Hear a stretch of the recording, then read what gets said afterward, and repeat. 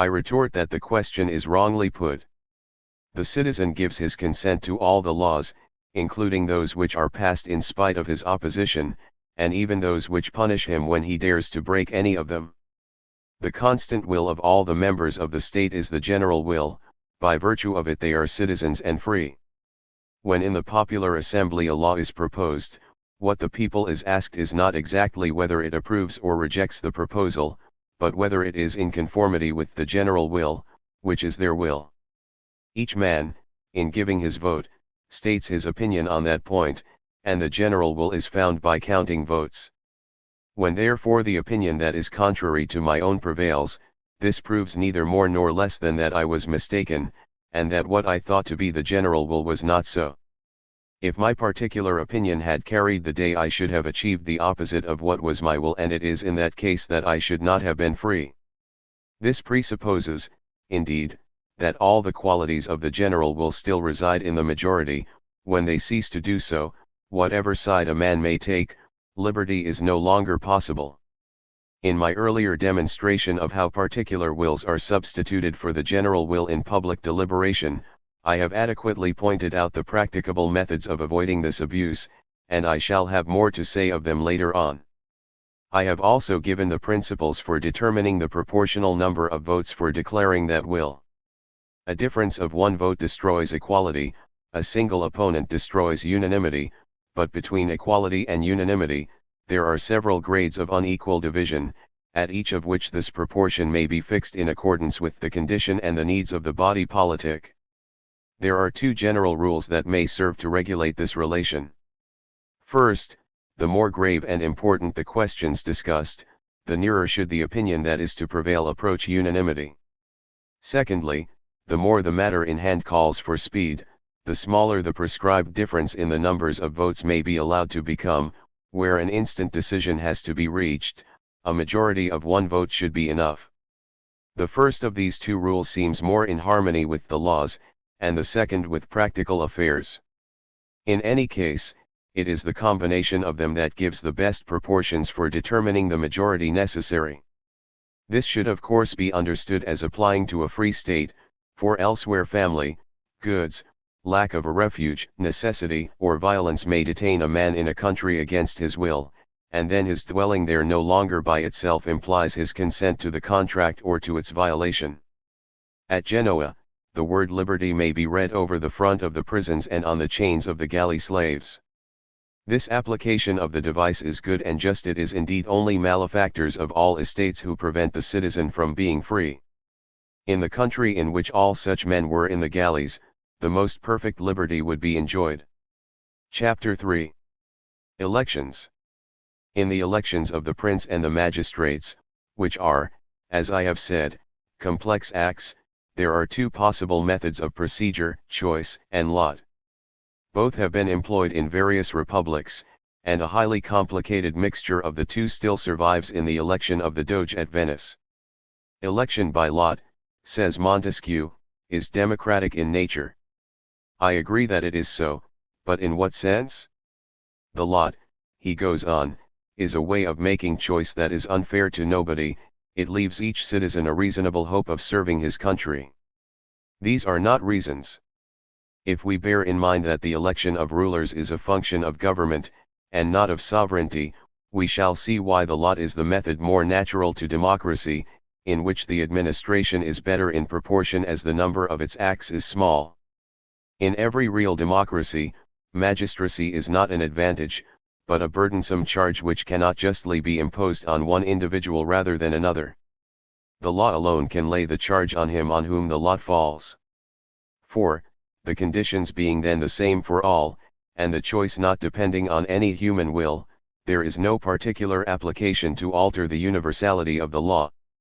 In an aristocracy, the prince chooses the prince, the government is preserved by itself, and voting is rightly ordered. The instance of the election of the Doge of Venice confirms, instead of destroying, this distinction. The mixed form suits a mixed government. For it is an error to take the government of Venice for a real aristocracy. If the people has no share in the government, the nobility is itself the people. A host of poor Barnabots never gets near any magistracy, and its nobility consists merely in the empty title of excellency, and in the right to sit in the Great Council. As this Great Council is as numerous as our General Council at Geneva, its illustrious members have no more privileges than our plain citizens. It is indisputable that, apart from the extreme disparity between the two republics, the bourgeoisie of Geneva is exactly equivalent to the patriciate of Venice, our natives and inhabitants correspond to the townsmen and the people of Venice, our peasants correspond to the subjects on the mainland, and, however that republic be regarded, if its size be left out of account, its government is no more aristocratic than our own. The whole difference is that, having no life ruler, we do not, like Venice, need to use the lot.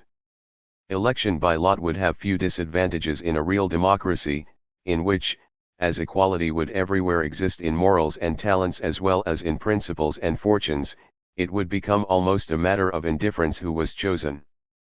But I have already said that a real democracy is only an ideal. When choice and lot are combined, positions that require special talents, such as military posts, should be filled by the former. The latter does for cases, such as judicial offices, in which good sense, justice, and integrity are enough, because in a state that is well constituted, these qualities are common to all the citizens. Neither lot nor vote has any place in monarchical government. The monarch being by right sole prince and only magistrate, the choice of his lieutenants belongs to none but him. When the Abbé de Saint-Pierre proposed that the councils of the King of France should be multiplied, and their members elected by ballot, he did not see that he was proposing to change the form of government. I should now speak of the methods of giving and counting opinions in the assembly of the people, but perhaps an account of this aspect of the Roman constitution will more forcibly illustrate all the rules I could lay down. It is worth the while of a judicious reader to follow in some detail the working of public and private affairs in a council consisting of 200,000 men. Chapter 4. The Roman Comitia. We are without well-certified records of the first period of Rome's existence.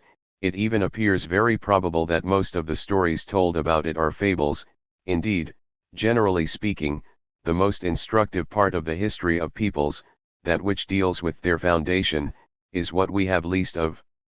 Experience teaches us every day what causes lead to the revolutions of empires, but, as no new peoples are now formed, we have almost nothing beyond conjecture to go upon in explaining how they were created. The customs we find established show at least that these customs had an origin. The traditions that go back to those origins, that have the greatest authorities behind them, and that are confirmed by the strongest proofs, should pass for the most certain. These are the rules I have tried to follow in inquiring how the freest and most powerful people on earth exercised its supreme power. After the foundation of Rome, the newborn republic, that is, the army of its founder, composed of Albans, Sabines, and foreigners, was divided into three classes, which, from this division, took the name of tribes. Each of these tribes was subdivided into 10 curiae, and each curia into decuriae, headed by leaders called curians and decurions. Besides this, out of each tribe was taken a body of 100 equites or knights, called a century, which shows that these divisions, being unnecessary in a town, were at first merely military. But an instinct for greatness seems to have led the little township of Rome to provide itself in advance with a political system suitable for the capital of the world. Out of this original division an awkward situation soon arose. The tribes of the Albans and the Sabines remained always in the same condition, while that of the foreigners continually grew as more and more foreigners came to live at Rome, so that it soon surpassed the others in strength. Servius remedied this dangerous fault by changing the principle of cleavage, and substituting for the racial division, which he abolished, a new one based on the quarter of the town inhabited by each tribe. Instead of 3 tribes he created 4, each occupying and named after one of the hills of Rome. Thus, while redressing the inequality of the moment, he also provided for the future, and in order that the division might be one of persons as well as localities, he forbade the inhabitants of one quarter to migrate to another, and so prevented the mingling of the races. He also doubled the 3 old centuries of knights and added 12 more, still keeping the old names, and by this simple and prudent method, succeeded in making a distinction between the body of knights and the people, without a murmur from the latter. To the 4 urban tribes Servius added 15 others called rural tribes, because they consisted of those who lived in the country, divided into 15 cantons. Subsequently, 15 more were created, and the Roman people finally found itself divided into 35 tribes, as it remained down to the end of the Republic. The distinction between urban and rural tribes had one effect which is worth mention, both because it is without parallel elsewhere, and because to it Rome owed the preservation of her morality and the enlargement of her empire. We should have expected that the urban tribes would soon monopolize power and honors, and lose no time in bringing the rural tribes into disrepute, but what happened was exactly the reverse. The taste of the early Romans for country life is well known. This taste they owed to their wise founder, who made rural and military labors go along with liberty, and, so to speak, relegated to the town arts, crafts, intrigue, fortune, and slavery.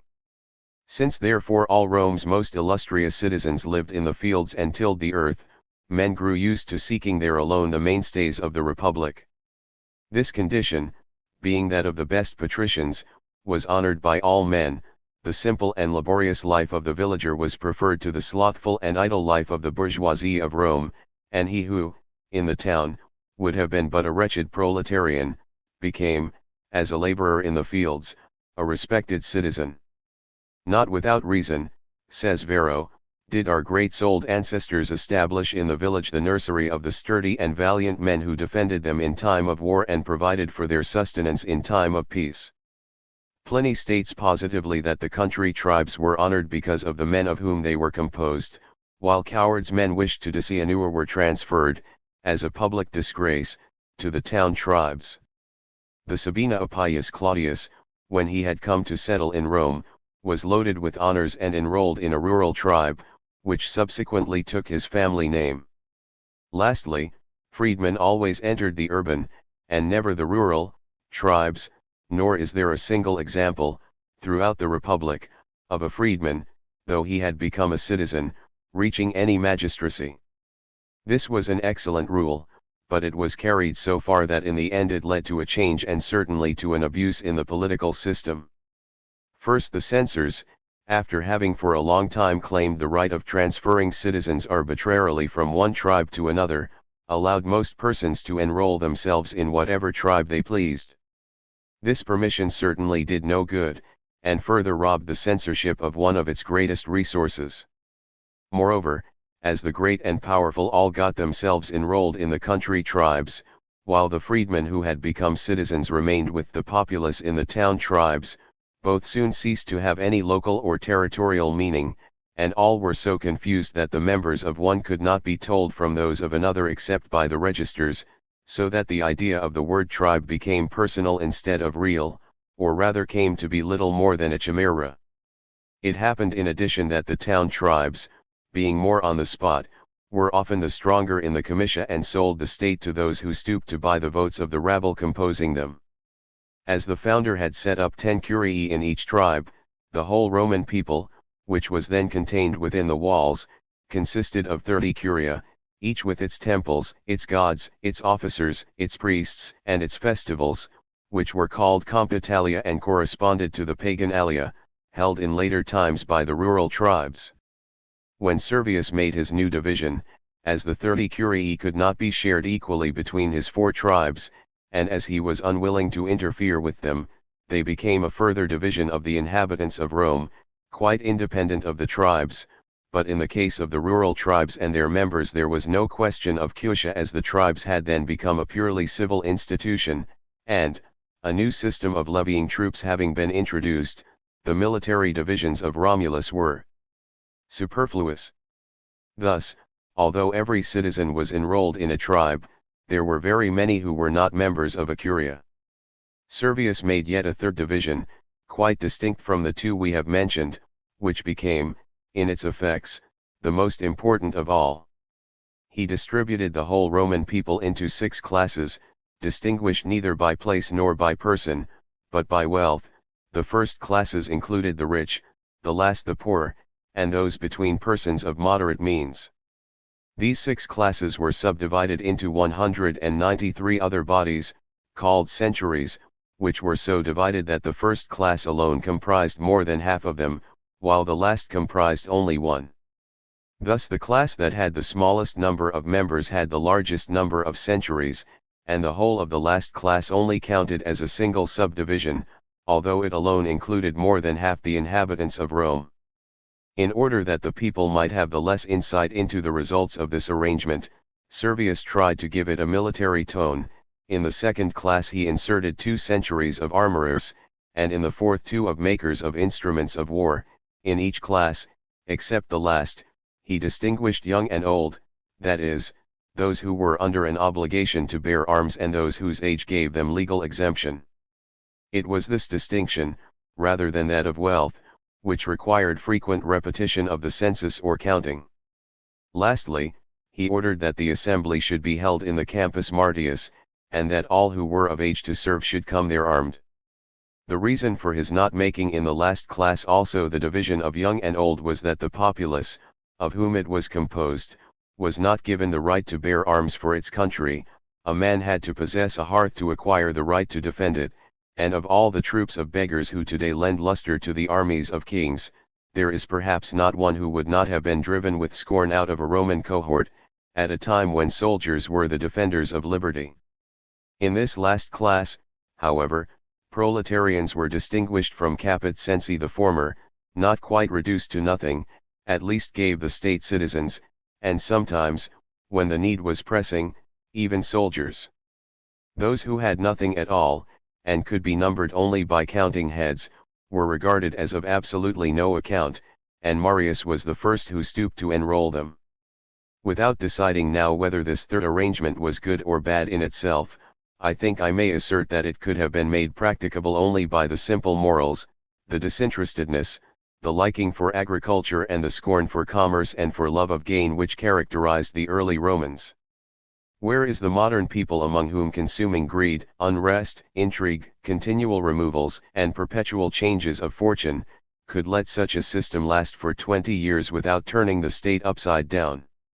We must indeed observe that morality and the censorship, being stronger than this institution, corrected its defects at Rome, and that the rich man found himself degraded to the class of the poor for making too much display of his riches. From all this it is easy to understand why only 5 classes are almost always mentioned, though there were really 6.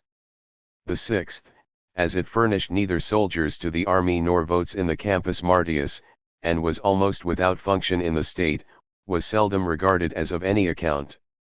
These were the various ways in which the Roman people was divided. Let us now see the effect on the assemblies. When lawfully summoned, these were called comitia. They were usually held in the public square at Rome or in the Campus Martius, and were distinguished as comitia curiata, comitia centuriata, and comitia tributa, according to the form under which they were convoced. The comitia curiata were founded by Romulus, the centuriata by Servius, and the tributa by the tribunes of the people. No law received its sanction and no magistrate was elected, save in the comitia, and as every citizen was enrolled in a curia, a century, or a tribe, it follows that no citizen was excluded from the right of voting, and that the Roman people was truly sovereign both de jure and de facto. For the comitia to be lawfully assembled, and for their acts to have the force of law, 3 conditions were necessary. First, the body or magistrate convoking them had to possess the necessary authority. Secondly, the assembly had to be held on a day allowed by law, and thirdly, the auguries had to be favorable. The reason for the first regulation needs no explanation, the second is a matter of policy. Thus, the comitia might not be held on festivals or market days, when the country folk, coming to Rome on business, had not time to spend the day in the public square. By means of the third, the Senate held in check the proud and restive people, and meetly restrained the ardor of seditious tribunes, who, however, found more than one way of escaping this hindrance. Laws and the election of rulers were not the only questions submitted to the judgment of the comitia. As the Roman people had taken on itself the most important functions of government, it may be said that the lot of Europe was regulated in its assemblies. The variety of their objects gave rise to the various forms these took, according to the matters on which they had to pronounce. In order to judge of these various forms, it is enough to compare them. Romulus, when he set up curas, had in view the checking of the Senate by the people, and of the people by the Senate, while maintaining his ascendancy over both alike. He therefore gave the people, by means of this assembly, all the authority of numbers to balance that of power and riches, which he left to the patricians.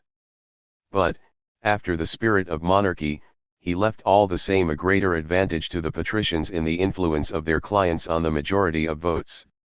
This excellent institution of patron and client was a masterpiece of statesmanship and humanity without which the patriciate, being flagrantly in contradiction to the republican spirit, could not have survived.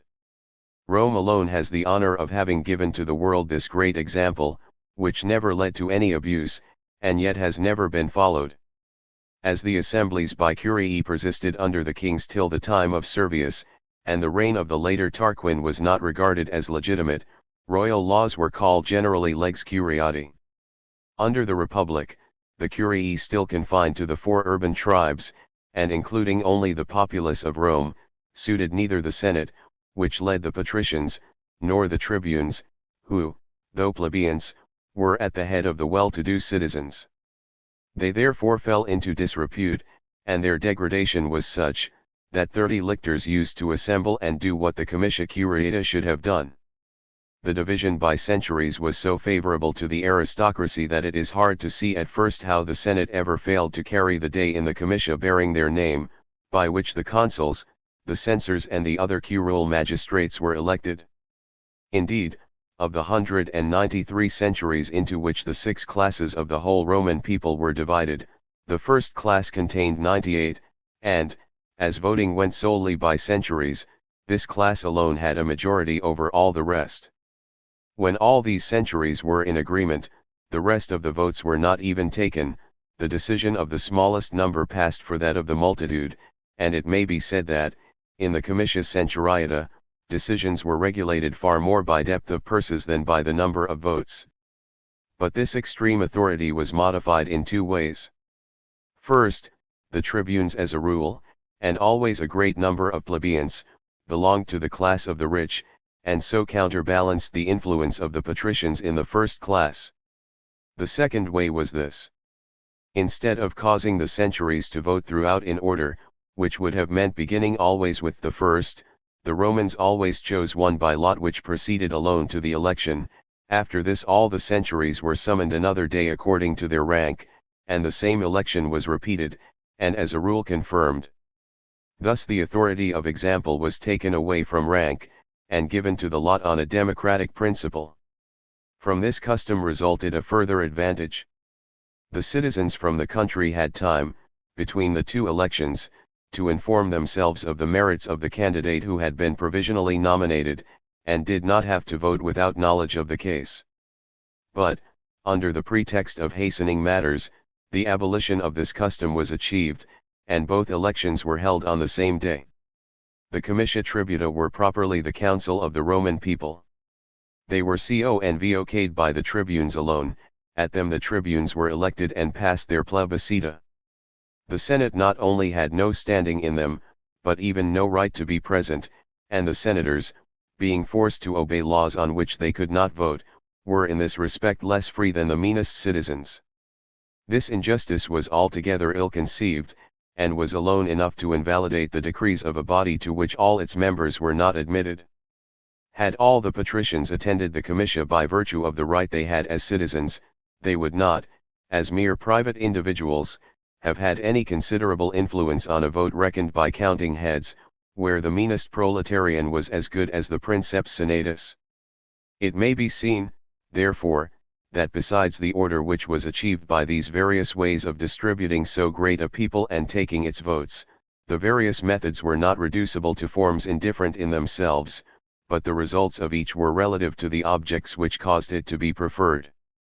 Without going here into further details, we may gather from what has been said above that the comitia tributa were the most favorable to popular government, and the comitia centuriata to aristocracy.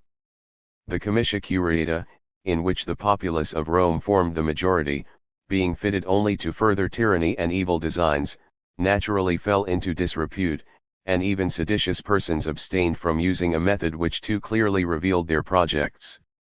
It is indisputable that the whole majesty of the Roman people lay solely in the comitia centuriata, which alone included all, for the comitia curiata excluded the rural tribes, and the comitia tributa the Senate and the patricians.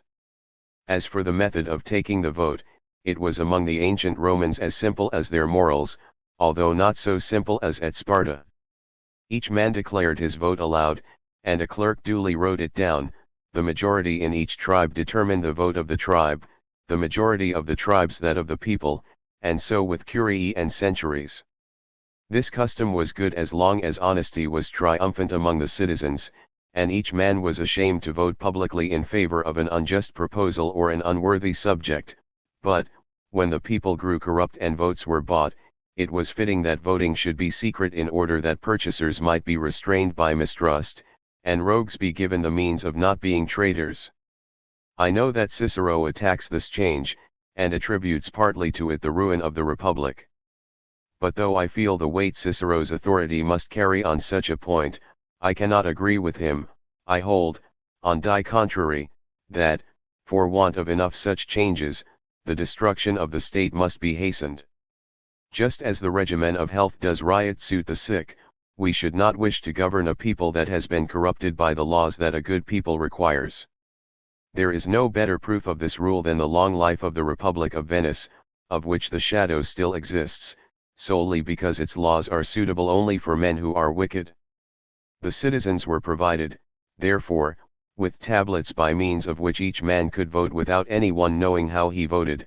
New methods were also introduced for collecting the tablets, for counting voices, for comparing numbers, etc., but all these precautions did not prevent the good faith of the officers charged with these functions from being often suspect. Finally, to prevent intrigues and trafficking in votes, edicts were issued, but their very number proves how useless they were. Towards the close of the Republic, it was often necessary to have recourse to extraordinary expedients in order to supplement the inadequacy of the laws. Sometimes miracles were supposed, but this method, while it might impose on the people, could not impose on those who governed. Sometimes an assembly was hastily called together, before the candidates had time to form their factions. Sometimes a whole sitting was occupied with talk, when it was seen that the people had been won over and was on the point of taking up a wrong position. But in the end ambition eluded all attempts to check it, and the most incredible fact of all is that, in the midst of all these abuses, the vast people, thanks to its ancient regulations, never ceased to elect magistrates, to pass laws, to judge cases, and to carry through business both public and private, almost as easily as the Senate itself could have done. I say in the Campus Martius because it was there that the comitia assembled by centuries. In its two other forms the people assembled in the forum or elsewhere, and then the caput censi had as much influence and authority as the foremost citizens. Custodes, diribitores, rogatories suffragiorum. Chapter V. The Tribunate. When an exact proportion cannot be established between the constituent parts of the state, or when causes that cannot be removed continually alter the relation of one part to another, recourse is had to the institution of a peculiar magistracy that enters into no corporate unity with the rest. This restores to each term its right relation to the others, and provides a link or middle term between either prince and people, or prince and sovereign, or, if necessary, both at once. This body, which I shall call the tribunate, is the preserver of the laws and of the legislative power. It serves sometimes to protect the sovereign against the government, as the tribunes of the people did at Rome, sometimes to uphold the government against the people, as the Council of Ten now does at Venice, and sometimes to maintain the balance between the two, as the ephors did at Sparta. The tribunate is not a constituent part of the city, and should have no share in either legislative or executive power, but this very fact makes its own power the greater, for, while it can do nothing, it can prevent anything from being done. It is more sacred and more revered, as the defender of the laws, than the prince who executes them, or than the sovereign which ordains them. This was seen very clearly at Rome, when the proud patricians, for all their scorn of the people, were forced to bow before one of its officers, who had neither auspices nor jurisdiction. The tribunate, wisely tempered, is the strongest support a good constitution can have, but if its strength is ever so little excessive, it upsets the whole state. Weakness, on the other hand, is not natural to it, provided it is something, it is never less than it should be. It degenerates into tyranny when it usurps the executive power, which it should confine itself to restraining, and when it tries to dispense with the laws, which it should confine itself to protecting. The immense power of the Epirus, harmless as long as Sparta preserved its morality, hastened corruption when once it had begun. The blood of Agis, slaughtered by these tyrants, was avenged by his successor. The crime and the punishment of the Epirus alike hastened the destruction of the Republic, and after Cleomenes Sparta ceased to be of any account. Rome perished in the same way. The excessive power of the tribunes, which they had usurped by degrees, finally served, with the help of laws made to secure liberty, as a safeguard for the emperors who destroyed it. As for the Venetian Council of Ten, it is a tribunal of blood, an object of horror to patricians and people alike, and, so far from giving a lofty protection to the laws, it does nothing, now they have become degraded, but strike in the darkness blows of which no one dare take note. The tribunate, like the government, grows weak as the number of its members increases. When the tribunes of the Roman people, who first numbered only 2, and then 5, wished to double that number, the Senate let them do so, in the confidence that it could use one to check another, as indeed it afterwards freely did. The best method of preventing usurpations by so formidable a body, though no government has yet made use of it, would be not to make it permanent, but to regulate the periods during which it should remain in abeyance. These intervals, which should not be long enough to give abuses time to grow strong, may be so fixed by law that they can easily be shortened at need by extraordinary commissions. This method seems to me to have no disadvantages, because, as I have said, the tribunate, which forms no part of the constitution, can be removed without the constitution being affected. It seems to be also efficacious, because a newly restored magistrate starts not with the power his predecessor exercised, but with that which the law allows him. Chapter 6. The Dictatorship. The inflexibility of the laws, which prevents them from adapting themselves to circumstances, may, in certain cases, render them disastrous, and make them bring about, at a time of crisis, the ruin of the state. The order and slowness of the forms they enjoin require a space of time which circumstances sometimes withhold. 1,000 cases against which the legislator has made no provision may present themselves, and it is a highly necessary part of foresight to be conscious that everything cannot be foreseen. It is wrong therefore to wish to make political institutions so strong as to render it impossible to suspend their operation. Even Sparta allowed its laws to lapse. However, none but the greatest dangers can counterbalance that of changing the public order, and the sacred power of the laws should never be arrested save when the existence of the country is at stake. In these rare and obvious cases, provision is made for the public security by a particular act entrusting it to him who is most worthy.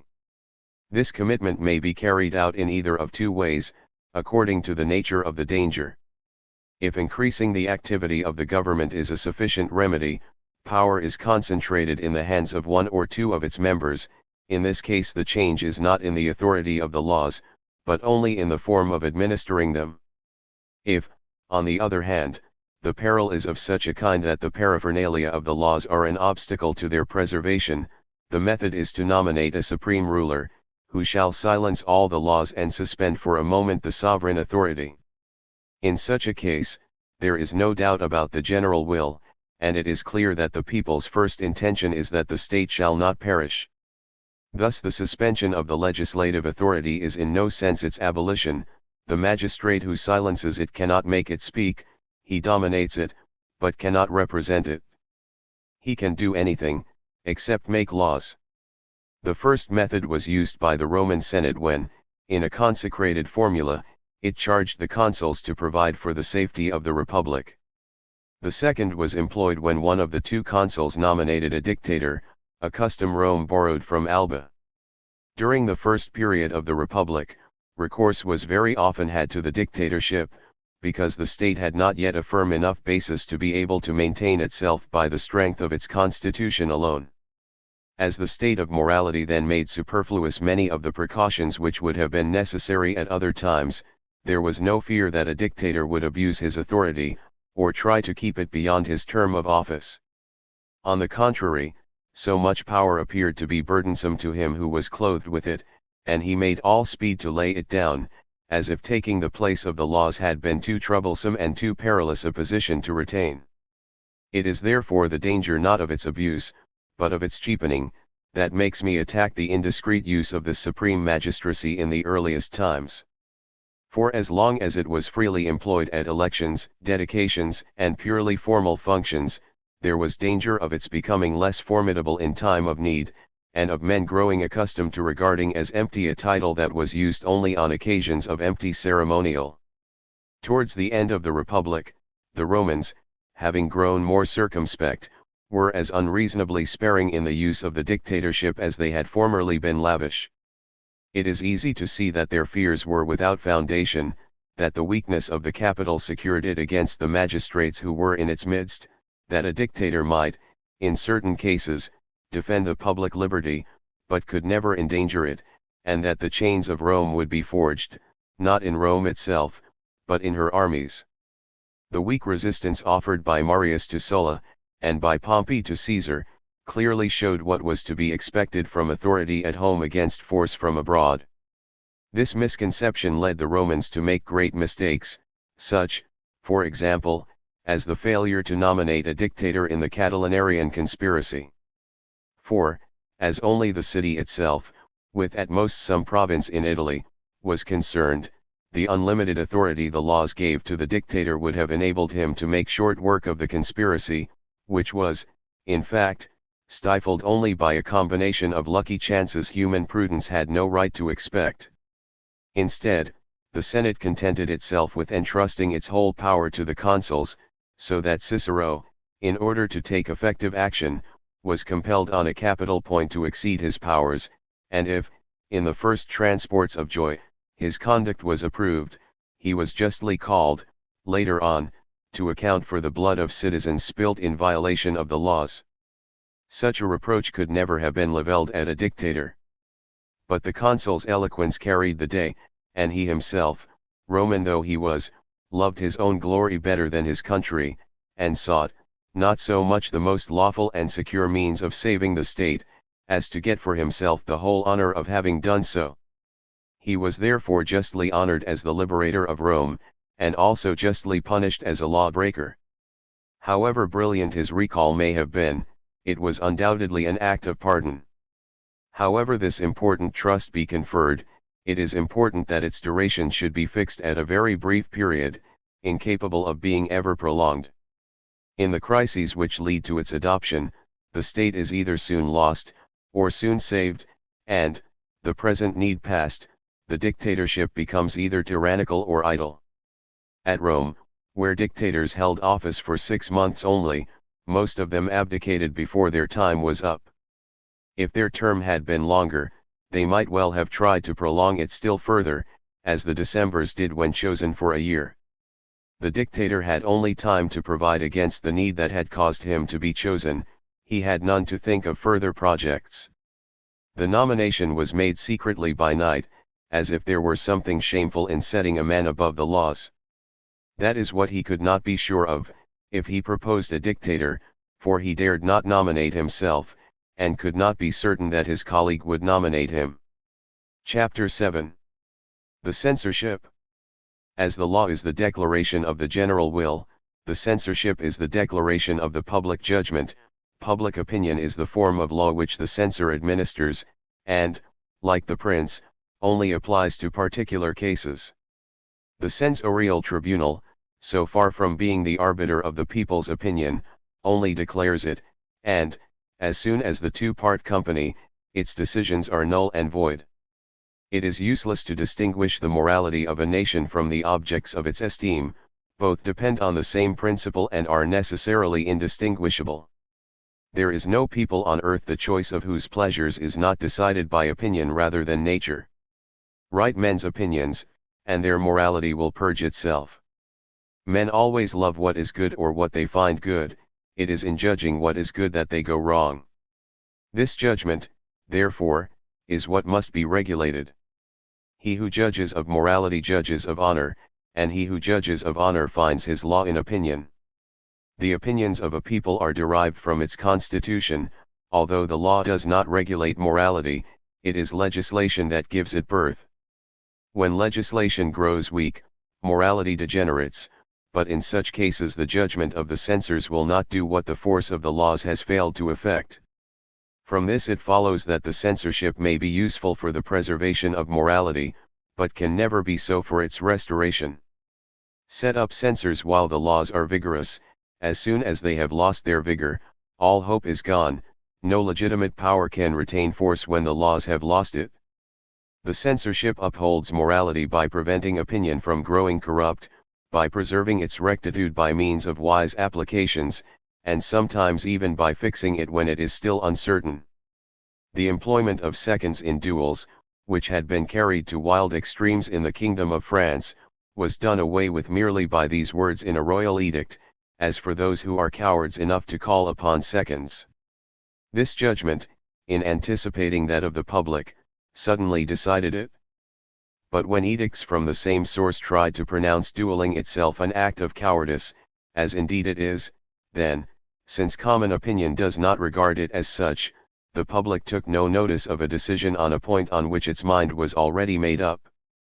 I have stated elsewhere that as public opinion is not subject to any constraint, there need be no trace of it in the tribunal set up to represent it. It is impossible to admire too much the art with which this resource, which we moderns have wholly lost, was employed by the Romans, and still more by the Lacedaemonians. A man of bad morals having made a good proposal in the Spartan council, the ephors neglected it, and caused the same proposal to be made by a virtuous citizen. What an honor for the one, and what a disgrace for the other, without praise or blame of either. Certain drunkards from Samos polluted the tribunal of the ephors. The next day, a public edict gave Samians permission to be filthy. An actual punishment would not have been so severe as such an impunity. When Sparta has pronounced on what is or is not right, Greece makes no appeal from her judgments. I merely call attention in this chapter to a subject with which I have dealt at greater length in my letter to M. d'Alembert. They were from another island, which the delicacy of our language forbids me to name on this occasion. Chapter 8. Civil Religion. At first men had no king save the gods, and no government save theocracy. They reasoned like Caligula, and, at that period, reasoned aright. It takes a long time for feeling so to change that men can make up their minds to take their equals as masters, in the hope that they will profit by doing so. From the mere fact that God was set over every political society, it followed that there were as many gods as peoples. Two peoples that were strangers the one to the other, and almost always enemies, could not long recognize the same master. Two armies giving battle could not obey the same leader. National divisions thus led to polytheism, and this in turn gave rise to theological and civil intolerance, which, as we shall see hereafter, are by nature the same.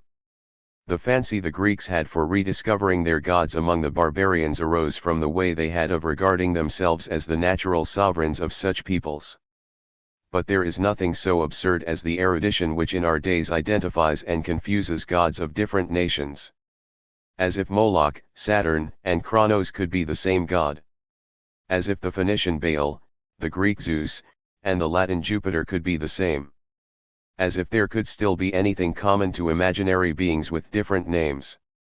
If it is asked how in pagan times, where each state had its cult and its gods, there were no wars of religion, I answer that it was precisely because each state, having its own cult as well as its own government, made no distinction between its gods and its laws.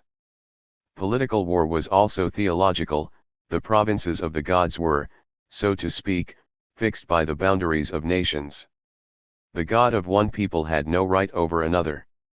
The gods of the pagans were not jealous gods, they shared among themselves the empire of the world. Even Moses and the Hebrews sometimes lent themselves to this view by speaking of the God of Israel. It is true, they regarded as powerless the gods of the Canaanites, a proscribed people condemned to destruction, whose place they were to take, but remember how they spoke of the divisions of the neighboring peoples they were forbidden to attack. Is not the possession of what belongs to your God Chamos lawfully your due? Said Jephthah to the Ammonites. We have the same title to the lands our conquering God has made his own. Here, I think, there is a recognition that the rights of Chamos and those of the God of Israel are of the same nature. But when the Jews, being subject to the kings of Babylon, and, subsequently, to those of Syria, still obstinately refused to recognize any God save their own, their refusal was regarded as rebellion against their conqueror, and drew down on them the persecutions we read of in their history, which are without parallel till the coming of Christianity. Every religion, therefore, being attached solely to the laws of the state which prescribed it, there was no way of converting a people except by enslaving it, and there could be no missionaries save conquerors. The obligation to change cults being the law to which the vanquished yielded, it was necessary to be victorious before suggesting such a change. So far from men fighting for the gods, as in Homer, fought for men, each asked his god for victory, and repaid him with new altars. The Romans, before taking a city, summoned its gods to quit it, and, in leaving the Tarentines their outraged gods, they regarded them as subject to their own and compelled to do them homage. They left the vanquished their gods as they left them their laws. A wreath to the Jupiter of the capital was often the only tribute they imposed. Finally, when, along with their empire, the Romans had spread their cult and their gods, and had themselves often adopted those of the vanquished, by granting to both alike the rights of the city, the peoples of that vast empire insensibly found themselves with multitudes of gods and cults, everywhere almost the same, and thus paganism throughout the known world finally came to be one and the same religion.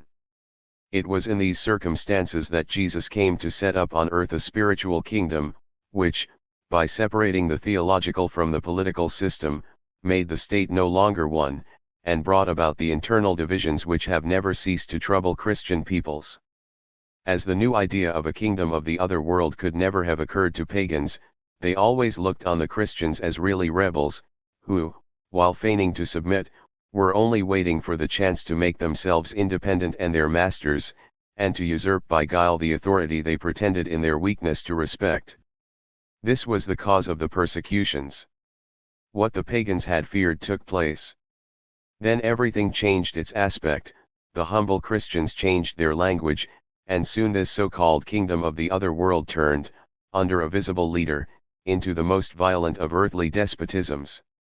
However, as there have always been a prince and civil laws, this double power and conflict of jurisdiction have made all good polity impossible in Christian states, and men have never succeeded in finding out whether they were bound to obey the master or the priest. Several peoples, however, even in Europe and its neighborhood, have desired without success to preserve or restore the old system, but the spirit of Christianity has everywhere prevailed. The sacred cult has always remained or again become independent of the sovereign, and there has been no necessary link between it and the body of the state. Muhammad held very sane views, and linked his political system well together, and, as long as the form of his government continued under the caliphs who succeeded him, that government was indeed one, and so far good. But the Arabs, having grown prosperous, lettered, civilized, slack and cowardly, were conquered by barbarians, the division between the two powers began again, and, although it is less apparent among the Mahometans than among the Christians, it nonetheless exists, especially in the sect of Ali, and there are states, such as Persia, where it is continually making itself felt. Among us, the kings of England have made themselves heads of the church, and the czars have done the same, but this title has made them less its masters than its ministers. They have gained not so much the right to change it, as the power to maintain it, they are not its legislators, but only its princes. Wherever the clergy is a corporate body, it is master and legislator in its own country. There are thus two powers, two sovereigns, in England and in Russia, as well as elsewhere. Of all Christian writers, the philosopher Hobbes alone has seen the evil and how to remedy it, and has dared to propose the reunion of the two heads of the eagle, and the restoration throughout of political unity, without which no state or government will ever be rightly constituted. But he should have seen that the masterful spirit of Christianity is incompatible with his system, and that the priestly interest would always be stronger than that of the state. It is not so much what is false and terrible in his political theory, as what is just and true, that has drawn down hatred on it. I believe that if the study of history were developed from this point of view, it would be easy to refute the contrary opinions of Bell and Warburton, one of whom holds that religion can be of no use to the body politic, while the other, on the contrary, maintains that Christianity is its strongest support. We should demonstrate to the former that no state has ever been founded without a religious basis, and to the latter, that the law of Christianity at bottom does more harm by weakening than good by strengthening the constitution of the state. To make myself understood, I have only to make a little more exact the two vague ideas of religion as relating to this subject. Religion, considered in relation to society, which is either general or particular, may also be divided into two kinds, the religion of man, and that of the citizen. The first, which has neither temples, nor altars, nor rites, and is confined to the purely internal cult of the supreme God and the eternal obligations of morality, is the religion of the gospel, pure and simple, the true theism, what may be called natural divine right or law. The other, which is codified in a single country, gives it its gods, its own tutelary patrons, it has its dogmas, its rites, and its external cult prescribed by law. Outside the single nation that follows it, all the world is in its sight infidel, foreign and barbarous. The duties and rights of man extend for it only as far as its own altars. Of this kind were all the religions of early peoples, which we may define as civil or positive divine right or law. There is a third sort of religion of a more singular kind, which gives men two codes of legislation, two rulers, and two countries, renders them subject to contradictory duties, and makes it impossible for them to be faithful both to religion and to citizenship. Such are the religions of the Lamas and of the Japanese, and such is Roman Christianity, which may be called the religion of the priest. It leads to a sort of mixed and antisocial code which has no name. In their political aspect, all these three kinds of religion have their defects. The third is so clearly bad, that it is waste of time to stop to prove it such. All that destroys social unity is worthless, all institutions that set man in contradiction to himself are worthless. The second is good in that it unites the divine cult with love of the laws, and, making country the object of the citizens' adoration, teaches them that service done to the state is service done to its tutelary God. It is a form of theocracy, in which there can be no pontiff save the prince, and no priest save the magistrates. To die for one's country then becomes martyrdom, violation of its laws, impiety, and to subject one who is guilty to public execration is to condemn him to the anger of the gods, sacer estad. On the other hand, it is bad in that, being founded on lies and error, it deceives men, makes them credulous and superstitious, and drowns the true cult of the divinity in empty ceremonial. It is bad, again, when it becomes tyrannous and exclusive, and makes a people bloodthirsty and intolerant, so that it breathes fire and slaughter, and regards as a sacred act the killing of every one who does not believe in its gods. The result is to place such a people in a natural state of war with all others, so that its security is deeply endangered. There remains therefore the religion of man or Christianity, not the Christianity of today, but that of the gospel, which is entirely different. By means of this holy, sublime, and real religion all men, being children of one God, recognize one another as brothers, and the society that unites them is not dissolved even at death. But this religion, having no particular relation to the body politic, leaves the laws in possession of the force they have in themselves without making any addition to it, and thus one of the great bonds that unite society considered in severalty fails to operate. Nay, more, so far from binding the hearts of the citizens to the state, it has the effect of taking them away from all earthly things. I know of nothing more contrary to the social spirit. We are told that a people of true Christians would form the most perfect society imaginable. I see in this supposition only one great difficulty, that a society of true Christians would not be a society of men. I say further that such a society, with all its perfection, would be neither the strongest nor the most lasting. The very fact that it was perfect would rob it of its bond of union, the flaw that would destroy it would lie in its very perfection. Everyone would do his duty, the people would be law-abiding, the rulers just and temperate, the magistrates upright and incorruptible, the soldiers would scorn death, there would be neither vanity nor luxury. So far, so good, but let us hear more. Christianity as a religion is entirely spiritual, occupied solely with heavenly things. The country of the Christian is not of this world. He does his duty, indeed, but does it with profound indifference to the good or ill success of his cares. Provided he has nothing to reproach himself with, it matters little to him whether things go well or ill here on earth. If the state is prosperous, he hardly dares to share in the public happiness, for fear he may grow proud of his country's glory. If the state is languishing, he blesses the hand of God that is hard upon his people. For the state to be peaceable and for harmony to be maintained, all the citizens without exception would have to be good Christians. If by ill hap there should be a single self-seeker or hypocrite, a Catiline or a Cromwell, for instance, he would certainly get the better of his pious compatriots. Christian charity does not readily allow a man to think hardly of his neighbors. As soon as, by some trick, he has discovered the art of imposing on them and getting hold of a share in the public authority, you have a man established in dignity. It is the will of God that he be respected. Very soon you have a power, it is God's will that it be obeyed, and if the power is abused by him who wields it, it is the scourge wherewith God punishes his children. There would be scruples about driving out the usurper, public tranquility would have to be disturbed, violence would have to be employed, and blood spilt. All this accords ill with Christian meekness, and after all, in this vale of sorrows, what does it matter whether we are free men or serfs? The essential thing is to get to heaven, and resignation is only an additional means of doing so. If war breaks out with another state, the citizens march readily out to battle, not one of them thinks of flight, they do their duty, but they have no passion for victory, they know better how to die than how to conquer. What does it matter whether they win or lose? Does not Providence know better than they what is meet for them? Only think to what account a proud, impetuous, and passionate enemy could turn their stoicism. Set over against them those generous peoples who were devoured by ardent love of glory and of their country.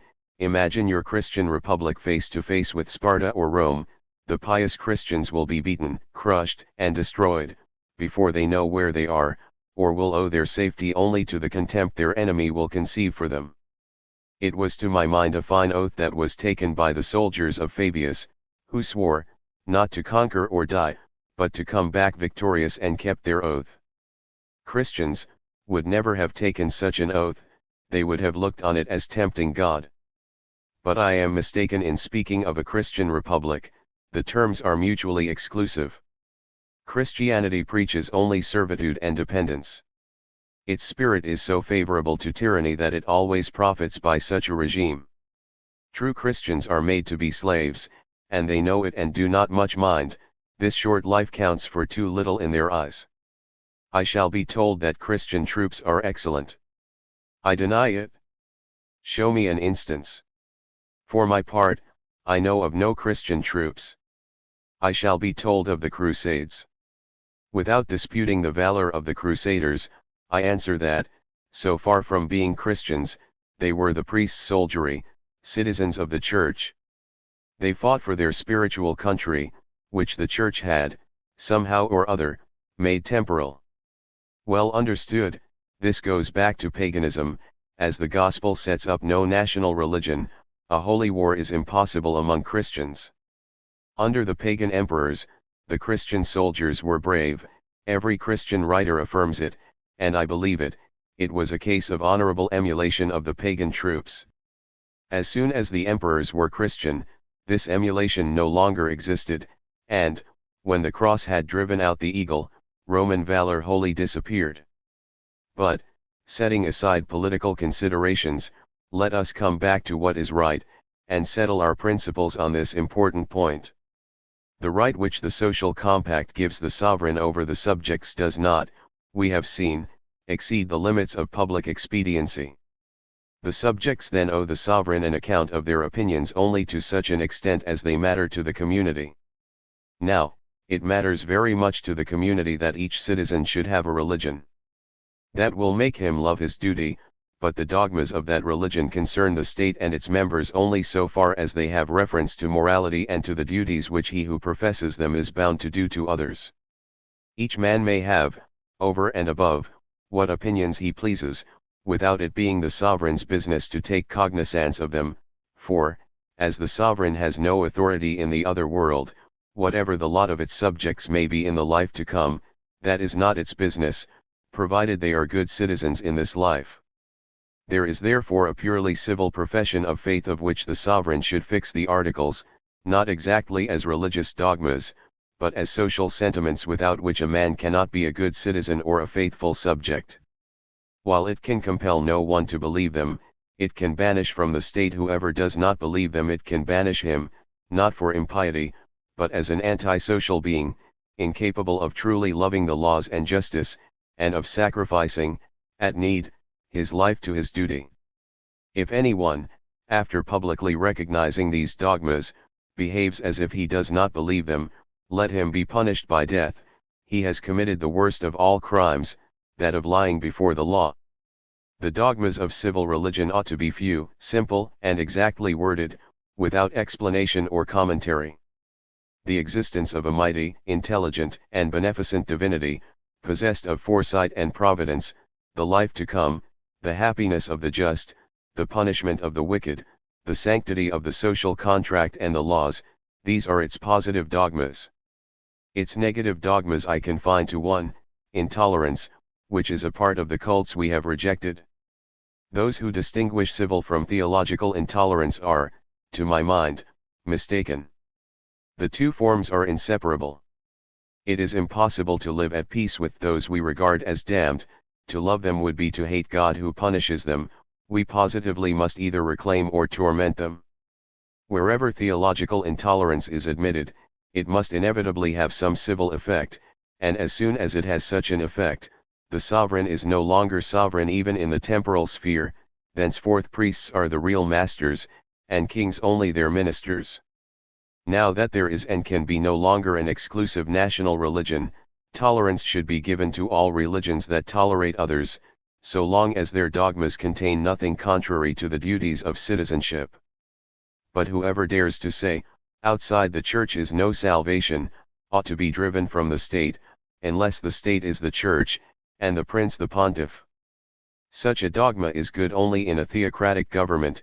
In any other, it is fatal. The reason for which Henry IV is said to have embraced the Roman religion ought to make every honest man leave it, and still more any prince who knows how to reason. Non eaqui posside chamos deus tuus, tibi jure debentur. Such is the text in the Vulgate. Father de Carriers translates, "Do you not regard yourselves as having a right to what your God possesses?" I do not know the force of the Hebrew text, but I perceive that, in the Vulgate, Jephthah positively recognizes the right of the god Chamos, and that the French translator weakened this admission by inserting "and according to you," which is not in the Latin. It is quite clear that the Phasean War, which was called the Sacred War, was not a war of religion. Its object was the punishment of acts of sacrilege, and not the conquest of unbelievers. It should be noted that the clergy find their bond of union not so much in formal assemblies, as in the communion of churches. Communion and excommunication are the social compact of the clergy, a compact which will always make them masters of peoples and kings. All priests who communicate together are fellow citizens, even if they come from opposite ends of the earth. This invention is a masterpiece of statesmanship. There is nothing like it among pagan priests, who have therefore never formed a clerical corporate body. See, for instance, in a letter from Grotius to his brother, what that learned man found to praise and to blame in the deceive. It is true that, with a bent for indulgence, he seems to pardon the writer the good for the sake of the bad, but all men are not so forgiving. In the Republic, says the Marquis d'Argenson, each man is perfectly free in what does not harm others. This is the invariable limitation, which it is impossible to define more exactly. I have not been able to deny myself the pleasure of occasionally quoting from this manuscript, though it is unknown to the public, in order to do honor to the memory of a good and illustrious man, who had kept even in the ministry the heart of a good citizen, and views on the government of his country that were sane and right. Caesar, pleading for Catiline, tried to establish the dogma that the soul is mortal. Cato and Cicero, in refutation, did not waste time in philosophizing. They were content to show that Caesar spoke like a bad citizen, and brought forward a doctrine that would have a bad effect on the state. This, in fact, and not a problem of theology, was what the Roman Senate had to judge. Marriage, for instance, being a civil contract, has civil effects without which society cannot even subsist. Suppose a body of clergy should claim the sole right of permitting this act, a right which every intolerant religion must of necessity claim. Is it not clear that in establishing the authority of the Church in this respect, it will be destroying that of the prince, who will have thenceforth only as many subjects as the clergy choose to allow him?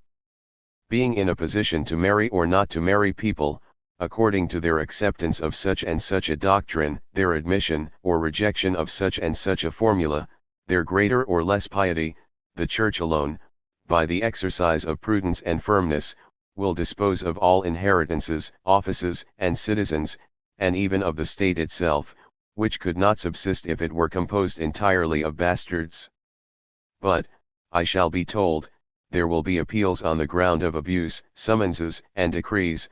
The temporalities will be seized. How sad! The clergy, however little, I will not say courage, but sense it has, will take no notice and go its way. It will quietly allow appeals, summonses, decrees and seizures, and, in the end, will remain the master. It is not, I think, a great sacrifice to give up a part, when one is sure of securing all. Chapter 9. Conclusion. Now that I have laid down the true principles of political right, and tried to give the state a basis of its own to rest on, I ought next to strengthen it by its external relations, which would include the law of nations, commerce, the right of war and conquest, public right, leagues, negotiations, treaties, etc. But all this forms a new subject that is far too vast for my narrow scope. I ought throughout to have kept to a more limited sphere. Constitutional Project for Corsica. Anonymous translation. Constitutional Project for Corsica is an incomplete work the author abandoned in the mid-1760s and which was not published until a century later. After the controversy of Émile and the social contract, Rousseau found himself searching for a place to live after being forced to leave Paris. He briefly spent time in Bern, but was informed in 1762 that he was no longer welcome there and was subsequently advised by a friend to seek the protection of Frederick the Great of Prussia. Rousseau moved to Moutiers, in Switzerland, for a couple of years, before the local religious authorities learned of his writings and accused him of blasphemy. He was attacked with stones by some parishioners and had to flee his home once again to another region of Switzerland, before he decided to travel to England to stay with the philosopher David Hume. Rousseau was living in Moutiers when he received a letter from Matteo Buttafuoco inviting him to draw up a constitution for Corsica in the summer of 1764. Corsican fighters had revolted against their Genoese rulers in the 1730s and their struggle for independence had continued into the 1750s, when they attained a partial victory under the leadership of Pascal Paoli. Rousseau had praised the island in the social contract, describing it as a place of valor and resolve with brave people who defended its liberty. It was with this in mind that Buttafuoco approached the philosopher for help with the constitution. It appears that Rousseau was initially eager and enthusiastic about the work, but in Confessions, he displays little excitement in recalling the project and instead states that although I felt such an enterprise to be beyond my strength, I did not think I could refuse my assistance. Ultimately, he did not complete the task, and in 1769 the French defeated the Corsican fighters and annexed the island. Pascal Paoli by Sir William Beechey, c. 1805. Pascal de Paoli was a Corsican patriot and leader, as well as the president of the Executive Council of the General Diet of the People of Corsica. Rousseau Museum, Motiers.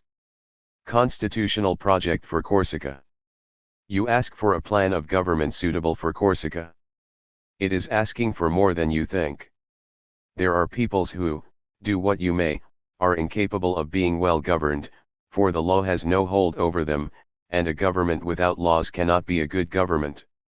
I do not say that the Corsican people is in that condition, on the contrary, no people impresses me as being so fortunately disposed by nature to receive a good administration. But even this is not enough, for all things lead to abuses, which are often inevitable, and the abuse of political institutions follows so closely upon their establishment that it is hardly worthwhile to set them up, only to see them degenerate so rapidly. Attempts are made to overcome this difficulty by mechanical devices designed to keep the government in its original condition. It is bound with 1,000 chains and fetters to prevent it from declining, and is hampered to such an extent that, dragged down by the weight of its irons, it remains inactive and motionless, and, if it does not go downhill, neither does it advance toward its goal. All this is the consequence of an undue separation of two inseparable things, the body which governs and the body which is governed. In the original constitution of government, these two bodies are but one, they become separate only through the abuse of that constitution. Really shrewd men, in such cases, follow the line of expediency, and shape the government to fit the nation. There is, however, something far better to be done, namely to shape the nation to fit the government. In the first case, to the extent that the government declines while the nation remains unchanged, expediency vanishes. But in the second case, everything changes simultaneously, the nation, carrying the government with it, supports it while it itself remains stable, and causes it to decline when it itself declines. Both remain at all times suited to each other.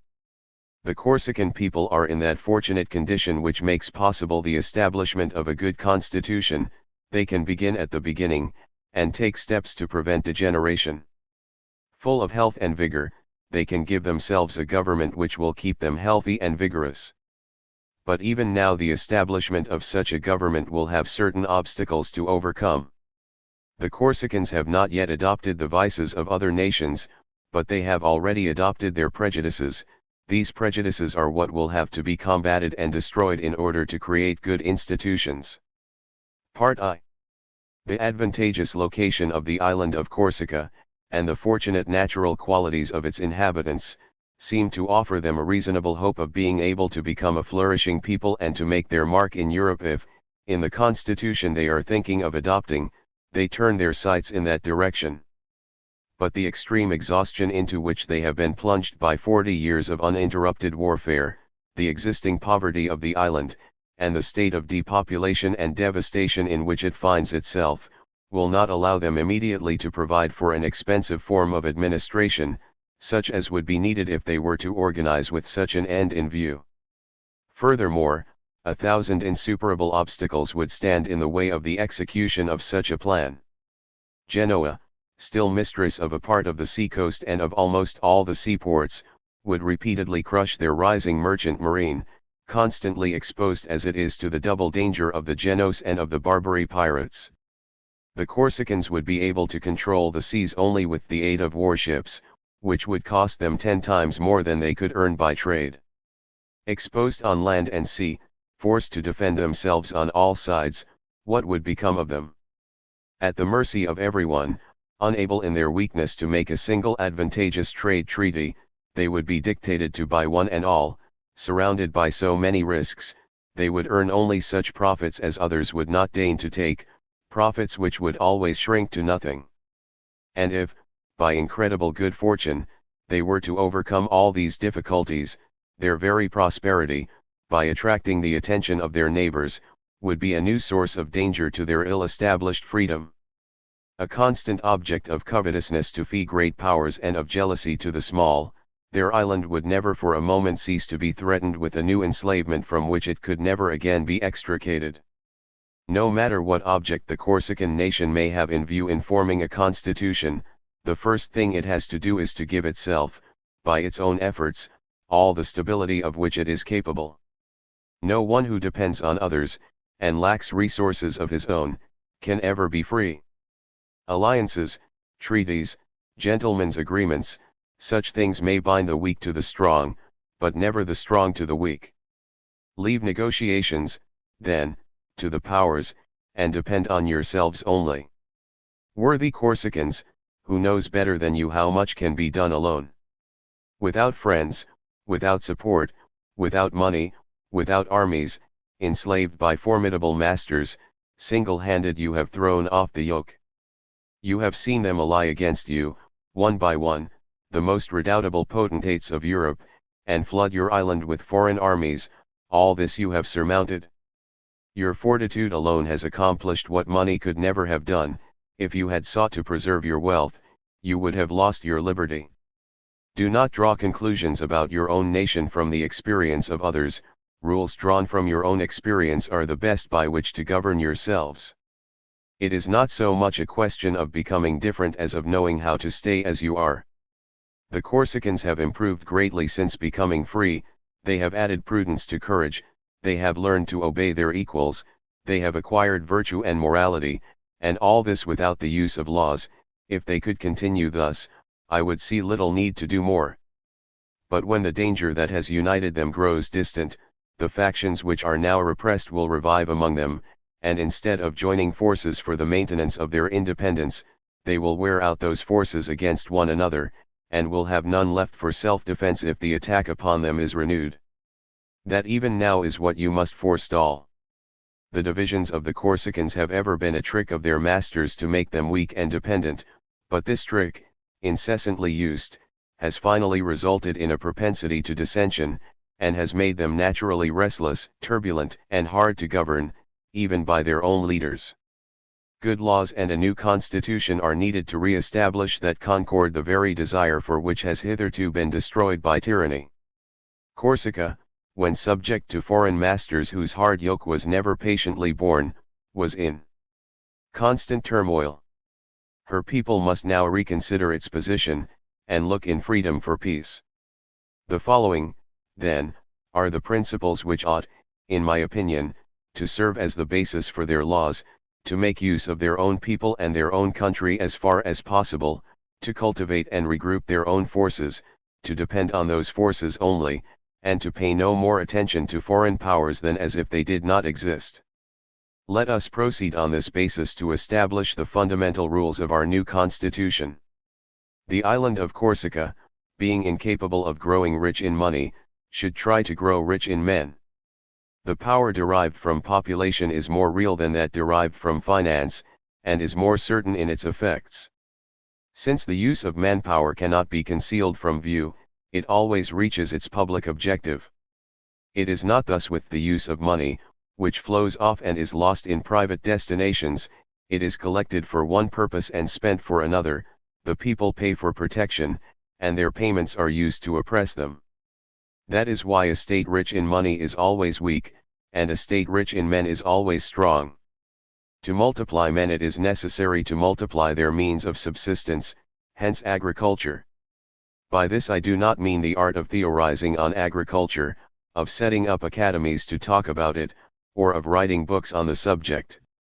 I mean a constitution which will lead a people to spread out over the whole extent of its territory, to settle there, and to cultivate it throughout. This will make it love country life and labor, finding them so replete with the necessaries and pleasures of life that it will have no wish to leave them. A taste for agriculture promotes population not only by multiplying the means of human subsistence, but also by giving the body of the nation a temperament and a way of life conducive to an increased birth rate. In all countries, the inhabitants of the countryside have more children than city dwellers, partly as a result of the simplicity of rural life, which creates healthier bodies, and partly as a result of its severe working conditions, which prevent disorder and vice. 4. Other things being equal, those women who are most chaste, and whose senses have been least inflamed by habits of pleasure, produce more children than others, and it is no less certain that men enervated by debauchery, the inevitable fruit of idleness, are less fit for generation than those who have been made more temperate by an industrious way of life. Peasants are much more attached to their soil than are townsmen to their cities. The equality and simplicity of rural life have, for those acquainted with no other mode of existence, an attraction which leaves them with no desire to change it. Hence that satisfaction with his own way of life which makes a man peaceful, hence that love of country which attaches him to its constitution. Tilling the soil makes men patient and robust, which is what is needed to make good soldiers. Those recruited from the cities are flabby and mutinous, they cannot bear the fatigues of war, they break down under the strain of marching, they are consumed by illnesses, they fight among themselves and fly before the enemy. Trained militias are the best and most reliable troops. The true education of a soldier is to work on a farm. Agriculture is the only means of maintaining the external independence of a state. With all the wealth in the world, if you lack food you will be dependent on others. Your neighbors can set any value they like on your money, since they can afford to wait. But the bread we need has an indisputable value for us, and in every kind of commerce, it is always the less eager party who dictates to the other. I admit that in a system based on financial power, it would be necessary to operate on different principles. It all depends on the final goal you have in view. Commerce produces wealth, but agriculture ensures freedom. You may say that it would be better to have both, but they are incompatible, as we shall show presently. In all countries, it will be added, the land is cultivated. True, just as there is more or less trade and commerce in all countries, but that is not to say that agriculture and commerce flourish everywhere. I am not concerned here with the consequences which flow from natural necessities, but with those which result from the nature of the government and general spirit of the nation.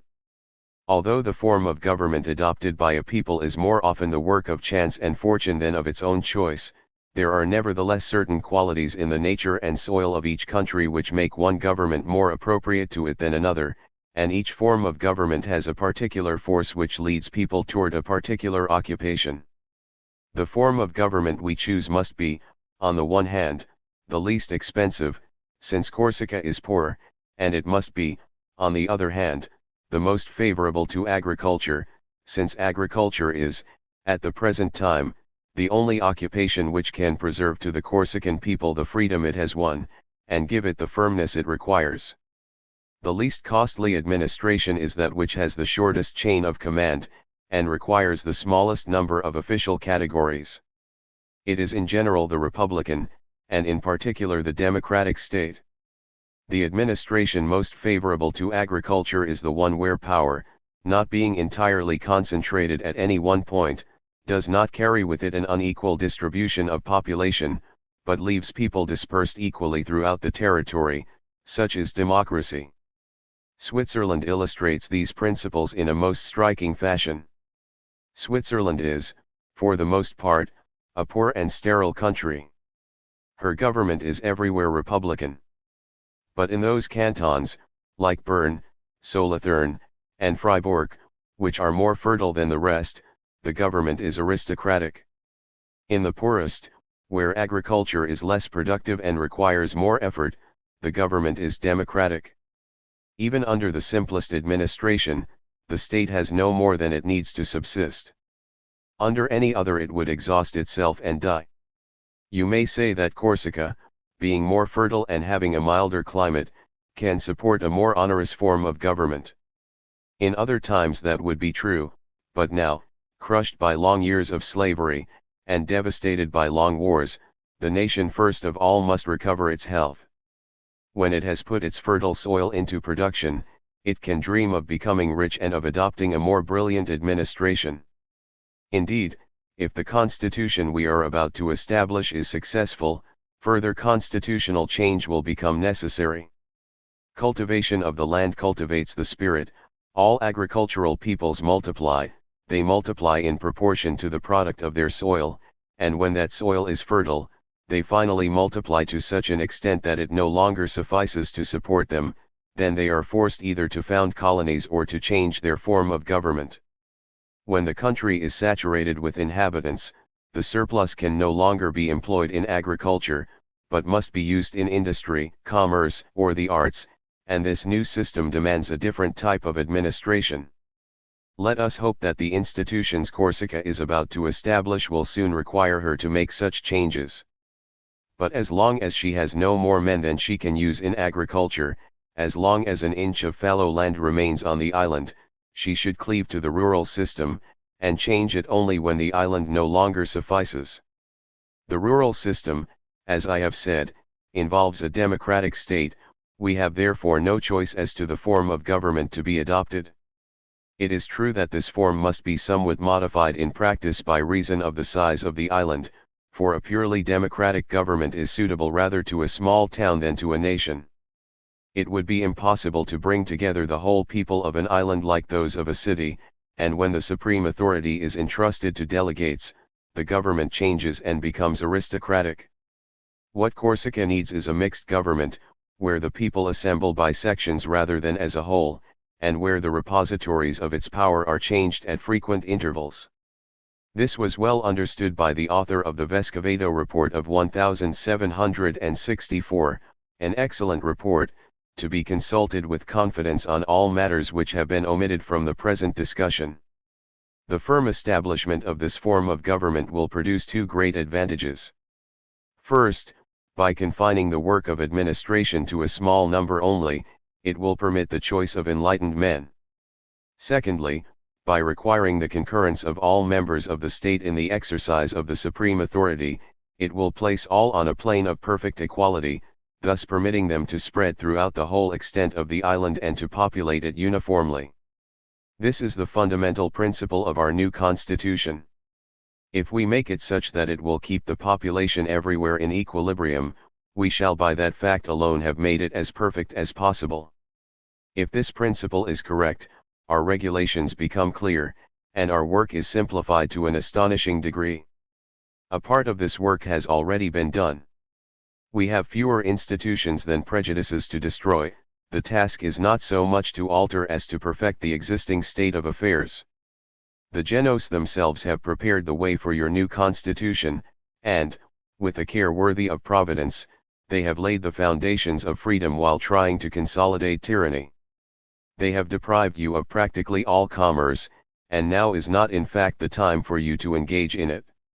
If foreign trade existed, it would be necessary to prohibit it until your constitution had become firmly established, and domestic production was supplying all it could. They have hindered the export of your agricultural produce. Your interest is not that it should be exported, but that enough men should be born upon the island to consume it. The counties and regions they have formed or initiated to facilitate the collection of taxes are the only possible means of establishing democracy among a people which cannot assemble all together at any one time and place. They are also the sole means of keeping the country independent of the cities, which can thus more easily be held in subjection. The Genoese have also applied themselves to the task of destroying your nobility, of taking away its dignities and titles, and of extinguishing the great fiefs. You are fortunate that they have taken upon themselves the odium of this enterprise, which you might not have been able to do if they had not done it before you. Have no hesitation in completing their work. When they thought they were laboring for themselves, they were laboring for you. Only the purpose is different, for the Genoese were interested in the operation for its own sake, while you are interested in its results. They sought only to degrade the nobility, while you seek to ennoble the nation. This is a point on which I can see that the ideas of the Corsicans are not yet sound. In all their official protests, such as the remonstrance of Aix-la-Chapelle, they have complained that Genoa has repressed, or rather destroyed, their nobility. It was a grievance, no doubt, but it was not a misfortune. On the contrary, it is an advantage without which it would be impossible for the Corsicans to remain free. It is confusing shadow with substance to identify the dignity of a state with the titles of some of its members. When the kingdom of Corsica belonged to Genoa, it may have been useful for it to have had marquesses, counts and other titled noblemen to serve, so to speak, as mediators between the Corsican people and the Republic. But against whom would the Corsicans now require such protectors, protectors less apt to guarantee them against tyranny than themselves to usurp it, protectors who would afflict them with their own vexations and disputes until one of them, victorious over the others, had turned all his fellow citizens into subjects? We must distinguish between two types of nobility: feudal nobility, which appertains to monarchy, and political nobility, which appertains to aristocracy. The first has several orders or degrees, titled and untitled, from the great vassals down to simple gentlemen. Its rights, though hereditary, are in a manner of speaking individual, remaining attached to each individual family, and, since they are wholly independent of each other, they are also independent of the constitution and sovereignty of the state. The second, on the contrary, being united in a single indivisible body, whose rights all reside in the body rather than in the members, constitutes so essential a part of the body politic that neither one can subsist without the other, and all the individuals who compose it, equal by birth in titles, privileges, and authority, are known without distinction as patricians. It is clear from the titles of the ancient Corsican nobility, and from the fiefs it possessed, with rights approaching those of sovereignty itself, that it belonged to the first of these two types, and owed its origin either to Moorish or French conquerors, or to the princes in whom the popes had vested the island of Corsica. Now this sort of nobility, far from being capable of participating in a democratic or mixed republic, is not even capable of participating in an aristocracy, for aristocracy admits only of corporate, and not of individual rights. Apart from virtue, democracy recognizes no other nobility than that of freedom, and aristocracy likewise recognizes no other nobility than that of authority. Everything foreign to the constitution should be carefully banished from the body politic. Leave then to other states all such titles as count and marquess, titles which degrade ordinary citizens. The fundamental law of your new constitution must be equality. Everything must be related to it, including even authority, which is established only to defend it. All should be equal by right of birth. The state should grant no distinctions save for merit, virtue, and patriotic service, and these distinctions should be no more hereditary than are the qualities on which they are based. We shall soon see how it is possible to establish different gradations of rank among a people without letting birth or nobility enter into the question at all. All fiefs, allegiances, quit rents and feudal rights hitherto abolished shall therefore remain abolished forever, and the state shall repurchase those which still remain, in order that all titles and seigneurial rights may continue extinguished and suppressed throughout the island.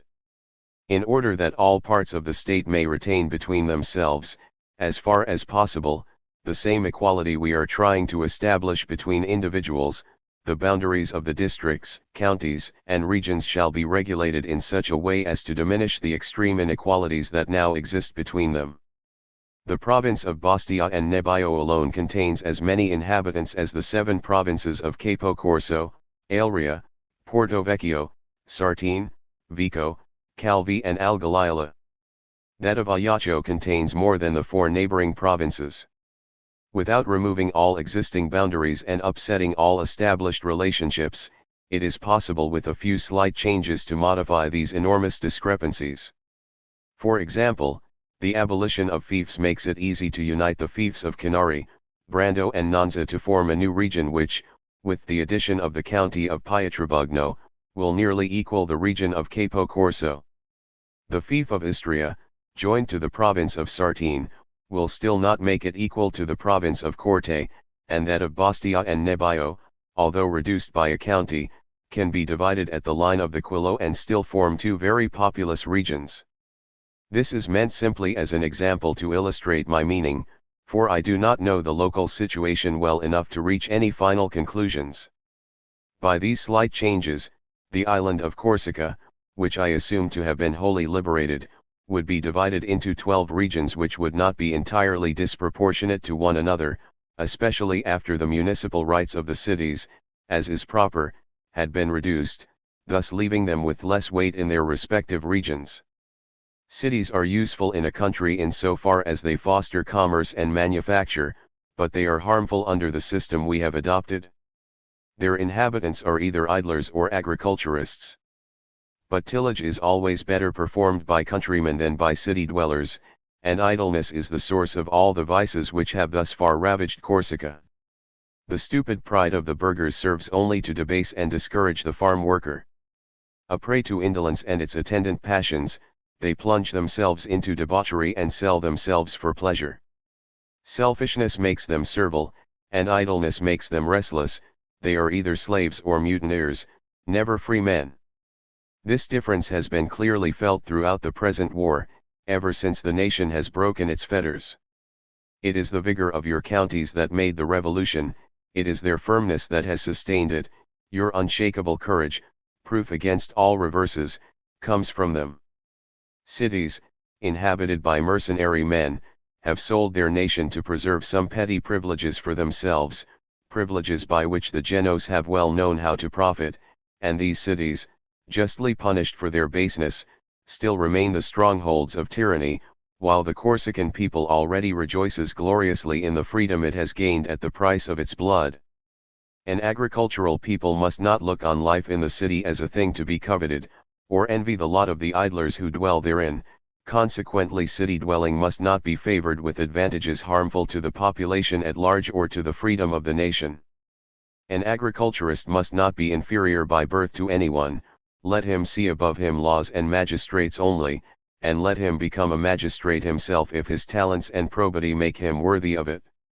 In short, cities and their inhabitants should not, any more than fiefs and their possessors, retain exclusive privileges of any sort. The whole island should enjoy equal rights, bear equal burdens, and become in equal measure what, in local parlance, is known as terra de commune. But if cities are harmful, capital cities are still more so. A capital is an abyss in which virtually the whole nation loses its morals, its laws, its courage, and its freedom. It is imagined that large cities are favorable to agriculture because they consume much farm produce, but they consume even more farmers, partly through the attraction of the idea of finding a better job, and partly because the natural race suicide of city populations necessitates constant recruitment from the country. The environs of capital cities have an air of vitality, but the farther they are left behind, the more desolate everything becomes. The capital breathes forth a constant pestilence which finally saps and destroys the nation. Nevertheless, the government needs a center, a meeting place to which everything will be referred. To make the central administration itinerant would be unduly inconvenient. In order to have it rotate from province to province, it would be necessary to divide the island into a number of small confederated states, each of which would assume the presidency in turn, but this system would complicate the operation of the machine, and its parts would be less closely knit. Although the island is not large enough to require any such division, it is too large to be able to dispense with a capital. But this capital must provide a means of communication between the various regions without attracting their inhabitants. All should communicate with it, but stay where they are. In short, the seat of the central government should be more like a county town than a capital. In this connection, pure necessity has already led the choice of the nation to the same conclusion that reason herself would have reached.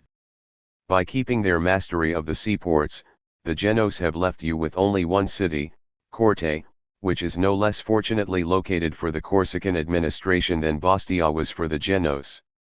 Corte, located in the middle of the island, is almost equidistant from all its coasts. It is precisely on the dividing line between the two great regions de Qua and de Lottamonti, and equally accessible to all.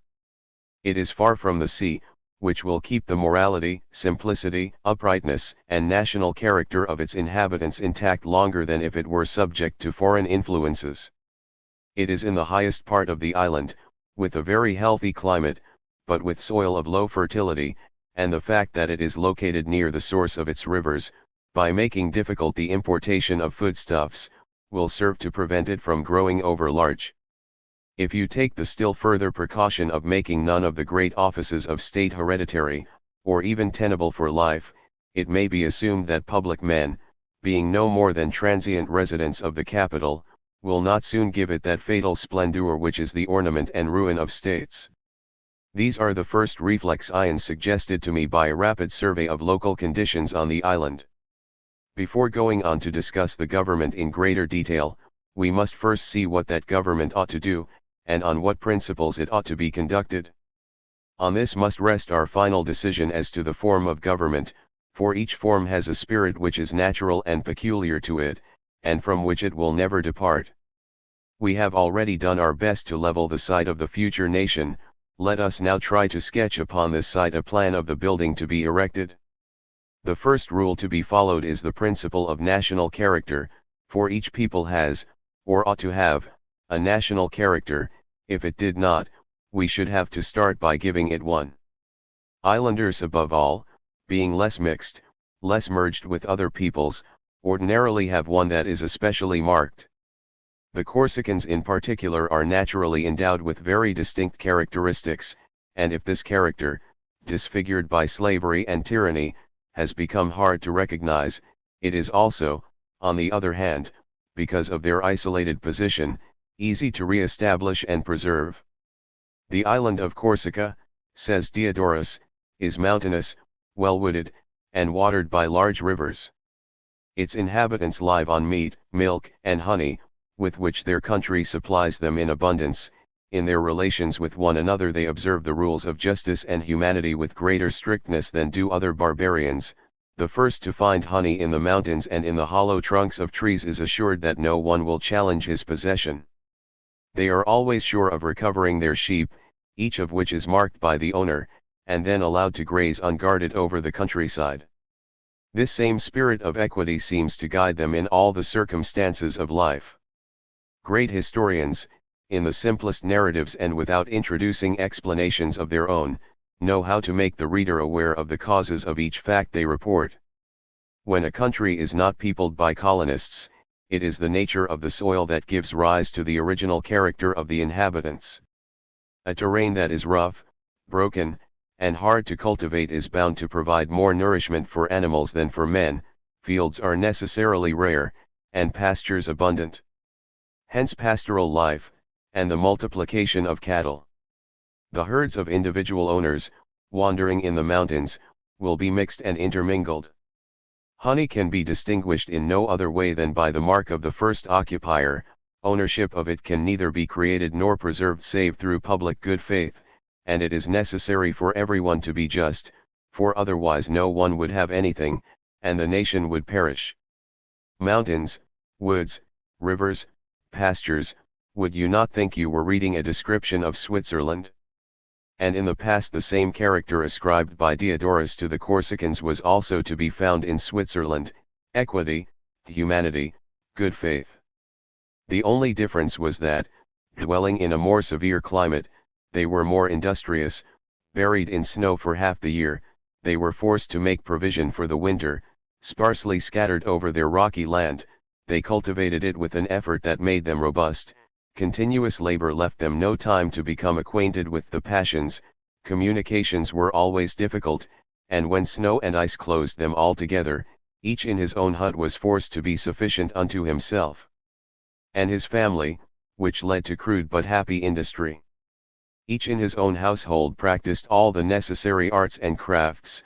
All were masons, carpenters, cabinet makers, wheelwrights. The rivers and torrents that divided them from one another gave each, by way of compensation, the means of getting along without his neighbors. Saws, forges, and mills multiplied. They learned to regulate the flow of the waters, both for the purpose of turning wheels and of improving irrigation. Thus it is that, in the midst of their precipices and valleys, each, living on his own land, succeeded in making it satisfy all his needs. Being well off on what he had, he desired nothing further. Since needs and interests did not conflict, and no one depended on anyone else, their only relations with one another were those of benevolence and friendship. Peace and concord reigned in their numerous families. Marriages were almost the only subjects of negotiation between them, and here inclination alone was consulted, no marriage ever being contracted for reasons of ambition, or prevented on grounds of interest and inequality. This people, poor but not needy, and enjoying the most perfect independence, thus multiplied in unshakable unity, they had no virtues, since, having no vices to overcome, it cost them nothing to do good, and they were good and just without ever knowing what justice and virtue were. This hard-working and independent life attached the Swiss to their fatherland with a strength which gave them two great means of defending it, namely, harmony in council and courage in battle. When you consider the constant unity that prevailed among men who had no masters and practically no laws, and whom the neighboring princes tried to divide with all the stratagems known to politics, when you see the unshakable firmness, the constancy, the very fury with which these fearsome men fought their battles, resolved to conquer or die, and not even conceiving of the idea of disjoining their life from their liberty, it is no longer difficult to understand the prodigies they performed in defense of their country and independence. It is no longer surprising to see the three greatest powers and the most warlike troops of Europe fail successively in their designs against this heroic nation, whose simplicity could no more be overcome by trickery than their courage by valor. Corsicans, this is the model you should follow in order to return to your original estate. But these rustic men, whose knowledge at first did not extend beyond themselves, their mountains and their huts, learned to know other nations by defending themselves against them, their victories opened the neighboring frontiers to them, their reputation for bravery gave princes the idea of employing them. They began to pay the troops they had been unable to conquer. These worthy men, who had so well defended their own liberty, became the oppressors of the liberty of others. It was surprising to see them bring to the service of princes the same valor they had devoted to resisting them, the same fidelity they had shown toward their own fatherland, to see them sell for money those virtues which can least be bought and which money most quickly corrupts. But in this early period they brought to the service of princes the same pride they had taken in resisting them. They looked upon themselves less as their satellites than as their defenders, and believed that they had sold not so much their services as their protection. Imperceptibly they were debased, and were no longer anything more than mercenaries.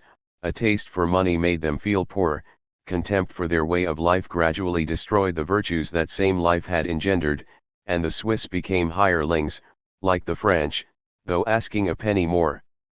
Another less obvious cause also corrupted this vigorous nation. Their isolated and simple life made them independent as well as robust. Each recognized no other master than himself, but all, having the same tastes and interests, found it easy to unite in pursuit of the same objects. The uniformity of their life served them in place of law. But when association with other peoples had made them love what they should have feared, and admire what they should have scorned, the ambition of their leading men made them change their principles. They felt that, the better to rule the people, they would have to give them less independent tastes. Hence the introduction of commerce, industry, and luxury which, by tying the occupations and needs of private citizens to public authority, made them far more dependent on their rulers than they had been in the original state. Poverty did not make itself felt in Switzerland until money began to circulate there. Money created inequalities both in resources and in fortunes. It became a great instrument of acquisition which was inaccessible to those who had nothing. Commercial and manufacturing establishments were multiplied. The arts and crafts diverted a multitude of hands from agriculture.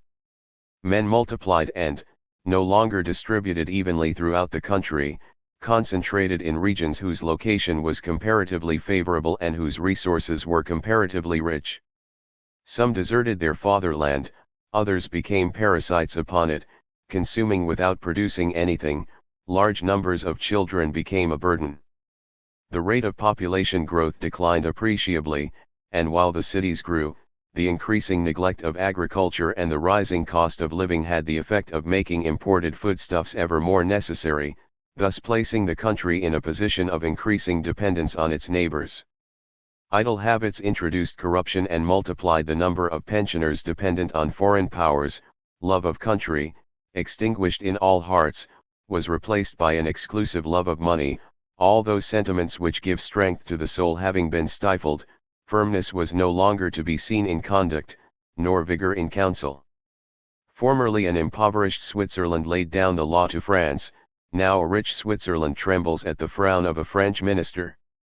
These are important lessons for the Corsican people. Let us see how it ought to apply them to its own case. The Corsican people retains many of its original virtues, which will greatly facilitate the establishment of our constitution. In servitude it has contracted many vices which will have to be corrected.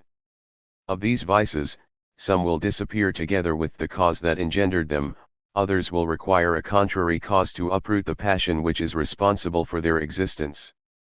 In the first category I would place that indomitable and ferocious temper with which the Corsicans are credited.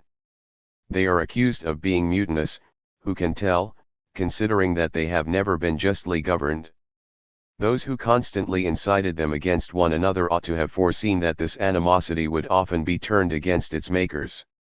In the second category I would place that inclination to theft and murder which has made them odious. The source of these two vices is idleness and impunity.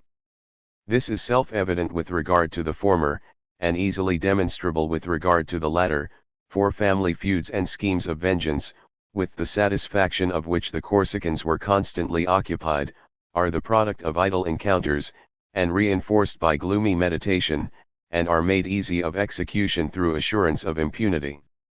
Who could fail to be struck with horror at a barbarous government which, in order to see these luckless people cut each other's throats, spared no pains to incite them to it? Murder was not punished, nay, rather, it was rewarded. Blood money was one of the revenues of the Republic. The unhappy Corsicans were forced, in order to avoid total destruction, to pay tribute for the privilege of being disarmed. May the Corsicans, once again restored to an industrious mode of life, lose the habit of wandering over the island as bandits. May their regular and simple occupations, by keeping them in the bosom of their own families, leave them few issues to settle between them. May their labor provide them easily with the means of subsistence for themselves and their families. May those who have all the necessaries of life be not also obliged to have cash, either to pay taxes and other assessments, or to satisfy the requirements of a capricious luxury which, without contributing to the well-being of him who flaunts it, serves merely to excite the envy and hatred of others. It is easy to see how these advantages are brought about by the system for which we have expressed our preference, but that is not enough. It is a question of causing the people to adopt these practices, to love the way of life we want to give them, to make it the center of their pleasures, desires, and tastes, and in general to render it their only happiness in life, and the only goal of their ambitions. The Genoese boasted of having fostered agriculture on the island. The Corsicans seem to agree. I do not share their opinion, for the ill success of the Genoese proves that their methods were ill chosen. In this enterprise, the Republic did not seek to multiply the inhabitants of the island, since she so openly favored murder, nor to make them prosperous, since she ruined them by her exactions, nor even to facilitate the collection of taxes, since she burdened the sale and transport of various farm products with customs duties and forbade their exportation. Her object was, on the contrary, to make more burdensome the very taxes she did not dare to increase, to keep the Corsicans perpetually degraded, by attaching them, in a manner of speaking, to the soil, by turning them away from commerce, manufacture and all the lucrative professions, and by preventing them from improving, educating, or enriching themselves. Her object was to secure all their produce at a low price through official monopolies. She used every means to drain the island of money, to make the island need money, and at the same time to prevent money from returning to it. Tyranny could not have used a more subtle device, for by appearing to favor agriculture, she succeeded in crushing the nation. She wished to reduce it to a mass of degraded peasants living in the most deplorable poverty. What was the consequence? The Corsicans were discouraged and gave up work. Since work held no hope for them, they preferred to do nothing rather than weary themselves to no purpose. Their industrious and simple life gave way to idleness, laziness, and every sort of vice. Thievery procured them the money they needed to pay their taxes, money that their farm produce could never have brought them. They left their fields to work on the highways. I can see no quicker or surer means of remedying this situation than the two following. The first is to attach men to the land, in a manner of speaking, by making it the basis of their status and rights. The second is to reinforce this bond with family ties, by making land a necessary condition of paternity. With this in mind, it has seemed to me that it would be possible, basing constitutional law on distinctions drawn from the nature of the case, to divide the whole Corsican nation into three classes. The resulting inequalities, being wholly personal, would be a fortunate substitute for the hereditary or local inequalities created by the system of municipal feudalism we are abolishing. The first class will be that of the citizens, and the second that of the patriots, the third that of the aspirants. We shall consider later the conditions of enrollment in each of these classes, and the privileges to be enjoyed by each. This class division should not be effected by a census or enumeration at the outset of the new constitution, but should be established gradually and automatically through the simple operation of the passage of time. The first act in the establishment of the projected system should be a solemn oath sworn by all Corsicans 20 years old or older, and all those who swear it should without distinction be enrolled as citizens. It is quite proper that all these brave men, who have delivered their nation at the price of their blood, should enter in possession of all these advantages, and in the foremost rank enjoy the freedom they have won her. But once the union has been formed and the oath solemnly taken, all those who, although born on the island, have not yet come of age will remain in the class of aspirants until they are able, on the following conditions, to rise into the two higher classes. Every legally married aspirant who has some property of his own, apart from his wife's dowry, shall be enrolled in the class of patriots. Every patriot, married or widowed, who has 2 living children, a house of his own, and land enough to live on, shall be enrolled in the class of citizens. This first step, though sufficient to make land honorable, is not enough to ensure its cultivation, unless we eliminate that dependence on money which caused the poverty of the island under the Genoese government. We must set it down as a safe rule that wherever money is a prime necessity, the nation will abandon agriculture to throw itself into more lucrative professions.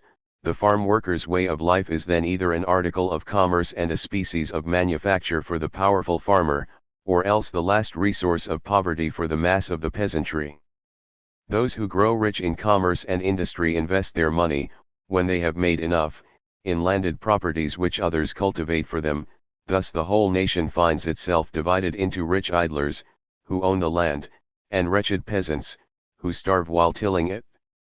The more necessary money is to private citizens, the more necessary is it to the government, whence it follows that the more commerce flourishes, the higher the taxes, and in order to pay these taxes, the peasant must sell the produce of the land if he is to get any good out of tilling it. It is no use for him to have wheat, wine, oil. He absolutely must have money, he must carry his produce here and there in the cities, he must turn himself into a petty trader, petty salesman, petty rascal. His children, brought up in the debauching atmosphere of trade, grow attached to the cities and lose all taste for their calling. They become soldiers or sailors rather than follow in the footsteps of their fathers. Soon the country is deserted, and the city teems with vagrants. There is a gradually increasing shortage of bread, the poverty of the general public increases along with the opulence of private individuals, and both of these lead in conjunction to all those vices which cause the ultimate ruin of a nation. I am so fully convinced that any system of commerce is destructive to agriculture that I do not even make an exception for trade in agricultural products. If agriculture were to maintain itself under this system, the profits would have to be shared equally between the merchant and the tiller of the soil. But that is the very thing that cannot be, for the bargaining of the one being always free, and that of the other always forced, the former will always dictate to the latter, a relationship which, by destroying the balance, cannot lead to a solid and permanent state of affairs. It should not be imagined that the island will be the richer for having a great deal of money. This will be true in relation to other peoples and in matters of foreign trade, but in itself a nation is neither richer nor poorer for having more or less money, or, which comes to the same thing, for having the same quantity of money circulate with greater or lesser velocity. It is not only that money is a token, but also that it is a relative token, in practice effective merely by reason of its unequal distribution. For whether we assume that each individual on the island of Corsica has 10 crowns only, or that each has 100,000, the relative condition of all in both cases is absolutely the same. No one is either poorer or richer in relation to his fellows, and the only difference is that on the second hypothesis trading becomes more cumbersome. If Corsica needed the services of foreigners, she would need money, but since she is capable of self-sufficiency, she does not need it, and since it is useful only as a token of inequality, the less it circulates within the island, the greater its real prosperity will be. We must see whether the things done with money cannot be done without it, and if they can, these alternative methods must be compared with reference to our purposes. Facts prove that the island of Corsica, even in its present fallow and exhausted state, is sufficient to support its inhabitants, for even during 36 years of war, when their hands have been more often put to arms than to the plough, not a single shipload of provisions or foodstuffs of any kind has been landed for their use, and even apart from foodstuffs, the island has everything it needs to keep the population in a nourishing condition without borrowing anything from abroad. It has wool for textiles, hemp and flax for rope and canvas, leather for shoes, timber for ships, iron for its forges, copper for utensils and small change. It has salt enough for home consumption. It will have a surplus by restoring the salt works of Aelria, which the Genoese went to so much trouble and expense to destroy, and which still yield salt in spite of them. Even if they wanted to, the Corsicans could not carry on foreign trade in kind without buying superfluities. Even in this case, therefore, money would not be necessary to their commerce, since money is the sole commodity they would be seeking. From this it follows that, in her relations with other nations, Corsica has no need for money. The island itself is fairly large and divided by mountains. Its great and numerous rivers are largely unnavigable. There is no natural communication between its several parts, but the variety of their products keeps these parts in mutual dependence by making each necessary to the others. The province of Capo Corso, which produces almost nothing but wine, needs the wheat and oil supplied to it by Balagna. Similarly Corte, on its heights, produces grain and lacks all else. Bonifacio, on the outskirts of the marshes at the other extremity of the island, needs everything and supplies nothing. Thus the project of equalizing the population calls for a circulation of agricultural produce, for the facilitation of payments from region to region, and thus for internal trade. On this point, however, I have two comments to make. First, that this trade can, with government assistance, be effected largely by barter. Second, that with this same assistance, and as a natural consequence of our new arrangements, this trade and barter ought steadily to diminish, and in the end to be reduced to very little.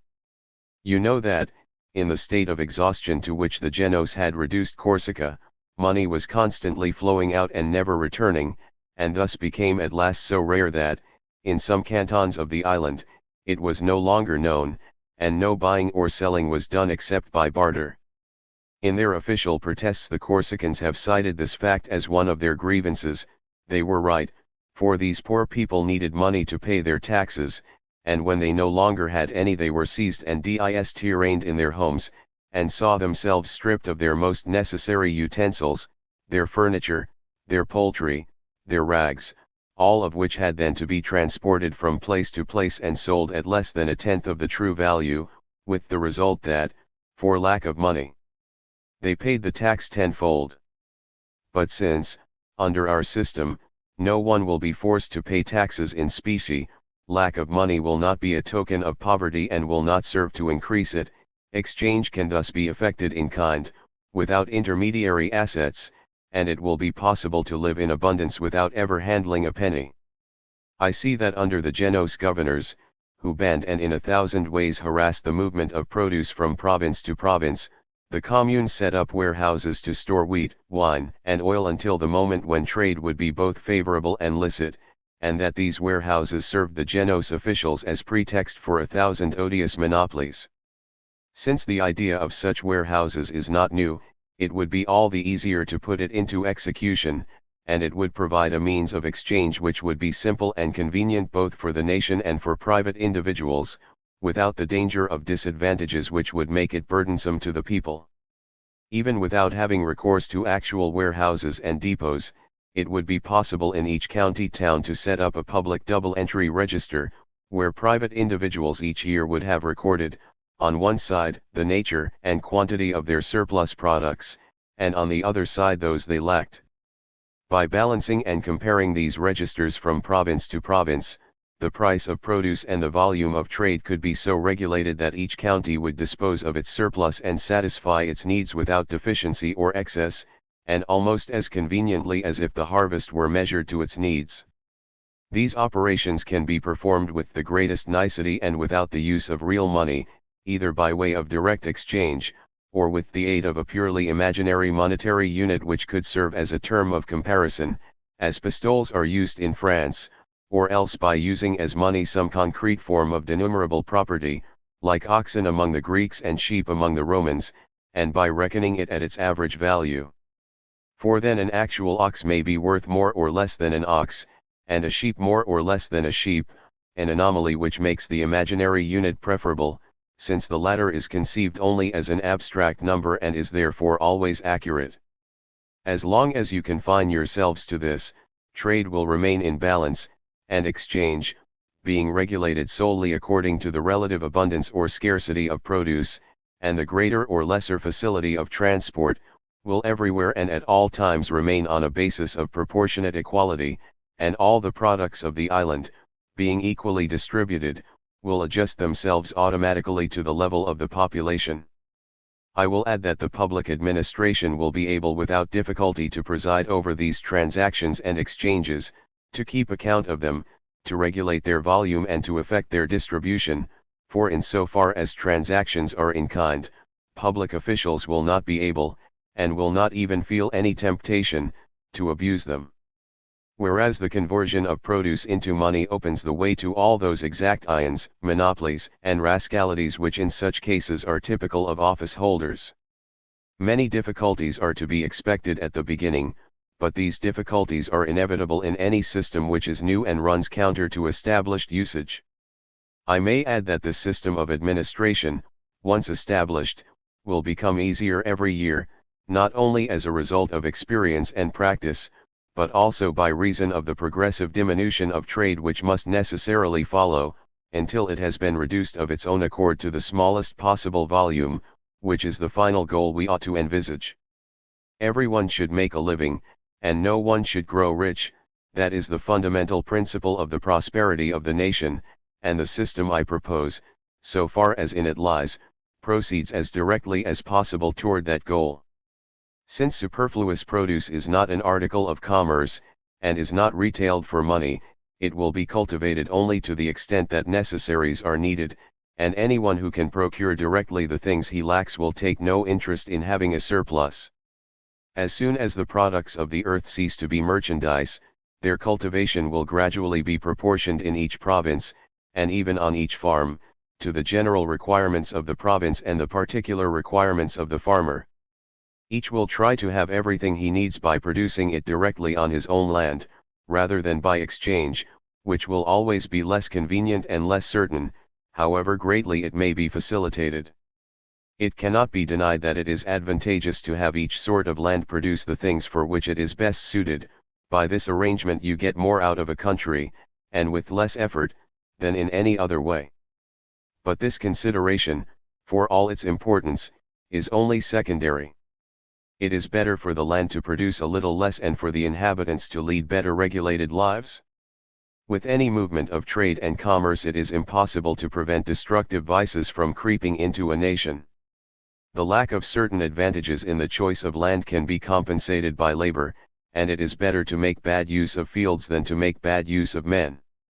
Furthermore, each farmer can and should have this in mind in selecting his own land, and each parish or commune in selecting its community property, as we shall see hereafter. It may be feared that this economic system would produce an effect contrary to my expectations, that it would tend to discourage rather than to encourage agriculture, that the farmers, deriving no profit from their produce, would neglect their work, that they would confine themselves to mere subsistence farming, and that, without seeking prosperity and content with raising an absolute minimum for their own use, they would let the remainder of their land lie fallow. This is apparently confirmed by the experience of the Genos government, under which the ban on the exportation of agricultural produce had precisely this effect. But it must be remembered that, under this administration, money was the prime necessity, and thus the immediate object of labor, and that in consequence all labor incapable of earning money was necessarily neglected, that the farmer, overwhelmed by contempt, vexations, and poverty, regarded his calling as the worst of misfortunes, and that, seeing he could not grow rich following it, he either went looking for another or else grew discouraged.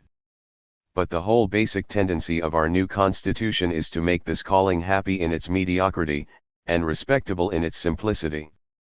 Providing all the necessaries of life, all the means of acquiring social recognition and of discharging public obligations, and all this without sale or traffic, it will leave men incapable even of imagining a better or nobler way of life.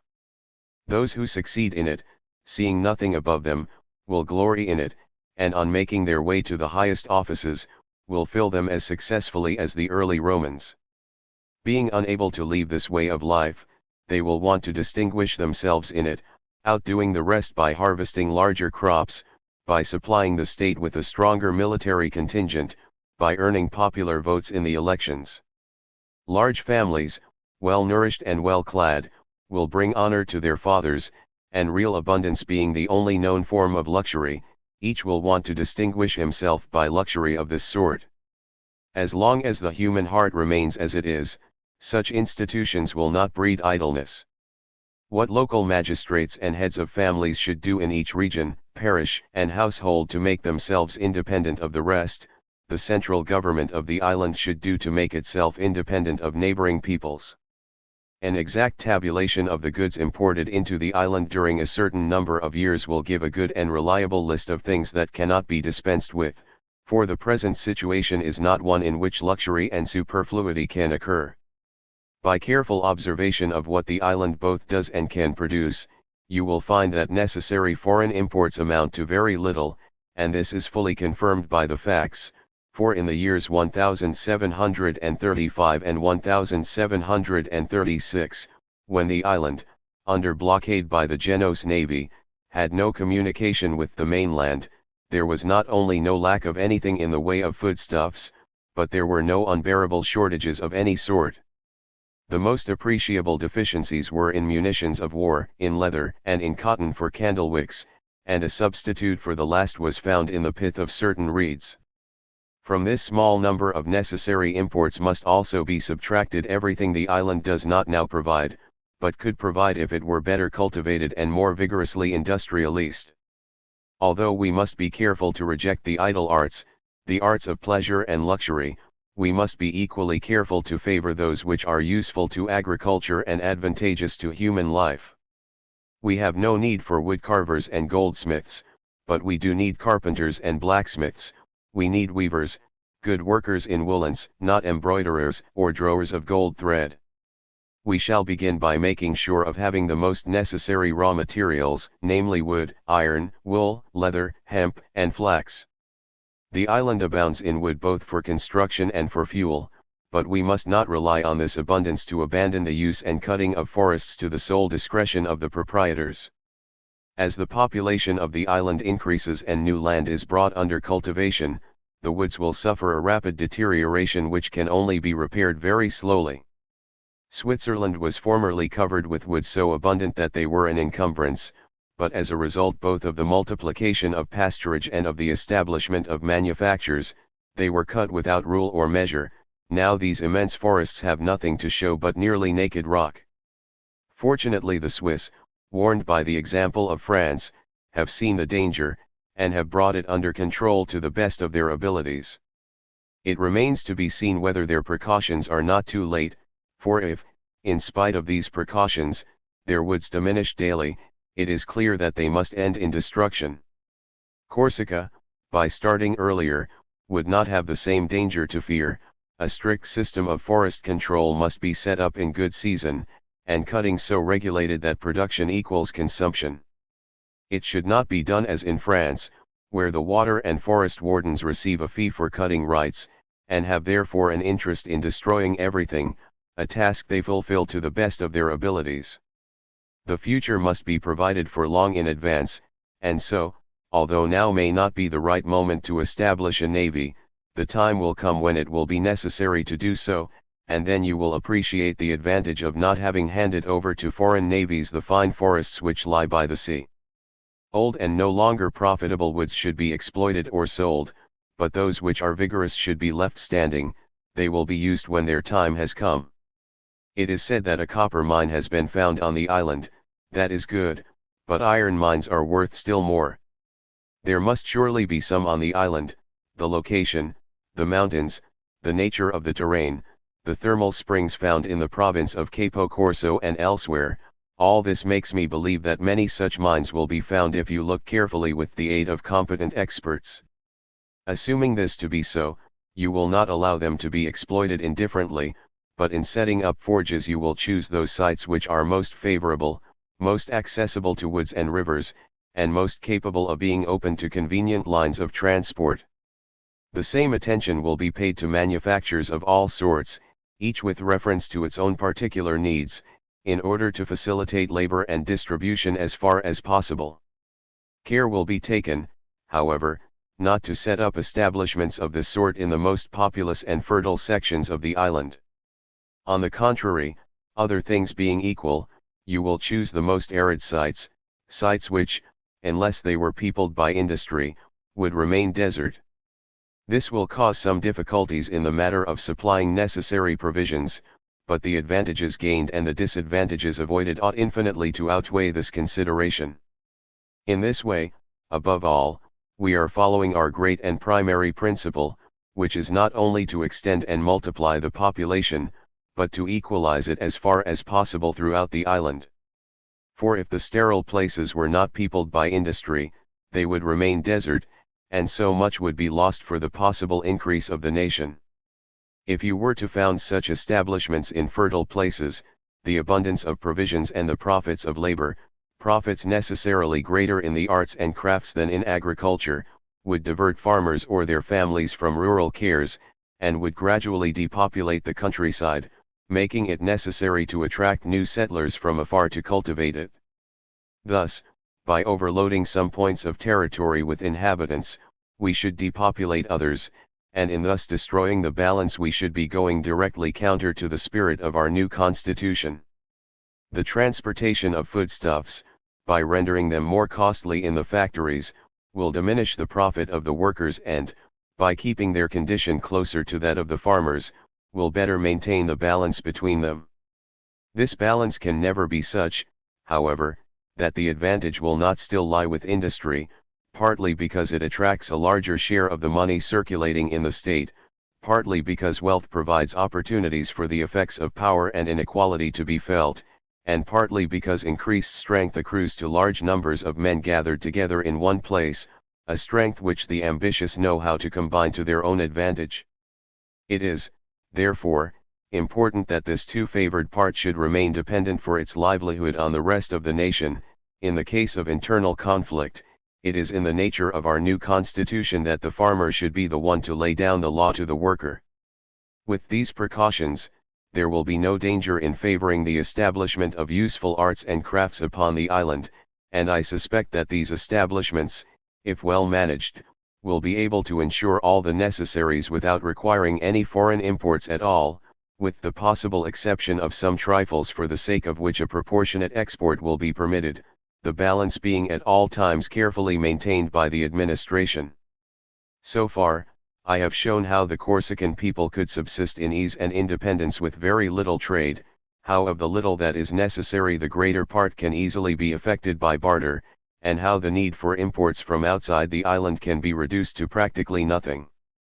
Thus we have seen that if the use of money and currency cannot be absolutely destroyed in private transactions, it can at least be reduced to so small a matter that it will be hard for it to give rise to abuses, that no fortunes will be made in this way, and that if they could be made, they would become practically useless and would give their possessors little advantage.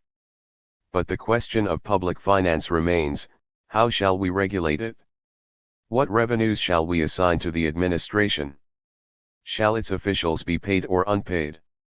How shall we arrange for its upkeep? That is the next point to be considered. Systems of public finance are a modern invention. The word finance was no more known to the ancients than the words tithe and capitation. The word vectigal was used in a different sense, as we shall explain hereafter. The sovereign laid imposts on conquered or vanquished peoples, never on its own immediate subjects. This was especially true of republics.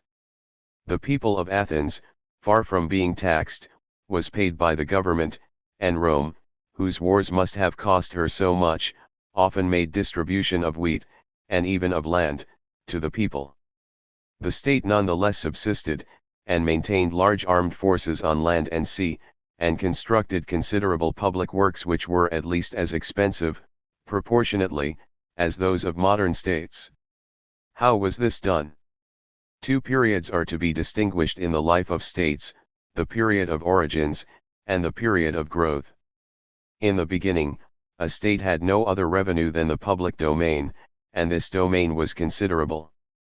Romulus reserved for it 1/3 of all the land, he assigned the second third for the maintenance of priests and holy things, the third only was divided among the citizens.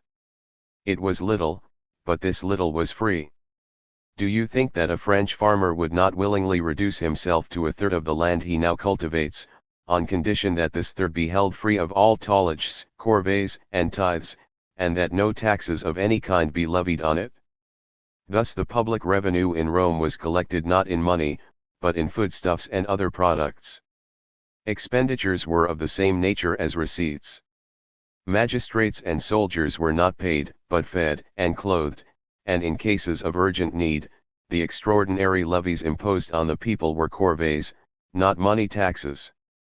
Its onerous public works cost the state practically nothing; they were the labor of those redoubtable legions which worked as they fought, and were made up not of riffraff but of citizens.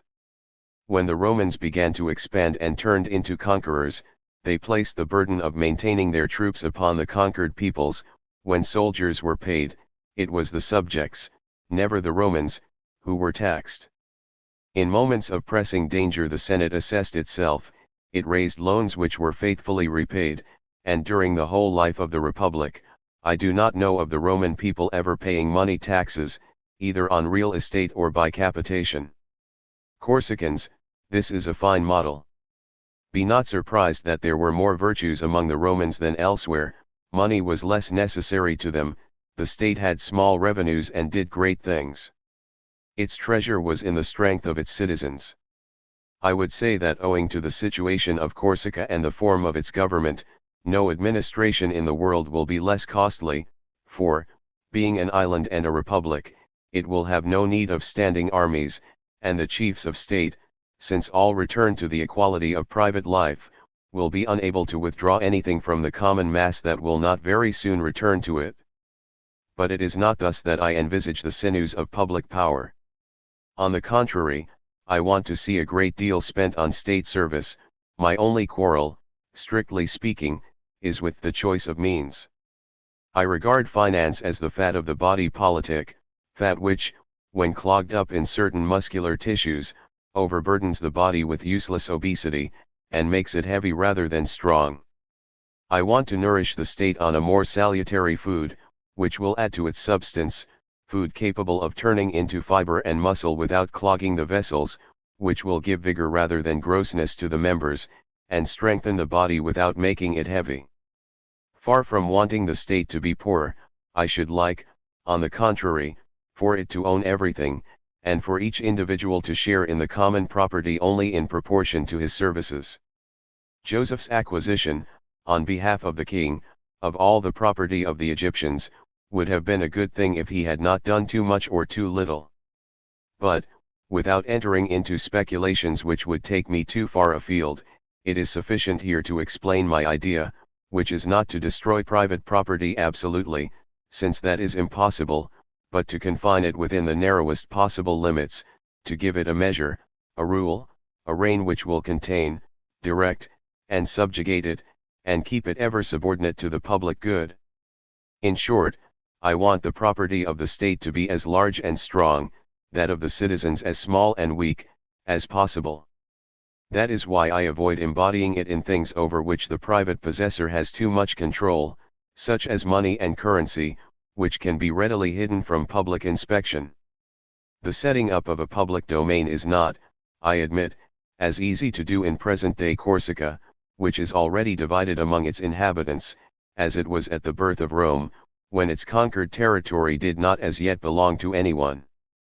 However, I know that there is a large quantity of excellent land still lying fallow on the island, land of which the government could easily make use, either by alienating it for a certain number of years to those who will put it under cultivation, or by having it brought under the plough by corvées in the several communities.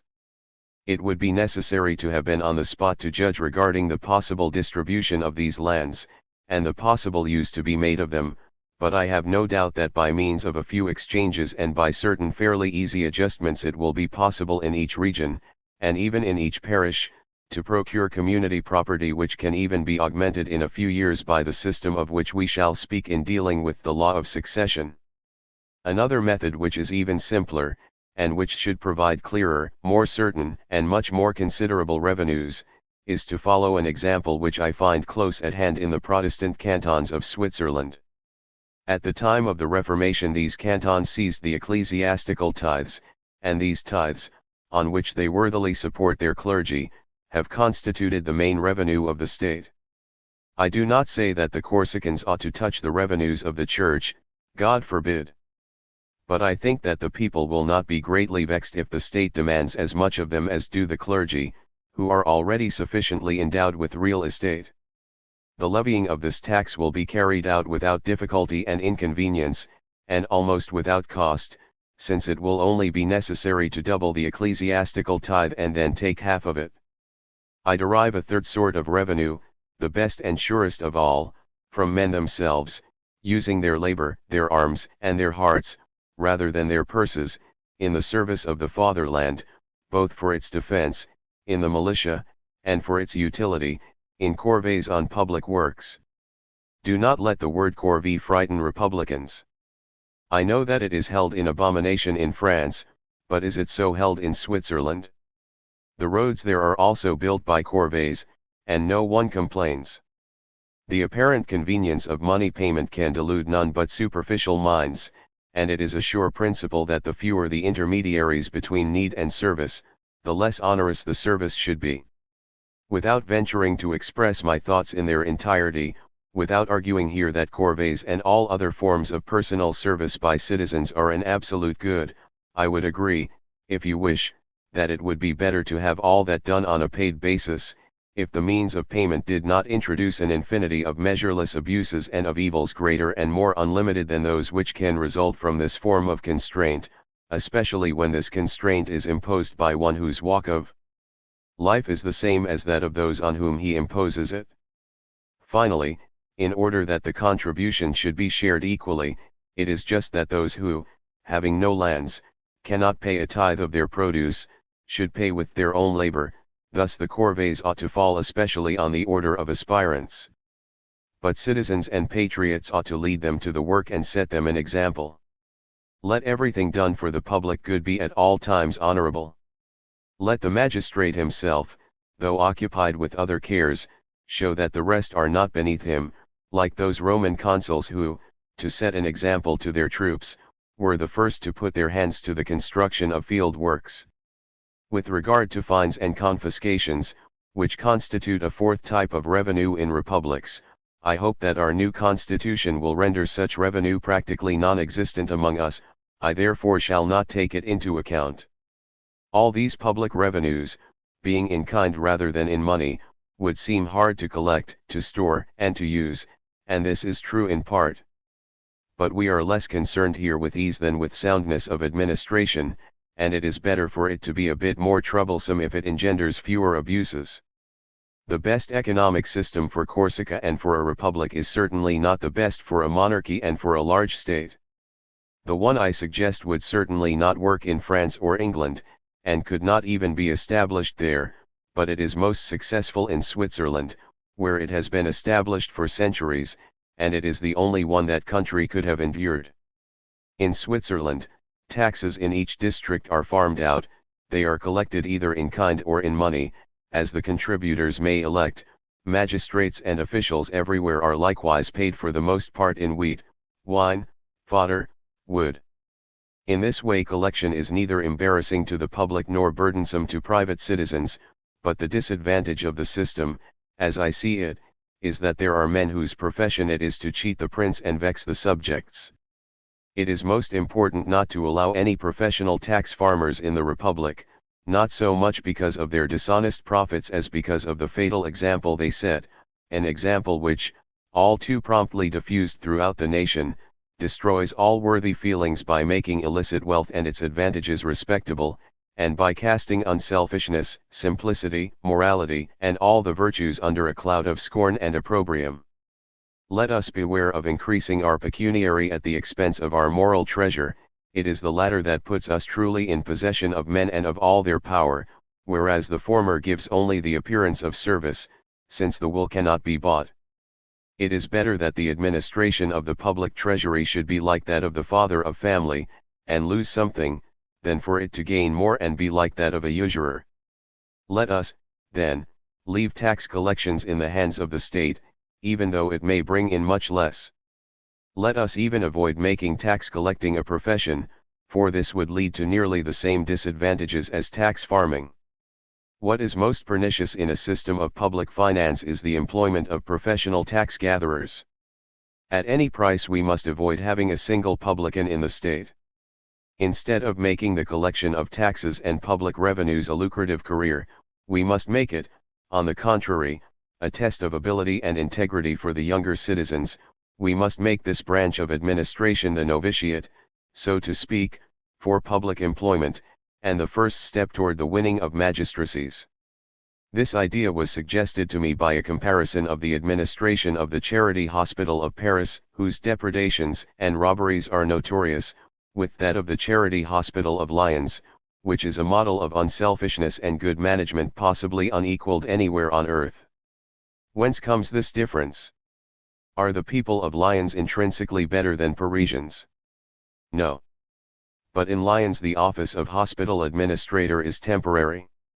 You must begin by properly discharging the duties of this office in order to become a municipal magistrate and a merchant provost, whereas in Paris the administrators serve for life. They manage to derive the greatest possible advantage from an office which for them is not a proving ground, but a profession, a reward, a privileged position attached, so to speak, to other privileges.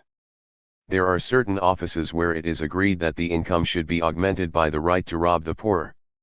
Nor should it be thought that this work requires more experience and training than young people are able to have. It simply demands a kind of activity for which they are peculiarly suited, and since they are ordinarily less avaricious, less hard-hearted in their exact ions than their elders, since they are sensitive, on the one hand, to the sufferings of the poor, and strongly interested, on the other hand, in discharging well the duties of an office in which they are being tested, they will conduct themselves in that office exactly as the situation requires. The collector of each parish shall render his accounts to the county, that of each county to its region, that of each region to the Chamber of Accounts, which will be composed of a certain number of councillors of state. The public treasure will thus consist, for the most part, of agricultural produce and other products, scattered in small warehouses throughout the Republic, and in part of money which will be remitted to the general treasury, after the deduction of such minor disbursements as have to be made locally. Since private citizens will always be at liberty to pay their assessments in money or in kind, at a rate to be established annually in each region, the government, once it has calculated the optimum proportion to be maintained between these two types of contribution, will be in a position to perceive immediately any change in this proportion as soon as it occurs, and to look for its cause and cure. This is the keystone of our political system, the only point that requires skill, calculation, and thought. That is why the Chamber of Accounts, which everywhere else is only a very minor tribunal, will be for us the center of affairs, the motive power behind the whole administration, and will be composed of the leading persons in the state. When collections in kind exceed their due proportion, and those in money are deficient, it will be a sign that agriculture and population are doing well, but that useful industries are being neglected. It will be proper to reanimate them somewhat, lest the private citizens, by becoming too isolated, wild and independent, no longer place sufficient value on the government. But this defect, an infallible sign of prosperity, will always be little to be feared and easily remedied. It will not be the same with the opposite defect, which, as soon as it becomes perceptible, is already a matter of the highest consequence, and cannot be too quickly corrected. For when the taxpayers supply more money than agricultural produce, it is a sure sign that too much is being exported abroad, that trade is becoming too easy, that lucrative arts and crafts are growing on the island at the expense of agriculture, and consequently that simplicity and all its attendant virtues are beginning to degenerate. The abuses this alteration produces indicate the remedies to be brought to bear upon them. But these remedies call for great wisdom in their manner of application, for in this matter it is much easier to forestall the evil than to eradicate it. If you did no more than to impose taxes on objects of luxury, close the ports to foreign commerce, suppress manufactures, and halt the circulation of specie, you would simply plunge the people into idleness, poverty, and discouragement. You would make money disappear without increasing agricultural production, you would eliminate the resources of wealth without re-establishing those of labor. Changing the value of money is also a bad policy in a republic, first because then it is the public which robs itself, which is absolutely meaningless, secondly, because there is between the quantity of tokens and the quantity of things a proportion which always regulates their respective values in the same way, with the result that, when the sovereign tries to change the tokens, he does no more than change the names, since the value of things then necessarily changes in the same proportion. With kings it is a different matter, and when the sovereign inflates the currency, he derives therefrom the real advantage of robbing his creditors. But if ever this operation is repeated, this advantage is compensated and wiped out by the loss of public credit. Enact sumptuary laws, therefore, but make them always more severe for the leaders of the state, and more lenient for the lower orders, make simplicity a point of vanity, and arrange things so that a rich man will not know how to derive honor from his money. These are not impractical speculations. Thus do the Venetians reserve for their noblemen the right to wear the plain, rough, black cloth of Padua, so that the best citizens consider it an honor to receive the like permission. When manners are simple, agrarian laws are necessary, for then the rich, being unable to invest their wealth in anything else, accumulate real estate. But neither agrarian laws, nor any other law, can ever be retroactive, and no lands legitimately acquired, no matter how great the quantity, can be confiscated by virtue of a subsequent law forbidding the ownership of so much. No law can despoil any private citizen of any part of his property, the law can merely prevent him from acquiring more. Then, if he breaks the law, he deserves punishment, and the illegitimately acquired surplus can and ought to be confiscated. The Romans saw the necessity of agrarian laws when the time to enact them had already passed, and through their failure to make the distinction just stated, they finally destroyed the republic by a means which ought to have preserved it. The Greeks wanted to deprive their patricians of their lands, they should have prevented them from acquiring them. It is very true that, later on, these same patricians acquired still more, in defiance of the law, but that was because the evil was already inveterate when the law was passed, and there was no longer time to cure it. Fear and hope are the two great instruments for the governance of men, but instead of using both indiscriminately, you must use each according to its own nature. Fear does not stimulate, it restrains, and its use in penal laws is not to make men do good, but to prevent them from doing evil. We do not even find that fear of poverty makes idlers industrious. To excite men to vie with one another in labor, therefore, you should present it to them not as a means of avoiding hunger, but as a means of advancing toward well-being. Let us take it, then, as a general rule that no one should be punished for having failed to act, but only for having acted. To stimulate the activity of a nation, Therefore, you must offer it great hopes, great desires, great motives for positive action. The great springs of human conduct come down, on close examination, to two, pleasure and vanity, and what is more, if you subtract from the first all that appertains to the second, you will find in the last analysis that everything comes down to practically pure vanity. It is easy to see that all public voluptuaries are merely vain, their pretended pleasure is pure ostentation, and consists rather in showing or describing pleasure than in enjoying it. True pleasure is simple and peaceable, it loves silence and meditation, he who enjoys it is entirely absorbed in the thing itself, and finds no amusement in saying I am enjoying myself. But vanity is the fruit of opinion, it arises from it and feeds upon it. Whence it follows that the arbiters of a people's opinion are also arbiters of its actions. It seeks things in proportion to the value it places upon them, to show it what it ought to respect is to tell it what it ought to do. This word vanity is not well chosen, since vanity is only one of the two branches of self-esteem. I must explain my meaning.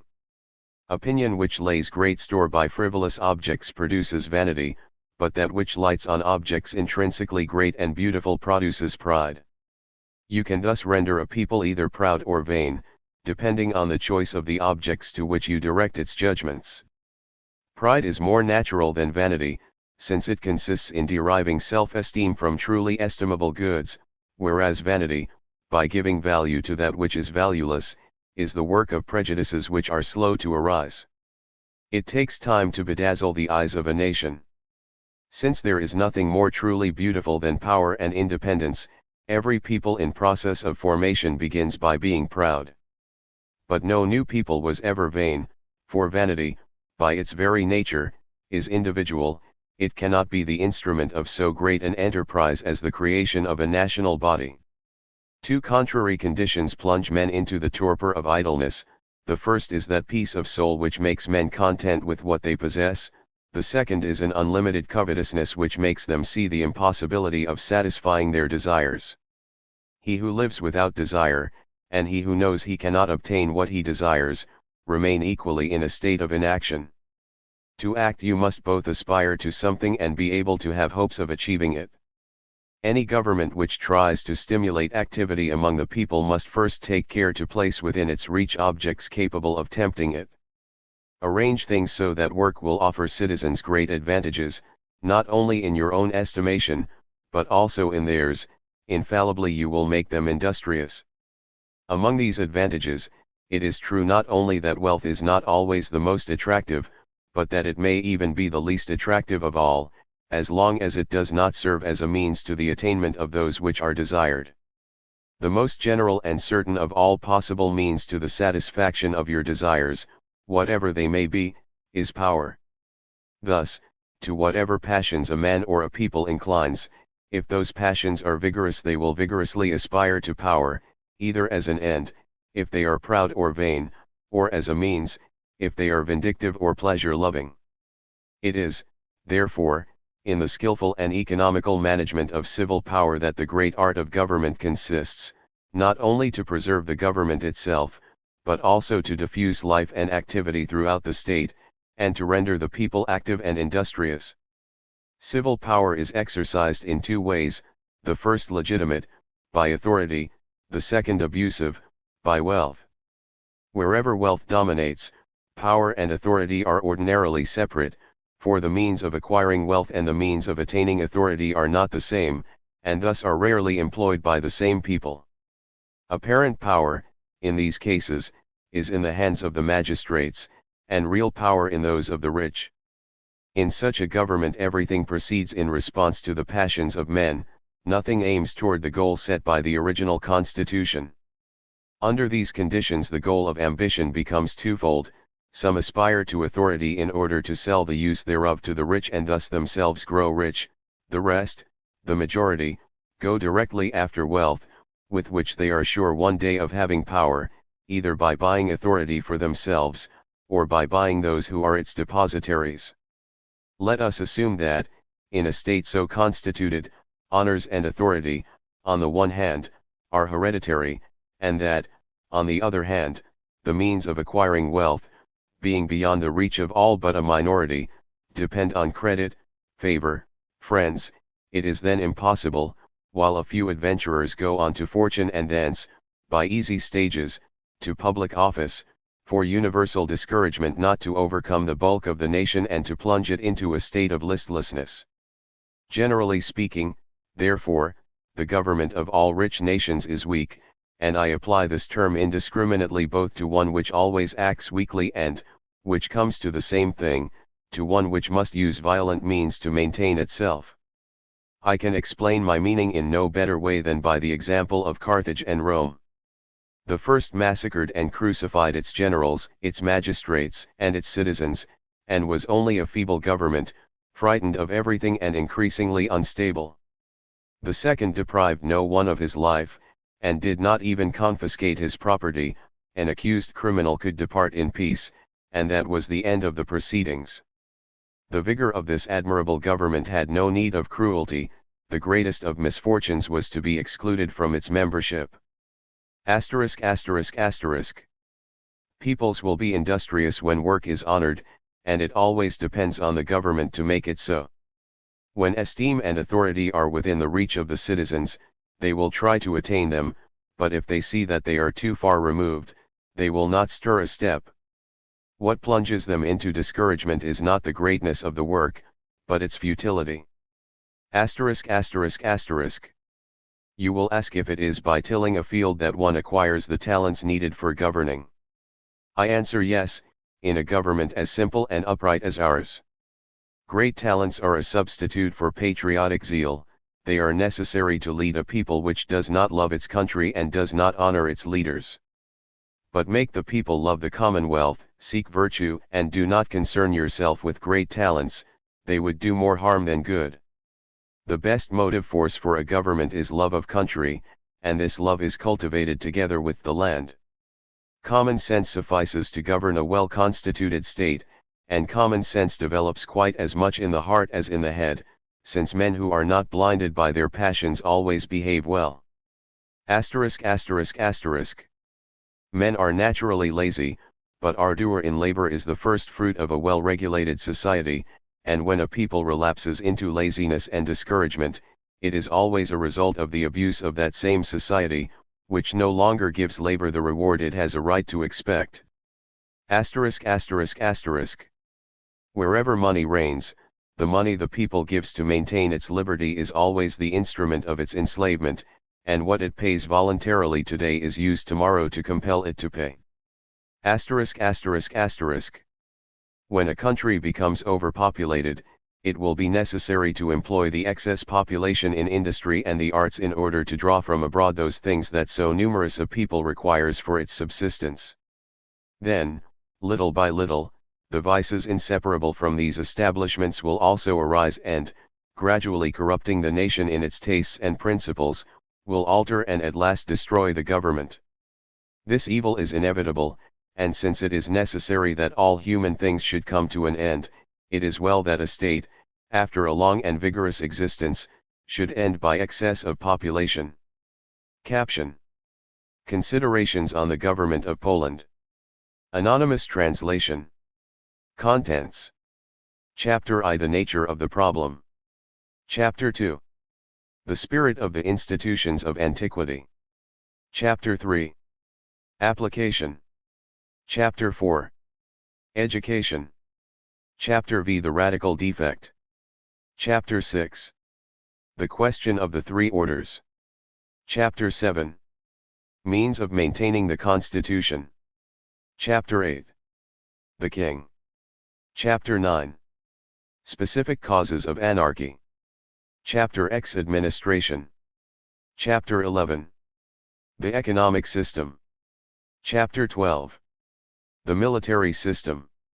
Chapter 13. Plan for a sequence of official promotions embracing all members of the government. Chapter 14. The election of kings. Chapter 15.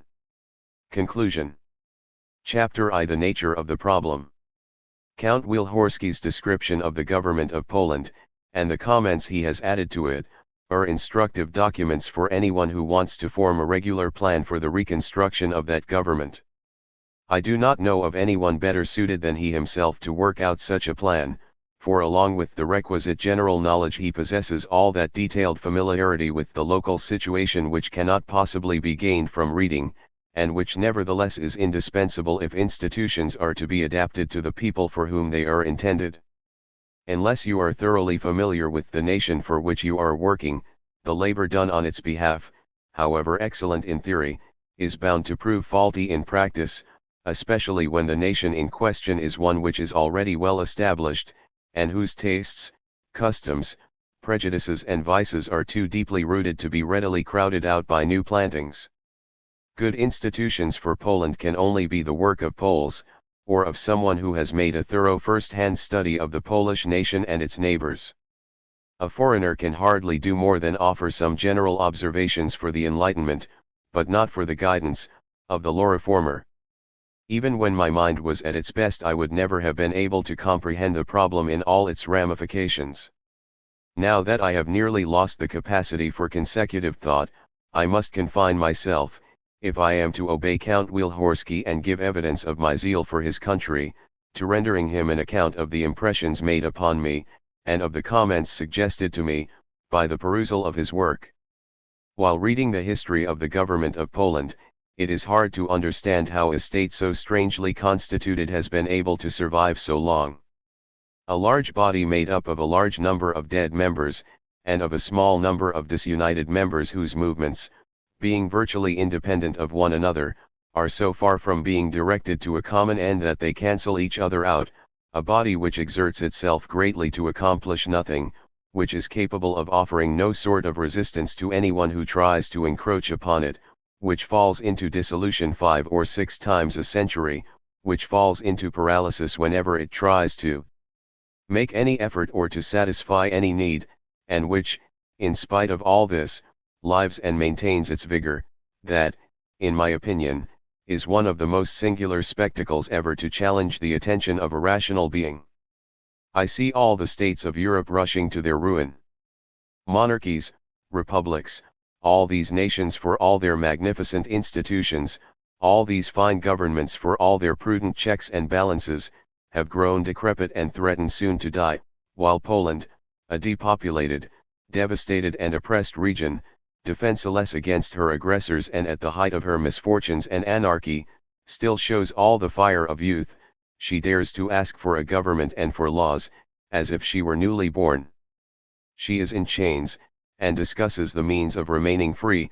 She feels in herself the kind of force that the forces of tyranny cannot overcome. I seem to see Rome, under siege, tranquilly disposing of the land on which the enemy had just pitched camp.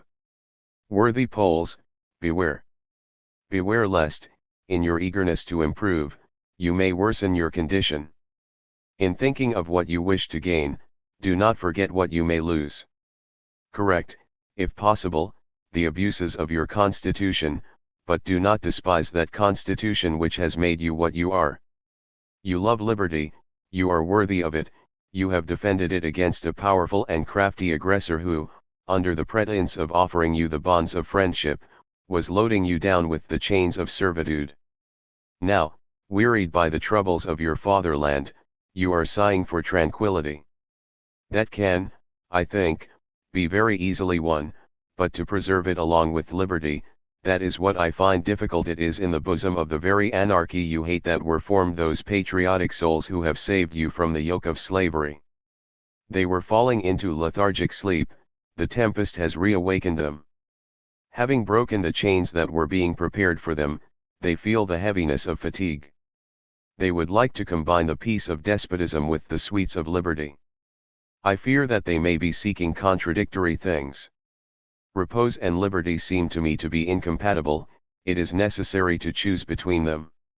I do not say that things must be left in their present state, but I do say that they must be touched only with extreme circumspection. For the time being you are struck rather by their defects than by their advantages. The day will come, I fear, when you will have a better appreciation of those advantages, and that, unfortunately, will be when they are already lost. Although it is easy, if you wish, to make better laws, it is impossible to make them such that the passions of men will not abuse them as they abused the laws which preceded them. To foresee and weigh all future abuses is perhaps beyond the powers even of the most consummate statesman. The subjecting of man to law is a problem in politics which I liken to that of the squaring of the circle in geometry. Solve this problem well, and the government based on your solution will be good and free from abuses. But until then you may rest assured that, wherever you think you are establishing the rule of law, it is men who will do the ruling. There will never be a good and solid constitution unless the law reigns over the hearts of the citizens.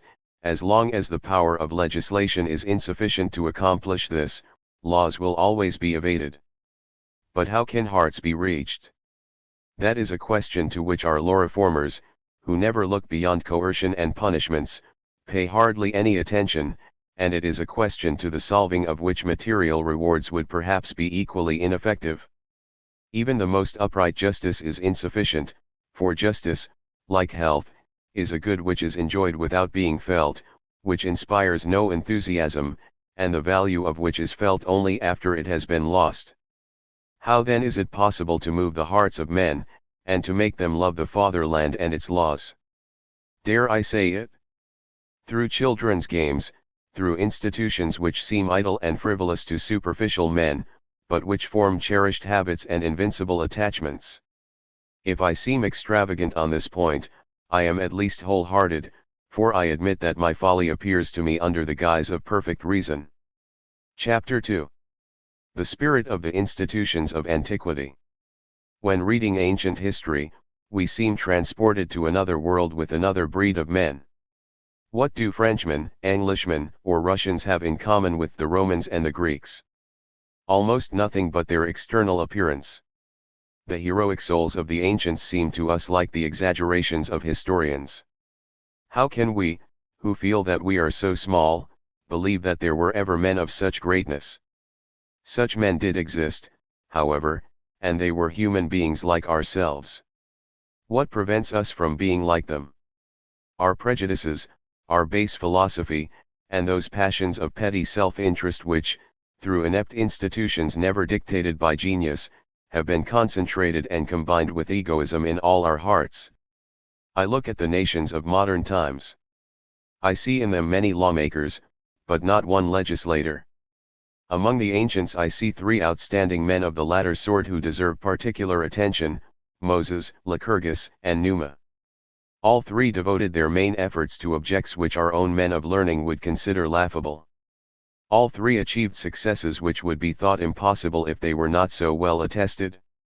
The first conceived and executed the astonishing project of creating a nation out of a swarm of wretched fugitives, without arts, arms, talents, virtues, or courage, who were wandering as a horde of strangers over the face of the earth without a single inch of ground to call their own. Out of this wandering and servile horde Moses had the audacity to create a body politic, a free people, and while they were wandering in the desert without a stone on which to lay their heads, he gave them that durable set of institutions, proof against time, fortune, and conquerors, which 5,000 years have not been able to destroy or even to alter, and which even today still subsists in all its strength, although the national body has ceased to exist. To prevent his people from melting away among foreign peoples, he gave them customs and usages incompatible with those of the other nations. He overburdened them with peculiar rites and ceremonies, he inconvenienced them in 1,000 ways in order to keep them constantly on the alert and to make them forever strangers among other men, and all the fraternal bonds with which he drew together the members of his republic were as many barriers keeping them separate from their neighbors and preventing them from mingling with them. That is how this peculiar nation, so often subjugated, so often dispersed and apparently destroyed, but always fanatical in devotion to its law, has nevertheless maintained itself down to the present day, scattered among but never intermingled with the rest, and that is why its customs, laws, and rites subsist, and will endure to the end of time, in spite of the hatred and persecution of the rest of the human race. Lycurgus undertook to give institutions to a people already degraded by slavery and by the vices which follow from it. He imposed on them an iron yoke, the like of which no other people ever bore, but he attached them to and, so to speak, identified them with this yoke by making it the object of their constant preoccupation. He kept the fatherland constantly before their eyes in their laws, in their games, in their homes, in their loves, in their festivals. He never left them an instant for solitary relaxation. And out of this perpetual constraint, ennobled by its purpose, was born that ardent love of country which was always the strongest, or rather the sole, passion of the Spartans, and which turned them into beings above the level of humanity.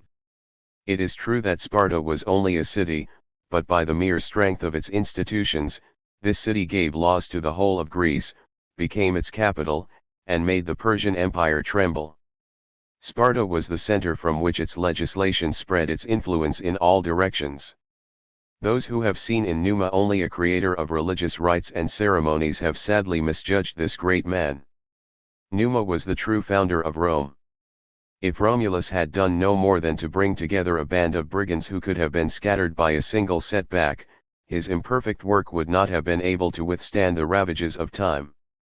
It was Numa who made it solid and enduring by uniting these brigands into an indissoluble body, by transforming them into citizens, doing this less by means of laws, for which in their state of rustic poverty they still had little need, than by means of attractive institutions which attached them to one another, and to their common soil.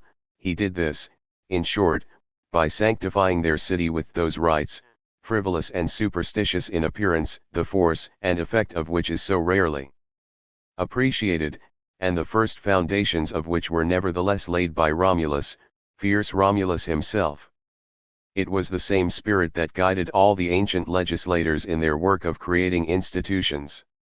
They all sought bonds that might attach citizens to the fatherland and to one another, and they found them in peculiar usages, in religious ceremonies which by their very nature were always national and exclusive, in games which kept citizens frequently assembled, in exercises which increased not only their vigor and strength but also their pride and self-esteem, in spectacles which, by reminding them of the history of their ancestors, their misfortunes, their virtues, their victories, touched their hearts, inflamed them with a lively spirit of emulation, and attached them strongly to that fatherland with which they were meant to be incessantly preoccupied. It was the poems of Homer recited before the Greeks in solemn assembly, not on stages in darkened theaters for ticket holders only, but in the open air and in the presence of the whole body of the nation. It was the tragedies of Aeschylus, Sophocles, and Euripides, which were often performed before them. It was the prizes with which, to the acclamations of all Greece, they crowned the victors in their games. All this, by continually surrounding them with an atmosphere of emulation and glory, raised their courage and their virtues to that degree of energy for which there is no modern parallel, and in which we moderns are not even capable of believing. If we have laws, it is solely for the purpose of teaching us to obey our masters well, to keep our hands out of other people's pockets, and to give a great deal of money to public scoundrels. If we have social usages, it is in order that we may know how to amuse the idleness of light women, and to display our own with grace. If we assemble, it is in the temples of a cult which is in no sense national, and which does nothing to remind us of the fatherland. It is in tightly closed halls, and for money, to see play actors declaim and prostitutes simper on effeminate and dissolute stages where love is the only theme, and where we go to learn those lessons in corruption which, of all the lessons they pretend to teach, are the only ones from which we profit. It is in festivals where the common people, forever scorned, are always without influence, where public blame and approbation are inconsequential. It is in licentious throngs, where we go to form secret liaisons and to seek those pleasures which do most to separate, to isolate men, and to corrupt their hearts. Are these stimulants to patriotism? Is it surprising that ways of life so different should be so unlike in their effects, and that we moderns can no longer find in ourselves anything of that spiritual vigor which was inspired in the ancients by everything they did? Pray forgive these digressions from one whose dying embers you yourself have rekindled. I shall return with pleasure to a consideration of that people which, of all those now living, least separates me from those ancients of whom I have just been speaking. Chapter 3. Application. Poland is a large state surrounded by even more considerable states which, by reason of their despotism and military discipline, have great offensive power. Herself weakened by anarchy, she is, in spite of Polish valor, exposed to all their insults. She has no strongholds to stop their incursions. Her depopulation makes her almost entirely defenseless. No economic organization, few or no troops, no military discipline, no order, no subordination, ever divided within, ever menaced from without, she has no intrinsic stability, and depends on the caprice of her neighbors. In the present state of affairs, I can see only one way to give her the stability she lacks, it is to infuse, so to speak, the spirit of the Confederation throughout the nation, it is to establish the Republic so firmly in the hearts of the Poles that she will maintain her existence there in spite of all the efforts of her oppressors. There, it seems to me, is the only sanctuary where force can neither reach nor destroy her. An ever-memorable proof of this has just been given. Poland was in the bonds of Russia, but the Poles have remained free. A great example, which shows you how to set at defiance the power and ambition of your neighbors. You may not prevent them from swallowing you up, see to it at least that they will not be able to digest you. No matter what is done, before Poland has been placed in a position to resist her enemies, she will be overwhelmed by them 100 times. The virtue of her citizens, their patriotic zeal, the particular way in which national institutions may be able to form their souls, this is the only rampart which will always stand ready to defend her, and which no army will ever be able to breach. If you see to it that no Pole can ever become a Russian, I guarantee that Russia will not subjugate Poland. It is national institutions which shape the genius, the character, the tastes, and the manners of a people, which give it an individuality of its own, which inspire it with that ardent love of country, based on ineradicable habits, which make its members, while living among other peoples, die of boredom, though surrounded by delights denied them in their own land. Remember the Spartan who, gorged with the pleasures of the great king's court, was reproached for missing his black broth. "Ah," he said to the satrap with a sigh, "I know your pleasures, but you do not know ours." Today, no matter what people may say, there are no longer any Frenchmen, Germans, Spaniards, or even Englishmen, there are only Europeans. All have the same tastes, the same passions, the same manners, for no one has been shaped along national lines by peculiar institutions. All, in the same circumstances, will do the same things, all will call themselves unselfish, and be rascals, all will talk of the public welfare, and think only of themselves, all will praise moderation, and wish to be as rich as Croesus. They have no ambition but for luxury, they have no passion but for gold, sure that money will buy them all their heart's desire, they all are ready to sell themselves to the first bidder. What do they care what master they obey, under the laws of what state they live? Provided they can find money to steal and women to corrupt, they feel at home in any country.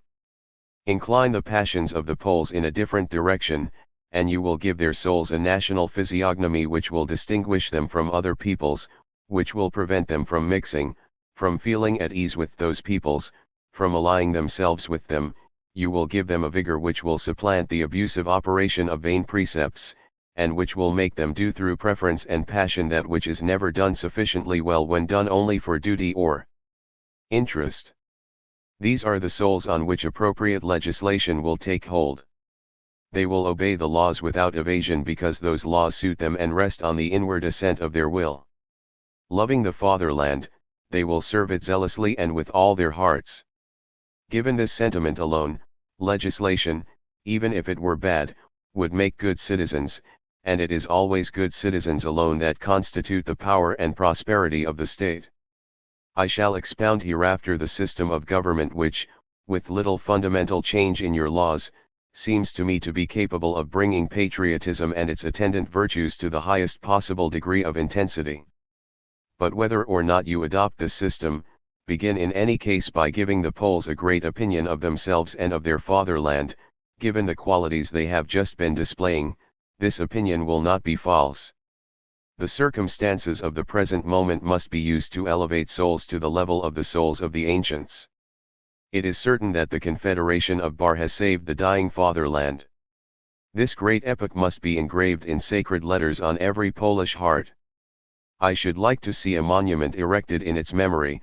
Let there be placed upon it the names of all the Confederates, even of those who may thereafter have betrayed the common cause. So great an action ought to wipe out the faults of a whole lifetime. Let a decennial solemnity be instituted to celebrate it with a pomp not brilliant and frivolous, but simple, proud, and republican. There let eulogy be given, worthily but without exaggeration, to those virtuous citizens who have had the honor to suffer for the fatherland in the chains of the enemy. Let their families even be granted some honorific privilege which will constantly recall this great memory before the eyes of the public. I should not wish, however, that any invectives against the Russians, or even any mention of them, be permitted at these solemnities. It would be doing them too much honor. This silence, the memory of their barbarity, and the eulogy of those who resisted them, will say all that needs to be said about them. You must despise them too much to hate them. I should wish that, by honors and public rewards, all the patriotic virtues should be glorified, that citizens should constantly be kept occupied with the fatherland, that it should be made their principal business, that it should be kept continuously before their eyes. In this way, I confess, they would have less time and opportunity to grow rich, but they would also have less desire and need to do so. Their hearts would learn to know other pleasures than those of wealth. This is the art of ennobling souls and of turning them into an instrument more powerful than gold. The brief description of Polish manners so kindly forwarded to me by M. de Wielhorski does not suffice to familiarize me with their civil and domestic usages. But a great nation which has never mingled too much with its neighbors must have many such which are peculiar to itself, and which perhaps are daily being bastardized by the general European tendency to adopt the tastes and manners of the French. It is necessary to maintain, to re-establish these ancient usages, and to introduce other appropriate ones which will be peculiar to the Poles. These usages, even though they may be indifferent or even in some respects bad, provided that the vice be not radical, will always have the advantage of making Poles love their country, and of giving them a natural repugnance to mingling with foreigners. I consider it fortunate that they have a peculiar mode of dress. Preserve this advantage carefully, do exactly the opposite of what was done by that highly touted Tsar.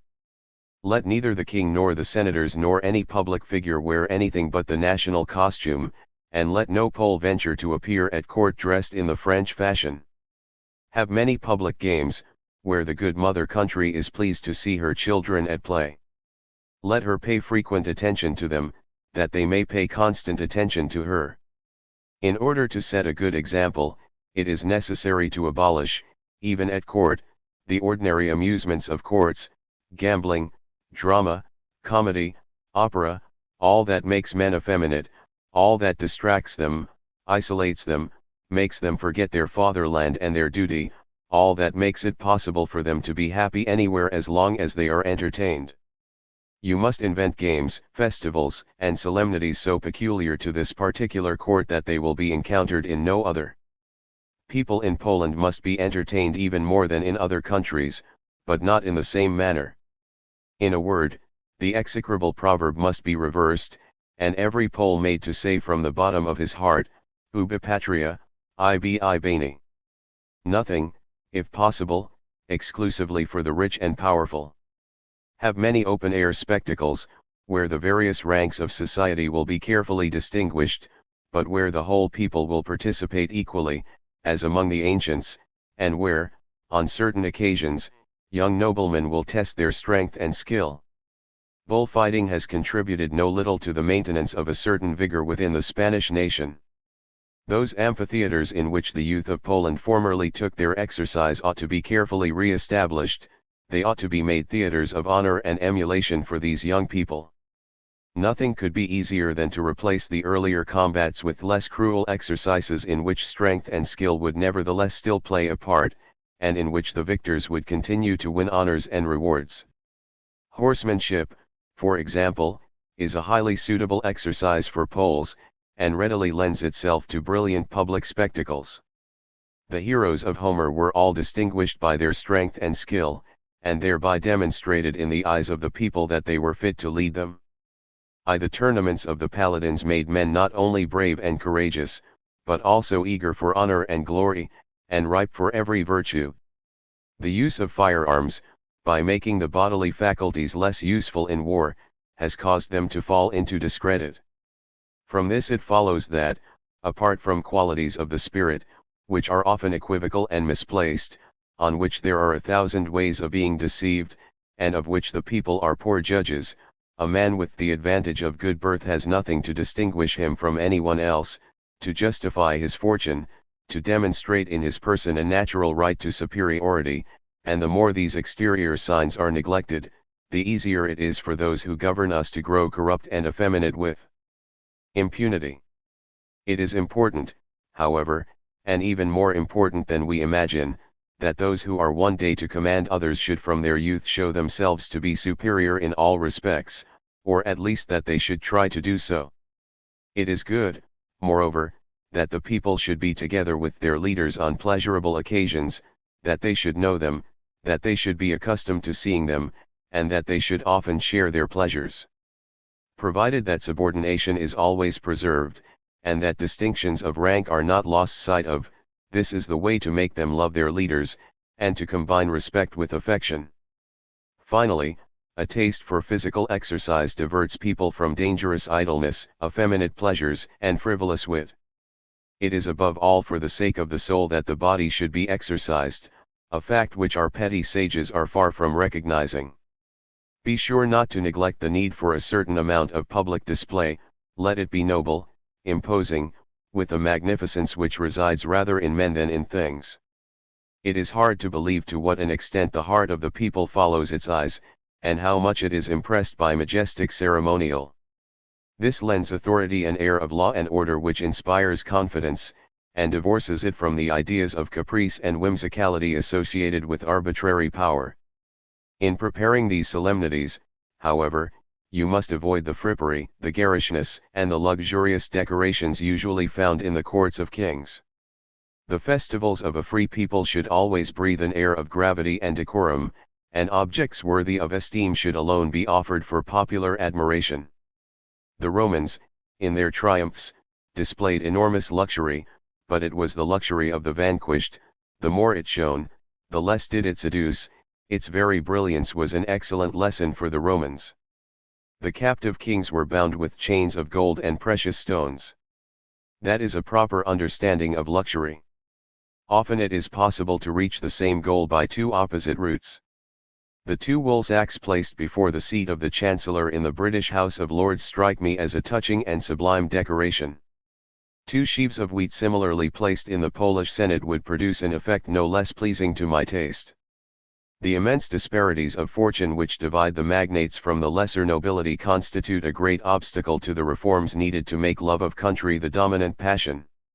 As long as luxury reigns among the great, cupidity will reign in all hearts. The object of public admiration and the desires of private individuals will always be the same, and if one must be rich in order to shine, to be rich will always be the dominant passion. This is a great source of corruption, which must be diminished as much as possible. If other attractive objects, if signs of rank, distinguished men in official position, those who were merely rich would be deprived of them, hidden ambitions would naturally seek out these honorable distinctions, that is to say, distinctions of merit and virtue, if they were the only road to success. The consuls of Rome were often very poor, but they had their lictors.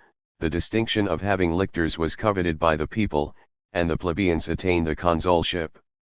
Where inequality reigns, I must confess, it is very hard to eliminate all luxury. But would it not be possible to change the objects of this luxury and thus make its example less pernicious? For instance, the impoverished nobility of Poland formerly attached themselves to the magnates, who gave them education and subsistence as retainers. There you see a truly great and noble form of luxury, the inconveniences of which I fully recognize, but which, far from debasing souls, elevates them, gives them sensibility and resilience, among the Romans, a similar custom led to no abuses as long as the Republic endured. I have read that the Duc d'Epernon, encountering one day the Duc de Sully, wanted to pick a quarrel with him, but that, having only 600 gentlemen in his entourage, he did not dare attack Sully, who had 800. I doubt that luxury of this sort leaves much room for baubles, and the example it gives will at least not serve to seduce the poor. Bring back the magnates of Poland to the point of desiring no other form of luxury, the result may be divisions, parties, quarrels, but the nation will not be corrupted. In addition, let us tolerate military luxury, the luxury of arms and horses, but let all effeminate adornments be held in contempt, and if the women cannot be persuaded to abandon them, let them at least learn to disdain and disapprove of them in men. Furthermore, it is not by sumptuary laws that luxury can be successfully extirpated, it is from the depth of the heart itself that you must uproot it by impressing men with healthier and nobler tastes. To forbid things is an inept and vain expedient, unless you begin by making them scorned and hated, and the disapprobation of the law is efficacious only when it reinforces that of the public. Whoever concerns himself with the problem of creating institutions for a people ought to know how to direct opinion, and thus to govern the passions of men. This is true above all in the matter of which I am now speaking. Sumptuary laws serve rather to stimulate desire by constraint than to extinguish it by punishment. Simplicity of manners and adornment is the fruit not so much of law as of education. Chapter 4. Education. This is the important question. It is education that must give souls a national formation, and direct their opinions and tastes in such a way that they will be patriotic by inclination, by passion, by necessity. When first he opens his eyes, an infant ought to see the fatherland, and up to the day of his death he ought never to see anything else. Every true republican has drunk in love of country, that is to say love of law and liberty, along with his mother's milk. This love is his whole existence, he sees nothing but the fatherland, he lives for it alone. When he is solitary, he is nothing, when he has ceased to have a fatherland, he no longer exists, and if he is not dead, he is worse than dead. National education is proper only to free men, it is they only who enjoy a collective existence and are truly bound by law. A Frenchman, an Englishman, a Spaniard, an Italian, a Russian are all practically the same man, each leaves school already fully prepared for license, that is to say, for slavery. At 20, a Pole ought not to be a man of any other sort, he ought to be a Pole. I wish that, when he learns to read, he should read about his own land, that at the age of 10 he should be familiar with all its products, at 12 with all its provinces, highways, and towns, that at 15 he should know its whole history, at 16 all its laws, that in all Poland there should be no great action or famous man of which his heart and memory are not full, and of which he cannot give an account at a moment's notice. From this you can see that it is not studies of the usual sort, directed by foreigners and priests, that I would like to have children pursue. The law ought to regulate the content, the order, and the form of their studies. They ought to have only Poles for teachers, Poles who are all, if possible, married, who are all distinguished by moral character, probity, good sense, and attainments, and who are all destined, after the successful performance of this task for a certain number of years, for employments which, although they are not more important or honorable, for that is impossible, are less arduous and more brilliant. Beware above all of turning teaching into a profession. No public man in Poland should have any other permanent rank than that of citizen. All the positions he fills, and above all those which are as important as this, should be regarded only as testing places, and as steps in the ladder of advancement by merit. I exhort the Polish people to pay attention to this maxim, on which I shall often insist. I consider it one of the key points in the organization of the state. We shall see below how, in my opinion, it is possible to give it universal application. I do not like those distinctions between schools and academies which result in giving different and separate education to the richer and to the poorer nobility. All, being equal under the constitution of the state, ought to be educated together and in the same fashion, and if it is impossible to set up an absolutely free system of public education, the cost must at least be set at a level the poor can afford to pay. Would it not be possible to provide in each school a certain number of free scholarships, that is to say, supported at state expense, of the sort known in France as boursiers? These scholarships, given to the children of poor gentlemen who have deserved well of the country, given not as an act of charity but as a reward for the merit of the father, would thus become honorable, and might produce a double advantage well worth considering. To accomplish this, nominations should not be arbitrary, but made by a form of selection of which I shall speak hereafter. Those who have been chosen would be called children of the state, and distinguished by some honorific insignia which would give them precedence over other children of their own age, including even the children of magnates. In every school a gymnasium, or place for physical exercise, should be established for the children. This much neglected provision is, in my opinion, the most important part of education, not only for the purpose of forming robust and healthy physiques, but even more for moral purposes, which are either neglected or else sought only through a mass of vain and pedantic precepts which are simply a waste of breath. I can never sufficiently repeat that good education ought to be negative. Prevent vices from arising, and you will have done enough for virtue. In a good system of public education, the way to accomplish this is simplicity itself. It is to keep children always on the alert, not by boring studies of which they understand nothing and which they hate simply because they are forced to sit still, but by exercises which give them pleasure by satisfying the need of their growing bodies for movement, and which in other ways will be enjoyable. They should not be allowed to play alone as their fancy dictates, but all together and in public, so that there will always be a common goal toward which they all aspire, and which will excite competition and emulation. Parents who prefer domestic education, and have their children brought up under their own eyes, ought nevertheless to send them to these exercises.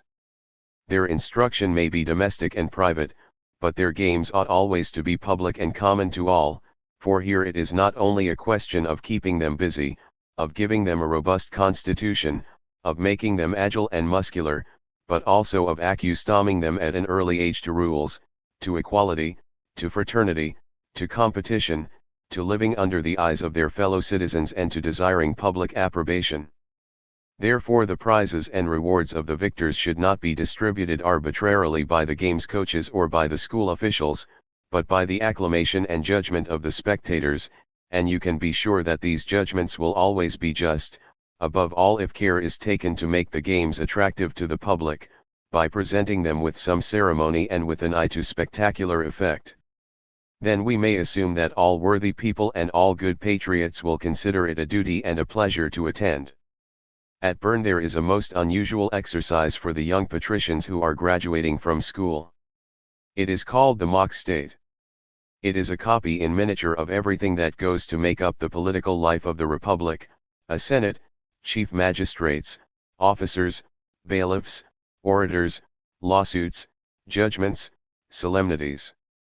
The mock state has even a small government and a certain income, and this institution, authorized and sponsored by the sovereign, is the nursery of the statesmen who will one day direct public affairs in the same employments which at first they exercised only in play. No matter what form is given to public education, into the details of which I will not enter here, it is proper to set up a college of magistrates of the first rank who will have supreme authority to administer it, and who will name, dismiss, and change at their discretion not only the principals and heads of schools, who themselves, as I have already said, will be candidates for the upper magistracies, but also the games coaches, whose zeal and vigilance will be carefully stimulated by the promise of higher positions which will be opened or closed to them according to the manner in which they performed these earlier functions. Since it is on these institutions that the hope of the Republic, the glory and fate of the nation depend, I find in them, I must confess, an importance which, I am much surprised to discover, no one has ever thought of attributing to them. For the sake of humanity I am grieved that so many ideas which impress me as being good and useful are always, in spite of their eminent practicality, so far removed from anything that is actually done. However, my purpose here is only to give a few general suggestions, but that is enough for those I am addressing. These poorly developed ideas give a distant view of the paths, unknown to the moderns, by which the ancients led men to that vigor of soul, to that patriotic zeal, to that esteem for truly personal and properly human qualities, which are without precedent among us, but the leaven exists in the hearts of all men and is ready to ferment if only it is stimulated by suitable institutions. Direct in this sense the usages, the customs, the manners of the Poles, in them you will develop that leaven the very existence of which has not yet been so much as suspected by our corrupt maxims, our outworn institutions, our egoistical philosophy which preaches and kills. The nation will date her second birth from the terrible crisis from which she is emerging, and seeing what her still undisciplined members have accomplished, she will expect and obtain still more from a well-balanced set of institutions. She will respect and cherish laws which flatter her noble pride, which will make and keep her happy and free, plucking from her heart the passions which lead to the evasion of those laws. She will nourish those which cause them to be loved. Finally, by renewing herself, so to speak, she will recover in this new age all the vigor of a nation in process of birth. But, without these precautions, expect nothing from your laws. However wise, however far-seeing they may be, they will be evaded and made useless, and you will only have corrected some few abuses that are wounding you, in order to introduce others which you will not have foreseen. So much for the preliminaries which I have thought indispensable. Let us now cast our eyes upon the Constitution itself. Chapter V. The Radical Defect. If possible, let us from the beginning avoid wandering off into chimerical projects. What is the enterprise, gentlemen, that concerns you at the moment? That of reforming the government of Poland, that is to say, of giving the constitution of a great kingdom the vigor and stability of that of a small republic. Before working toward the execution of this project, we must ask first of all whether it is capable of realization. The size of nations, the extent of states, this is the first and principal source of the misfortunes of the human race, and above all of the innumerable calamities that sap and destroy civilized peoples. Practically all small states, no matter whether they are republics or monarchies, prosper merely by reason of the fact that they are small, that all the citizens know and watch over one another, that the leaders can see for themselves the evil that is being done, the good they have to do, and that their orders are carried out before their eyes. All great peoples, crushed by their own mass, suffer either from anarchy, like you, or from subordinate oppressors through whom, by the necessities of devolution, the king is obliged to rule. Only God can govern the world, and it would require more than human capacities to govern great nations. It is surprising, it is prodigious, that the vast extent of Poland has not already resulted 100 times in the conversion of the government into a despotism, that it has not bastardized the souls of the Poles and corrupted the mass of the nation. It is an example unique in history that after the lapse of centuries such a state should even now be merely in a condition of anarchy. The slowness of this progression is due to advantages inseparable from the inconveniences from which you wish to deliver yourselves. I cannot repeat it often enough, think well before you lay hands on your laws, and above all on those that have made you what you are. The first reform you need is a change in the extent of your country. Your vast provinces will never permit you to enjoy the strict administration of small republics. Begin by contracting your boundaries, if you wish to reform your government. Perhaps your neighbors are thinking of doing you this service.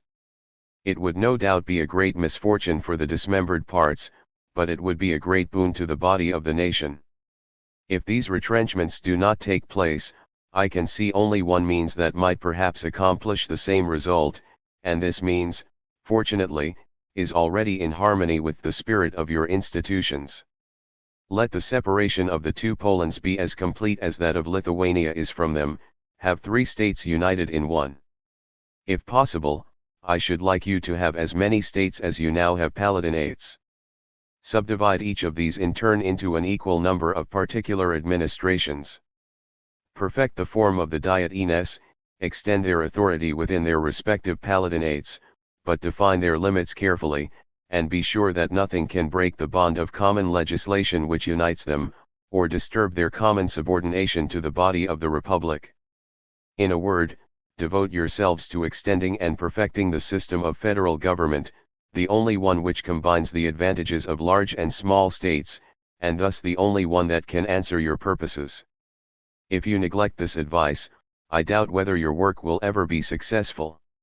Chapter 6. The question of the three orders. I hardly ever hear people discussing government without finding an appeal to principles which strike me as being false or ambiguous. The Republic of Poland, it has often been repeated, is composed of three orders: the equestrian order, the Senate, and the King.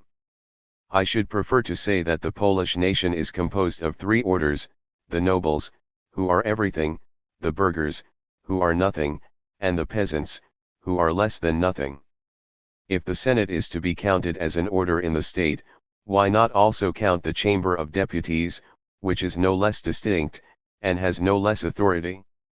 More important still, this division, in the very sense in which it is given, is obviously incomplete, for it would be necessary to add the ministers, who are neither kings, nor senators, nor deputies, and who, in their extreme independence, are equally to be accounted as depositaries of the whole executive power. Can you ever explain to me how the part, which exists only in relation to the whole, can nevertheless form an order independent of that whole? The English peerage, being hereditary, does form, I will admit, an independent order. But in Poland, if you eliminate the equestrian order, there is no longer a Senate, for no one can be a senator unless he is already a Polish nobleman.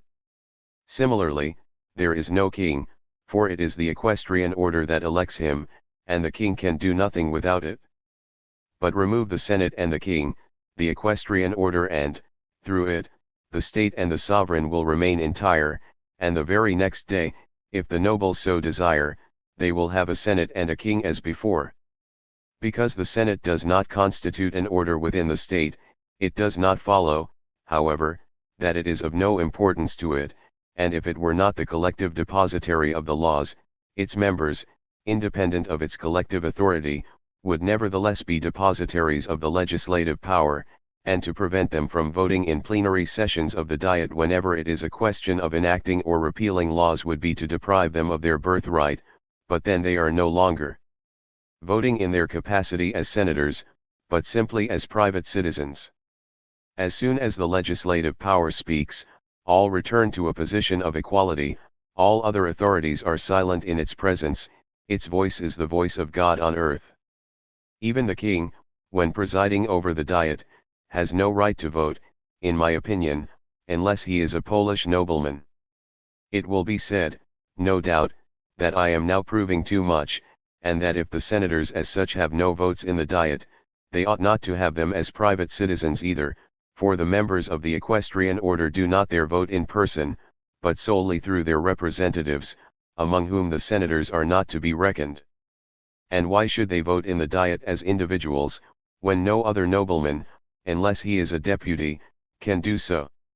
This objection strikes me as being valid under the existing state of affairs, but when the proposed changes are effected, it will be valid no longer, since then the senators themselves will be perpetual representatives of the nation, but will not be able to act on legislative matters without the concurrence of their colleagues.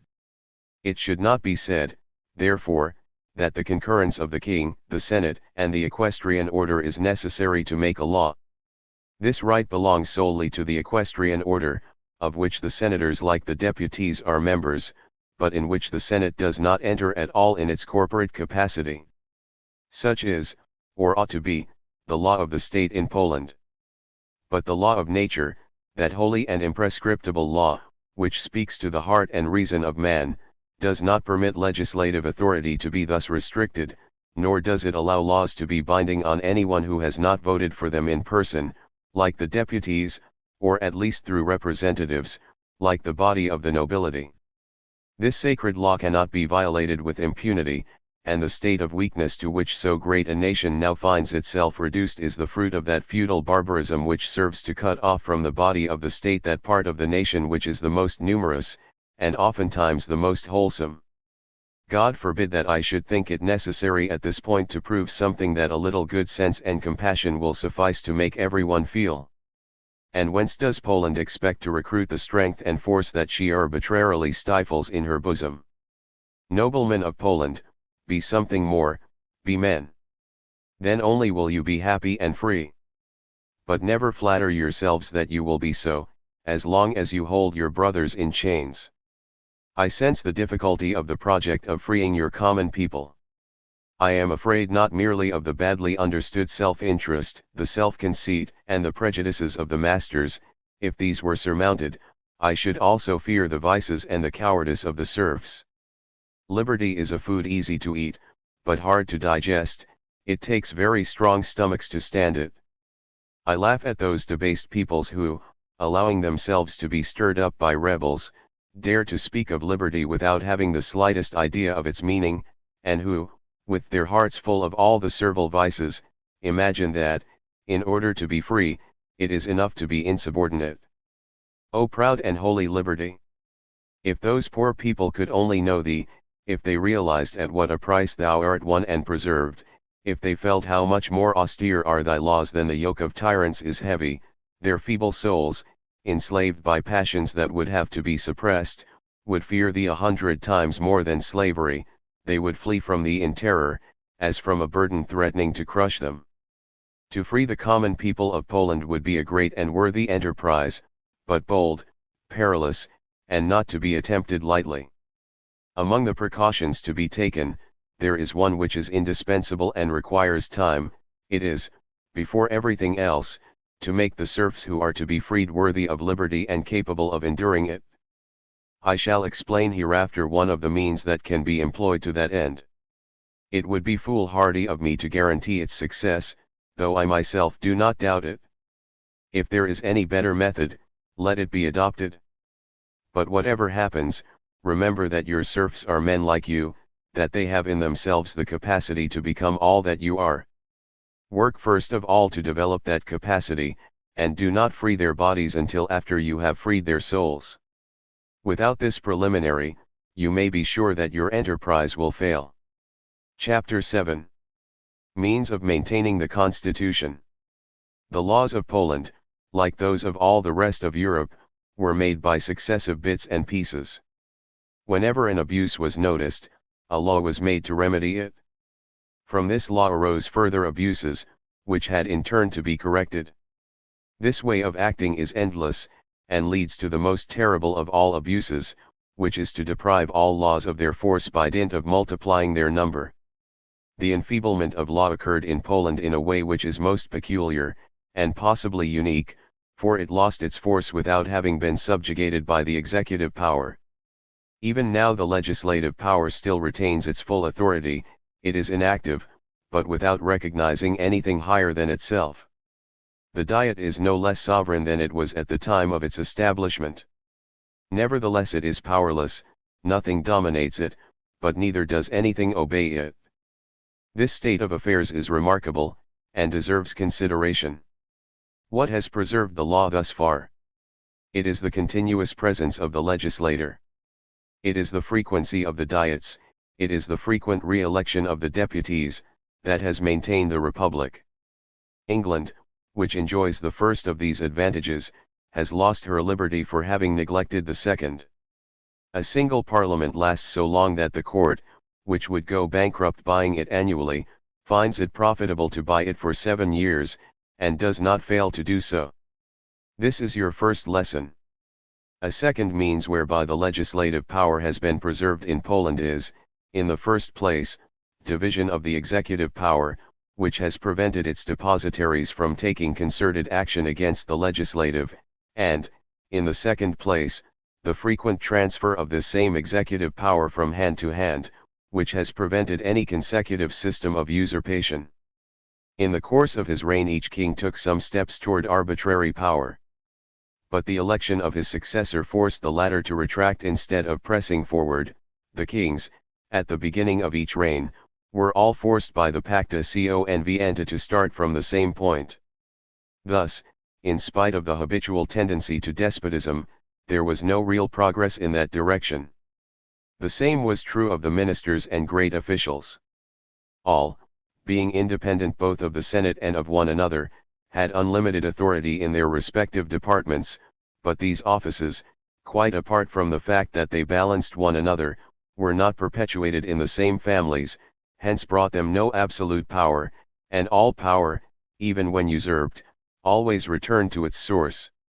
The situation would have been different if the whole executive power had been vested either in a single corporate group, like the Senate, or in a single family, through inheritance of the crown. This family or corporate group probably would have oppressed the legislative power sooner or later, and would thereby have placed the Poles under the yoke all other nations bear, and from which they alone are still exempt, for by now I would no longer count Sweden as an exception. This is your second lesson. Such is the advantage of your situation, it is undoubtedly great. But the following is the disadvantage, which is hardly less great. The executive power, being divided between several individuals, lacks inner harmony, and gives rise to a perpetual wrangling which is incompatible with good order. Each depositary of a portion of this power sets himself, by virtue of that portion, wholly above the magistrates and the law. He does, indeed, recognize the authority of the Diet, but since that is the only authority he does recognize, when the Diet is dissolved he no longer recognizes any, he despises the courts of law and flouts their judgments. Each is a petty despot who, without exactly usurping the sovereign authority, constantly oppresses the citizens in specific cases, and sets a fatal and too frequently imitated example of unscrupulous and fearless violation of the rights and liberties of individuals. I believe that this is the first and principal cause of the anarchy which reigns in the state. I can see only one way of removing this cause: you should not arm the various law courts with public power to repress these petty tyrants, for this power, sometimes badly administered and sometimes overwhelmed by superior power, might stir up troubles and disorders which could lead by degrees to civil war, but you should arm with full executive power a respectable and permanent body, such as the Senate, which by its firmness and authority would be capable of holding to the line of duty those magnates who are tempted to depart from it. This method strikes me as efficacious, and would surely prove to be so, but the resulting danger would be terrible and very hard to avoid. For as we have shown in the social contract, any corporation which serves as depositary of the executive power tends strongly and continuously to subjugate the legislative power, and succeeds sooner or later. To meet this difficulty it has been suggested that you ought to divide the Senate into several councils or departments, each under the presidency of the minister in charge of that department, which minister, together with the members of each council, would change at the end of a fixed period, and would rotate with those of the other departments. This idea may be a good one, it was that of the Abbé de Saint-Pierre, and he has well developed it in his Polysynody. If the executive power is thus divided and temporary, it will be more subordinate to the legislative, and the various parts of the administration will be better and more thoroughly handled for being separate. Do not, however, count too much on this device. If the parts remain separate, they will lack integration, and soon, by mutual opposition, will exhaust practically all their energies against each other, until one has gained the ascendant and dominates the rest, or else, if they do agree and act together, they will in reality constitute but a single body with a single spirit, like the houses of a parliament. And in any case, I consider it impossible for independence and equilibrium to be maintained so well between them that there will not always emerge some center or focal point of administration in which all private and particular forces will ever unite to oppress the sovereign. In almost all our republics, the councils are thus divided into departments which originally were independent of one another, and which soon ceased to be so. This division into chambers or departments is a modern invention. The ancients, who knew better than we how to preserve freedom, were wholly unacquainted with this expedient. The Roman Senate ruled half the known world, and did not even think of such divisions. This Senate never succeeded, however, in oppressing the legislative power, although the senators held office for life. But the laws had censors, the people had tribunes, and the Senate did not elect the consuls. If the administration is to be strong and good, and accomplish its purposes well, the whole executive power should be vested in the same hands. But it is not enough for these hands to change; if possible they should act only under the eyes of the legislator, and with its guidance. That is the real secret of preventing them from usurping its authority. As long as the estates meet and the deputies change frequently, it will be hard for the Senate or for the king to oppress or usurp the legislative authority. It is remarkable that the kings so far have not tried to make the diets more infrequent, although they were not forced, like the kings of England, to convene them often on pain of running short of money. It must be either that affairs were always in a state of crisis which made the royal authority insufficient to deal with them, or that the kings made sure, by their intrigues in the Diet-ines, of having a majority of deputies always at their disposal, or that, by virtue of the liberum veto, they were always certain of being able to cut off deliberations which might displease them, and to dissolve the diets at will. When all these motives cease to exist, it is to be expected that the king, or the Senate, or both together, will make great efforts to rid themselves of the diets and to make them as infrequent as possible. That above all is the thing to be forestalled and prevented. The method I propose is the only one; it is simple and cannot fail to be effective. It is most remarkable that before I set it forth in the social contract, no one had ever thought of it. One of the greatest disadvantages of large states, the one which above all makes liberty most difficult to preserve in them, is that the legislative power cannot manifest itself directly, and can act only by delegation. That has its good and its evil side, but the evil outweighs the good. A legislature made up of the whole citizen body is impossible to corrupt, but easy to deceive. Representatives of the people are hard to deceive, but easy to corrupt, and it rarely happens that they are not so corrupted. You have before you the example of the English Parliament and, through the liberum veto, that of your own nation. Now, it is possible to enlighten someone who is mistaken, but how can you restrain someone who is for sale? Without being well versed in Polish affairs, I would wager anything in the world that there is more talent in the Diet, and more virtue in the Diet-ines. I see two means of preventing this terrible evil of corruption, which turns the organ of freedom into the instrument of slavery. The first, as I have already said, is to have the diets elected frequently, for if the representatives are often changed it is more costly and difficult to seduce them. On this point your constitution is better than that of Great Britain, and when you have abolished or modified the liberum veto, I can see no other changes to be made in it, unless it would be to add certain obstacles to the sending of the same deputies to two successive diets, and to prevent them from being elected a great many times. I shall return to this point later on. The second means is to bind the representatives to follow their instructions exactly, and to make them render their constituents a strict account of their conduct in the Diet. In this respect I can only marvel at the negligence, the carelessness and, I would even venture to say, the stupidity of the English nation, which, after having armed its deputies with supreme power, has added no brake to regulate the use they may make of that power throughout the 7 years of their mandate. I observe that the Poles are not sufficiently aware of the importance of their Diet-ines, of all they owe to them, nor of all they might get from them by extending their authority and by regularizing their form. I myself am convinced that, if the confederations have saved the fatherland, it is the Diet-ines that have preserved it, and that they are the true palladium of liberty. The instructions of the deputies should be drawn up with great care, not only on the subjects listed in the royal agenda, but also on the other current needs of the state or province, and this should be done by a committee presided over, if you will, by the marshal of the Dieten, but otherwise composed of members chosen by majority vote, and the nobility should not disperse until these instructions have been read, debated, and approved in plenary session. In addition to the original text of these instructions, handed to the deputies together with their patents of election, a copy signed by them should remain in the archives of the Dieten.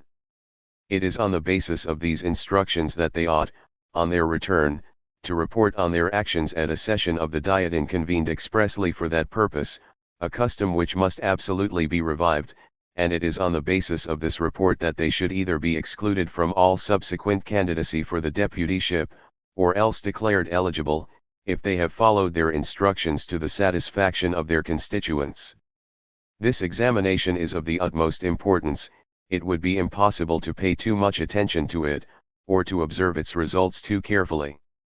With each word the deputy speaks in the Diet, and with every move he makes, he must already see himself under the eyes of his constituents, and feel the future influence of their judgment both on his hopes of advancement, and on that good opinion of his compatriots which is indispensable to the realization of those hopes, for, after all, it is not to express their own private sentiments, but to declare the will of the nation, that the nation sends deputies to the Diet.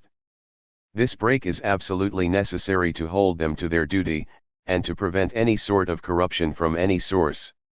Whatever may be said, I cannot see any disadvantage in this limitation, for the Chamber of Deputies, which does not, or should not, participate in the details of administration, can never have to deal with any unexpected matter, but if such a matter did arise, and a deputy did nothing contrary to the express will of his constituents, they would not blame him for having expressed his opinion, like a good citizen, on a matter they had not foreseen, and on which they had reached no decision.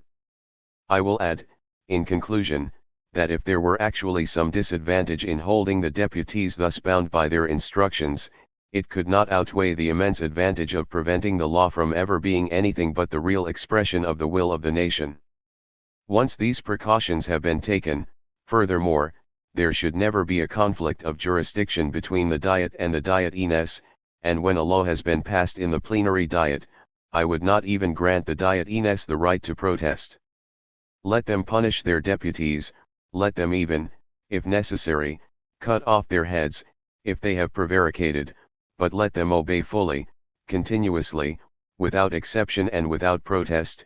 Let them bear the just penalty of their bad choice, except that, at the next Diet, they may, if they think proper, make as vigorous representations as they like. The Diets, being frequent, have less need to be long, and 6 weeks' duration seems to me quite enough to meet the ordinary needs of the state. But it is inconsistent for the sovereign authority to set limits on itself, especially when it is directly in the hands of the nation. Let the duration of ordinary Diets continue to be set at 6 weeks, right enough, but it will always rest with the Assembly to prolong this term by an express decision, when the matters in hand require it. For, after all, if the Diet, which by its very nature is above the law, says I want to continue, who is there to tell it I do not want you to? It is only in case a Diet wanted to last more than 2 years that it could not do so. Its powers would then terminate, and those of another Diet would begin, with the 3rd year. The Diet, which can do everything, can undoubtedly prescribe a longer interval between Diets, but this new law could only affect subsequent Diets, and the one enacting it cannot profit by it. The principle from which these rules are deduced is demonstrated in the social contract. So far as extraordinary Diets are concerned, good order does indeed require that they should be infrequent, and convened only in cases of urgent necessity. When the king judges that one is necessary, he ought, I would agree, to be believed, but cases of necessity might arise without his admitting it, should the Senate then be the judge. In a free state, everything capable of attacking liberty ought to be foreseen. If the confederations continue, they can in certain cases take the place of extraordinary Diets, but if you abolish the confederations, you must necessarily make provision for such Diets. I consider it impossible for the law to determine in any reasonable way the duration of extraordinary Diets, since this depends entirely on the circumstances which cause them to assemble. Ordinarily, speed is necessary in such cases, but since speed is relative to the business at hand, and that business itself is extraordinary, it is impossible to regulate it in advance by legislation, and conditions might arise in which it would be important for the Diet to remain assembled until those conditions had changed, or until the term of the ordinary Diets had caused its powers to lapse. To save precious time in the Diets, you should try to rid these assemblies of useless discussions which are merely time-consuming. In them there must be, of course, not only rule and order, but also ceremony and majesty. I should even like you to take particular pains in this regard, making people feel, for example, the barbarity and horrible impropriety of seeing the panoply of arms profane the sanctuary of law. Men of Poland, are you more warlike than the Romans? And yet, in the most troubled days of their republic, the sight of a blade never sullied the assemblies or the Senate. But I should also wish that, while clinging to important and necessary things, you would avoid doing anything in the Diet that could equally well be done elsewhere. The examination of the credentials of the deputies is a waste of time in the Diet, not because this examination is not an important thing in itself, but because it can be done as well or better in the very place where the deputies were elected, where they are best known, and where all their competitors are to be found. It is in their own palatinate, it is in the Diet and they represent, that the validity of their election can best and most quickly be determined, as is the present practice with regard to the members of your highest financial and judicial bodies. This done, the Diet should admit them without question on the credentials in their possession, not only to prevent possible obstacles to the prompt election of the Marshal, but above all to prevent intrigues whereby the Senate or King might interfere with the elections and defraud subjects of whom they disapproved. The recent events in London are a lesson for the Poles. I am well aware of the fact that Wilkes is only a muddlehead, but the precedent of his rejection has smoothed the way, and from now on only those subjects who suit the court will be admitted to the House of Commons. You should begin by paying more attention to the choice of the members who vote in the Diet Ines. This would make it easier to identify those who are eligible to serve as deputies. The Golden Book of Venice is a model to follow, because of the facilities it wonders. It would be very convenient and easy to keep in each election district an accurate register of all the nobles who, under the specified conditions, would be eligible to appear and vote in the Diet Ines. They would be enrolled in the register of their district upon reaching the age prescribed by law, and those who ought to be excluded would be struck off as the case arose, with a statement of the grounds for their exclusion. By these registers, the authenticity of which should be well safeguarded, you would easily identify both the legitimate members of the Diet Ines and the subjects eligible to become deputies, and the length of debates on this topic would be much reduced. A better system of discipline in the Diets and Diet Ines would surely be most useful, but I can never repeat too often that you must not seek two contradictory things at the same time. Discipline is good, but liberty is better, and the more you hedge in liberty with formalities, the more means of usurpation will these formalities furnish. All the measures you adopt to prevent license in the legislative order, though good in themselves, will sooner or later be used to oppress it. Long and useless harangues, which waste so much precious time, are a great evil, but it is an even greater evil for a good citizen not to dare speak when he has something useful to say.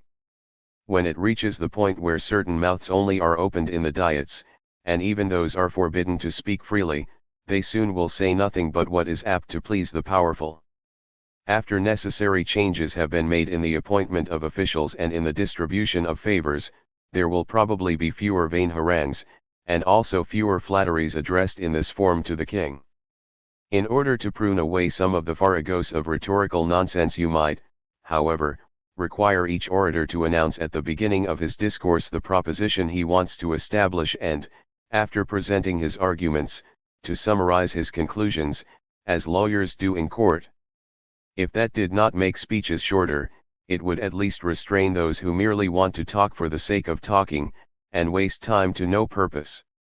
I am none too clear about the forms now prescribed in the Diets for the enactment of laws, but I know that, for the reasons already given, these forms should not be the same as those used in the Parliament of Great Britain, that the Senate of Poland ought to have administrative rather than legislative authority, and that, in all legislative matters, the senators should vote solely as members of the Diet, not as members of the Senate, and that the individual votes ought to be counted in both chambers alike. Perhaps the custom of the liberum veto has prevented this distinction from being made, but it will be very necessary when the liberum veto has been abolished, all the more so since this will deprive the Chamber of Deputies of an immense advantage, for I do not suppose that the senators, far less the ministers, ever shared in this right. The veto of the Polish deputies is like that of the tribunes of the people in Rome. The latter did not exercise this right as citizens, but as representatives of the Roman people. Thus the loss of the liberum veto affects only the Chamber of Deputies, and the Senate, which loses nothing thereby, will gain in consequence. Granted this, I see a defect to be corrected in the Diet, namely that, since the number of senators is almost equal to the number of deputies, the Senate has too much influence in the deliberations of the Diet and, by reason of its prestige in the equestrian order, can easily win over the small number of votes it needs to make it constantly preponderant. I say that this is a defect, for the Senate, as a particular corporate group within the state, necessarily has corporate interests which are different from those of the nation, and which may even, in certain respects, be contrary to them.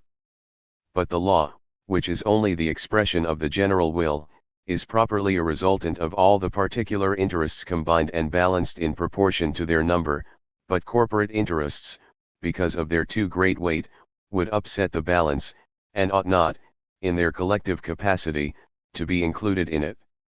Each individual should have a vote, no corporate group of any kind should have one. But if the Senate had too much weight in the Diet, it would not only bring its interests to bear upon it, but would make them preponderant. A natural remedy for this defect suggests itself, namely to increase the number of deputies, but I would fear that this might make too much commotion in the state and approach too near to democratic tumult. If it were absolutely necessary to change the proportion, I would rather decrease the number of senators than increase the number of deputies. And, after all, I cannot really see why, with a Palatine at the head of each province, you also need grand castetal lands. But we should never lose sight of the important principle of making no unnecessary changes, whether by subtraction or by addition. It is better, in my opinion, to have a less numerous council, and give its members greater freedom, than to increase its size and hamper its freedom of deliberation, as one is always forced to do when the numbers become excessive. To which I will add, if I may be permitted to foresee good as well as evil, that you must avoid bringing the Diet up to its maximum possible size in order not to exclude the possibility later on of readily admitting new deputies, in case you ever come to the point of ennobling cities and enfranchising serfs, as is desirable for the power and happiness of the nation. Let us then look for means of remedying this defect in another way, and with the smallest possible amount of change. All senators are appointed by the king, and thus are his creatures. What is more, they hold office for life, and for that reason constitute a corporate group which is independent both of the king and of the equestrian order, a corporate group which, as I have said, has separate interests of its own and must tend to usurpation.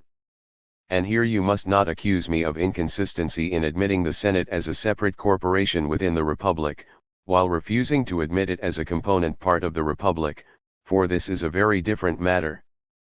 First of all, the king must be deprived of the right of appointment to the Senate, not so much because of the power he thus retains over the senators, which may not be great, but because of the power it gives him over all those who aspire to that dignity, and through them over the entire body of the nation.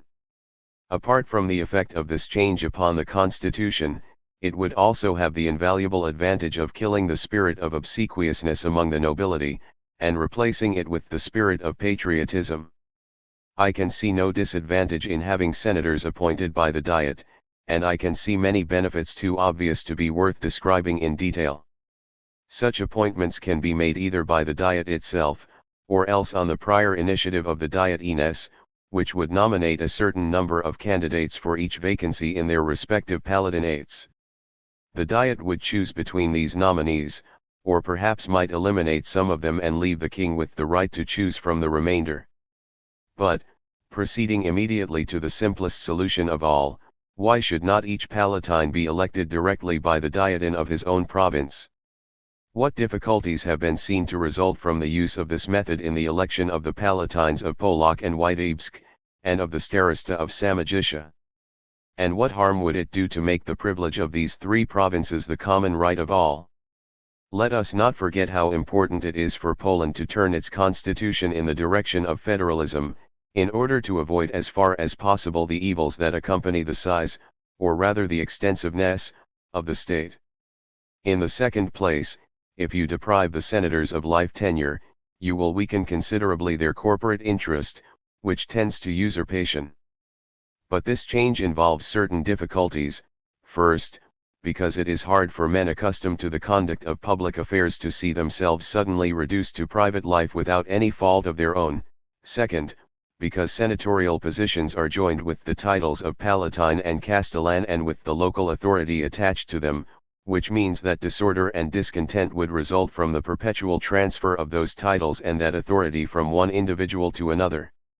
Finally, this insecurity of tenure cannot be extended to bishops, and perhaps ought not to be extended to ministers, whose positions call for special talents and therefore are not always easy to fill satisfactorily. If the bishops alone held office for life, the authority of the clergy, already excessive, would be considerably increased, and it is important that this authority should be counterbalanced by senators who, like the bishops, enjoy life tenure, and have no more fear than they of being removed. The following is the remedy I would devise to meet these various difficulties. I should like the positions of first-class senators to continue to be held for life. This would include, in addition to the bishops and the palatines, all the first-class castellans, making 89 irremovable senators. As to the second-class castellans, I should like to have them serve for a fixed term, perhaps 2 years, with a new election at each diet, perhaps for a longer period if it were thought proper, but in any case they would leave office at the end of each term, except for those whom the diet might wish to continue in office, and I would place a fixed limit on the number of permissible re-elections, according to a plan which will be described hereafter. The question of titles would be no great obstacle, since these titles would confer hardly any other function than that of sitting in the Senate, and could therefore be eliminated without difficulty. Instead of bearing the title of senatorial castellans, they could simply be called elective senators. Since, under our reforms, the Senate would be vested with the executive power, a part of its membership would remain in permanent session, and a certain proportion of elective senators would consequently be required to attend in rotation. But this is no place to consider details of this sort. By this scarcely perceptible change, these castellans or elective senators would really become as many representatives of the Diet, which would form a counterweight to the body of the Senate, and would strengthen the equestrian order in the assemblies of the nation. With the result that the life senators, though strengthened both by the abolition of the veto and by the reduction of the power of king and ministers, and partly merged with the rest of the Senate, would be unable to dominate the group consciousness of that body, and the Senate, now composed half of life members and half of members for a term, would be as well as possible constituted to serve as an intermediary power between the Chamber of Deputies and the King, being firm enough to control the administration, and at the same time sufficiently dependent to be subject to law. This arrangement strikes me as a good one, for it is simple and at the same time highly effective. I shall not pause at this point to consider voting methods. They are not difficult to arrange in an assembly composed of some 300 members. In London it is managed successfully in a much larger parliament, in Geneva, where the General Council is larger still, and riddled by mutual suspicions, and even in Venice, in a Grand Council of some 1200 noblemen, where vice and rascality are rampant. I have, moreover, discussed this subject in the Social Contract, and for anyone who has any regard for my opinions, that is the work to consult. To moderate the abuses of the veto, it is suggested that the deputies should no longer be counted individually, but by palatinates. Although this reform has some advantages, and is favorable to the growth of federalism, you should think it over most carefully before adopting it. Votes taken collectively and in the mass always proceed less directly toward the common interest than do those which are taken individually and separately. It will very often happen that, among the deputies of a palatinate, there is one who, in their private deliberations, will acquire an ascendancy over the others, and will convert to his way of thinking a majority which would have thought otherwise if each had voted independently. Under these conditions, corruptionists will have less to do, and will have a better idea of the men with whom they ought to make contact. Furthermore, it is better for each deputy to have to answer individually to the Diet in order that no one may be able to hide behind others, that the innocent and the guilty may not be confused, and that distributive justice may be better done. There are many arguments to be raised against this arrangement, which would greatly loosen the common bond, and might well expose the state to division at every Diet. By making the deputies more dependent on their constituents and their instructions, you will secure almost the same advantages with no disadvantages. This assumes, to be sure, that votes are not to be cast secretly but in public, so that the acts and opinions of each deputy in the Diet will be known, and that he may answer for them personally and in his own name. But since this question of voting is among those I have most carefully discussed in the social contract, it is superfluous to repeat myself here. With regard to elections, it may perhaps be difficult at first to appoint so many elective senators all at once in each Diet, and in general it may be hard to select a large number out of a still larger number, as my constitutional proposals occasionally require. But if, for this purpose, you resorted to balloting, you would easily avoid these difficulties by distributing to the electors, on the eve of election, printed and numbered ballots with the names of all eligible candidates. The next day the electors would come in turn to cast them in the ballot box, after having marked them, according to the instructions printed thereon, with the names of those chosen and rejected. The counting of these ballots would be done immediately, in the presence of the assembly, by the secretary of the Diet, with the assistance of 2 additional secretaries ad actum, to be named forthwith by the marshal from among the deputies present. In this way the operation would become so short and simple that, without clamour or discussion, the whole Senate could easily be filled at a single sitting.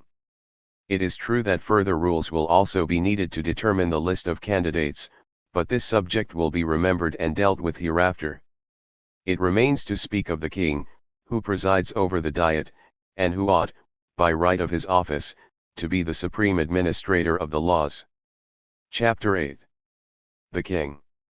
It is a great misfortune for the head of a nation to be the enemy of freedom, whose defender he should be. This misfortune, in my opinion, is not inherent in the office to such an extent that it cannot be separated from it, or at least considerably diminished. Temptation cannot live without hope. Make your kings incapable of usurpation, and you will prevent them from dreaming of it, and they will apply to the task of governing and defending you well all the energies they now devote to your enslavement. The founders of Poland, as Count Wielhorski has observed, were careful to deny its kings all the instruments of malice, but not those of corruption, and the favors at their disposal are ample for the purpose. The difficulty is that if you deny them the right to grant favors, you would seem to deny them everything. This, however, is precisely the thing to be avoided, for it would be the same thing as saying you did not want a king, and I do not believe that a state as large as Poland could possibly get along without one, that is to say, without a chief of state holding office for life. But unless the leader of a nation is to be a mere cipher, and therefore useless, he must be able to do something, and however little he may be able to do, it must be done either for good or ill. At the present time the Senate is appointed by the king, which is too much. If he has no hand in these appointments, it is not enough. Although the peerage in England is also appointed by the king, it is less dependent on him, since these peerages, once granted, are hereditary, whereas the bishoprics, palatinates, and castellanships, being for life only, revert on the death of each holder to the gift of the king. I have said how, in my opinion, these appointments should be made, namely that the palatines and grand castellans should be named for life by their respective dietines, and the second-class castellans for a specific term by the Diet. With regard to the bishops, it seems to me that it would be hard to deprive the king of the right of appointment, unless provision were made to have them elected by their chapters, and I think that this power can well be left to him, except in the case of the Archbishop of Gniezno, whose appointment lies naturally within the province of the Diet, unless the office be separated from the primacy, which should be at the disposal of the Diet only. As for the ministers, above all the commanders-in-chief and grand treasurers, although their power, which serves as a counterweight to that of the king, should be diminished in proportion to his own, I do not think it prudent to leave the king with the right to fill these positions with his creatures, and I should like at least to restrict his choice to a small number of nominees presented by the Diet. I admit that, since he cannot withdraw these offices after having granted them, he cannot absolutely count on the office holders. But the power this gives him over office seekers is sufficient, if not to enable him to change the complexion of the government, at least to give him the hope of doing so, and this is the very hope of which he must be deprived at all costs. The Grand Chancellor ought, I think, to be appointed by the king. Kings are the born judges of their people. It was for this office, although they have all abandoned it, that they were first created. It cannot be denied them, and if they do not wish to exercise it themselves, the appointment of proxies for this function is theirs by right, since they will always have to answer for the judgments of those who speak in their name. The nation can, to be sure, give them associate justices, and ought to do so when kings themselves do not give judgment. Thus the Crown Court, which is presided over not by the king but by the Grand Chancellor, is under the supervision of the nation, and it is right that the Diet Ines should appoint the other members. If the king gave justice in person, I think that he would have the right to be sole judge. In any case, it would always be in his interest to be just, and iniquitous judgments were never a good highway to usurpation. With regard to other dignities, royal or palatine, which are merely honorific titles, and bring more glitter than credit, you could do no better than to leave them at the full disposal of the king. Let him honor merit and flatter vanity, but do not let him confer power. The majesty of the throne should be maintained with splendor, but it is important that the king should be left with the smallest possible control over the expenditure necessary for this purpose.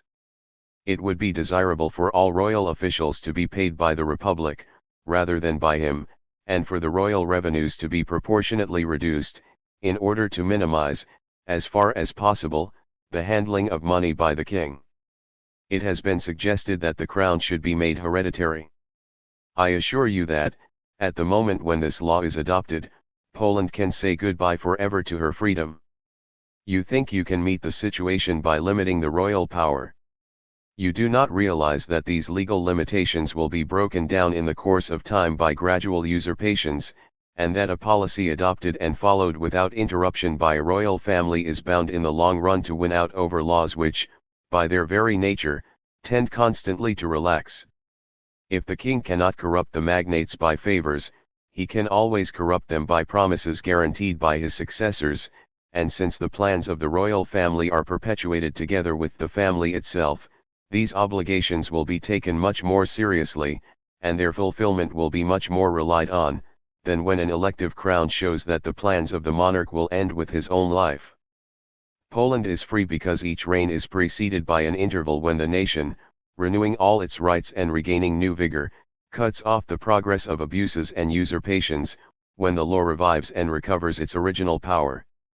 What will become of the Pacta Conventa, the aegis of Poland, if a family, established on the throne in perpetuity, occupies it without interruption, leaving the nation, between the death of the father and the coronation of the son, no more than a vain shadow of ineffective liberty, which soon will nullify the farcical oath sworn by all kings at their coronation, and the moment after forgotten by all forever? You have seen Denmark, you see England, you are about to see Sweden. Profit by these examples to learn once and for all that, no matter how many safeguards may be accumulated, heredity in the crown and freedom in the nation will always be incompatible. The Poles have always had a tendency to transmit the throne from father to son, or to the nearest heir, though always by election. This inclination, if they continue to follow it, will lead them sooner or later to the misfortune of rendering the throne hereditary, and along these lines they cannot hope to put up as long a struggle against the royal power as have the members of the Holy Roman Empire against the power of the emperor, for Poland does not contain within herself any counterweight which would suffice to keep a hereditary monarch subordinate to law. Despite the power of several members of the empire, if it had not been for the chance election of Charles VII, the imperial capitulations would already be no more than an empty formality, as they were at the beginning of the century, and the pacta convenienta will become even more futile when the royal family has had time to establish itself and subordinate all the rest. To summarize my feelings on this subject, I think that it would actually be better for Poland to have an elective crown whose powers were absolute than a hereditary crown whose powers were practically nil. In place of this disastrous law which would make the crown hereditary, I would suggest a quite different one which, if accepted, would preserve the liberty of Poland. This would be to prescribe by constitutional law that the crown should never pass from father to son, and that every son of a Polish king should forever be excluded from the throne. I say that I would propose this law if it were necessary, but I have in mind another plan which would produce the same effect, and I shall defer until the proper time my explanation of it, but assuming that my plan has the effect of excluding sons from the throne of their father, at least in direct succession, I believe that the insurance of liberty will not be the only advantage resulting from this exclusion. It will give rise to another even greater benefit, which is that, by depriving kings of all hope of usurping arbitrary power and passing it on to their children, it will direct all their energies toward the glory and prosperity of the state, the sole remaining outlet for their ambitions. It is thus that the ruler of the nation, ceasing to be its hereditary enemy, will become its first citizen.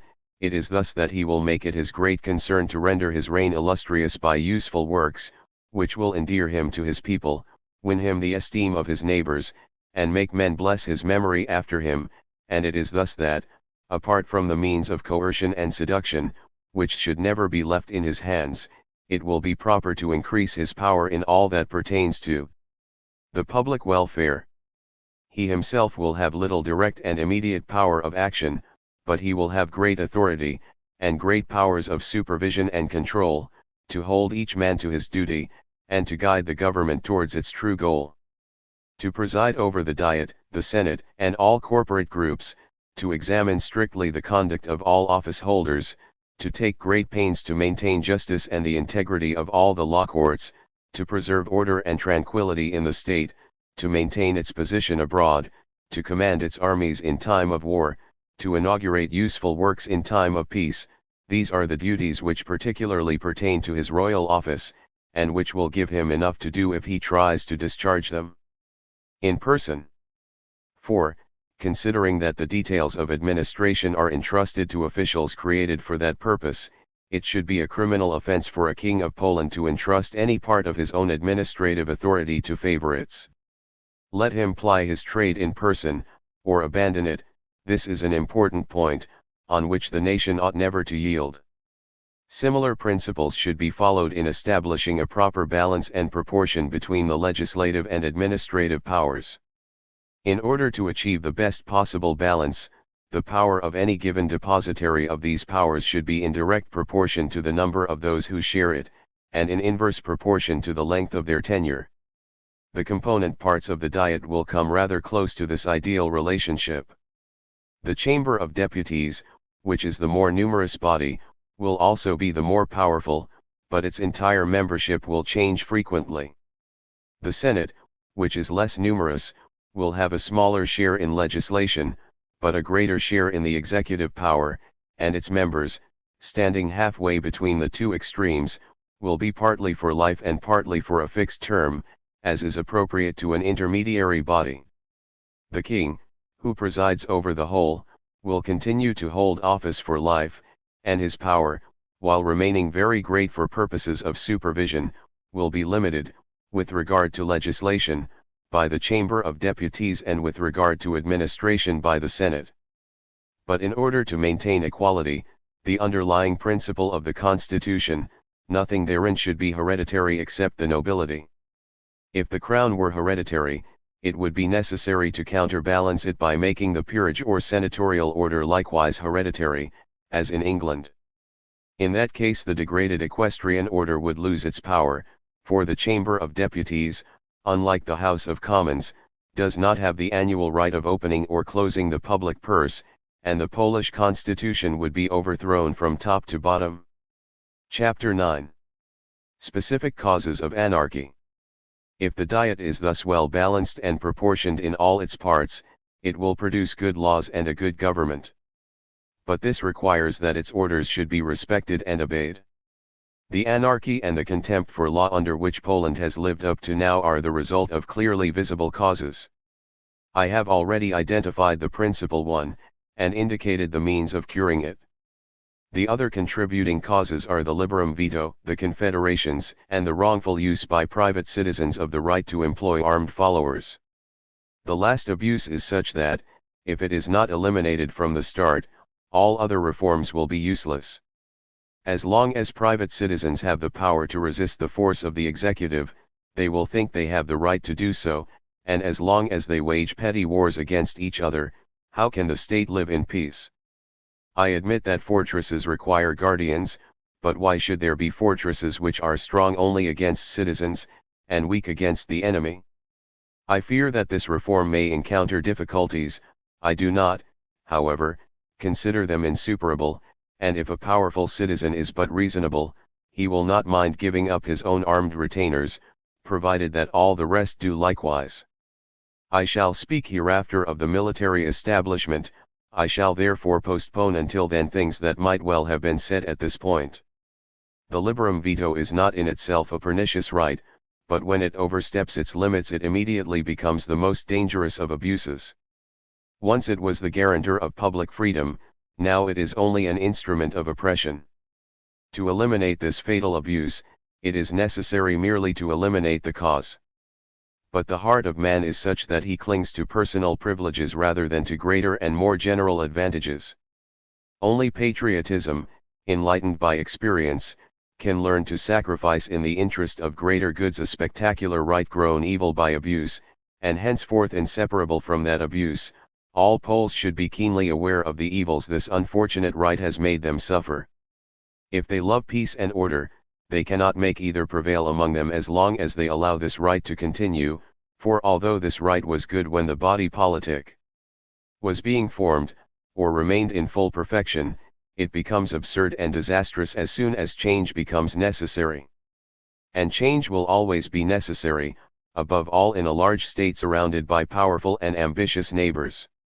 The liberum veto would be less absurd if it applied only to the basic principles of the Constitution, but that it should be used indiscriminately in all proceedings of the Diet is absolutely inadmissible. One of the defects of the Polish Constitution is that it fails to make a sufficiently clear distinction between legislation and administration, and that the Diet, when it exercises legislative power, combines it with administrative measures, indiscriminately performing acts of sovereignty and acts of government, often actually in the form of mixed actions, in which the members serve simultaneously as magistrates and as legislators. Our proposed reforms tend to distinguish more clearly between the two powers, and thus to define more accurately the limits of the liberum veto. For I do not believe that anyone ever took it into his head to extend it to questions of pure administration, for that would mean abolishing civil authority and all government. Under the natural law of societies, unanimity was requisite to the formation of the body politic and of the fundamental laws necessary to its existence. Such, for example, were the 1st, the 5th, the 9th, and the 11th statutes enacted by the pseudo-Diet of 1768. But the unanimity required for the adoption of these laws should equally be required for their abrogation. These, then, are the matters on which the liberum veto can continue to operate. And since it is not a question of destroying this right entirely, the Poles who, without too much grumbling, saw it restricted by the Diet of 1768, ought easily to see it reduced and limited by a freer and more lawful Diet. The basic points to be established as fundamental laws should be carefully weighed and considered, and these points only should be subject to the liberum veto. This will make the Constitution as firm and the laws as irrevocable as possible. For it is contrary to the nature of the body politic to be subject to irrevocable laws, but it is contrary neither to nature nor to reason to require that they should be revoked only with the same formalities that brought them into being. That is the only chain with which we can bind the future. This will suffice both to strengthen the Constitution, and to satisfy the Poles in their love of the liberum veto, without exposing them to the evil consequences to which it has given rise. As to the multitude of provisions which have been absurdly counted as fundamental articles, and which are nothing more than ordinary acts of legislation, and with regard also to those subsumed under the term questions of state, these are subject, in the natural course of events, to necessary alterations which make it impossible to demand that they be passed unanimously. Furthermore, it is absurd that, on each and every question, a single member of the Diet should be able to prevent all action, or that the resignation or protest of one or more deputies should be able to dissolve the assembly, and thus cashier the sovereign authority. This barbarous right must be abolished, and the capital penalty decreed against anyone who might be tempted to use it. If there were occasion for protest against the Diet, which cannot happen as long as it is free and plenary, it is on the palatinates and dietines that this right might be conferred, but never on the deputies who, as members of the Diet, should never have any measure of authority over it, nor any right to challenge its decisions. Between the veto, which is the greatest power individually exercisable by members of the sovereign, and ought never to occur except in the case of truly fundamental laws, and a bare majority, which is the minimum, and has reference to mere acts of administration, there are various intermediary cases in which the extent of agreement should be in proportion to the importance of the matter. For instance, when it is a question of legislation, 3/4 at least of the votes may be required, 2/3 in questions of state, and no more than a bare majority for elections and for other matters of current and temporary interest. I give this only as an illustration of my ideas, and not as a set of figures by which I would be willing to stand. In a state like Poland, where there is still a great deal of spiritual vitality, it might have been possible to preserve the admirable right of the liberum veto in its entirety without much danger, and perhaps even with profit, if the use of that right had been made dangerous and attended by serious consequences for the user. For surely it is inconceivable for anyone who thus prevents the Diet from acting, and leaves the state without means of action, to go quietly home and enjoy with impunity the public desolation he has caused. In the case of a nearly unanimous resolution, therefore, if a single opponent retained the right of veto, I should want him to answer for it with his life, not only to his constituents in the subsequent Dieten, but thereafter to the whole of the nation whose misfortune he had been. I should like the law to prescribe that, 6 months after his negative vote, he should be solemnly tried by an extraordinary court expressly constituted to consider the case, made up of the wisest, most respectable, and most illustrious men of the nation, and this court would not be allowed merely to declare him guilty or not guilty, but would have either to condemn him to death without hope of pardon, or to award him compensation and public honors for life, without ever being able to adopt any mean between these two extremes. Institutions of this sort, favorable as they are to vigorous courage and to the love of liberty, are too far removed from the modern spirit to have any hope of being either adopted or admired. But they were not unknown to the ancients, and that is how the founders of their constitutions were able to uplift the souls of men and inflame them, when necessary, with a truly heroic ardor. In republics where even harsher laws were in force, unselfish citizens were known to dedicate themselves to death when the fatherland was in danger, by offering advice calculated to save it. A veto entailing the same danger may occasionally save the republic, and will never cause it much uneasiness. Dare I speak of the confederations, and go counter to the opinion of the experts? The latter see only the evils they have caused, the evils they prevent should also be recognized. Undoubtedly confederation is a time of violence in the republic, but there are extreme evils which call for violent remedies, and which we must try to cure at any price. Confederation is to Poland what dictatorship was to the Romans. Both cause the laws to be silent in time of pressing danger, but with this great difference, that dictatorship, being directly contrary to the laws of Rome and to the spirit of the Roman government, ended by destroying it, whereas the confederations, being only a very energetic means of confirming and re-establishing the hard-pressed constitution, is capable of tightening and reinforcing the relaxed vigor of the state, without ever being able to break it. This federative form of action, although it may have arisen by accident, strikes me as a political masterpiece. Wherever liberty reigns, it is constantly under attack, and very often in danger. Every free state in which no provision has been made for great crises is in danger of perishing with every storm. Only the Poles have been able to convert their very crises into a new means of safeguarding their constitution. Without the confederations, the Polish Republic would long since have ceased to exist, and I am afraid that it will not long survive if you decide to abolish them.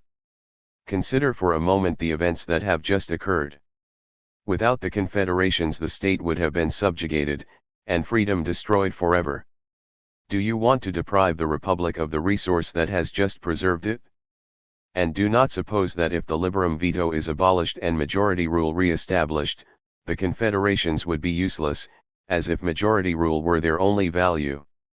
Confederation and majority rule are by no means identical. The executive power implicit in confederations will always give them, in times of extreme need, a degree of vigor, activity, and speed impossible in the Diet, which is forced to proceed by slower and more formal steps, and which cannot make a single irregular move without overthrowing the Constitution. No, the confederations are the shield, the refuge, the sanctuary of this Constitution. As long as they endure, I cannot see how it can be destroyed.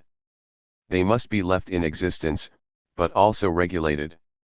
If all abuses were eliminated, the confederations would become practically unnecessary. The reform of your government should accomplish this result. Violent undertakings alone should then force you to have recourse to them, but such undertakings are among the things for which provision ought to be made. Instead, therefore, of abolishing the confederations, determine the conditions under which they may legitimately occur, and then regulate their composition and powers, so as to give them legal sanction, as far as possible, without hampering their creation or operation.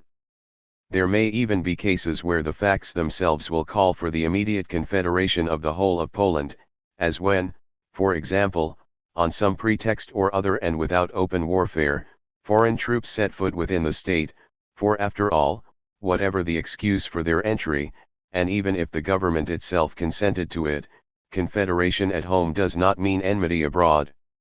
When the Diet is prevented, by any obstacle whatsoever, from meeting at the time prescribed by law, when men at arms, at the instigation of no matter whom, are made to appear at the time and place of meeting, if its form is changed, or its activity suspended, or its freedom interfered with in any way, in all such cases a general confederation ought to occur automatically. Meetings and signatures of private citizens are merely offshoots of such a confederation, and all its marshals should accept the commands of whomever it names as leader. Chapter X Administration. Without entering into the details of administration, on which I am lacking equally in knowledge and in ideas, I shall venture simply to express certain views on the two subjects of war and finance, views which I feel I ought to express, because I think them good, although I am practically certain that they will not be relished. But first of all I shall make an observation on the administration of justice, which is not quite so alien to the spirit of the Polish government. Our distinction between the legal and the military castes was unknown to the ancients.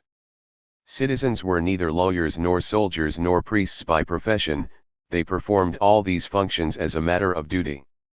That is the real secret of making everything proceed toward the common goal, and of preventing the spirit of faction from taking root at the expense of patriotism, so that the hydra of chicanery will not devour a nation.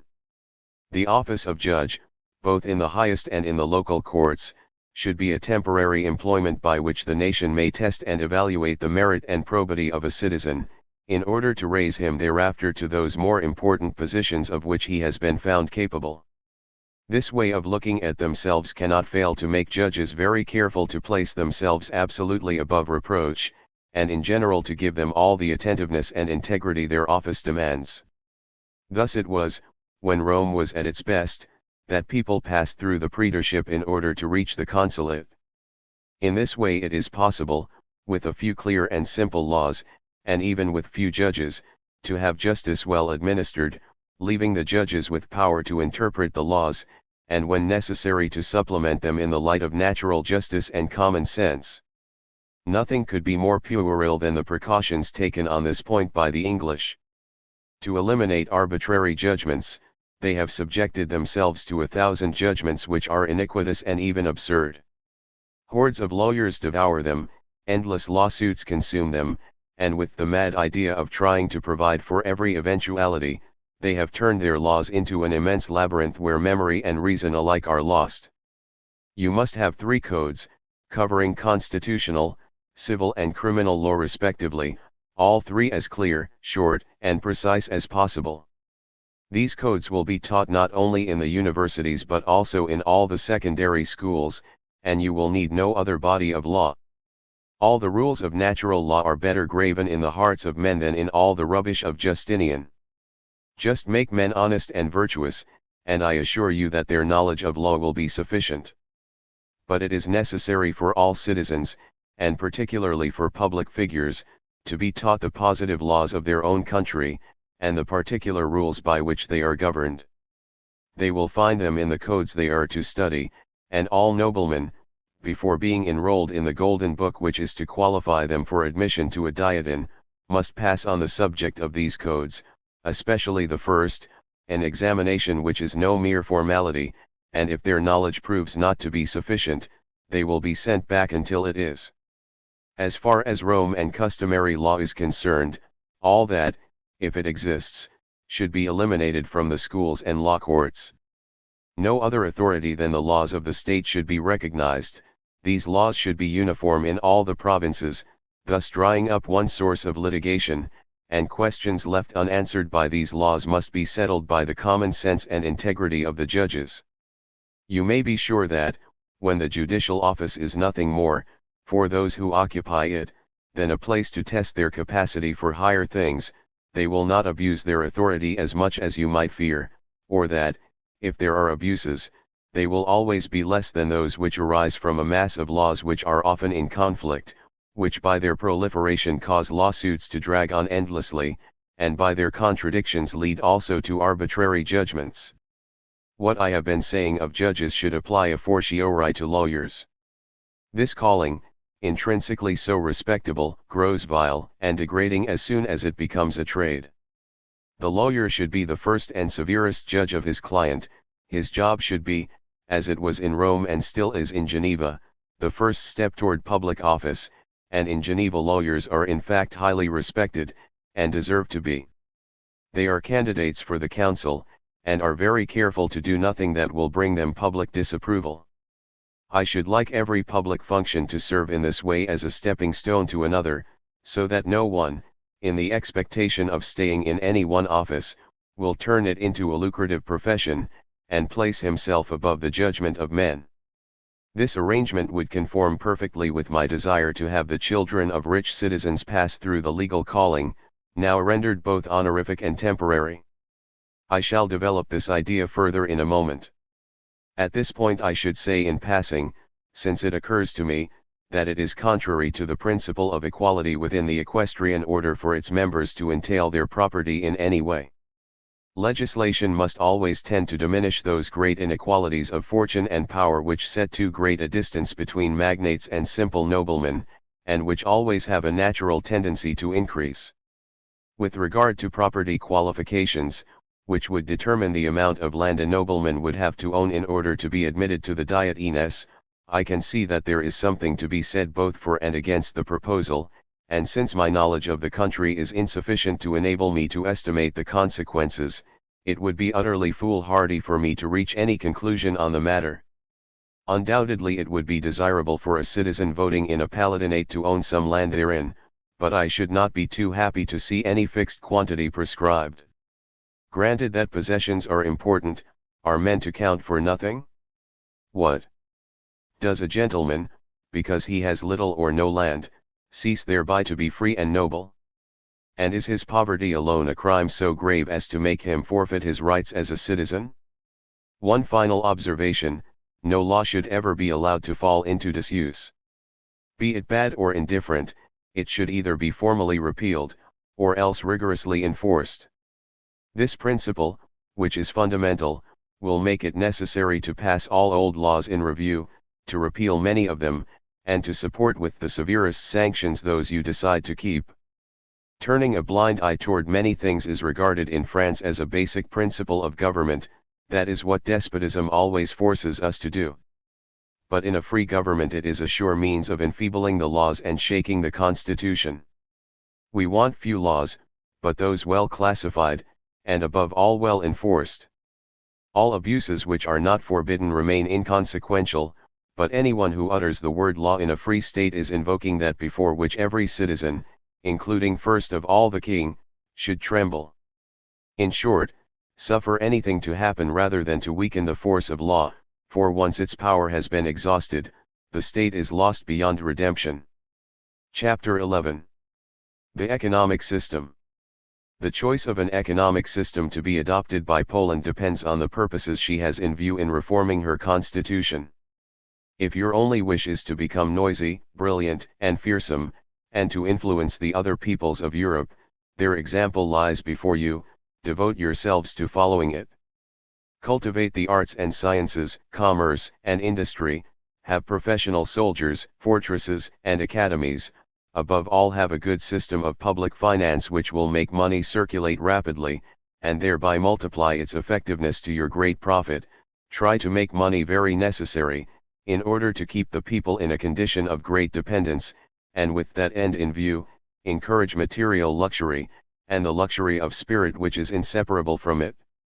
In this way you will create a scheming, ardent, avid, ambitious, servile and knavish people, like all the rest, one given to the two extremes of opulence and misery, of license and slavery, with nothing in between. But you will be counted as one of the great powers of Europe, you will be included in all diplomatic combinations, in all negotiations your alliance will be courted, you will be bound by treaties, and there will be no war in Europe into which you will not have the honor of being plunged.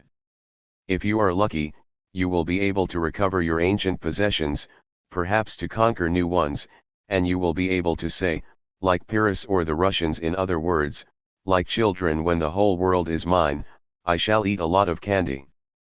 But if, by chance, you would prefer to create a free, wise, and peaceful nation, one which has no fear or need of anyone, but is self-sufficient and happy, then you must adopt wholly different methods.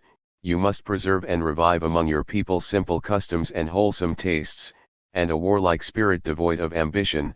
You must create courageous and unselfish souls, devote your people to agriculture and to the most necessary arts and crafts. You must make money contemptible and, if possible, useless, seeking and finding more powerful and reliable motives for the accomplishment of great deeds. I admit that, in following this path, you will not fill the news sheets with the noise of your celebrations, negotiations, and exploits.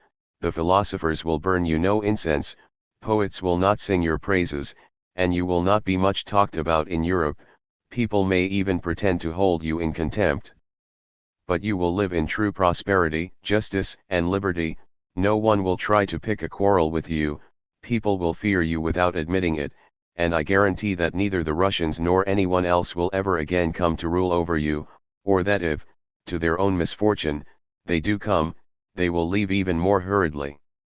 Above all, beware of trying to combine these two objectives, for they are too incompatible, and if you try to divide your forces and march toward both, you are condemning yourselves to a double failure.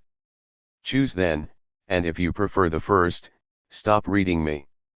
For all my remaining proposals are directed exclusively to the second. Excellent economic ideas are undoubtedly to be found in the various papers that have been sent to me. The fault I find with them is that they are more favorable to wealth than to prosperity. In creating new institutions, you must not be content with seeing the immediate effects, you must also correctly foresee the distant but inevitable consequences. The proposal that has been made, for example, for the sale of starosties and for the use of the resulting revenues, strikes me as perfectly normal and feasible under the prevailing European system of using money to accomplish everything. But is this system good in itself, and does it really achieve its purposes? Is it true that money is the sinew of war? Rich peoples have always been beaten and conquered by poor peoples. Is it true that money is the mainspring of good government? Financial systems are modern. I cannot see that anything good or great has come of them. The governments of antiquity did not even know the meaning of the word finance, and what they accomplished with men is prodigious. Money at best is a supplement to men, and the supplement is never worth as much as the thing itself. Men of Poland, leave all this money, I pray you, to other peoples, or content yourselves with what they will have to give you, since they have more need of your wheat than you of their gold. Believe me, it is better to live in plenty than in opulence. Be more than pecunious, be rich. Cultivate your fields well, and have no other care. Soon you will be harvesting gold, more than enough to buy the oil and wine you need, for Poland abounds, or can abound, in almost everything else. If you want to keep yourselves free and happy, heads, hearts and arms are what you want. It is they that constitute the power of a state and the prosperity of a people. Financial systems make venal souls, and when profit is the only goal, it is always more profitable to be a rascal than to be an honest man. The use of money is devious and secret, it is destined for one thing and used for another. Those who handle it soon learn how to deflect it from its course, and are the overseers appointed to control it anything more than another set of rascals sent to share the spoils. If public and visible riches were the only form of wealth, if the passage of gold left clear traces and could not be concealed, you could ask for no better means of buying services, courage, fidelity, and virtue. But since the circulation of money is secret, it is a still better means of making pilferers and traders, and of putting freedom and the public good upon the auction block. In short, of all the incentives known to me, money is at once the weakest and most useless for the purpose of driving the political mechanism toward its goal, and the strongest and most reliable for the purpose of deflecting it from its course. I know that men can only be made to act in terms of their own interests, but pecuniary interest is the worst, the basest, and the most corrupting of all, and even, as I confidently repeat and shall always maintain, the least and weakest in the eyes of those who really know the human heart. In all hearts there is naturally a reserve of grand passions. When greed for gold alone remains, it is because all the rest, which should have been stimulated and developed, have been enervated and stifled. The miser has no truly dominant passion, he aspires to money only as a matter of foresight, in order to be able to satisfy such passions as may thereafter come to him. Learn how to foment and satisfy them directly, without the use of money, and money will soon lose all its value. I also admit that public expenditures are inevitable. Effect them with anything rather than with money. Even today, in Switzerland, you see officers, magistrates, and other public stipendiaries being paid in kind. They receive tithes of wine and wood. These are useful and honorific rights. The whole public service is performed by corvées. The state pays for almost nothing in money. You will say that money is necessary for the payment of soldiers. We shall consider this point in a moment. Payment in kind is not without its disadvantages. There is loss and waste. The administration of this form of wealth is comparatively inconvenient. It is especially irksome to those who are in charge of it, since it gives them fewer opportunities for profit. All that is true, but the evil is slight in comparison with the host of evils it prevents. A man would like to commit malversation, but he cannot do so without being found out.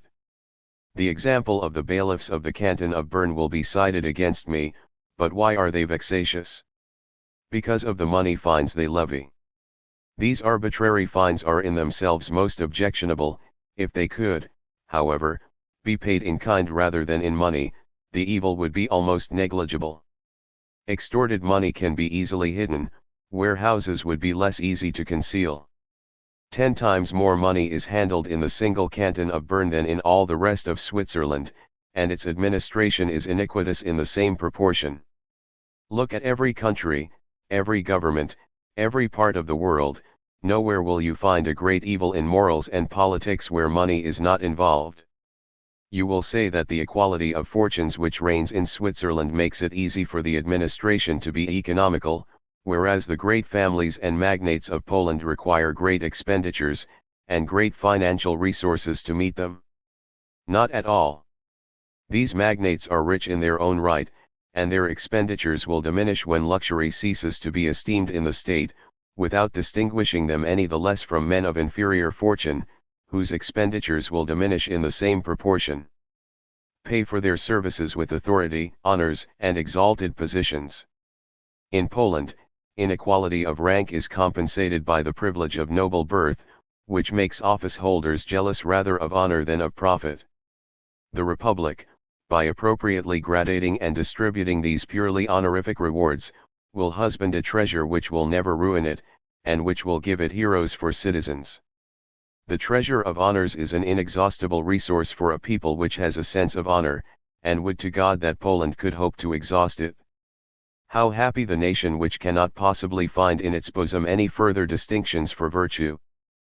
Pecuniary compensation has the defect not only of being an unworthy reward for virtue, but also of being insufficiently public, of failing to make a continuous impression on the minds and hearts of men, of disappearing as soon as it is awarded, and of leaving no visible trace to excite emulation by perpetuating the honor which should accompany it.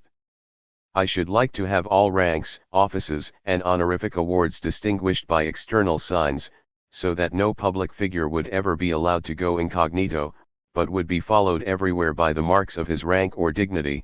This would make people respect him at all times, and at all times make him keep his own self-respect. It would enable him to dominate over opulence, for a man who was rich and nothing more would constantly find himself cast in the shade by poor but titled citizens, and would find no pleasure or esteem in his own country. This would force him to serve his country in order to cut a figure in it, to be a man of integrity for reasons of ambition, and to aspire, in spite of his wealth, to ranks attainable only through public approbation, and liable at all times to be lost through disapproval. That is the way to sap the strength of wealth, and to create men who are not for sale. I lay great emphasis on this point, for I am sure that your neighbors, particularly the Russians, will spare no efforts to corrupt your officials, and that the great problem of your government is to strive to make them incorruptible. If it should be said I am trying to turn Poland into a nation of mendicant friars, I should first retort that this is only a Frenchman's sort of argument, and that a witticism is not a rational proof. I should also reply that my maxims ought not to be stretched beyond the limits either of my own intentions, or of reason, that my object is not to prevent the circulation of specie, but merely to slow it down, and above all to show how important it is for a good economic system not to be a system of money and public finance. To eradicate cupidity in Sparta, Lycurgus did not abolish money, but had it made of iron. I myself have no intention of banning gold or silver, but merely of making them less necessary, and of arranging things so that a man who has none can be poor without being a beggar. Basically, money is not wealth, but only a token thereof. It is not the token but the thing it represents that ought to be multiplied. I have seen, in spite of travelers' tales, that the English, in the midst of all their gold, are individually no less needy than other peoples. And what does it matter to me, after all, to have 100 guineas instead of 10, if the 100 do not bring me a more comfortable living? Pecuniary wealth is only relative, and as relations change through the operation of 1,000 possible causes, you may find yourself successively rich and poor with the same sum of money, but this is not true of natural goods, for they, being immediately useful to man, always have an absolute value which in no way depends on the operations of trade. I will grant you that the English people is richer than the others, but it does not follow that a citizen of London lives more comfortably than a citizen of Paris. As between peoples, the advantage rests with the one which has the more money. But that has nothing to do with the lot of private individuals, and the prosperity of a nation does not lie therein. Encourage agriculture and the useful arts, not by enriching the farmers, which would only incite them to leave their calling, but by making that calling pleasant and honorable. Establish the most necessary manufactures, multiply your wheat and men unceasingly, and do not worry about the rest. The surplus produce of your soil, produce which, as a result of increasing monopolies, will be lacking in the rest of Europe, will necessarily bring you more money than you need. Apart from this necessary and certain produce, you will be poor as long as you want more, and as soon as you learn how to get along without more, you will be rich. The prevailing spirit of your economic system, if I had my way, would be as follows: pay little attention to foreign countries, give little heed to commerce, but multiply as far as possible your domestic production and consumption of foodstuffs. The inevitable and natural result of a free and just government is increased population. The more you perfect your government, therefore, the more will you multiply your people even without intending to do so. You will thus have neither beggars nor millionaires.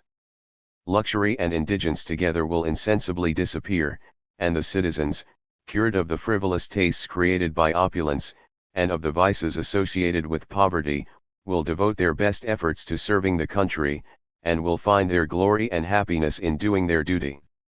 I should like you always to lay heavier charges on the personal services than on the purses of men, using corvées and not money payments to provide roads, bridges, public buildings, and the service of prince and state. This sort of tax is basically the least onerous, and above all it is the one least subject to abuse. For money disappears when it leaves the hands of those who are paying, but everyone can see what work men are doing, and they cannot be overburdened to no purpose. I know that this method is impractical where luxury, commerce, and the arts are in the ascendant, but nothing is easier among a simple and virtuous people, and nothing is more useful in keeping them so. This is yet another reason for preferring it. I will return now to the question of starostes, and once again I admit that the idea of selling them for the benefit of the public treasury is good and natural so far as the economic aspect is concerned. But in its political and moral aspects, this idea is so little to my taste that, if the starostes were sold, I should want you to buy them back and use them to endow the salaries and rewards of those who might serve or deserve well of the fatherland. In short, I should like, if it were possible, for there to be no public treasury, and for the exchequer to know nothing of money payments. I feel that this can never be strictly realized, but the spirit of the government should always tend in that direction, and nothing could be more contrary to this spirit than the sale of offices now under discussion. It would make the republic richer, to be sure, but the vigor of the government would be correspondingly weakened. I admit that the administration of public property would become more difficult, and above all less agreeable for the administrators, if all this property were in kind rather than in money, but in that case you must make this administration, and its superintendence, an occasion to test the common sense, the vigilance, and above all the integrity of those who aspire to more eminent positions. In this respect you will simply be imitating the municipal administration of Lyons, where men must begin as administrators of the charity hospital before proceeding to positions of civic trust, and it is by the way they acquit themselves in the former position that their worthiness for the latter is judged. The integrity of the quaestus of the Roman army was unsurpassed, for the quaestorship was the first step towards the curule offices. In positions which may tempt cupidity, things must be so arranged that ambition this repress it. The greatest good which results from will lies not in saving funds from rascals, but in making unselfishness appear honorable, and rendering poverty respectable when it is the fruit of integrity. The revenues of the Republic do not meet its expenses. I can well believe it, the citizens do not want to pay anything at all. But men who want to be free should not be the slaves of their purses, and where is the state where liberty does not have to be paid for, often very dearly? You will cite Switzerland, but, as I have already said, in Switzerland the citizens themselves perform the functions which people everywhere else prefer to pay for, and have others perform. They are soldiers, officers, magistrates, laborers, anything in the service of the state, and since they are always ready to pay with their persons, it is not necessary for them also to pay with their purses. If the Poles want to do likewise, they will have no more need of money than the Swiss. But if a great state refuses to conduct itself on the principles of a small republic, it must not look for the same benefits, nor should it reject the cause while desiring the consequence. If Poland were, as I should like it to be, a confederation of 33 small states, it would combine the power of a great monarchy with the freedom of a small republic, but this would mean renouncing ostentation, and I am afraid that this would be the hardest thing of all.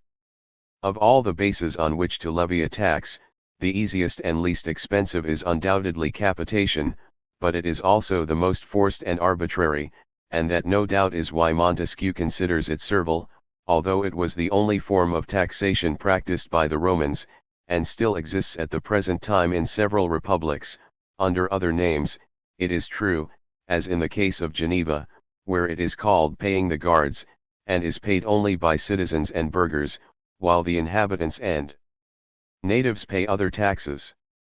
All this is exactly opposite to Montesquieu's idea. But since it is unjust and unreasonable to tax people who have nothing, taxes on property are always better than taxes on persons.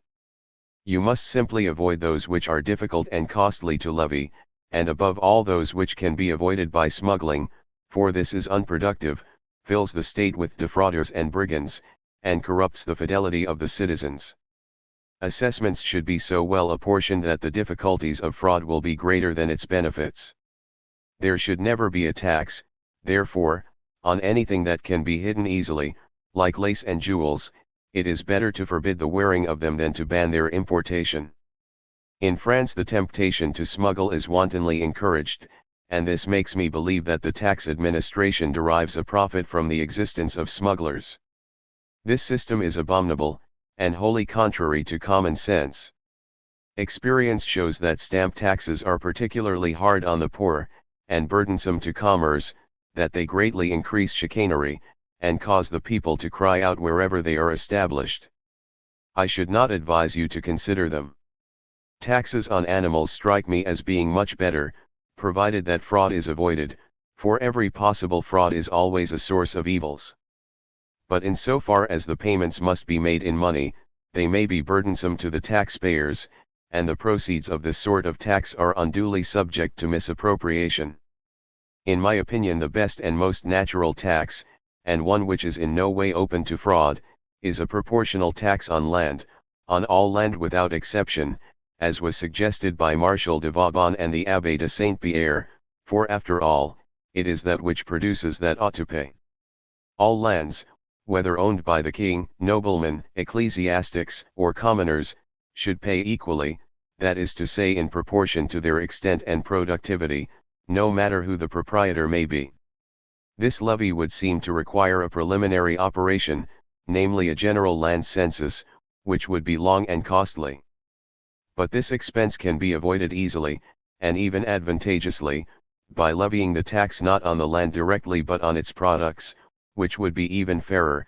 This could be done by establishing a tithe, as large or small as seemed proper, which would be levied on the harvest in kind, like the ecclesiastical tithe. And to avoid the difficulties of administration and storage, you would farm out these tithes, as the curates do, to the highest bidder, with the result that private individuals would have to pay the tithe out of their harvest only, and would not pay it out of their purses unless they preferred to do so, at a tariff fixed by the government. The accumulated receipts could be made an object of commerce by selling the foodstuffs thus collected, which could be sent abroad by way of Riga or Danzig. In this way you would also eliminate all the expenses of collection and administration, and all those swarms of clerks and employees who are so odious to the people and troublesome to the public, and most important of all, the Republic would have money without the citizens being obliged to give any. For I shall never tire of repeating that what makes tolliges and imposts burdensome to the farmer is the fact that they are pecuniary, and that he is first obliged to sell in order to be able to pay them. Chapter 12. The military system. Of all the expenses of the Republic, the maintenance of the royal army is the most considerable, and the services this army renders are certainly not in proportion to the cost. You will immediately say, however, that troops are necessary to defend the state. I would agree, if these troops actually defended it, but I cannot see that this army ever guaranteed it against any invasion, and I am afraid that it will do no better in the future. Poland is surrounded by warlike powers which constantly maintain large standing armies of perfectly disciplined soldiers, armies which she herself could never match without soon exhausting herself, particularly in the deplorable condition in which she will be left by the brigands who are now ravaging her. Furthermore, she would not be allowed to rearm, and if, with the resources of a most vigorous administration, she attempted to raise a respectable army, her neighbors, alert to prevent it, would quickly crush her before she had been able to carry out the plan. No, if she seeks merely to imitate them, she will never resist them. The Polish nation is different by nature, government, customs, and language, not only from her neighbors, but also from all the rest of Europe. I should like her also to be different in her military organization, tactics, and discipline, being always herself, not someone else. Only then will she be all she is capable of becoming, and draw forth from her bosom all the resources she is capable of having. The most inviolable law of nature is the law of the strongest. No laws, no constitution can be exempted from this law. If you look for means of guaranteeing yourselves against invasion by a neighbor stronger than you, you are chasing a will-o'-the-wisp. It would be even more absurd for you to want to make conquests and to acquire offensive power. This is incompatible with the form of your government. Anyone who wants to be free ought not to want to be a conqueror. The Romans were such by necessity and, you might say, in spite of themselves. War was a necessary remedy for the defect of their constitution. Constantly attacked and constantly victorious, they were the only disciplined people in a sea of barbarians, and became the masters of the world by constantly defending themselves. Your position is so unlike theirs that there is no one against whose attacks you would even be able to defend yourselves. You will never have offensive power, it will be a long time before you have defensive power. But you will soon, or more accurately speaking, you already have the power of self-preservation, which will guarantee you, even though subjected, against destruction, and will preserve your government and your liberty in its one true sanctuary, the heart of the Polish people. Regular troops, the plague and depopulates of Europe, are good for two purposes only, to attack and conquer neighbors, or to bind and enslave citizens. Both of these ends are equally foreign to you. Renounce, then, the means which lead to them. I know that the state should not remain without defenders, but its true defenders are its members. Each citizen should be a soldier by duty, none by profession. Such was the military system of the Romans, such is that of the Swiss today, such ought to be that of every free state, and particularly of Poland. In no position to hire an army sufficient for her defense, she must find that army, when necessary, in her inhabitants. A good militia, a genuine, well-drilled militia, is alone capable of satisfying this need. This militia will cost the Republic little, will always be ready to serve it, and will serve it well, for after all, we always defend our own goods better than the goods of others. Count Wielhorski suggests that a regiment should be raised by each palatinate, and kept constantly on an active footing. This supposes that the royal army, or at least the royal infantry, would be disbanded, for I believe that the maintenance of these 33 regiments would unduly overburden the Republic if it had, in addition, the royal army to pay for. This change would not be without value, and strikes me as being easy to effect, but it can also become burdensome, and its abuses will be difficult to forestall. I should not advise scattering the soldiers as a police force in the towns and villages, that would be bad for discipline. Soldiers, above all professional ones, ought never to be left without a check on their conduct, still less should they be entrusted with any sort of control over citizens. They ought always to march and live together as a body, constantly subordinated and supervised. They should be nothing but blind instruments in the hands of their officers. If they were entrusted with any sort of control, however small, innumerable acts of violence, vexations, and abuses without number, would ensue, the soldiers and the inhabitants would become mutual enemies. This is a misfortune that occurs wherever regular troops are found. The proposed regiments, being on continuous service, would acquire the spirit of regular troops, and this spirit is never favorable to freedom. The Roman Republic was destroyed by its legions, when the remoteness of its conquests forced it to keep some on continuous service. Once again, the Poles ought not to look about them for things to imitate, not even when those things are good. This goodness, being relative to wholly different constitutions, would be an evil in their own. They should look exclusively to what is suitable to them, not to what others do. Why not, then, instead of regular troops, 100 times more burdensome than useful to any people uninterested in conquests, establish a genuine militia in Poland exactly as in Switzerland, where every inhabitant is a soldier, but only when necessary. The institution of serfdom in Poland makes it impossible, I admit, for the peasants to be armed immediately. Arms in servile hands will always be more dangerous than useful to the state. Pending the happy moment of emancipation, however, Poland teems with cities, and their inhabitants, if conscripted, could in time of need furnish numerous troops whose upkeep, except during the period of that same need, would cost the state nothing. The majority of these inhabitants, having no land, would thus pay their taxes in service, and this service could easily be distributed in such a way as not to be at all burdensome to them, even though they were sufficiently drilled. In Switzerland every individual who marries must be furnished with a uniform, which becomes his festive dress, with a rifle, and with all the equipment of a foot soldier. He is enrolled in the company of his district. During the summer, on Sundays and holidays, these militias are drilled by formations, first by squads, next by companies, then by regiments, until finally, when their turn has come, they assemble in the country, and in succession form small encampments, in which they are drilled in all the maneuvers appropriate to infantry. As long as they do not leave their place of residence, and thus are little or not at all interrupted in their work, they receive no pay, but as soon as they go out into the country they receive rations and are paid by the state, and no one is allowed to send another in his place, in order that each may receive training and that all may see service.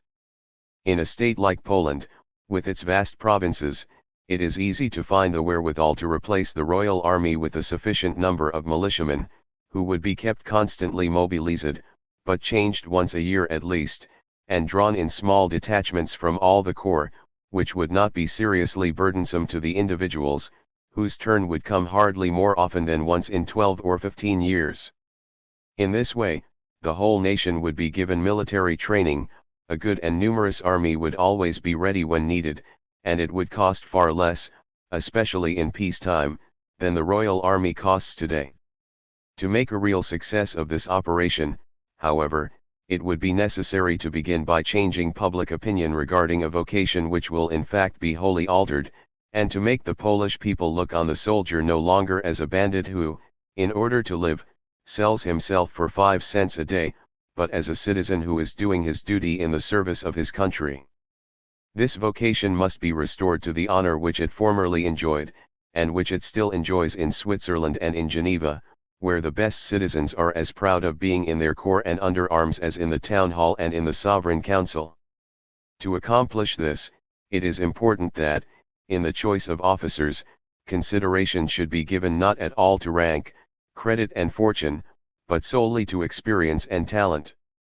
Nothing is easier than to make skill in the use of arms a point of honor, which will make everyone drill zealously for the service of his country before the eyes of his family and his people, a zeal which cannot be awakened to the same extent in a mob of riffraff which has been enlisted by chance, and is conscious only of the hardships of drill. I can remember the time when the citizens of Geneva maneuvered much better than regular troops, but the magistrates, finding that this inspired the citizen body with a martial spirit alien to their own purposes, have taken care to suppress this sort of emulation, and have succeeded only too well. In the execution of this plan, you could, with perfect safety, restore to the king the military authority which naturally belongs to his office, for it is inconceivable that the nation could be used to oppress itself, at least when all those who comprise it are given a share of freedom. It is only with regular and standing armies that the executive power can ever enslave a state. The great Roman armies were unabusive as long as they changed with each consul, and down to the time of Marius, it did not so much as enter the head of any consul that he might use them in any way to enslave the republic. It was not until the great remoteness of their conquests forced the Romans to keep the same armies mobilized for a long time, to man them with ruffianly recruits, and to perpetuate command over them by the proconsuls, that the latter began to feel their independence and to want to use it to establish their own power. The armies of Sulla, Pompey, and Caesar became true regular forces, which replaced the republican spirit with the spirit of military government, and this to such an extent that the soldiers of Caesar considered themselves grossly insulted when, in a moment of mutual friction, he called them citizens, quirites. In the plan I envisage, and shall soon have finished outlining, all Poland will become warlike in defense of her liberty against the undertakings no less of the prince than of her neighbors, and I will venture to say that, once this plan has been well executed, the office of commander-in-chief could be abolished and its functions reunited with the crown, without placing liberty in the slightest danger, unless the nation should allow itself to be beguiled by plans of conquest, in which case I would no longer answer for anything. Whoever wants to deprive others of their freedom almost always ends by losing his own. This is true even of kings, and very much more true of peoples. Why should not the equestrian order, in which the republic really resides, itself follow a plan like that here suggested for the infantry? Establish in all the Palatinates cavalry corps in which the whole nobility will be enrolled, each with its own officers, general staff, banners, its own designated emergency quarters, and its fixed annual times of meeting. Let these brave noblemen learn how to drill in formation, to perform all sorts of movements and evolutions, to give order and precision to their maneuvers, to recognize military discipline. I should not want them to imitate slavishly the tactics of the other nations. I should like them to evolve tactics of their own, tactics which would develop and perfect their own natural and national dispositions.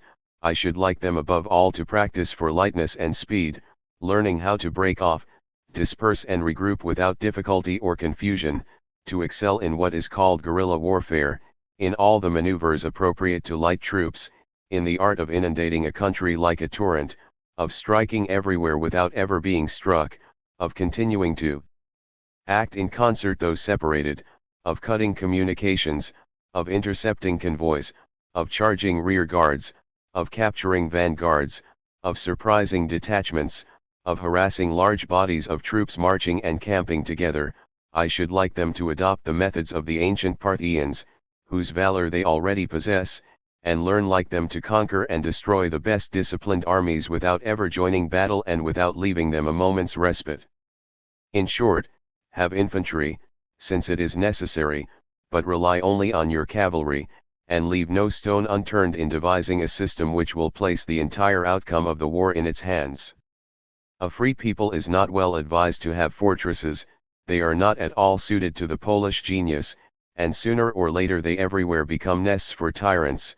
The places you think you are fortifying against the Russians you will inevitably be fortifying for them, and for you they will become shackles from which you will never deliver yourselves.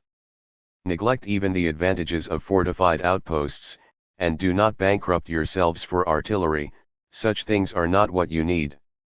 A sudden invasion is a great misfortune, no doubt, but permanent enslavement is a far greater one.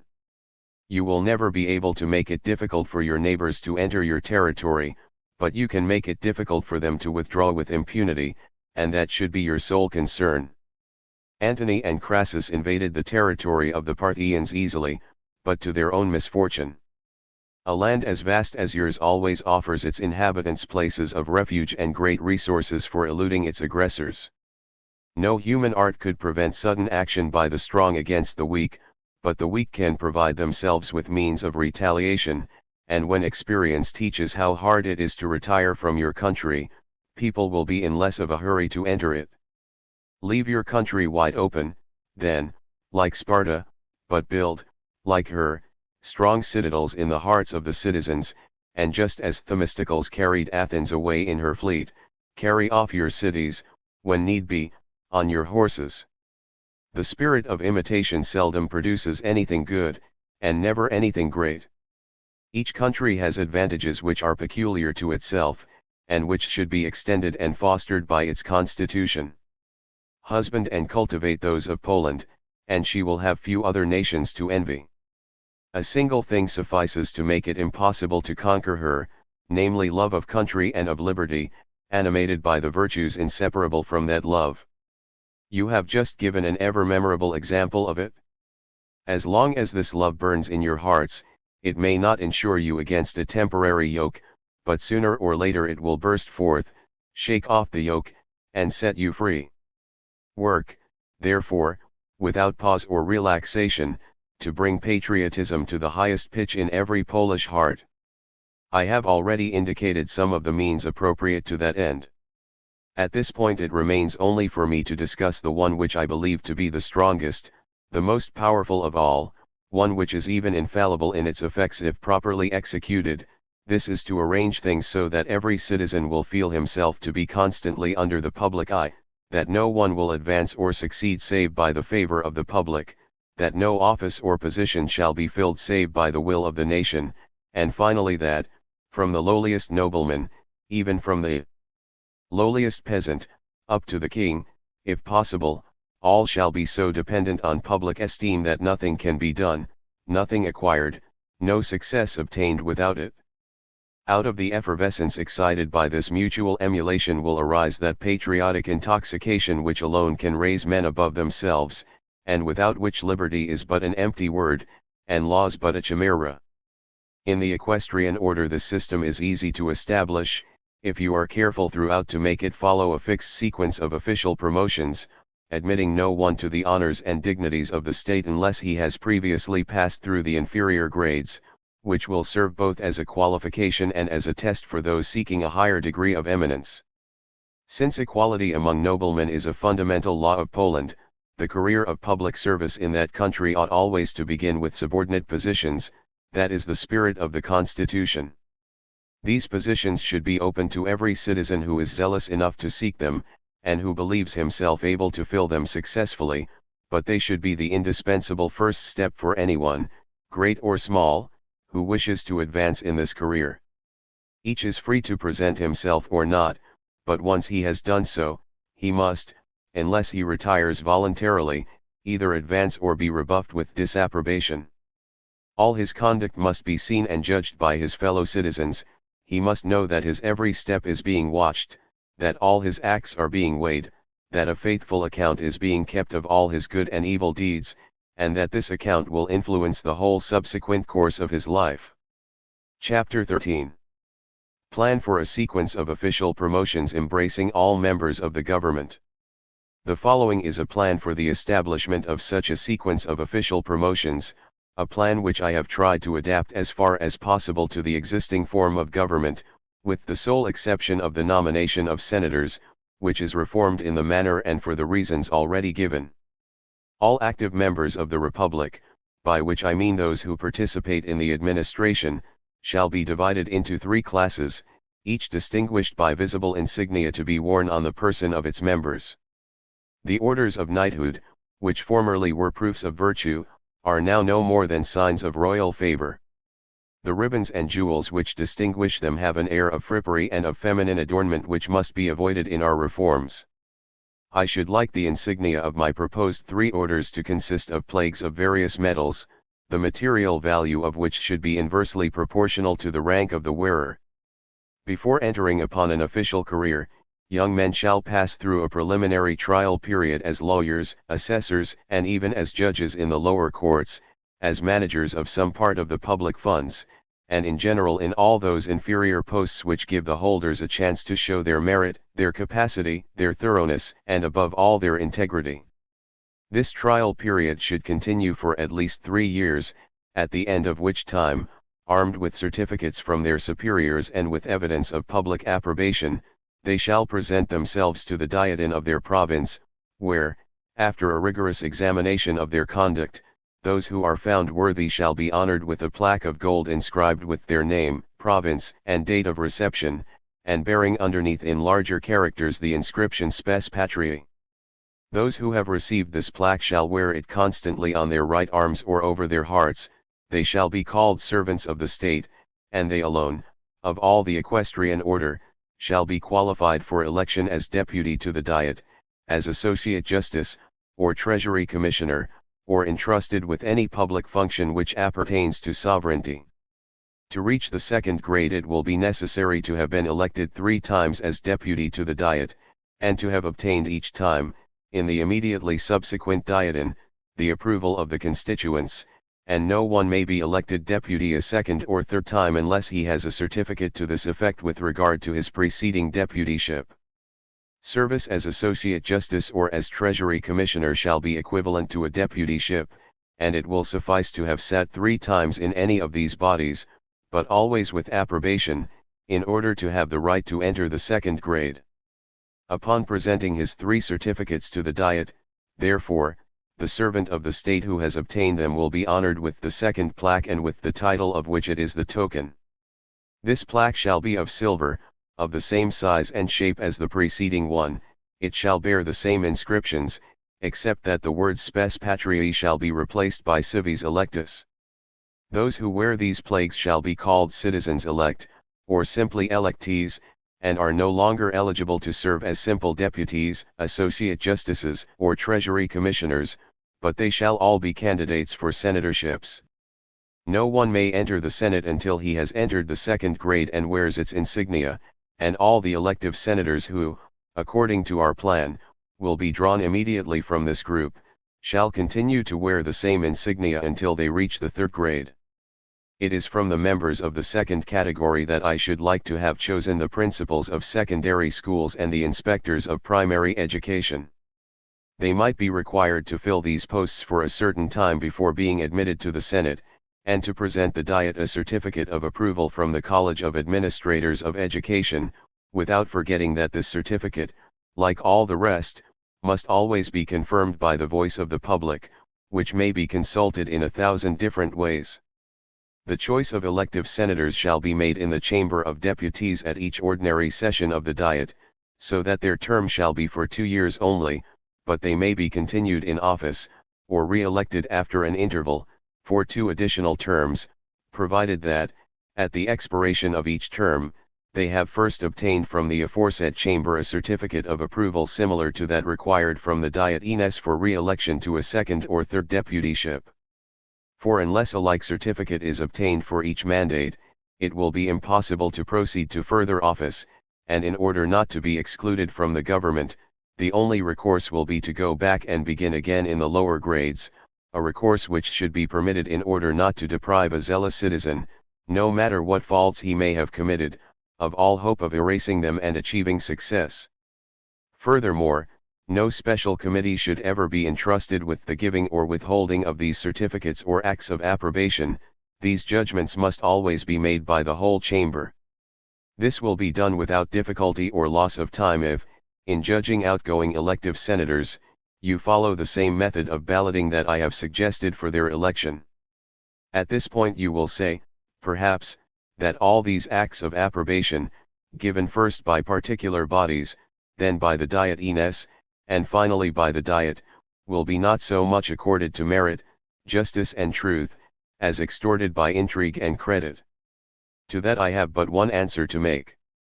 I thought I was speaking to a people which, without being wholly free from vices, still had a certain amount of resilience and virtue, and on that supposition, my plan is good. But if Poland has already reached the point where everything is radically venal and corrupt, it is vain for her to try to reform her laws and preserve her freedom, she must abandon such hopes, and bow her neck to the yoke. But let us return to the matter in hand. Each elective senator who has held office 3 times with approbation shall pass by right into the third grade, the highest in the state, and its insignia shall be conferred on him by the king on the nomination of the Diet. This shall take the form of a plaque of blue steel similar to the preceding ones, and shall bear the following inscription, Custos Legum. Those who have received it shall wear it all the rest of their lives, no matter how eminent the positions they may subsequently attain, and even on the throne itself, if they succeed in ascending it. The palatines and grand castellans can be drawn only from the body of the law guardians, and in the same way that the latter were chosen from the citizens elect, that is, by the choice of the Diet. And since these palatines occupy the most eminent positions in the Republic, and hold them for life, in order that their spirit of emulation may not slumber in offices where they no longer see anything above them save the throne, access to the latter shall be open to them, but in such a way that here again they shall be able to advance only on the strength of virtue, and by the voice of the people.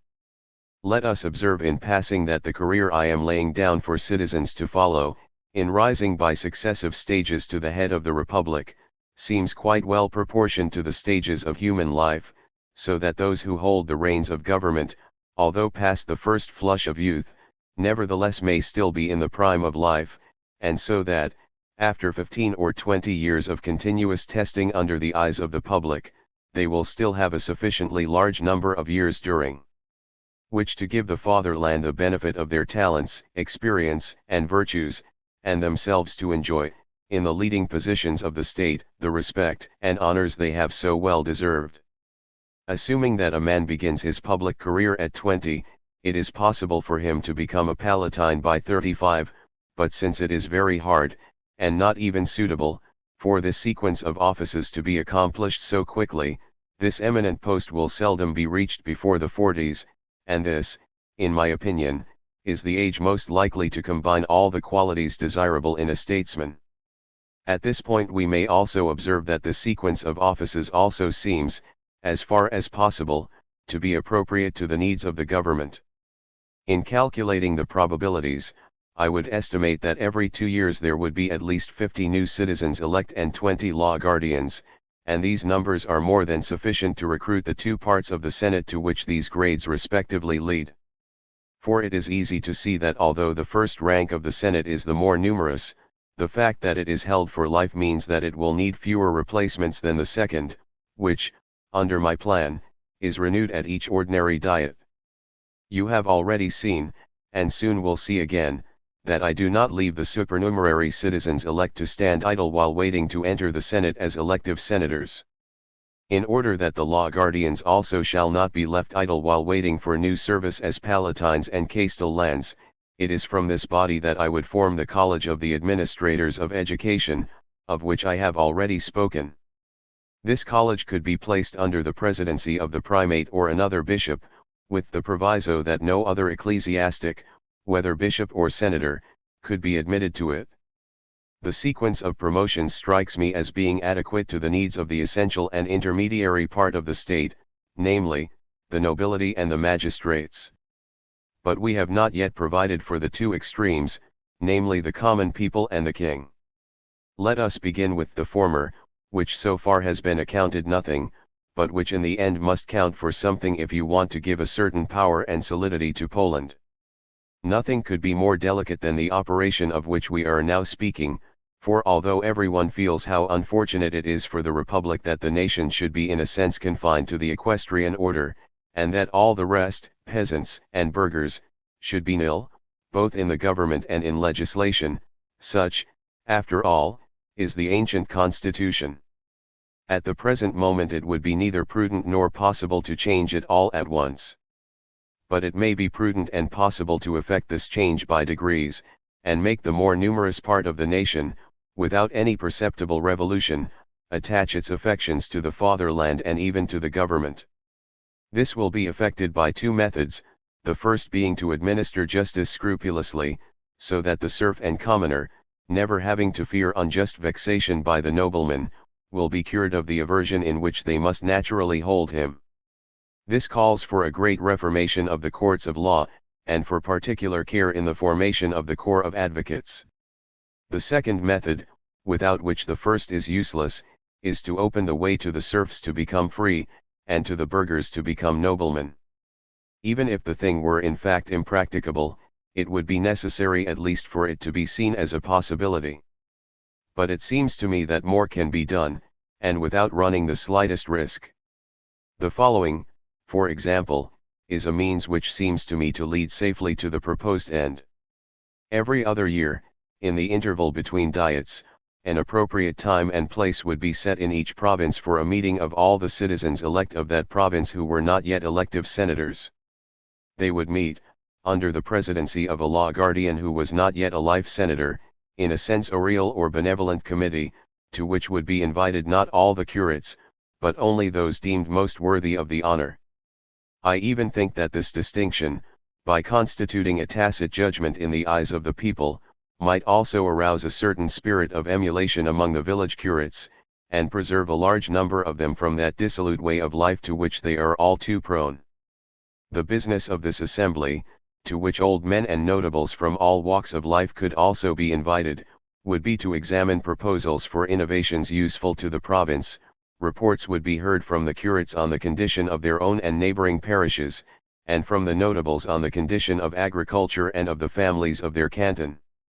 These reports would be carefully verified, each member of the committee would add his own observations to them, and a faithful record would be kept of the whole, from which would be drawn succinct memorials to be addressed to the Diet Ines. The needs of hard-pressed families, of the disabled, of widows and orphans, would be considered in detail, and would be proportionately met from a fund formed by voluntary contributions from the well-to-do people of the province.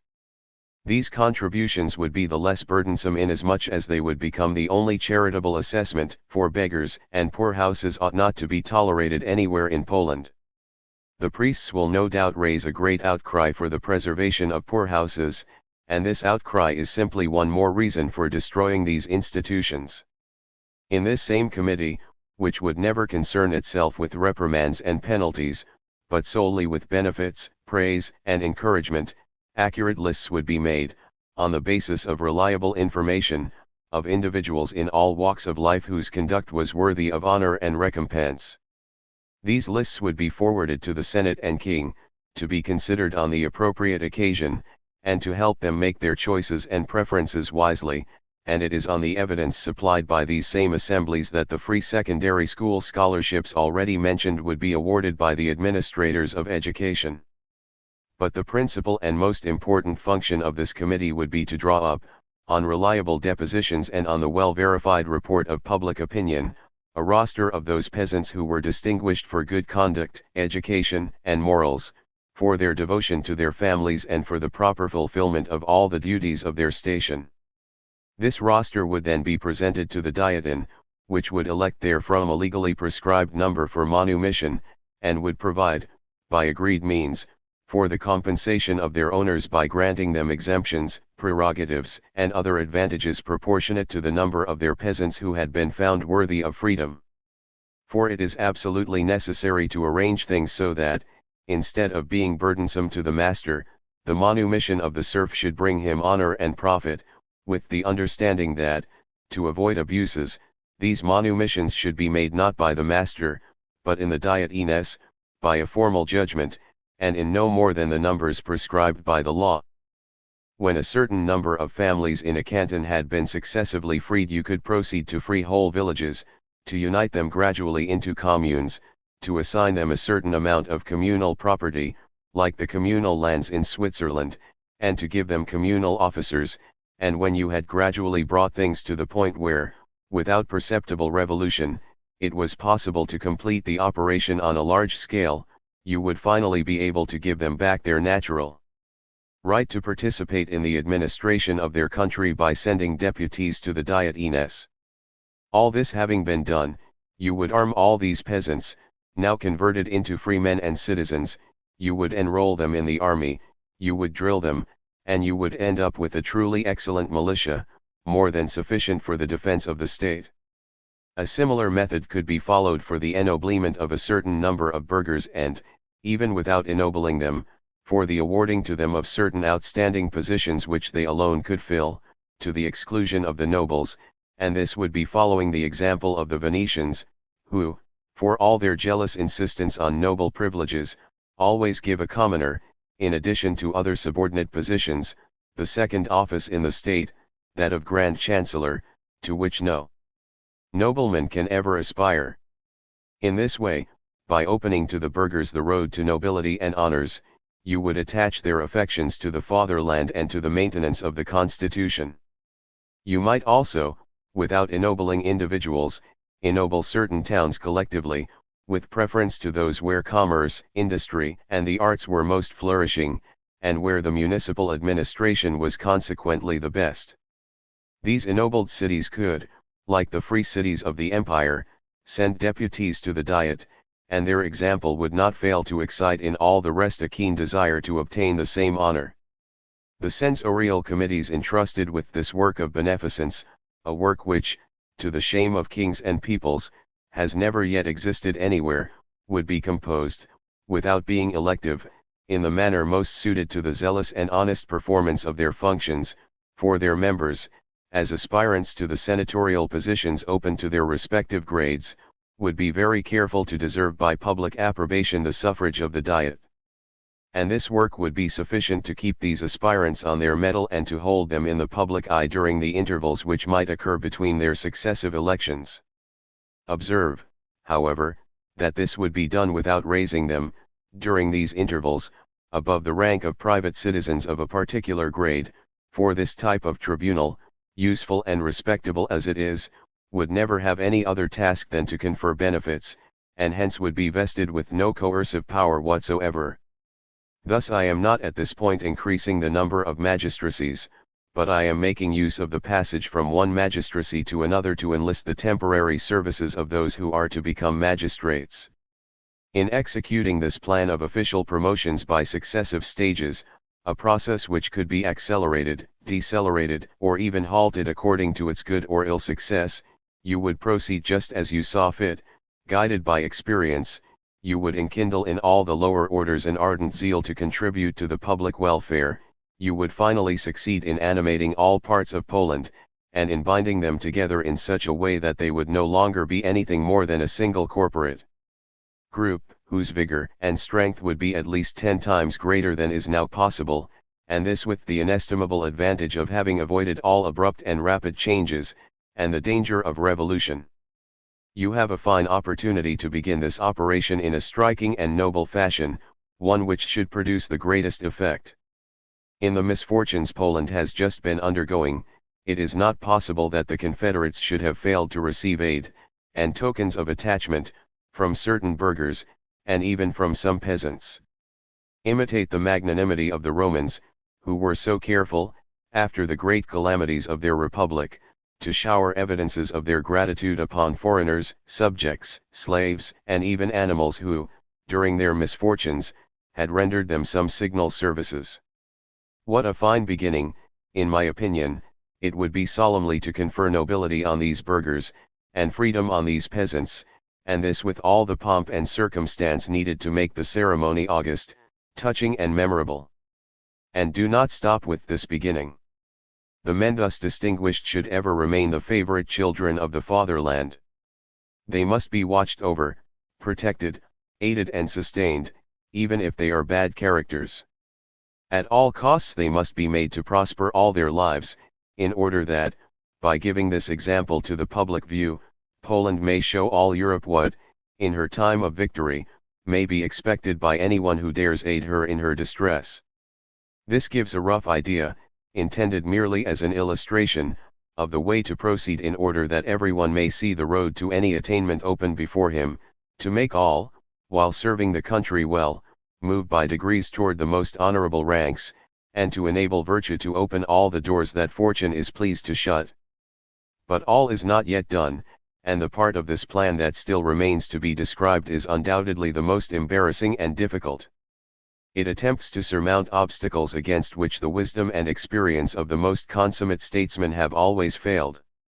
Nevertheless, it seems to me that, if my plan were adopted, the very simple method I am about to suggest would remove all difficulties, prevent all abuses, and would in practice turn what seems to be a new obstacle into an actual advantage.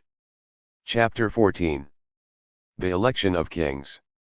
All these difficulties come down to the single one of giving the state a ruler whose selection will not cause trouble, and who will make no attempts against liberty. What makes this difficulty all the worse is that the ruler himself should be endowed with those great qualities needed by anyone who ventures to govern free men. An hereditary crown avoids trouble, but leads to slavery. Election preserves freedom, but shakes the state with each new reign. This alternative is unfortunate, but before I speak of the means of avoiding it, allow me to reflect for a moment on the way in which the Poles ordinarily dispose of their crown. I ask, first of all, why must they give themselves foreign kings? What singular blindness has led them thus to adopt the surest means of enslaving their nation, of abolishing their customs, of making themselves the playthings of foreign courts, and of wantonly increasing the tumult of interregnums? What an injustice to themselves, What an affront to their fatherland! As if, despairing of finding among their own a man worthy to command them, they were forced to seek him from afar. How have they failed to sense, how have they failed to see, that this was entirely contrary to fact? Open the annals of your nation, and you will never see it illustrious and victorious save under Polish kings, you will almost always see it oppressed and debased under foreigners. Let experience finally come in support of reason. See what ills you are bringing on yourselves, and what benefits you are losing. For how does it happen, I ask again, that the Polish nation, having taken such trouble to make its crown elective, has not thought to make use of this law to throw the members of the administration into a competition of zeal and glory which by itself would have been able to do more for the good of the country than all the rest of the laws put together? What a powerful inspiration to great and ambitious spirits this crown would have been if it had been destined for the worthiest, and held prospectively before the eyes of every citizen capable of deserving public esteem. What virtues, what noble efforts ought not the hope of acquiring its highest prize inspire within the nation? What a ferment of patriotism in every heart, if it were well known that patriotism alone was the means of obtaining this position, now become the secret ambition of every private citizen, and if it only depended on himself, on the strength of merit and services, to approach ever nearer to it and, with good luck, to obtain it in fact. Let us seek the best means of putting into operation this great motive, so powerful and hitherto so much neglected in the Republic. You will say that restricting the crown to Poles alone will not suffice to eliminate all the difficulties involved.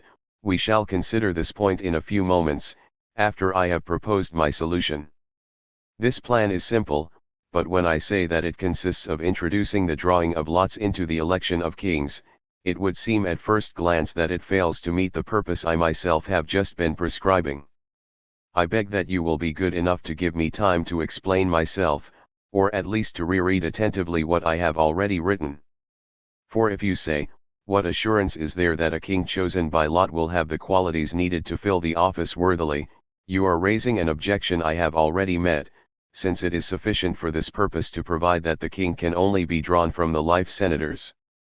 For, considering that they themselves will be drawn from the order of law guardians, and will have passed with honor through all the grades of the Republic, the evidence of their whole lives, and the public approbation they have received in all the positions they have filled, will be sufficient guarantee of the merit and virtue of every one of them. I do not intend, however, that even as between life senators the lot alone should determine the preference, this would still fail in part to achieve the great purpose which ought to be kept in mind. It is necessary that the lot should do something, and that choice should do a great deal, in order, on the one hand, to frustrate the intrigues and maneuvers of foreign powers and, on the other hand, to give all the Palatines this very great motive not to allow their conduct to grow slack, but to continue serving their country zealously, that they may deserve the preference over their competitors. I admit that the class of competitors strikes me as being rather large, if you include the Grand Castellans who, under the present constitution, are almost equal in rank to the Palatines. But I cannot see what disadvantage there would be in restricting immediate access to the throne to the Palatines alone. This would create within the same order yet another rank, through which the Grand Castellans would have to pass before becoming Palatines, and thus yet another means of keeping the Senate dependent on the legislator. You have already seen that I consider the Grand Castellans a superfluous part of the Constitution. If you decide, nevertheless, in order to avoid all great changes, to leave them their offices and senatorial rank, I approve of the decision. But in the sequence I am suggesting, nothing requires them to be placed on the same level as the Palatines, and since nothing prevents it, either, you will be able without untoward consequences to decide the matter whichever way you think best. I shall assume here that the decision will be to reserve immediate access to the throne exclusively to the Palatines. Immediately after the death of the king, therefore, that is to say within the shortest possible interval, as determined by law, the election diet shall be solemnly convened, the names of all the Palatines shall be placed in competition, and of these, 3 shall be drawn by lot, with all possible precautions to prevent any sort of fraud from affecting the result. These 3 names shall be declared aloud to the assembly which, at the same sitting and by majority vote, shall choose the one it prefers, and he shall be proclaimed king that very day. You will find, I admit, that this form of election has one great disadvantage, namely that the nation cannot choose freely that one of the whole body of palatines whom she most honors and cherishes, and whom she judges worthiest of the kingship. But this disadvantage is not new to Poland, where it has been seen in several elections, and above all in the last, that without regard for those whom the nation favors, she has been forced to choose the one she would have rejected. But in return for this advantage, which she no longer has and now sacrifices, how many more important ones does she gain by this form of election? In the first place, the use of the lot immediately frustrates the factions and intrigues of foreign nations, which cannot influence this election, being too uncertain of success to devote much effort to it, since even fraud would be insufficient to favor a subject whom the nation can always reject. The greatness of this advantage alone is such that it ensures the peace of Poland, stifles venality in the Republic, and leaves the election with almost all the tranquility of hereditary succession. The same advantage also operates against intrigue by the candidates themselves. For who among them would want to put himself to any expense to ensure himself a preference which does not depend on men, and sacrifice his fortune for an event which involves so many unfavorable chances as against a single chance of success? And we may add that those whom fortune has favored will no longer have time to bribe the electors, since the election must take place at the same session. The free choice of the nation between 3 candidates saves it from the disadvantages of the lot, which might conceivably light on an unworthy person. For if this should happen, the nation will be careful not to choose him, and among 33 illustrious men, the elite of the nation, among whom it is inconceivable that there should be even one unworthy person, it is impossible that the 3 favored by the lot should all be unworthy. By this form of selection, therefore, and this is a very important consideration, we shall combine all the advantages of election and inheritance. For in the first place, since the crown does not pass from father to son, there will never be any continuous and systematic attempt to enslave the Republic. In the second place, the lot itself, in this form, is the instrument of an informed and voluntary election. From the estimable corps of law guardians, and among the palatines who are selected from it, no choice whatsoever can be made that has not already been made by the nation. But observe what a spirit of emulation this prospect must introduce into the corps of palatines and grand castellans, who otherwise, as holders of life offices, might grow slack in the assurance of being no longer removable. They can no longer be constrained by fear, but the hope of occupying a throne, which each of them sees to be so near to him, is a fresh spur to keep them constantly at watch over themselves. They know that the lot would favor them in vain if they were refused election, and that the only way to be chosen is to deserve it. This advantage is too great, too obvious, to require elaboration. Let us assume for a moment, taking the darkest possible view, that it is impossible to prevent fraud in the drawing of lots, and that one of the candidates has succeeded in outwitting the vigilance of all the rest, despite their interest in the matter. This fraud would be a misfortune for the excluded candidates. But the effect on the Republic would be the same as if the results of the lottery had been honest, for the advantages of election would nevertheless remain, and the disturbances of an interregnum and the dangers of inheritance would still be avoided. The candidate whose ambition had tempted him to the point of resorting to this fraud would still be, in addition, a man of merit, capable in the judgment of the nation of wearing the crown with honor, and finally, even after this fraud, he would still, in order to profit by it, have to depend on the subsequent and formal choice of the Republic. By this plan, adopted in its entirety, the whole state is knit together, and from the lowliest individual to the premier palatine, there is no one who can see any other way of advancing than by the road of duty and public approval. The king alone, once elected, sees nothing above him but the law, and has no other curb to restrain him, and since he has no further need of public approval, he can safely dispense with it if his plans so require. I can hardly see more than one means of remedying this, and this one means is unthinkable, it would be to make the crown in some way revocable, and to require the kings to be confirmed in office at fixed intervals. But, I repeat, this expedient cannot be suggested. By keeping the throne and the state in a condition of continuous turmoil, it would never leave the administration in a sufficiently strong position to be able to devote itself solely and effectively to the public welfare. The ancients had a custom which has never been practiced save by a single people, but the success of which was such that it is astonishing no other has been tempted to imitate it. It is true that it is hardly appropriate to any but an elective monarchy, although it was invented and practiced in a hereditary kingdom.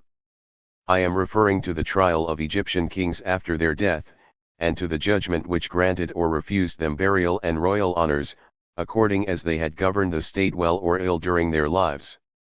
The indifference of the moderns to all moral objects, and to everything capable of strengthening the soul, will no doubt make them think it madness to consider reviving this custom for the kings of Poland, and I should not dream of trying to persuade Frenchmen, particularly philosophers, to adopt it, but I think it can be suggested to Poles. I even venture to maintain that this institution would bring them great advantages obtainable in no other way, and not one disadvantage. With regard to our present problem, it is impossible, except for a base soul insensible of posthumous reputation, that the justice of an inevitable judgment should not impress the king, and impose on his passions a curb which will, I admit, vary in strength, but which will always be capable of restraining them up to a point, above all when it also involves the interests of his children, whose lot will be determined by the judgment passed on the memory of the father. After the death of each king, therefore, I should like to have his body deposited in a suitable place, until the verdict on his memory had been pronounced. The tribunal authorized to determine and decree his burial should be convened as rapidly as possible, his life and reign should be rigorously examined by that tribunal, and after hearing evidence, in which every citizen would be allowed both to accuse and to defend, the trial should, on the basis of this evidence, be followed by a judgment, handed down with the greatest possible solemnity. As a consequence of this judgment, if favorable, the late king would be declared a good and just prince, his name inscribed with honor in the list of the kings of Poland, his body ceremoniously interred in their burial place, the epithet of glorious memory added to his name in all public acts and speeches, and a dowry assigned to his widow, and his children, declared royal princes, would be honored for the rest of their lives with all the advantages associated with that title. But if, on the contrary, he was found guilty of injustice, violence, malversation, and above all of having made attempts against the public liberty, his memory would be condemned and stigmatized, his body, denied royal burial, would be interred without honor, like that of a private citizen, and his name stricken from the public register of kings, and his children, deprived of the title and prerogatives of royal princes, would return to the class of private citizens, without honorific or stigmatizing distinctions. I should like this judgment to be made with the greatest possible formality, but also, if possible, to be handed down before the election of a successor, in order that the influence of the latter might not affect the sentence, the severity of which he would have a personal interest in mitigating. I know that it would be desirable to have more time to uncover hidden truths thoroughly, and to place more evidence before the court.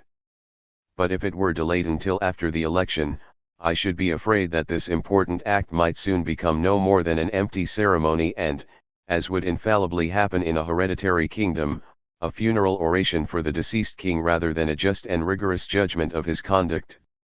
It is preferable on this occasion to give greater scope to public opinion, and lose some scraps of evidence, in order to preserve the integrity and austerity of a judgment which would otherwise become futile. With regard to the tribunal which would pass the sentence, I should like it to be neither the Senate, nor the Diet, nor any body vested with any sort of governmental authority, but an entire order of citizens, which cannot easily be either deceived or corrupted.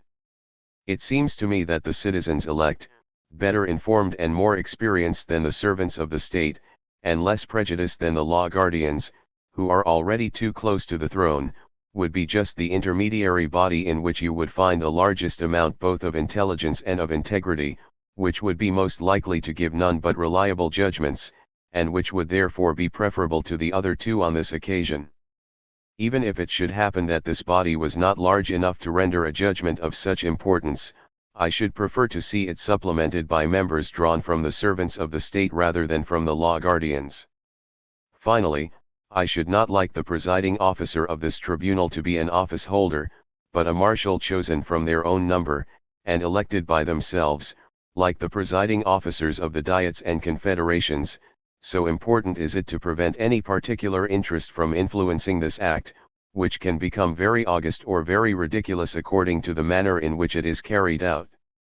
In concluding the subject of the election and judgment of kings, I should here speak of one of your customs which has struck me as being most shocking, and quite contrary to the spirit of your constitution, namely the way in which that constitution is seen to be virtually overthrown and annulled at the death of the king, to the point even of suspending and closing all the courts of law, as if this constitution were so dependent on the prince that the death of the one was the destruction of the other. Great heavens! Precisely the reverse should be true. With the death of the king, everything should proceed as if he were still alive. You should hardly be able to perceive that a piece of the machine is missing, that piece being so little essential to its solidity. Fortunately, this inconsistency is an isolated thing. You have only to declare that it no longer exists, and nothing else need be changed. But this strange contradiction must not be allowed to continue, for if it is already inconsistent with the present constitution, it will be still more so after the constitution has been reformed. Chapter 15. Conclusion. My plan has now been sufficiently outlined. I shall stop. No matter what plan is adopted, you should not forget what I have said in the social contract. Regarding the state of weakness and anarchy in which a nation finds itself as soon as it establishes or reforms its constitution. In this moment of disorder and effervescence, it is incapable of putting up any sort of resistance, and the slightest shock is capable of upsetting everything. It is important, therefore, to arrange at all costs for an interval of tranquility, during which you may be able without risk to work upon yourselves and rejuvenate your constitution. Although the changes to be made in yours are not fundamental, and do not seem very great, they are sufficient to require this precaution, and a certain length of time will inevitably be needed before the effects even of the best reforms can be felt, and the firmness which should result from them can be acquired. It is only on the assumption that your success will be proportionate to the courage of the Confederates and to the justice of their cause that you can dream of undertaking such an enterprise. You will never be free as long as a single Russian soldier remains in Poland, and you will always be in danger of losing your freedom as long as Russia interferes in your affairs. But if you succeed in forcing her to deal with you as one power with another, and no longer as protector and protectorate, then profit by the exhaustion into which the Turkish war will have thrown her to accomplish your task before she is able to disturb it.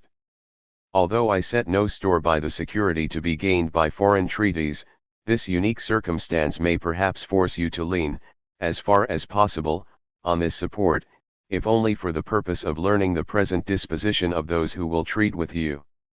But with this one exception, and perhaps a few trade treaties later on, do not waste your energies in vain negotiations, do not bankrupt yourselves on ambassadors and ministers to foreign courts, and do not account alliances and treaties as things of any moment. All this is useless with the Christian powers, who recognize no other bonds than those of self-interest. When they find it advantageous to fulfill their obligations, they will fulfill them. When they find it advantageous to break them, they will do so. Such promises might as well not be made at all. Furthermore, if this self-interest were always real, knowledge of what it would profit them to do would make it possible to predict what they would do. But it is almost never reason of state that guides them, it is the momentary interest of a minister, of a mistress, of a favorite, it is the motive no human wisdom has been able to predict which determines them, sometimes for, sometimes against their true interests.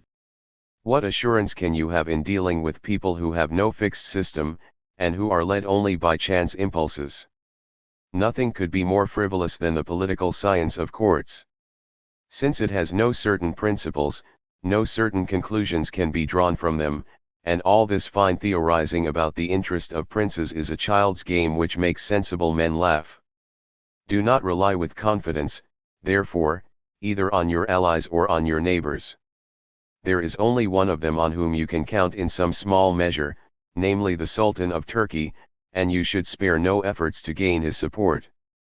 Not that his statecraft is much more reliable than that of the other powers; with him, too, everything depends on a vizier, a favorite, a harem intrigue. But the interest of the Porte is clear and simple, it is a matter of life and death to it, and although the Porte has much less enlightenment and finesse, it generally shows more honesty and common sense.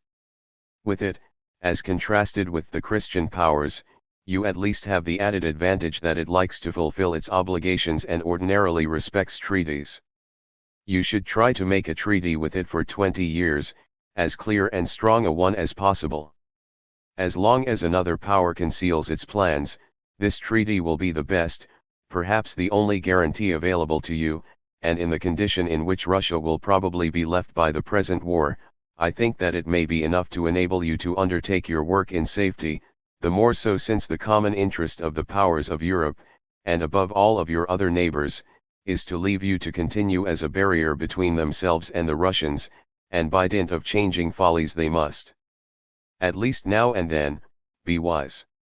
One thing makes me believe that, in general, they will watch without jealousy your work of constitutional reform, the fact that this work tends only to increase the power of legislation, and consequently of liberty, and that this liberty is regarded in all the courts as a visionary madness which tends rather to weaken than to strengthen a state. That is why France has always favored the liberties of Germany and Holland, and that is why Russia now favors the present government of Sweden, and blocks the projects of the king with all her strength.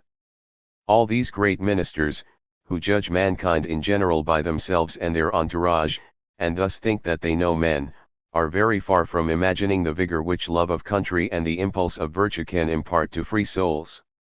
It makes no difference that they are the gulls of their own low opinion of republics, and that the latter show in all their enterprises an unexpected power of resistance. These men will never abandon a prejudice founded on the contempt they feel that they themselves deserve, and in terms of which they appraise the human race. In spite of the rather striking experience the Russians have just had in Poland, nothing will make them change their minds. They will always regard free men as they themselves must be regarded, namely as human ciphers moved only by the twin instruments of money and the knout. If they see, therefore, that the Republic of Poland, instead of trying to fill its coffers, to increase its revenues and to raise large forces of regular troops, is thinking, on the contrary, of disbanding its army and dispensing with money, they will believe that she is striving to weaken herself, and in the belief that, in order to conquer her, they will have only to appear whenever they like, they will let her reform herself at leisure, laughing the meanwhile among themselves at her labors. And it must be admitted that a state of liberty deprives a people of offensive power, and that in following my plan you should renounce all hope of conquest. But 20 years from now, when your work has been done, if the Russians try to overrun you, they will learn what sort of soldiers in defense of their hearths are these men of peace who do not know how to attack the hearths of others, and who have forgotten the value of money. For the rest, when you are rid of these cruel guests, take care not to make any sort of compromise with the king they tried to give you. You must either cut off his head, as he deserves, or else, disregarding his first election, which is absolutely void, you must elect him afresh with new Pacta Convenienta, in which you will make him renounce the right of appointment to high official positions. The second alternative is not only the more humane, but also the wiser. I even find in it a certain generous pride which will perhaps mortify the court of St. Petersburg much more than as if you elected someone else. Poniatowski was very wicked, without doubt. Now, perhaps, he is no longer anything more than unfortunate, for in the present situation, at least, he seems to me to be behaving very much as he ought, by taking no part in anything at all. Naturally, at the bottom of his heart, he must fervently desire the expulsion of his hard masters. It would, perhaps, have been an act of patriotic heroism for him to have joined the Confederates to expel the Russians, but it is well known that Poniatowski is no hero. Furthermore, quite apart from the fact that he would not have been allowed to do so, and that, as a man who owes everything to the Russians, he is constantly watched, apart from all this, I frankly declare that, if I were in his place, I should not want, for anything in the world, to be capable of that kind of heroism. I realize that he is not the king you will need when your reforms have been completed, but he may be the one you need to effect them peaceably. If he lives but 8 or 10 years more, and if your system has then begun to operate, and several palatinates are already filled with law guardians, you need not be afraid of giving him a successor like himself, but I myself am afraid that, if you simply dispossess him, you will not know what to do with him, and will expose yourselves to new troubles. Nevertheless, no matter what difficulties are to be avoided by electing him freely, you must not dream of doing so until you have made very sure of his real intentions, and unless you find that he still retains some common sense, some feeling of honor, some love of country, some knowledge of his real interests, and some desire to pursue them. For at all times, and above all in the sad situation in which Poland will be left by her misfortunes, there would be nothing more fatal for her than to have a traitor at the head of the government. As for the manner of broaching the work in question, I have no taste at all for the subtle schemes that have been suggested to you for the purpose of surprising and, in a sense, deceiving the nation with regard to the changes to be introduced into its laws. I should only advise that, while revealing your plan in its full extent, you should not abruptly begin putting it into operation in such a way as to fill the Republic with malcontents, that you should leave most office holders in possession, that you shall fill posts under the new dispensation only as they fall vacant. Never shake the machine too brusquely. I have no doubt that a good plan, once adopted, will change the spirit even of those who played a part in government under another system. Since new citizens cannot be created all at once, you must begin by making use of those who exist, and to offer a new road for their ambition is the way to make them want to follow it.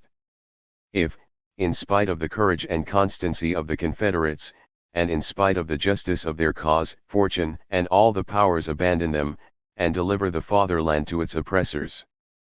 But I have not the honor of being a Pole, and in a situation like that in which you find yourselves it is not permissible to give advice otherwise than by example.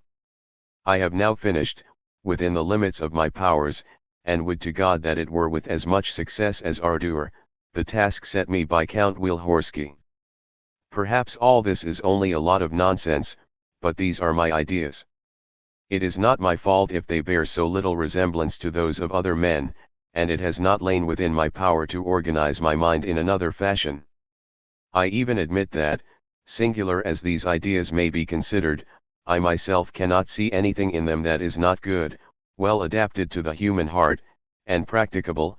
Above all in Poland, I have tried to make my views follow the spirit of this republic, and to propose only the minimum of changes needed to correct its faults. It seems to me that a government based on such motives ought to proceed to its true goal as directly, as surely, and as long as possible, without forgetting, however, that all the works of men are as imperfect, transitory, and perishable as man himself. I have purposely omitted several very important topics on which I did not feel myself qualified to express an opinion. I shall leave this task to men wiser and more enlightened than I, and I shall end this long rigmarole by making my apologies to Count Wielhorski for having taken up so much of his time with it. Although I think differently from other men, I do not flatter myself that I am wiser than they, nor that he will find anything in my reveries that can really be useful to his country. But my wishes for her prosperity are too real, pure, and disinterested to make it possible for my zeal to be increased by the pride of contributing to her cause. May she triumph over her enemies, become and remain peaceful, happy, and free. May she serve as a great example to the universe and, profiting by the patriotic labors of Count Wielhorski, may she find and form in her bosom many citizens who resemble him. Reveries of a Solitary Walker. Anonymous translation, 1796. Reveries of a Solitary Walker was first published in 1782, 4 years after the author's death. The work was discovered in his notebooks, with only the final section of the work left unfinished. Rousseau composed the text between the autumn of 1776 and the spring of 1778, he was still working on it less than 2 months before his death. After a little over a year in England, during which his friendship with David Hume came to an abrupt and acrimonious end, Rousseau returned to France in the spring of 1767, where he was given refuge by a series of noblemen, including the Prince of Conti, who offered him shelter at his Château d'Étrees. Rousseau would spend the rest of his life moving between Lyon, where he performed his poem Pygmalion to great acclaim, and Paris, where he supported himself copying music and enjoying the French countryside, where he worked on his most famous autobiographical book, Confessions. Reveries of a Solitary Walker offers a mix of philosophy and autobiography, as the writer ruminates on solitude and nature. The work is divided into 10 chapters, his walks, and they chronicle his reflections and thoughts on a range of subjects, including the comfort of solitude and mediation, which the author believed to be the time when he was most himself. He begins the book, "I am now alone on earth, no longer having any brother, neighbor, friend, or society other than myself," and through nearly 10 essays of often lyrical and poetic prose, he explores his sense of isolation. David Hume by Allan Ramsay in 1766. Hume was a Scottish philosopher, historian, economist, and essayist, best known for his highly influential system of philosophical empiricism, skepticism, and naturalism. Contents: First Walk, Second Walk, Third Walk, Fourth Walk, Fifth Walk, Sixth Walk, Seventh Walk, Eighth Walk, Ninth Walk, 10th Walk. Title page from the first edition. First Walk. Behold me, then, as if alone upon the earth, having neither brother, relative, friend, or society, but my own thoughts, the most social and affectionate of men, proscribed, as it were, by unanimous consent. They have sought in the refinement of their hatred, what would be the most cruel torment to my susceptible soul, and have rent asunder every bond which attached me to them. I should have loved mankind in spite of themselves, and it was only by throwing off humanity that they could avoid my affection. At length, then, behold them strangers, unknown, as indifferent to me as they desired to be, but thus detached from mankind, and everything that relates to them. What am I? This remains to be sought. Unhappily, the search must be preceded by casting a glance on my own situation, since I must necessarily pass through this examination, in order to judge between them and myself. It is now above 15 years since I have been in this strange situation, which yet appears to me like a dream, ever imagining, that disturbed by indigestion, I sleep uneasily, but shall soon awake, freed from my troubles, and surrounded by my friends. Yes, surely, I have glided unconsciously from nightly watchings into profound sleep, or rather from life to death, dragged, I know not how, from the natural order of things. I find myself precipitated into an incomprehensible chaos, where I can distinguish nothing, and the more I consider my present situation, the less I seem to comprehend it. How could I possibly foresee the destiny that awaited me? Or, how can I even now, though betrayed into this state, form any adequate idea of it?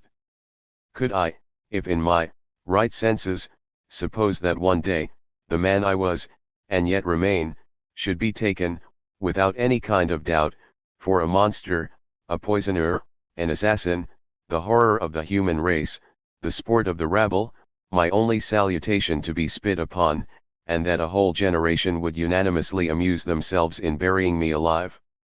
When this strange revolution first happened, taken by unawares, I was overwhelmed with astonishment. My agitation, my indignation, plunged me into a delirium, which 10 years have scarcely been able to calm. During this interval, falling from error to error, from fault to fault, and folly to folly, I have, by my imprudence, furnished the contrivers of my fate with instruments, which they have artfully employed to fix it without resource. For a long time, my struggles were as violent as unavailing, employed without art, dissimulation, or prudence, warm, open, impatient, and frank in my disposition. Every endeavor to disengage myself did but entangle me the more, and give my enemies incessant advantages, which they took care to improve. At length, finding all my efforts useless, all my uneasiness vain, I adopted the only means that remained, which was, to submit without murmuring to my fate, and found an indemnification for my misfortunes, by the tranquillity, which this resignation procured me, and which could not be allied with the continual struggle of a painful and ineffectual resistance. Another circumstance has contributed to this tranquillity. In the eagerness of their malice, my persecutors had omitted one thing highly necessary to the accomplishment of their designs. This was, to portion out the effects of their malice in such a manner that they might maintain and renew my sorrows by successive oppressions. Had they possessed the skill to have left me some beam of hope, they might have held me by that, and continued me their plaything by false lures, till at length they had totally overwhelmed me by successive torments, arising from deceived expectation. But they exhausted all their inventions at once, and in stripping me of every hope, deprived themselves of every resource. The defamation, oppression, scandal, and derision with which they have loaded me, are no more capable of augmentation than they are of being palliated, and can no more increase my misfortunes, than I can remove them.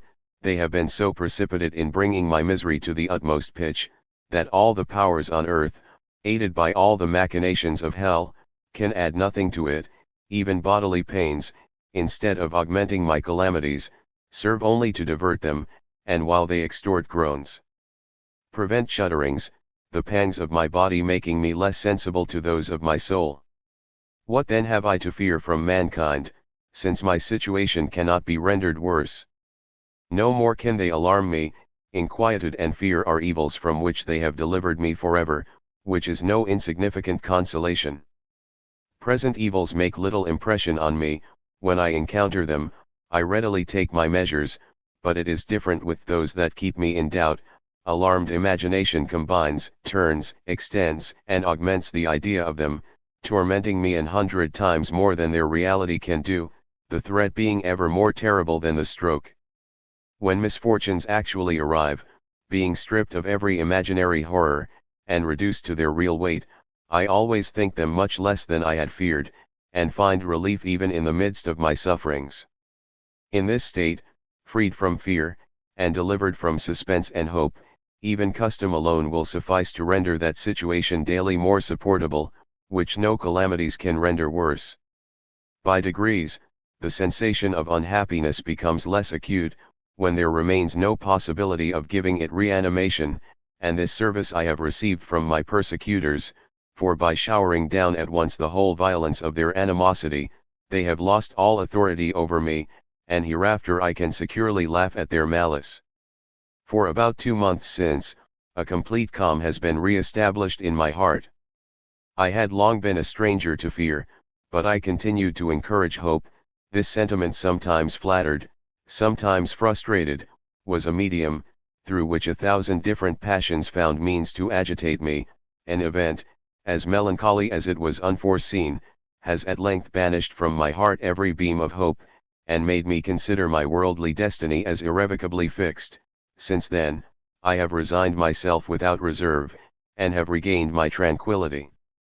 When I became acquainted with the extent of the plot formed against me, I totally gave tip the idea of regaining, during life, the good opinion of the public, and even was this acquisition possible, the confidence could not be reciprocal, and consequently must be useless. Should mankind return to me, it would be vain. I am no longer to be found. They have inspired me with such disgust, that their commerce would not only be insipid but painful, and I am 100 times happier in my solitude, than I could possibly be in their company. They have torn from my heart all the sweets of society, which at my age can never spring up again. 'Tis too late. Henceforward let them do me good or harm, it is perfectly indifferent. My contemporaries can never give me a moment of concern. I once looked forward to the future, and hoped for a better generation, who, examining with care and impartiality the opinion formed by the present, and thence forming a judgment between us, would easily unravel the artifice of those who gave rise to it, and view me as I really am. This hope suggested the idea of writing my dialogues, with 1,000 useless expedients to make them reach posterity, and though distant, kept my mind in the same agitation as when I endeavored to find a mind actuated by principles of justice in the present age, still rendering me the sport of my contemporaries. I have mentioned in my dialogues, on what this expectation was founded. It was a mistake, and I have happily discovered my error time enough to enjoy before my last hour an interval of perfect tranquility. This interval began from the time I have already mentioned, and I have reason to believe will never more be interrupted. Few days pass, without my being confirmed by new reflections, how much I erred in flattering myself that I should ever recover the good opinion of the public, even in a future age, considering it is conducted by guides who are perpetually renewed in those very societies that hold me in such implacable aversion. Particulars die, but collective bodies never can. The same passions are perpetuated, and their ardent hatred, immortal as the demon that inspires it, has ever the same activity. Though all my particular enemies should be no more, physicians and oratorians will still exist, and should I have no other persecutors, those two description of people, I may be assured, will show no more savor to my memory, than they have done to my person. Perhaps in the course of time, the physicians whom I have really offended, might be appeased, but the oratorians, whom I loved, esteemed, in whom I placed the utmost confidence, and whom I never offended, the oratorians, churchmen, and half-monks, will be forever implacable, their own iniquity being my crime, which self-love can never par on, and the public, whose animosity they will continually increase and reanimate, will no more be appeased than themselves. My fate, therefore, is absolutely fixed. No circumstance can bring me either good or evil, nothing remains for me either to hope or fear in this world, yet, though plunged into this fearful abyss, behold me tranquil. Poor, unfortunate, and infirm, but completely beyond the reach of suffering. Every future occurrence will be immaterial to me. I have in the world neither relative, friend, or brother. I am on the earth, as if I had fallen into some unknown planet. If I contemplate anything around me, it is only distressing, heart-rending objects. Everything I cast my eyes on, conveys some new subject either of indignation or affliction. I will endeavor, henceforward, to banish from my mind all painful ideas, which unavailingly distress me. Alone for the rest of my life, I must only look for consolation, hope, or peace, in my own breast, and neither ought, or will, henceforward, think of anything but myself. It is in this state, that I return to the continuation of that severe and just examination which I formerly called my confessions. I consecrate my latter days to the study of myself, and to the preparation of that account, which I must shortly render up of my actions. I resign my thoughts entirely to the pleasure of conversing with my own soul, that being the only consolation that man cannot deprive me of. If by dint of reflection on my internal propensities, I can attain to putting them in better order, and correcting the evil that remains in me, their meditations will not be utterly useless, and though I am accounted worthless on earth, shall not cast away my latter days. The leisure of my daily walks has frequently been filled with charming contemplations, which I regret having forgot, but will write down those that occur in future. Then, every time I read them over, I shall forget my misfortunes, disgraces, and persecutors, on recollecting, and contemplating, the integrity of my own heart. These sheets will only contain a concise journals of my reveries, treating principally of myself, because a solitary must be very much employed with his own person, but if during my walk other ideas pass through my mind, they shall equally find place. I will relate my thoughts, precisely as they strike me, and with as little connection as the ideas of yesterday have with those of today, since from these will result a clearer knowledge of my temper, with the complexion and tendency of those thoughts and sentiments which are my daily food, in the singular situation I am thrown into, than could otherwise be obtained.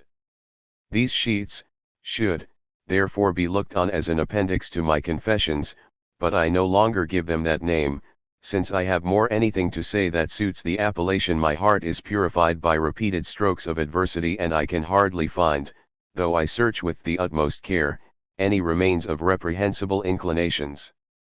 What should I confess then, when all terrestrial affections are erased? I have as little to praise as blame, for henceforward I am nothing among mankind, nor can I ever be otherwise, possessing no actual relation or real society, no longer having it in my power to attempt any good, which would not turn to evil, nor to act without injuring either others or myself. Thus obstinacy has become my greatest duty, and I maintain it to the utmost of my power. But in this inactive state of body my soul is still alive, producing thoughts and sentiments. Its moral and internal faculties appear to have augmented by the death of every earthly and temporal concern. My body is only an embarrassment, an obstacle, which I already endeavor to disengage myself from. A situation so singular certainly deserves to be both examined and described. It is to this examination I consecrate my future days, and in order to accomplish it with success, I should proceed with circumspection and methods, but I am incapable of such labor, nay, it would even divert me from my purpose, which is to render an account to myself of the successive modifications of my soul. In some measure, I perform the operation on myself, which physicians do on the air, in order to ascertain the daily condition of it, applying the barometer to my soul, not doubting but these experiments, well directed, and constantly repeated, will procure information equally to be depended on, but I do not equally extend my views, content with keeping a register of operations, without seeking to reduce them into a system. I undertake the same enterprise Montaigne did, but for a direct contrary purpose. He wrote his essays only for others, I my reveries entirely for myself. If in my more advanced age, and on the verge of dissolution, I remain in the same disposition, I shall recollect, on reading these reveries, the pleasure I experienced on writing them, and thus, recalling past time, shall redouble my existence. Even in spite of mankind, I shall yet enjoy the charms of society, and, when decrepit with age, hold converse with myself, as I now should with a friend younger than I am. I wrote the first of my confessions, and my dialogues, in continual care, being anxious to preserve them from the rapacious hands of my enemies, and transmit them, if possible, to other generations. This uneasiness no longer torments me. I know what I write will be useless, and a desire to be better known by mankind is extinguished in my heart, where nothing remains but profound indifference on the fate of my real writings and monuments of my innocence, which, perhaps, are by this time totally annihilated. Let them watch all my motions, and disquiet themselves about these sheets. Let them seize, suppress, and defame them.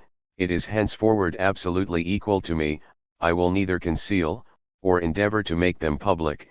If they are taken from me while I live, they cannot deprive me of the pleasure of having wrote them, the remembrance of their contents, or the solitary meditations of which they are the transcript, and whose source can only be exhausted with my being. If, at the beginning of my calamities, I had but known how to refrain from struggling with my fate, could I have adopted the method I do at present, all the efforts of man, all their tremendous contrivances, would have been ineffectual. Their plots would no more have destroyed my tranquillity, than the success of them can henceforward. Let them enjoy my disgrace, they cannot debar me from the enjoyment of my innocence, and I shall conclude my days in peace, spite of all their machinations. Second walk. Having resolved to describe the habitual state of my soul, in the most unaccountable situation that ever mortal experienced, I can find no manner so simple and effectual, to execute this purpose, as to keep a faithful register of my solitary walks, and the reveries which accompany them, when I find my mind entirely free, and suffer my ideas to follow their bent, without resistance or control. These hours of solitude and meditation are the only ones in the day when I am entirely myself, and for myself, without diversion, or obstacle, and when I can truly say, I am what nature designed me. I was soon convinced that I had begun this project too late. My imagination, being already less lively, is not, as formerly, enraptured at the contemplation, temptation of those objects which animate it. I am less intoxicated with the delirium of my reveries, there is more of remembrance than creation in their productions, a cold languishment enervates all my facilities, the animal spirits extinguish by degrees, my soul creeps painfully from its feeble tenement, and were I deprived of the hope of that state to which my soul aspires, because I feel a right to the expectation of it, I should no longer exist but in remembrance. Thus, if I would contemplate myself before my decline, I must at least look back some years, to the time, when losing all hope below, and finding no support for my heart on earth, I accustomed myself, by little and littler to nourish it with its own substance, and to seek support entirely within myself. This resource, which I adopted too late, became so fruitful, that it soon recompensed me for every loss. The habit of retiring within myself, made me soon lose the feeling, and almost the remembrance of my sorrows. Thus I learned, by my own experience, that the source of true happiness is in ourselves, and that it is beyond the power of man to render those truly miserable, who determine to be otherwise.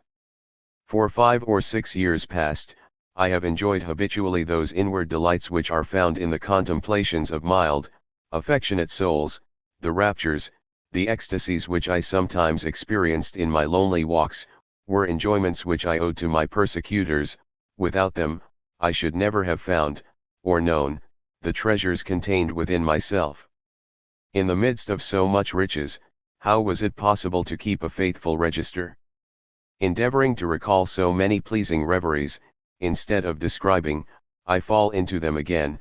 It is a state which remembrance recalls, and which it would be impossible to relate, did I entirely cease to feel it. I experienced the truth of this in those walks which immediately succeeded the project of writing the continuation of my confessions, particularly in that I am about to relate, and in which, an unforeseen accident broke the thread of my ideas, and gave them for some time a different turn. On Thursday, the 24th of October, 1776, I walked after dinner through the boulevards, as far as the Rue du Chemin Vert, from whence I gained the heights of Menilmontant, and, pasting through the vineyards and meadows, crossed, as far as Charon, the lovely manor that separates those two villages, after which, I took a circle, designing to cross the same meadows by another path. While walking through them, I felt that pleasure and interest which agreeable prospects ever give me, frequently stopping to examine plants which I saw among the grass. I perceived two which are seldom found near Paris, though common enough in this place. One was the Pyrus hieracioides, and the other the Buplurum falcatum. This discovery amused me for a long time, and ended by my finding a plant still more scarce, especially in a high country. This was the Seraptium aquaticum, which, notwithstanding the accident that happened the same day, I afterwards found in a book I then had about me, and placed it in my collection. In short, after having observed several plants that were in flower, the appearance and examination of which, though familiar, ever gave me pleasures, by degrees I discontinued my observations, and gave myself up to the no less pleasing impressions they had altogether made upon me. The vintage, which brings so many walkers from the city, had been over a few days. The peasants too, having completed their autumnal labor, had retired till the return of winter should furnish them with fresh employment. The country was yet green and pleasant, though the trees, partly stripped of their leaves, presented the picture of solitude, and indicated the approach of a more dreary season. From these various objects, resulted a mingled impression of melancholy and pleasure, too analogous to my age and fate, not to enforce the application.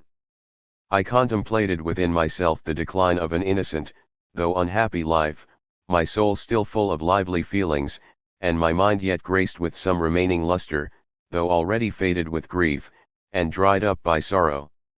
Lonely and forsaken, I felt the forward frost steal on me, exhausted imagination no longer peopling my solitude with beings formed to delight my heart. I said to myself, with a sigh, what have I to do on earth? I was made for life, and am dying without having enjoyed it, but this was not my fault, and I shall bear to the author of my being, if not an offering of good works, which I was prevented from performing, at least a tribute of good intentions frustrated, found sentiments, but given without effect, and a patience proof against man's disdain. I was moved with these reflections, recapitulating the motions of my soul from my early youth, during my riper years, since my sequestration from mankind, and in the course of that long retreat in which I shall conclude my days.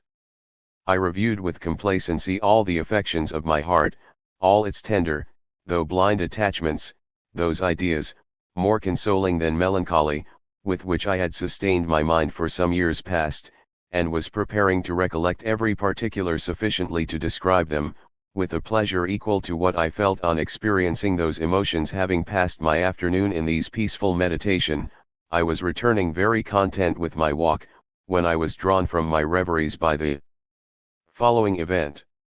About 6 o'clock, as I was on the descent of Menilmontant, just opposite the Gallant Fardinier, some people that walked before me having suddenly turned aside, I saw a large Danish dog rushing towards me. He was running with his utmost swiftness before a coach, and had neither time to stop his speed, or turn aside, when he perceived me in his way. I judged that the only means I had to prevent being thrown down, was to take a high leap, so exactly timed, that the dog might pass under my feet.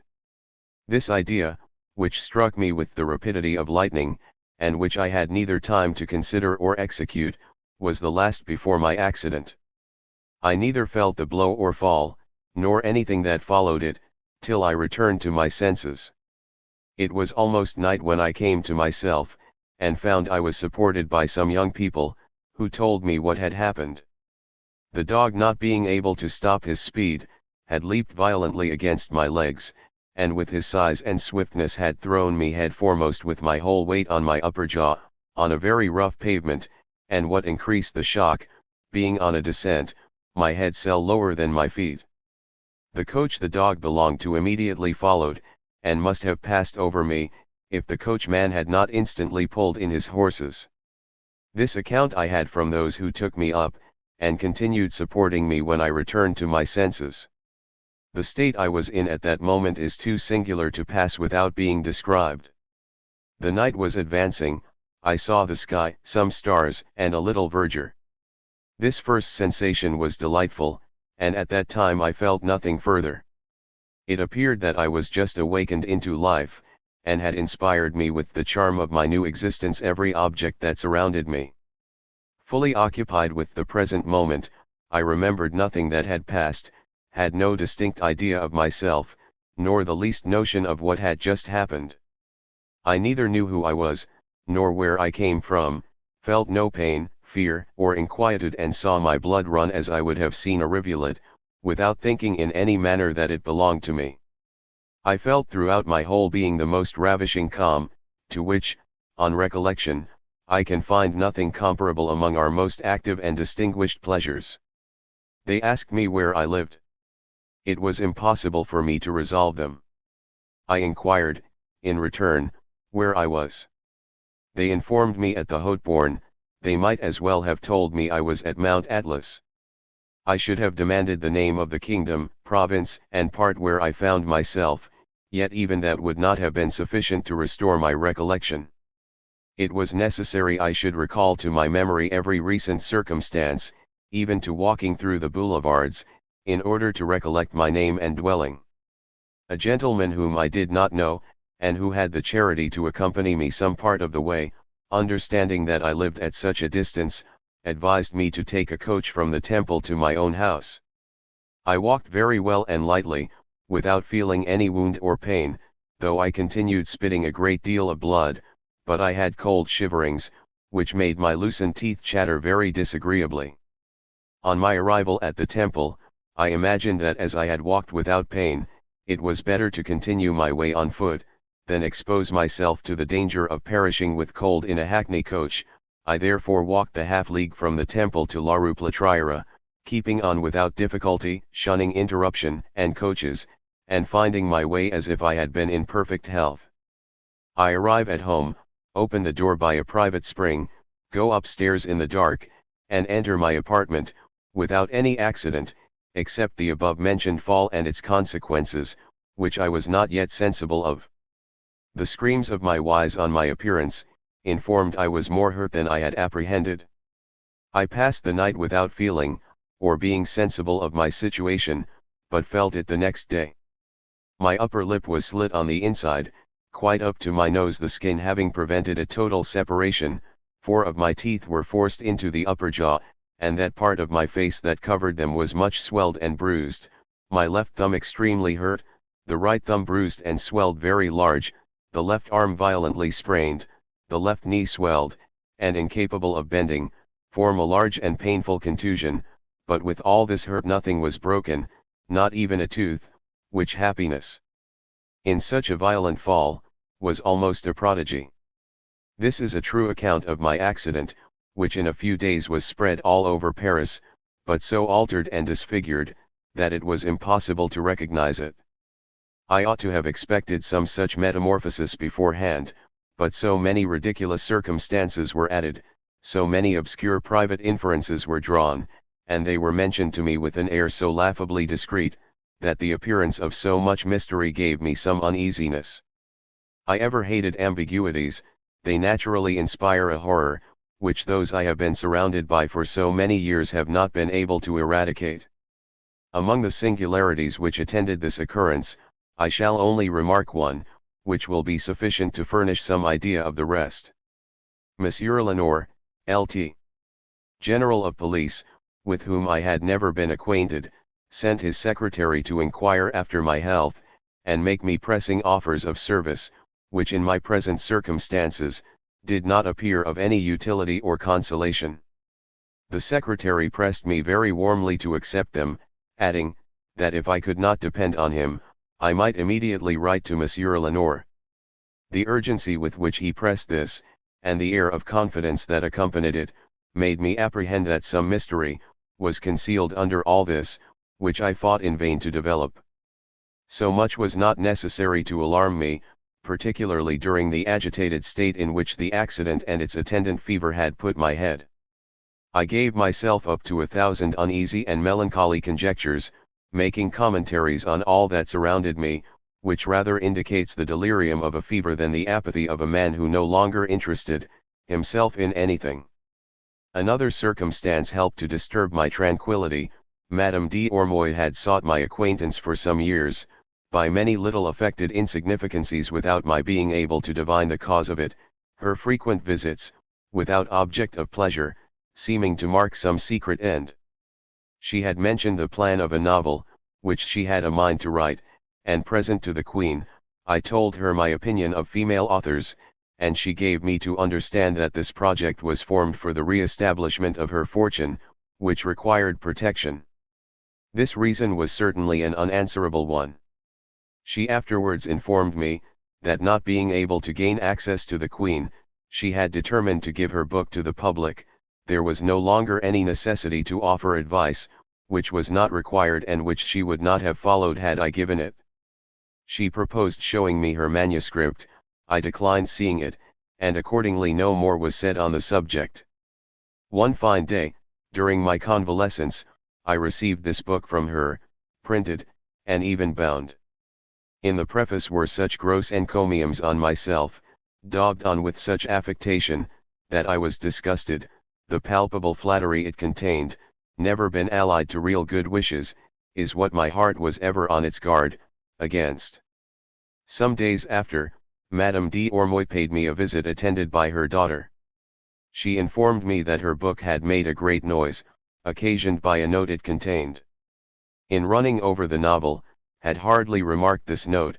After her departure I read it over again, examined it, and thought I could plainly discover the motives of her visits, her coaxing, and all the violent praises in the preface, judging they were designed to make the public attribute this note to me, and consequently the blame its author might incur under the circumstances in which it had been published.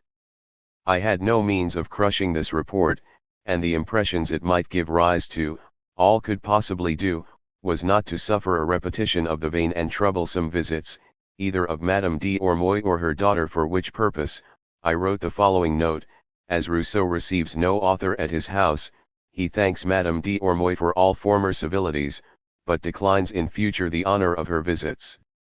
She answered this by a very polite letter, but in the style of all those written to me on similar occasions. I had barbarously plunged a dagger in her feeling heart, and, I was to believe, that possessing for me such true and lively sentiments, her death must infallibly be the consequence of this rupture. Thus it is, that an upright, frank behavior, is made to appear like a fearful crime in the eyes of the world. And I am convinced I should seem wicked and ferocious in the opinion of my contemporaries, though they could attribute no other crime to me than not being as false and perfidious as themselves. I had already been out several times since my accident, frequently walking even to the Tuileries, when, by the visible astonishment of several persons I met, I was convinced something new was stirring with respect to me, but could not possibly conjecture what, till at length, I learned it was currently reported, I had died from the effects of my fall, and this news was propagated so rapidly, and maintained with such obstinacy, that even a fortnight after, I heard it was mentioned at court as an absolute certainty, and the courier of Avignon, in announcing this happy news, had not failed to anticipate that tribute of outrage and indignity which is prepared for my memory, on quitting this world, by a kind of funeral oration. This piece of information was accompanied by a circumstance yet more singular, which I only learned by chance, and could never get any particular account of. This was, that a subscription had actually been opened for printing the collection of manuscripts that should be found at my house. This convinced me that a parcel of fabricated writings were kept ready to be attributed to me after my decease, for to imagine they would print any faithfully that might be found at the time of my death, was a folly that could never enter the imagination of any thinking person, whom 15 years' experience had sufficiently enlightened. These incidents, which were sudden, and followed by others not less extraordinary, added fresh indignation to my feelings, which I thought already callous, and the dark clouds that perpetually surrounded me, revived the horror they naturally give rise to in my heart.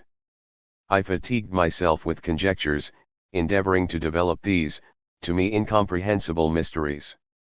The constant explanation of these enigmas, tended to confirm my former belief, which was, that my fate and reputation, having been concerted and determined by the unanimous concurrence of the present generation, could not be overruled by any effort of mine, since it would be impossible to transmit any deposit to a future age, without its having to pass in this through hands that would be interested to suppress it.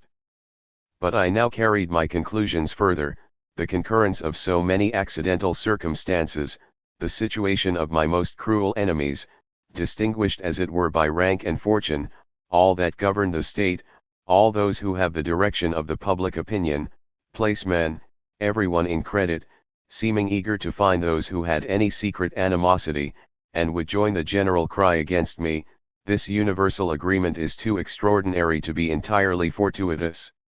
The refusal of one single person to become an accomplice in this persecution, one favorable event on my side, a single unforeseen circumstance, as an obstacle to their designs, might have staggered my opinion, but all dispositions, fatalities, accidents, and revolutions, have contributed to further the attempts of man by so striking a concurrence, that it appears miraculous, and leaves me no room to doubt but their success was established by an immutable decree, and a multitude of observations, both on the past and present, confirm me so entirely in this persuasion, that I cannot help, henceforward, regarding that work as one of the secrets impenetrable to human reason, which I hitherto looked on as proceeding from the wickedness of mankind. This idea, far from being melancholy, consoles and tranquilizes my mind, teaching me resignation, though I cannot go so far as Saint Augustine, who was comforted even under the idea of damnation, if such should prove to be the will of God. My resignation arises from a more interested source, I must confess, but not less pure, and more worthy, in my opinion, of that perfect being I adore. God is just, it is His will that I should suffer, He knows my innocence, this is the foundation of my confidence, and both my heart and understanding combine to assure me I am not deceived.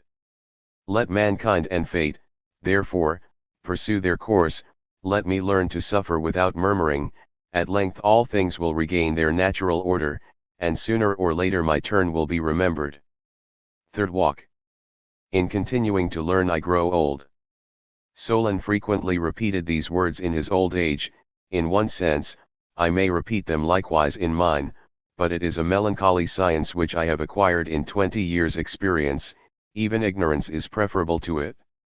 Adversity is, doubtless, a great master, but a master whose lessons are dearly purchased, and sometimes not worth the price we give for them. Besides, before we have obtained sufficient knowledge from such tardy studies, the season to profit by it is over. Youth is the proper time to acquire wisdom, age is the period when we should practice it.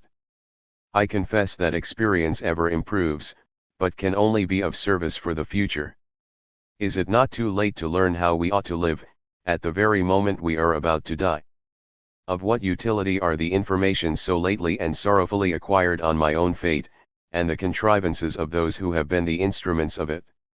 I have only learned to know mankind, that I might feel more acutely the miseries into which they have plunged me, this knowledge, only discovering their snares, without enabling me to avoid them. Why did I not always remain in that thoughtless, but pleasing confidence, which rendered me for so many years the scorn and plaything of my pretended friends? So far from guarding against their contrivances, I had not the least suspicion of them. I was their dupe and victim, it is true, but I thought myself beloved, and my heart enjoyed the sweets of that friendship with which they had inspired me, while I attributed to them an equal portion of it. These pleasing illusions are melancholy truth, which time and reason have unveiled, in making me feel my misfortunes, has also shown me they are without remedy, that resignation is my only resource, that all the experience of age, in my situation, is without present utility, and utterly unprofitable for the future. At our birth we begin that race whose goal is death. Of what utility would it be to learn to conduct the chariot with skill, at the very end of our journey? To think of quitting it gracefully, is all that is then necessary. The only proper study for an old man, if any remains for him, is to learn to die, a business least attended to in an advanced age, everything but that being thought of. Old people hold more to life than children, and leave it with more reluctance than young ones, because their cares having been all for this world, they find on quitting it that they have lost their labor. All their hopes, all their wealth, the fruit of so many laborious watchings, must then be relinquished, having thought of gaining nothing during life, which they can carry with them. I began this study in good time, and if I did not profit by my reflections, it was not for want of having made, or well considered the weight of them. Thrown at an early age into the storms of life, I learned by experience that I was not formed for this world, and should never attain that condition which my heart felt the necessity of. Despairing, therefore, to find happiness among mankind, my ardent imagination leaped over that space of my existence which I had yet scarcely entered on, as over a strange inhospitable soil, wishing to fix my abode in a more tranquil asylum. This sentiment, nurtured by education from my infancy, and strengthened during my whole life by that inexhaustible train of sorrows and misfortunes which have accompanied it, has called me at all times to the consideration of the nature and destination of my being with more attention and care than I have observed in any other person. I have seen many who philosophize more learnedly than myself, but their philosophy is foreign to themselves. Wishing to appear wiser than others, they examine the arrangement of the world, as they would study some complicated machine through mere curiosity, contemplating human nature, that they may speak of it learnedly, but without any thought of self-improvement, still laboring to instruct others, without enlightening themselves. Some of these determine to write a book, no matter what, provided it is well received. When wrote and published, its contents interest the author no longer, except by a wish to have others adopt the opinions it inculcates, and a resolution to defend them in case of an attack, but he entertains no idea of using it for his own improvement, or embarrassing himself whether these opinions are true or false, provided no one refuses them. On the contrary, whatever I desired to learn was for my own information, and not to instruct others. I have ever been persuaded that before we set tip for teachers, we should acquire a competent knowledge of ourselves, and of all the studies I have pursued, while surrounded by the bustle of the world, there is none I should not equally have applied to, had I been confined to a desert isle for the rest of my days. What we ought to do depends, greatly on what we ought to believe, and in all that does not relate to the immediate calls of nature, our opinions are the rule of our actions. Governed by these principles, which were ever mine, I long and repeatedly sought to regulate the enjoyment of my life, to discover its real allotment, and was, at length, consoled for my want of aptitude in conducting myself skilfully in this world, on feeling it, is a science we should not endeavor to attain. Born in a family where morality and piety were conspicuous, afterwards brought up by a minister remarkable for wisdom and religion, I imbibed principles, maxims, some will say prejudices, which have never forsaken me. Given up to my own government, while yet a child, allured by caresses, seduced by vanity, and constrained by necessity, I became a Catholic, but still remained a Christian. Confirmed in time by habit, my heart was sincerely attached to my new religion. The instructions and example of Madame de Warens gave stability to this attachment. The rural solitude in which I passed the flower of my youth, the study of good books, to which I applied myself, strengthened these natural propensities and affectionate dispositions, rendering me religious almost after the manner of Fenelon. Placed in a calm retreat, meditation, the study of nature, the contemplation of the universe, incessantly carries the thoughts of a recluse, towards the author of all these objects, prompting him to search with pleasing inquietude the final destination of what he sees, and the source of his feelings. Afterwards, when my destiny again threw me in the torrent of the world, I recognized nothing that could delight my heart for a single moment. The regret of my peaceful leisures continually pursued me, and mingled indifference and disgust with every pleasure that was within my reach, and with every pursuit that could conduct me to riches or honor. Irresolute in my unsatisfactory wishes, I hoped little, obtained less, and felt, in the allurements of prosperity, that even should I obtain all I believed myself in search of, I should not find that happiness my heart so ardently sought after, without entertaining any precise idea of its object. Thus, everything contributed to detach my affections from this world, even before misfortunes had entirely estranged me from it. To the age of 40 I continued floating between indigence and riches, wisdom and folly, full of habitual failings, without any vicious inclinations, living at hazard, without being guided by principles, or regulated by reason, wavering in my duties, without despising them, but frequently without comprehending their tendency. From my youth, I had fixed on the age of 40 as the period of my efforts and pretensions of every kind, fully resolved, that when I should attain that age, in whatever situation I might find myself, I would contentedly remain there for the rest of my life, living from day to day, without care for my future subsistence. When that period arrived, I executed my resolution without regret, and though my fortune seemed inclined to take a more favorable turn, relinquished it, not only without pain, but even with a sensible satisfaction. In renouncing every false hope and allurement, I delivered myself up to that calm repose which was ever my predominant taste, the most durable of my inclinations.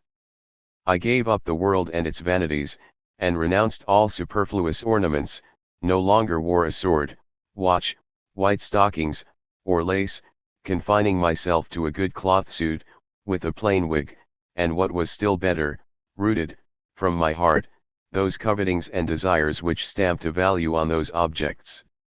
I gave up the situation I then occupied, for which I felt nature had not designed me, and set about copying music at so much a page, and employment always had a decided inclination for. I did not confine my reform to exteriors. I was sensible that these privations required others, more difficult, doubtless, but far more necessary, and resolving not to do my work by halves, undertook, to submit my interior to a strict examination, which might reduce it to that state I should wish to find it in at my death. A remarkable resolution which had lately taken place in me, a new moral world which began to present itself, the unreasonable judgment of mankind, which I began to feel the absurdity of, the increasing necessity of a more substantial good than literary fame, which inclination had securely reached me before I felt myself disgusted with it, the desire to pursue, for the remainder of my life, a more salutary course than that which had employed the most valuable part of it, in a word, every consideration tended to point out the immediate necessity of this reform, which I had long felt the want of. I undertook it, therefore, and spared nothing that depended on me to render the execution of my enterprise effectual. It is from this epoch, that I may date an entire renunciation of the world, and an increased desire for solitude, which has never since forsaken me. The work I had resolved on could not be accomplished without an absolute retreat. It required long and uninterrupted meditations, which the tumult of society would not admit. This forced me to adopt, for some time, a different manner of life, and presently I so well relished its enjoyments, that I never discontinued it since, except at intervals and by constraint, ever returning to it again, then opportunity offered, with redoubled affection, and, in the sequel, when mankind had rendered this sequestration necessary, I found that what they supposed would have rendered me miserable, turned out my greatest happiness, which I could not otherwise have procured myself. I entered on the work I had resolved to undertake with a zeal proportioned to its importance, and the necessity I felt to perfect it. At that time I lived among modern philosophers, who bear little resemblance to the ancients. These, instead of removing doubts or fixing irresolutions, presently staggered all those certitudes which I thought it necessary to obtain confirmation of.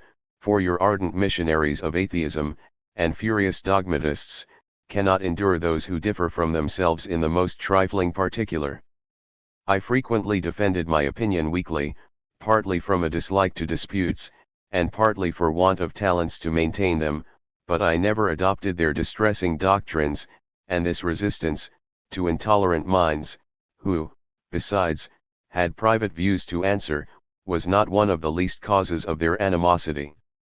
They had not prevailed on me to adopt their sentiments, but they had rendered me uneasy in my own. Their arguments had staggered, but not convinced me. I could not think of any pertinent answers, but I felt their objections were not unanswerable. I accused myself less of error than inaptitude, and my feelings disputed much better than my reason. At length, I said, shall I forever suffer myself to be tossed about by the sophism of these plausible reasoners, when I am not even certain that they believe what they preach to others with so much earnestness? Those passions which govern their opinions, self-interest, which demands you should believe this or that, render it impossible to penetrate their true sentiments. Should we seek for the simplicity of truth in the leaders of a party? Their philosophy is designed for others. I must have one of my own. Let me seek it diligently while it is yet time, that I may possess a fixed rule for the conduct of my latter days. I am now in a mature age, possessed of all the powers of my understanding. Already I approach the decline. If I wait longer, my intellectual faculties will have lost their activity, and my tardy deliberations may be less useful than they promise to be at this time. I will, therefore, seize the present moment. It is the epoch of my external and mental reform. Let me ultimately fix my opinions and principles, remaining for the residue of my life, what mature deliberation shall convince me I ought to be. I executed this project slowly, and at different times, but with as much application and care as I was capable of employing, being fully persuaded that the repose of my life and future happiness depended on it.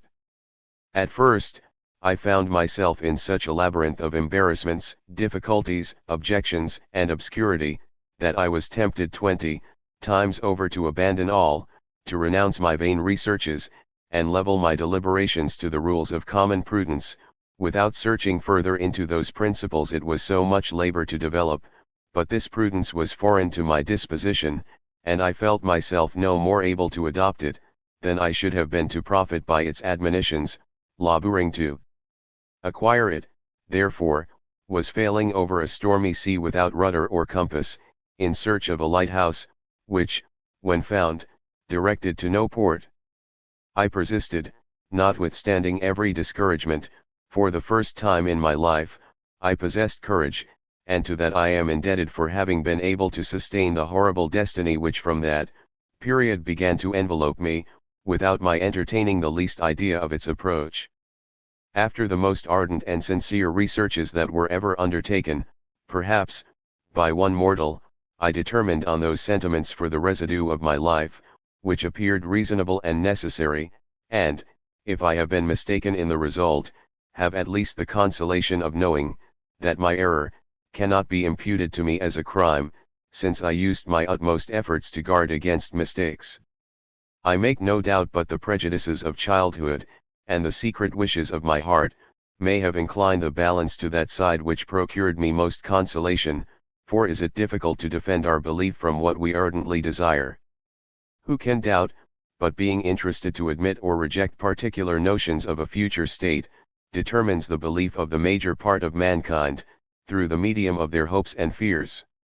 These, I allow, might fascinate my judgment, but not render my faith less sincere, for I examined cautiously, and feared to be mistaken in every particular. If our whole term of existence is confined to this life, it was expedient for me to know this, that I might take my measures accordingly, while some part of my being remained, and before I was completely duped. But what I had most to fear, in my present undertaking, was, venturing the everlasting state of my soul for the sake of temporal enjoyments, which in my opinion, were never very desirable. I confess that I did not answer to my own satisfaction all the difficulties that had embarrassed me, and which our philosophers had so often thundered in my ears, but being determined to decide on points which human understanding has so little direction to, and finding on all hands impenetrable mysteries and unanswerable objections, I adopted in each question, such sentiments as appeared to me best established, and most conformable to reason, without stopping at those objections which I could not resolve, and which I knew were opposed by others, not less powerful, in the opposite system. A dogmatical method of treating these subjects is only conformable to a spirit of imposition. Meantime, it is necessary to have a belief of one's own, and to select it with all possible maturity of judgment. If, in spite of these precautions, we yet fall into error, we cannot in justice be pronounced culpable, since we have not erred either wilfully or carelessly. This was the immovable principle which I established as the basis of my security. The result of my wearisome researches were nearly those opinions which I have since put together in the Confession of Faith of my Savoyard vicar, a work that has been unworthily profaned by the present generation, but which may one day cause a revolution in the opinions of mankind, if good sense and truth should ever revive among them. From this time, easy in the principles I had adopted, after such long and painful meditation, I have made them the fixed rule of my conduct and belief, without perplexing myself, either with those objections I cannot resolve, or those I could not foresee, and which, presenting themselves from time to time, have sometimes staggered, but never overthrown me. I have ever said, these are but metaphysical subtleties, arguments which should have no weight against found principles, adopted by reason, confirmed by the feelings of my heart, and bearing the seal of inward approbation, by the silence and subjection of the passions. In these concerns, so superior to human understanding, shall one objection, which I cannot resolve, overthrow a body of doctrine so well constructed, so firmly connected, composed with so much meditation and care, so well appropriated to my understanding, my heart, my whole being, and reinforced by that internal satisfaction which I feel wanting in all others. No vain delusive arguments shall ever destroy that affinity which I perceive between my immortal nature, and the construction of this world, with the exact order which reigns therein. I find in the correspondent and moral order of things, from whence the system I have adopted results, those very resources which I stand in need of to support the miseries of life. In any other system I should live without comfort, and die without hope, being the most miserable of all creatures, let me then adhere to that opinion which is alone sufficient to make me happy, in spite of fortune or mankind. This deliberation, and the conclusion I drew from it, seemed dictated by reason itself, as a preparation for the destiny that was approaching, which might enable me to sustain it. What would have been my fate, or what would yet become of me, among the dreadful trials with which I have been surrounded, and in the incredible situation to which I am reduced for the rest of my life, if without asylum from my implacable persecutors, indemnification for the scandals which have been heaped on me by the world, or hope of ever obtaining that justice I feel due to me, I saw myself given up without future hope to the most horrible fate a mortal can possibly experience.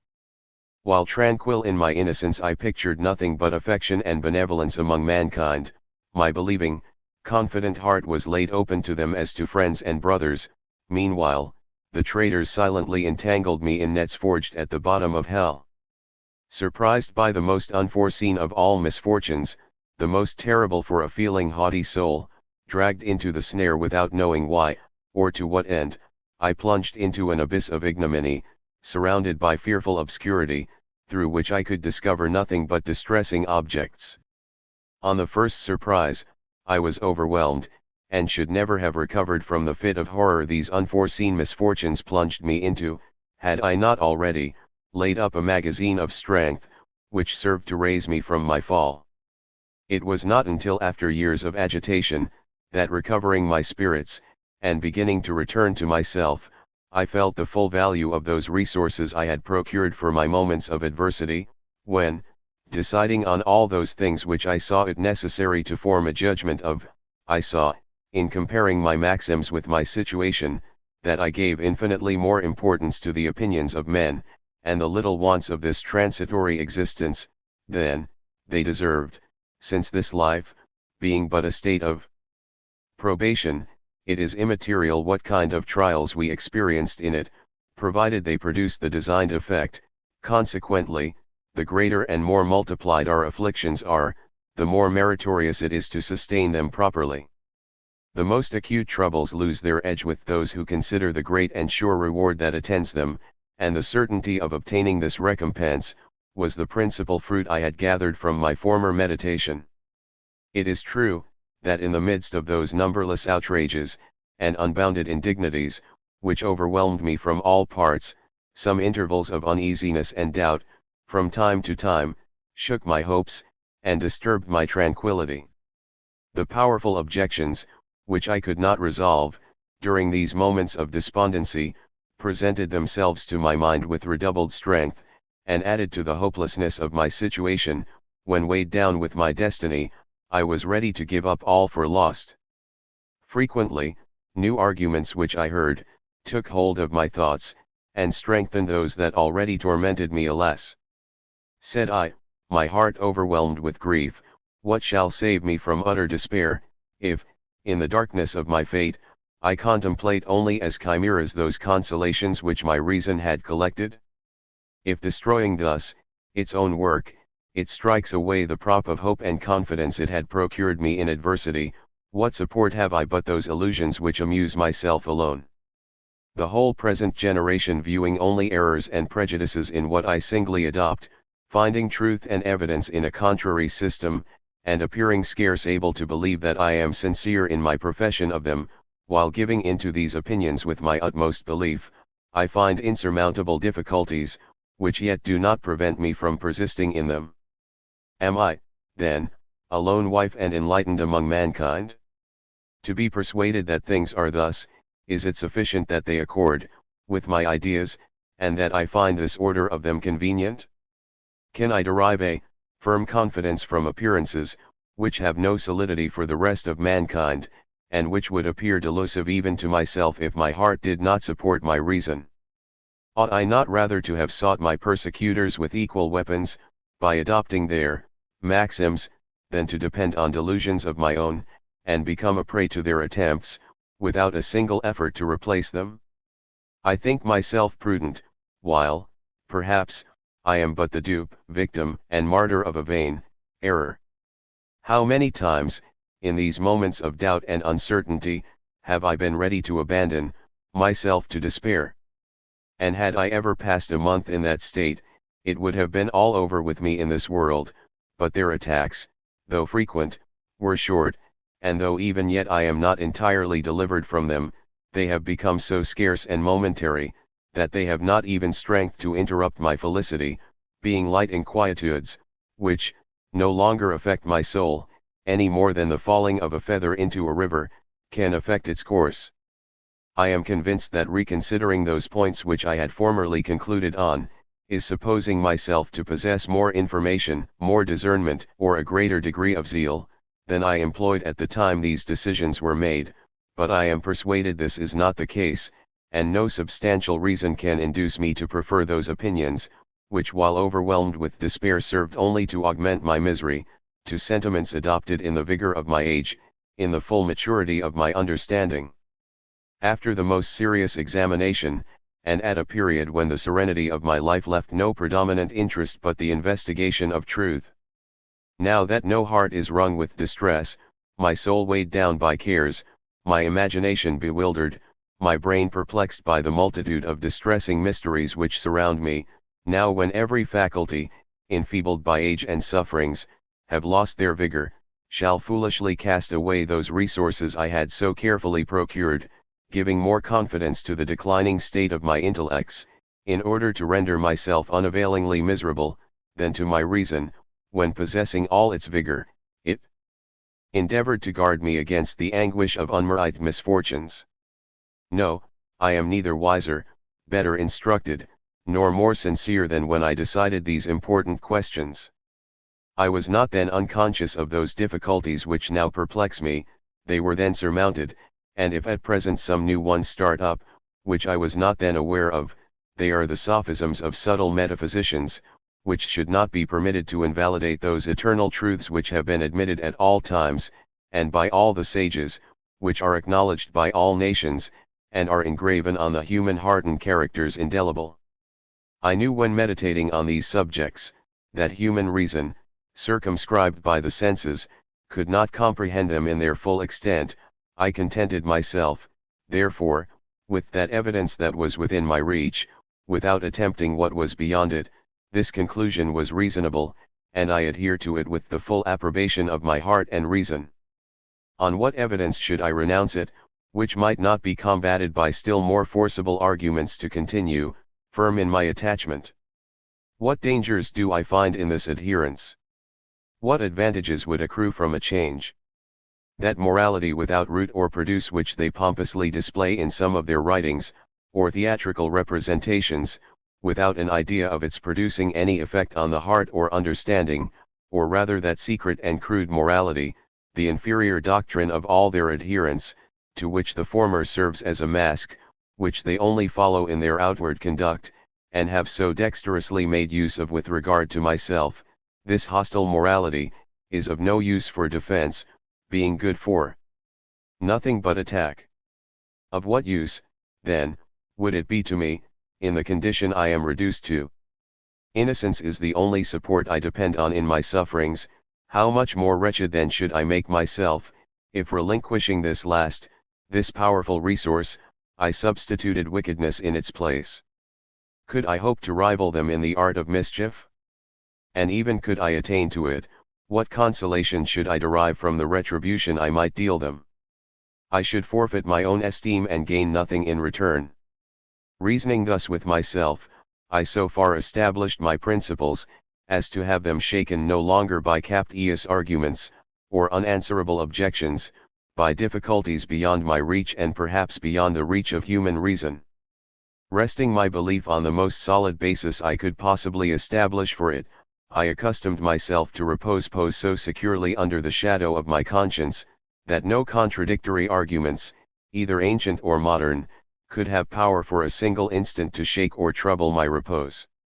Declined into a languor and inactivity of understanding, I have even forgot the evidences and maxims on which my belief was founded, but I shall never forget the conclusions, which with the approbation of my reason and conscience, I drew from them, and to this point I will adhere. Let all the philosophers of the universe unite to explode these principles, I will continue firm for the rest of my life, in every particular to the decisions of that time, when I was more able than I now am of choosing wisely. Tranquil in these dispositions, together with self-approbation, I find them supply that hope and those consolations, I stand so much in need of in my present situation. It is impossible that a solitude so complete, permanent, and distressing in itself, the perpetually active animosity of the whole present generation, and the indignities it is perpetually loading me with, should not sometimes depress my spirits, that my hope should not be shaken, and that discouraging doubts should not arise at times to trouble my soul and fill it with distress, but it is then, when incapable of those exertions which would be necessary to give me assurance, that I recall my former resolutions. It is then that the care, attention, and sincerity of heart, with which I formed them, return to my remembrance, and bring back my fleeting hopes. Thus confined to the contracted sphere of my former acquisitions, I have not, like Solon, the happiness of gaining some piece of information every day of my old age, since I find it necessary to guard against the dangerous pride of endeavoring to acquire that knowledge I formerly found beyond my comprehension. But there remain few acquisitions to hope for on the side of useful knowledge, many important ones remain on the side of those virtues necessary in my situation. This is the proper season to enrich and ornament my soul with those acquirements she may carry with her, when delivered from this mortal body, which clouds every object, and viewing the truth without a veil, she will perceive the poverty and insufficiency of all that knowledge, which our learned pedants are so vain of, and will lament those moments as lost in this life, when she endeavored to obtain it. But patience, gentleness, resignation, and impartial justice, are possessions she will carry with her. With these we may enrich ourselves incessantly, without fearing that death should rob us of our acquisitions, or diminish their value. It is to this invaluable study alone that I will consecrate the remainder of my old age, happy if by the knowledge of myself I can attain to leave life, not better, for that is impossible, but more virtuous than I entered it. Fourth Walk. Among the small number of books I yet continue to read, the works of Plutarch are what I am most attached to, and profit most by.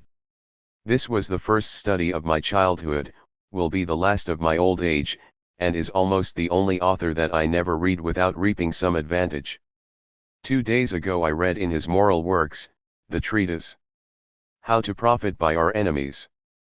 The same day, while ranging some papers which had been sent me by different author, I met with one of the journals of the Abbé Rosier, to which he had put these words, as a motto: Vitam vero impendent. Rosier. Too well acquainted with the turns of these gentlemen to be mistaken in this, I was convinced he meant to convey a cruel piece of irony under this appearance of politeness. But on what could it be founded? What reason was there for this sarcasm? What occasion could I have given him? Wishing to practice the lessons of the good Plutarch, I resolved to examine myself during my next day's walk on the article of lying, being well confirmed in the opinion I had for some time past entertained, that the know thyself of the temple of Delphos was not a point so easily attained as I had imagined in my confessions. The next day, having begun my walk in order to fulfill this design, the first idea that presented itself to my imagination, was the remembrance of a dreadful untruth, advanced in my early youth, the recollection of which has troubled my whole life, and reaches even to my old age, grieving that heart already rent by so many sorrows. This lie, which was a great crime in itself, was probably more terrible in its effects, which I have ever remained ignorant of, but which remorse has pictured in the most distressing colors. Yet, were my dispositions at the time I committed this crime to be considered, it could only be called false shame, since, far from being occasioned by a design to injure her who was the victim of it, I can vow, in the light of heaven, that at the very moment this invincible shame rent it from my lips, I would joyfully have given every drop of my blood, to have turned all the evil of it on myself. It was a delirium which I cannot explain, otherwise than by saying that my natural timidity had mastered, during that moment, every other feeling of my soul. The remembrance of this unhappy crime, and the inextinguishable and bitter remorse which has followed it, have inspired me with a horror and detection for lying, which effectually secured me, ever after, from that vice. When I first chose my motto as an author, I was persuaded it was what I merited, and I made no doubt but I should find myself worthy of it, when, on the insinuation of the Abbé Rosier, set about a more serious re-examination of my conduct. Proceeding in this review with the utmost circumspection, I was greatly surprised at the number of things I had mentioned as truths, which were purely of my own invention, at the very time, when proud of my love of truth, I sacrificed to it my safety, interest, and person, with an impartiality, perhaps, without example. What surprised me most, on the recollection of these inventions, was to find I had never experienced any real repentance on that account. I, in whom the horror of falsehood is so great, that I know nothing my heart so much detests, I, who have braved sufferings, which I could easily have evaded by a lie, by what unaccountable extravagance of disposition could I be guilty of this folly for mere pastime, without any advantage in view, and by what inconceivable contradiction did I escape feeling the least regret on that account, while the remorse of a single untruth has not ceased to afflict me for 50 years. I was never hardened in my crimes, moral instinct has ever conducted me right, my conscience has ever maintained its primitive integrity, and even had it sometimes declined, and faded with my interest, how, maintaining all its uprightness on those occasions, where man, hurried away by his passions, might at least plead human weakness as an excuse, should it sleep over indifferent transactions, where vice had nothing to excuse it. I was convinced, that on the solution of this problem, depended the justice of that decision I had to pronounce in this particular on myself, and after having examined it thoroughly, I arrived, by the following means, at a conclusion. I remembered to have read, in some philosophical treatise, that concealing a truth we ought to divulge is to lie. It naturally follows, from this definition, that to conceal a truth we ought not to divulge, is not to lie. But he, who not being bound to speak the truth, advances the contrary, does he lie? According to the former definition it cannot properly be said he does, for if we give counterfeit money to a man we are not indebted to, we may deceive him, it is true, we do not rob him. On these premises two questions present themselves for examination, and both of great importance. First, on what occasions we ought to speak the truth, since we are not always bound to a declaration of it? And, secondly, whether there are situations in which we may deceive innocently. This latter question is, I know, already copiously decided on, negatively, in books, where the most austere morality costs the author nothing, affirmatively, in society, where the morality of books passes for an impracticable jargon, leaving, therefore, these two authorities, let me endeavor, from my own principles, at an attempt to resolve these questions for myself. Abstract and universal truth is the most precious of all things. Without her, man would be blind. She is the eye of reason, it is by her he is taught to conduct himself, and arrive at what he ought to be, to perform his duty, and accomplish the end of his creation. Particular and individual truth does not always confer a benefit, it is sometimes an evil, and frequently indifferent. The things a man should be acquainted with, the knowledge of which are necessary to his happiness, are not, perhaps, very numerous, but in whatever number they may be, they are his property, and he has an undoubted right to claim them wherever they may be found, and no one can keep him from the possession of them, without being guilty of the most unjustifiable of all thefts, since they are the common right of all, and a communication deprives no one of his acquisitions. As to those truths which are of no kind of utility, either for instruction or practice, how can they become a debt?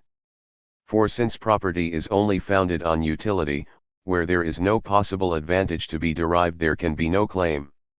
An estate, though barren, may be demanded, because, at least, it may serve to build a habitation on, but an idle tale, indifferent in every particular, whether true or false, cannot be of consequence to anyone.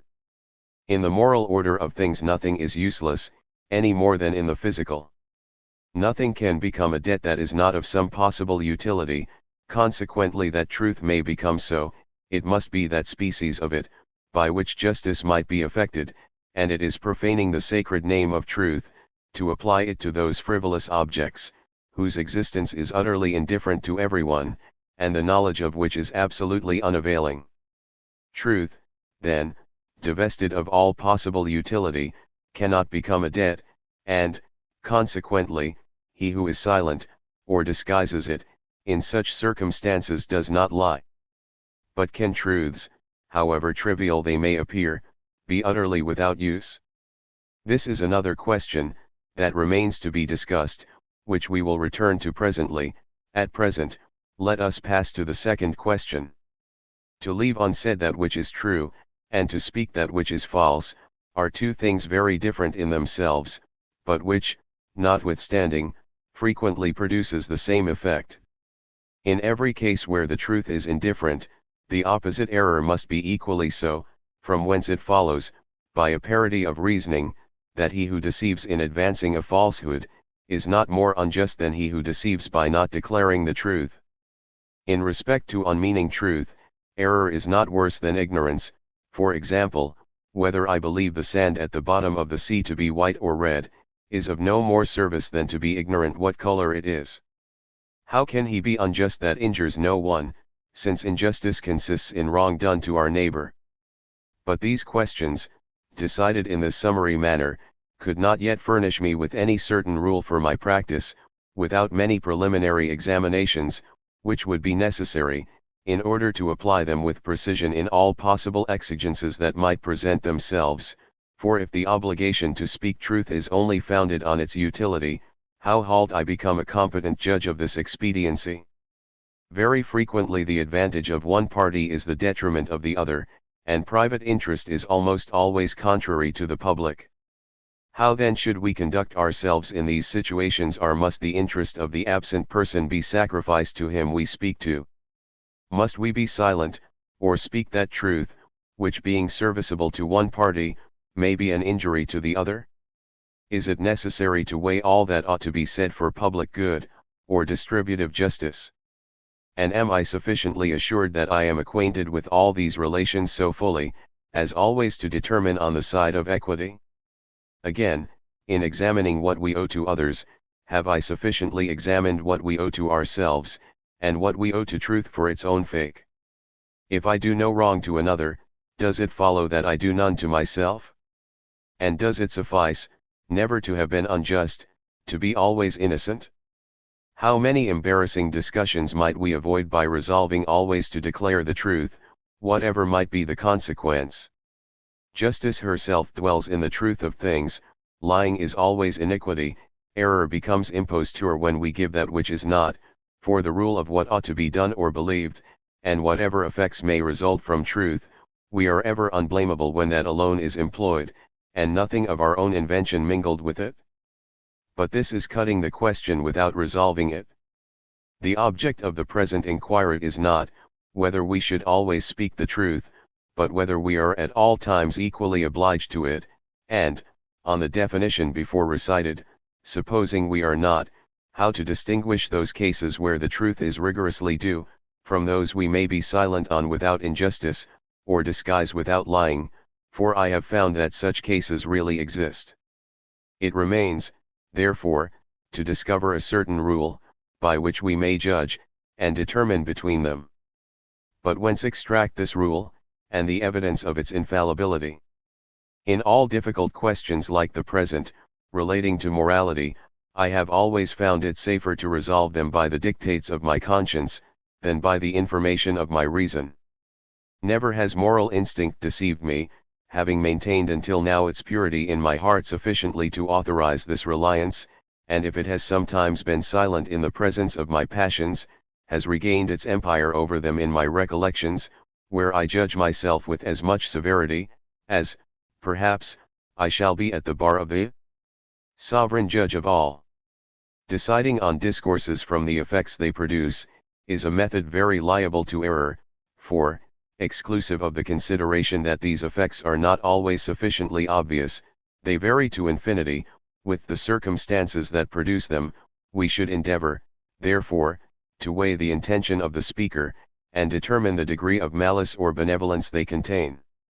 To advance an untruth, is not to lie, except it is done with an intention to deceive, and even that intention, far from being always attended by a mischievous design, has sometimes a quite contrary tendency. But to render a lie innocent, it is not sufficient there should be no injury intended, a fixed persuasion should be obtained, that the mistake into which we lead the person our discourse is directed to, can be of no possible detriment either to him or any other, but it is difficult to obtain this certitude, consequently it is very seldom that a lie can be innocent. To lie for self-advantage is imposture, to lie for the emolument of another is fraud, to be guilty of a falsehood that may do harm is calumny, which is the worst kind of lying, and to advance an untruth, without profit or prejudice either to ourselves or others, is not lying, but fiction. Fictions which have a moral tendency are called apologues or fables, and as their design is only to convey some useful truth under striking and agreeable similitudes, it is not necessary to preserve even the appearance of reality, and he who invents and relates a fable as such, does not lie in any respect.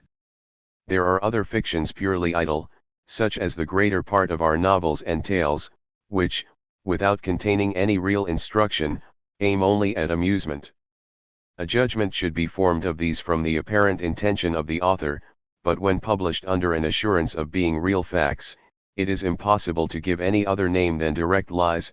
Meantime, whoever scrupled being guilty of these falsities, or, whoever seriously reproached anyone with them as a crime.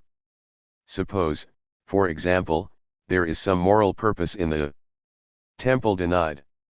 That object is secured and vitiated by voluptuous descriptions and seducing images, which the author has endeavored to varnish over with an affectation of modesty. He pretends this work was translated from a Greek manuscript, giving such a history of its discovery as he thought most likely to impose it on his readers for a truth, and if this is not a direct lie, let anyone inform me what is. Yet no one ever thought of reproaching this author with it as a crime, or treating him as an impostor. It will be said, this was but a pleasantry, that in making this affirmation he never expected to be believed, and that the public never entertained any doubt but he was the inventor of this Greek work, which he pretends only to have translated.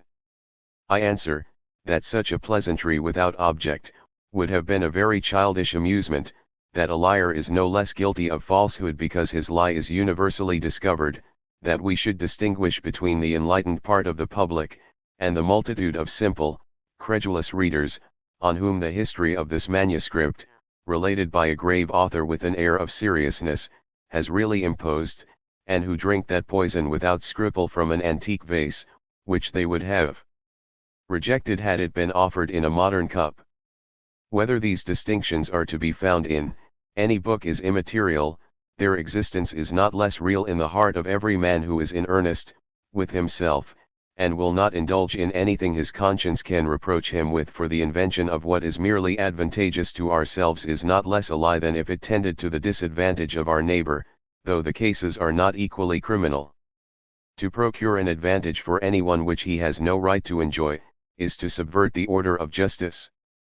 Falsely to attribute to ourselves, or others, any action, from which praise or blame, inculpation or exculpation may ensue, is to be guilty of injustice. Then, everything contrary to truth, which tends to the subversion of justice, is a lie, and this is the precise boundary of that vice, but that which is not truth, yet has no kind of influence on natural justice, is only fiction, and I must confess, that whoever reproaches himself with simple fiction as being guilty of a lie, has a conscience more delicate than mine. Those which are called good-natured, or obliging falsehoods, are, notwithstanding, real lies, because an imposition, whether to the advantage of ourselves or others, is not less unjust than an imposition of a contrary tendency.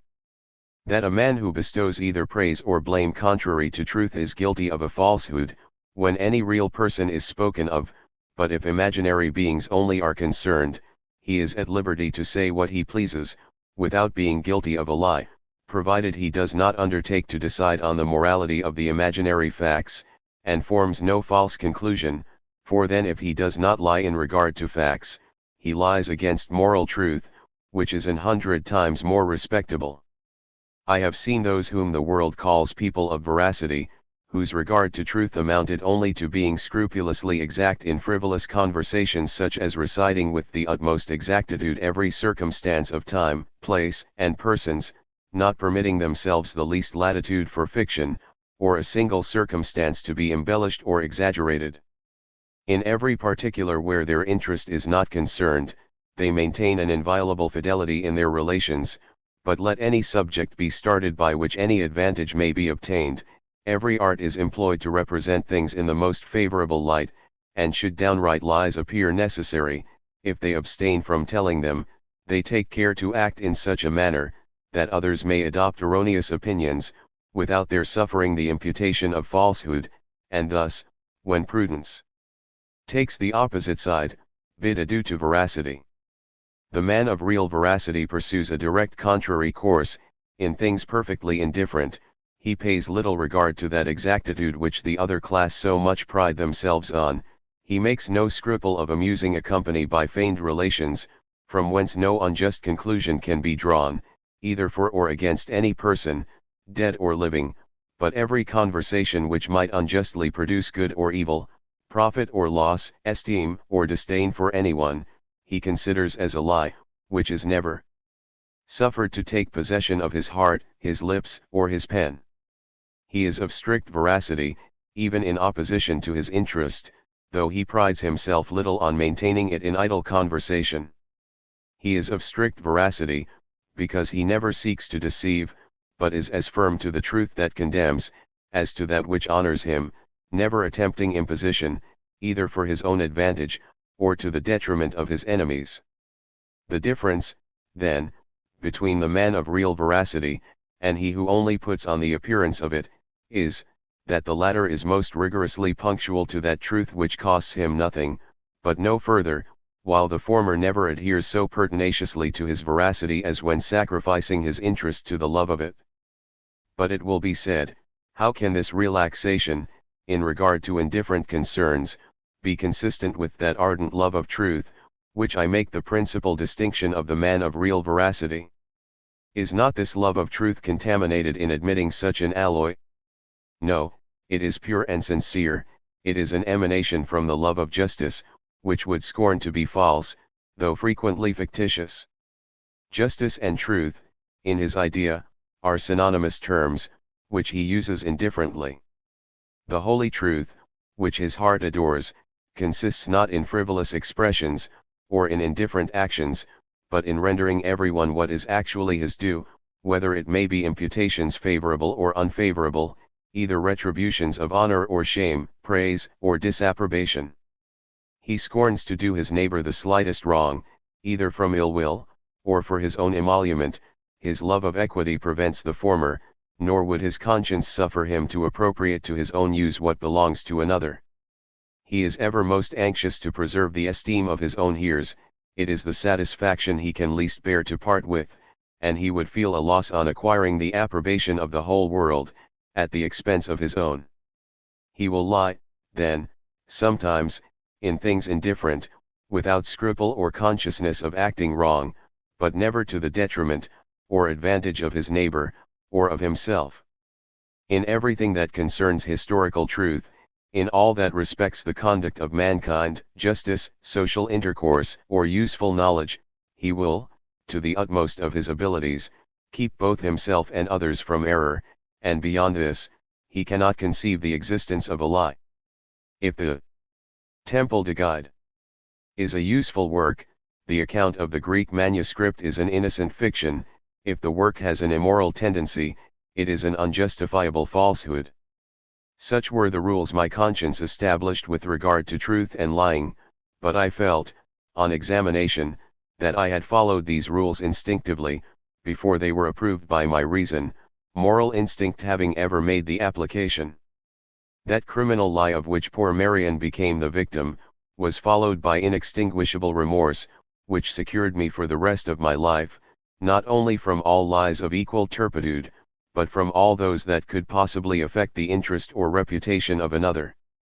By this general exclusion I have avoided the necessity of weighing whether the good which might follow a deviation from truth, was greater than the evil, for in thus marking the precise limits of lying, I have equally excluded mischievous or good-natured untruths, and regarding both as culpable, have forbid myself the use of either.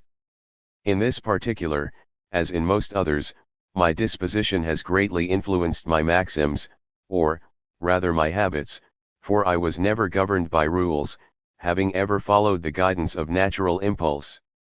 Never did a premeditated lie take possession of my thoughts, never did I lie for my interest, though frequently from shame, to extricate myself from embarrassment, in things utterly indifferent, or, at least, only interesting to myself when having a conversation to sustain. The tardiness of my ideas rendered my discourse unentertaining, and obliged me to have recourse to fiction, which might furnish something to say. When it was necessary to speak, and amusing truths did not present themselves to my mind, I made use of fiction rather than remain silent, but, in the invention of these fables, I took every possible precaution that they should not be lies, that is to say, that they should neither wound justice, or interfere with that truth we owe to our neighbor, confining those discourses to a kind of fiction indifferent to myself and all mankind.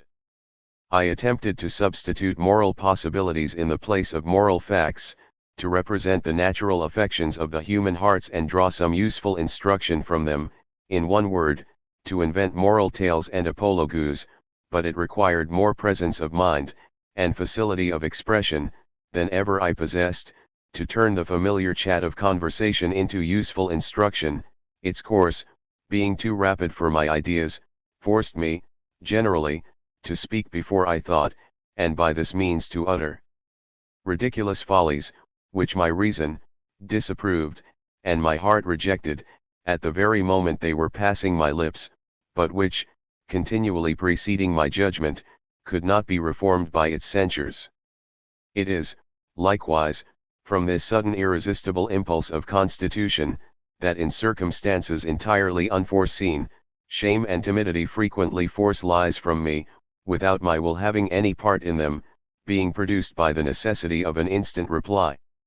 The profound impression of the wrong done to poor Marian, is sufficient to restrain any that might be injurious to others, but not to prevent those which serve to extricate me from embarrassment, when none but myself is concerned, though not less contrary to my conscience and principles, than those which might influence the fate of others.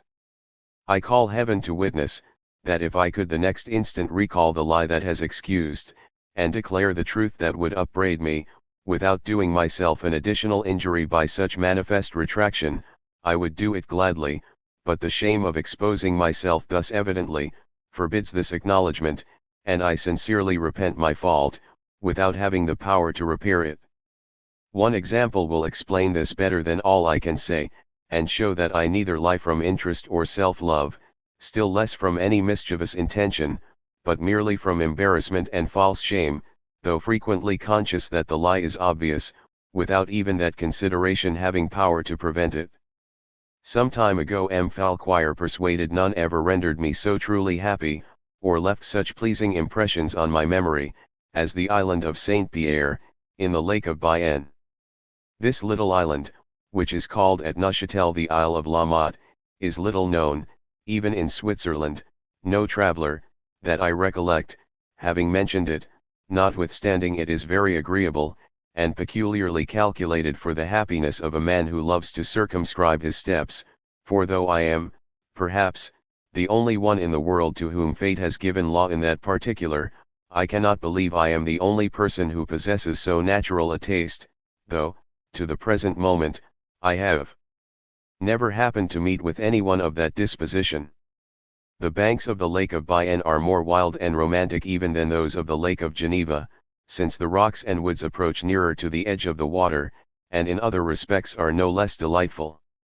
If well-cultivated meadows and vineyards are not so numerous, if there are fewer towns and houses, there is more natural verdure, fields, study retreats and groves, in a word, agreeable and well-contrasted objects more frequently present themselves. As there is no commodious road on these smiling banks for carriages, the country is little frequented by travelers, but is highly interesting to the contemplative philosopher, who loves to ruminate at leisure on the charms of nature, while retiring into a silence broken only by the cry of eagles, the mingled warbling of various songbirds, or the rustling of torrents which precipitate themselves from the surrounding mountains. This beautiful basin, which is almost round, contains near its center, two small islands, one, cultivated and inhabited, which is about half a league in circumference, the other, smaller, desert, and wild, which will in time be totally destroyed, from the transportation of earth, which is continually being removed to repair the devastation made by the waves and storms on the larger one. Thus, in every instance, the substance of the weak is employed to give additional strength to the powerful. There is but one house at this place, which is large, agreeable, and commodious. This belongs to the hospital of Bern, as does the whole island, and is inhabited by the steward of this estate, his family and domestics, who has poultry in abundance, a dove house, fish ponds, lie. The island, though small, is so diversified by its various products and aspect, that it presents a variety of prospects, being proper for every kind of culture. You see alternately, fields, vineyards, orchards, and rich pastures, shaded by groves of trees, and intermingled with shrubs of all kinds, which, from the vicinity of the water are kept perpetually fresh. A high terrace, planted with 2 rows of trees, runs the whole length of the island, and in the middle of this terrace a pretty saloon is erected, where the inhabitants from the neighboring shores meet and dance on Sundays, during the vintage. In this island I took refuge, after the lapidation of Motiers, and found its situation so delightful, and the life I led there so conformable to my humor, that I resolved to end my days in this place, and had no inquietude, except a doubt, whether I should be permitted to execute this project, which did not accord with that which carried me to England, for I already began to feel that inclination, and those presentiments of future suffering which yet pursued me. I wished this asylum had been made my perpetual prison, that I had been confined there for life, and deprived of the power or hope of quitting it, cut off from all communication with the rest of the world, ignorant of what passed there, that I might forget its existence, and that mine also be forgotten. I was permitted to pass only 2 months in this island, but I could have passed 2 years, a whole eternity there, without one moment's weariness, though I had, except Teresa, no other company than the above-mentioned steward and his family, who were all very good sort of people, and nothing further, but that was precisely what was necessary for me. I reckon these 2 months as the most pleasing part of my life. I was so truly happy, that I could have been satisfied with it during my whole existence, without a single wish arising in my soul to exchange that felicity for another kind of enjoyment. What did this happiness consist of, and what was it I so particularly enjoyed? I leave that to be guessed by the present generation, from the description I shall give of it. The precious far niente was the first and principal of these enjoyments, which I indulged unto the utmost extent, and all I did during my residence there, was but the pleasing and necessary occupation of a man devoted to indolence. The hope that nothing more could be derived by my persecutors than to leave me in this lonely spot, where I had willingly ensnared myself, which, it was impossible for me to quit with privacy or without assistance, and where I could have neither communication or correspondence, but through the medium of those who surrounded me. This inspired me with expectation of concluding my days in more tranquillity than I had hitherto passed them, and the idea that I should have time to settle all at leisure, occasioned me to neglect everything. Hurried there naked and alone, I successively sent for my wise, my books, and some other little necessaries, which I never had the pleasure of unpacking, but left my cares and chests as they arrived, living on the spot where I hoped to conclude my life, as in an inn, which I purposed to quit the next day. I found everything here so perfectly to my mind, that to have made any change would have spoiled all. One of my greatest pleasures was, to leave my books well packed, and to have no inkstand, and on receiving any troublesome letter, which I was obliged to answer, I borrowed the steward's, grumbling the whole time, and hastening to return it, with the vain wish that I might have no more occasion for pens or ink. Instead of stupid manuscripts and musty books, I filled my apartment with flowers and plants, for I was then in the first server of botany, which taste the doctor of Invernois had lately inspired me with, and which presently became a passion. Rejecting, therefore, all laborious researches, I was only for studies which suited an indolent life, and would furnish amusement, without much trouble. I undertook to compose the Flora Petrinsularis, and describe all the plants of the island, without a single exception, a detail sufficient to have employed all the rest of my days. 'Tis said that a certain German wrote a book on the zest of a lemon. I should have written one on each herb the field produced, on every kind of moss that adhered to the trees, on each weed that covered and adorned the rocks. In short, I designed that not a single blade of grass or vegetable atom should escape an ample description. In consequence of this noble resolution, every morning after breakfast I went, with a magnifying glass in my hand, and my Systema Naturae under my arm, to visit a certain portion of the island, which I had, for that purpose, divided into 4 parts, with an intention to explore them successively in each season of the year. Nothing can be more singular than the delight and ecstasy I experienced on each observation of the structure, organization, and action of the sexual parts in the fructification of vegetables, which system was hitherto absolutely new to me. The distinction of generical characters which I traced among common plants till others should present themselves, and which I had not before the least conception of, charmed me beyond measure.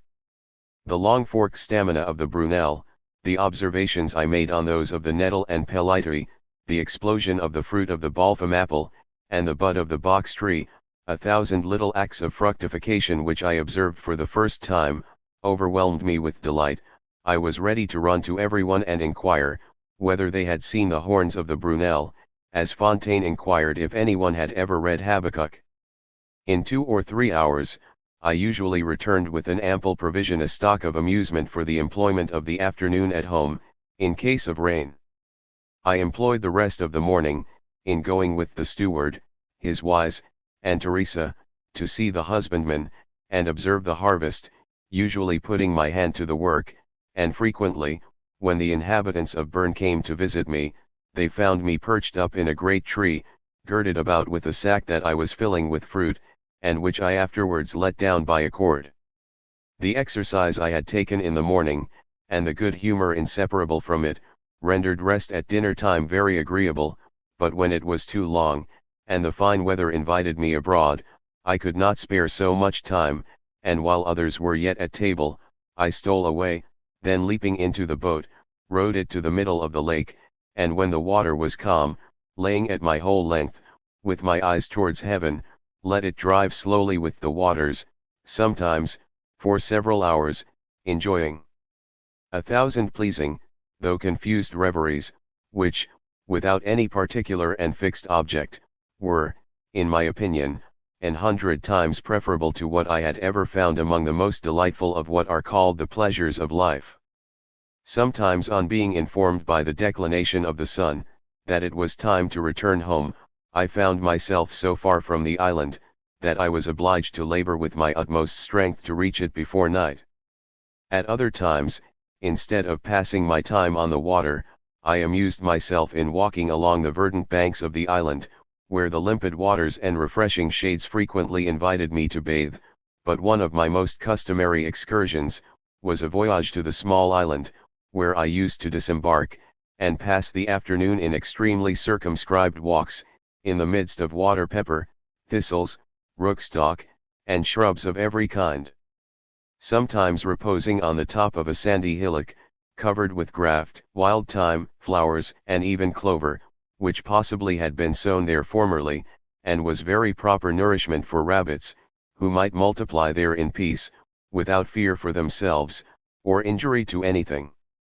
I made this remark to the steward, who sent to Neufchâtel for some rabbits, and went with great ceremony, accompanied by his wives, one of his sisters, Teresa, and myself, to establish them on this little island, which they began to people before my departure, and where, without doubt, they continued to increase, if they could sustain the rigor of the winter.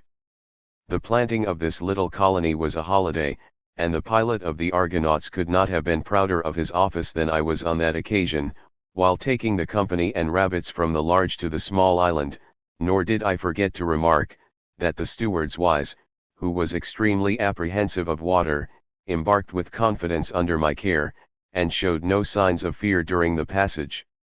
When the lake was too much agitated to permit my navigating it with safety, I passed the afternoon in walking through the island, herbalizing in all parts, or seating myself on some pleasant solitary spot, enjoyed at ease the charm of contemplation.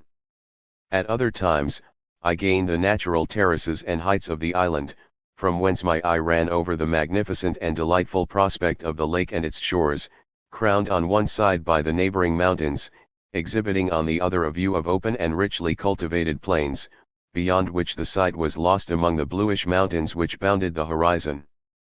On the approach of night, I descended from these eminences, and, seated on the sands at the edge of the lake, or in some concealed retreat, where the roaring of the waves, and commotion of the waters taking my attention, chased the idea of every other agitation from my soul, plunging it into delicious reveries, during which night frequently stole on me unperceived. The ebb and flow of the water, its continual noise, increased at intervals by the wind, perpetually striking on the organs of sight and hearing, kept up those inward sensations which my reveries almost extinguished, just enough to make me sensible of my existence, without the trouble of reflection, and if at times some comparisons occurred on the instability of worldly concerns, which were aptly compared to the troubled face of the waters, these light impressions were quickly effaced by the continued uniformity of the scene. Charmed, without any active concurrence of my soul, I felt myself so powerfully attached to the spot, that when informed by night and the appointed signal, that it was time to return, I could not quit it without regret.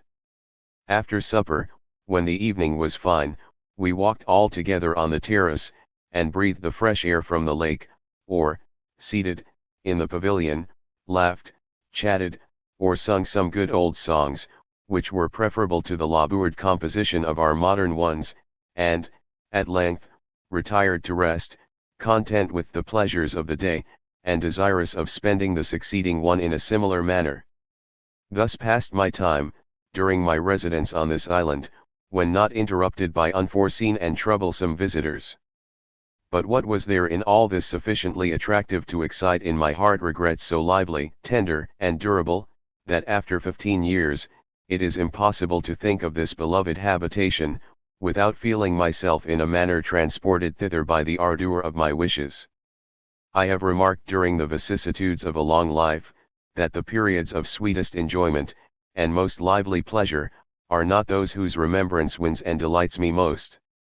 These moments of delirium and passion, however charming they might be, appear from their vivacity itself, but as points thinly scattered along the line of life, being too detached and rapid to constitute any permanent idea of felicity.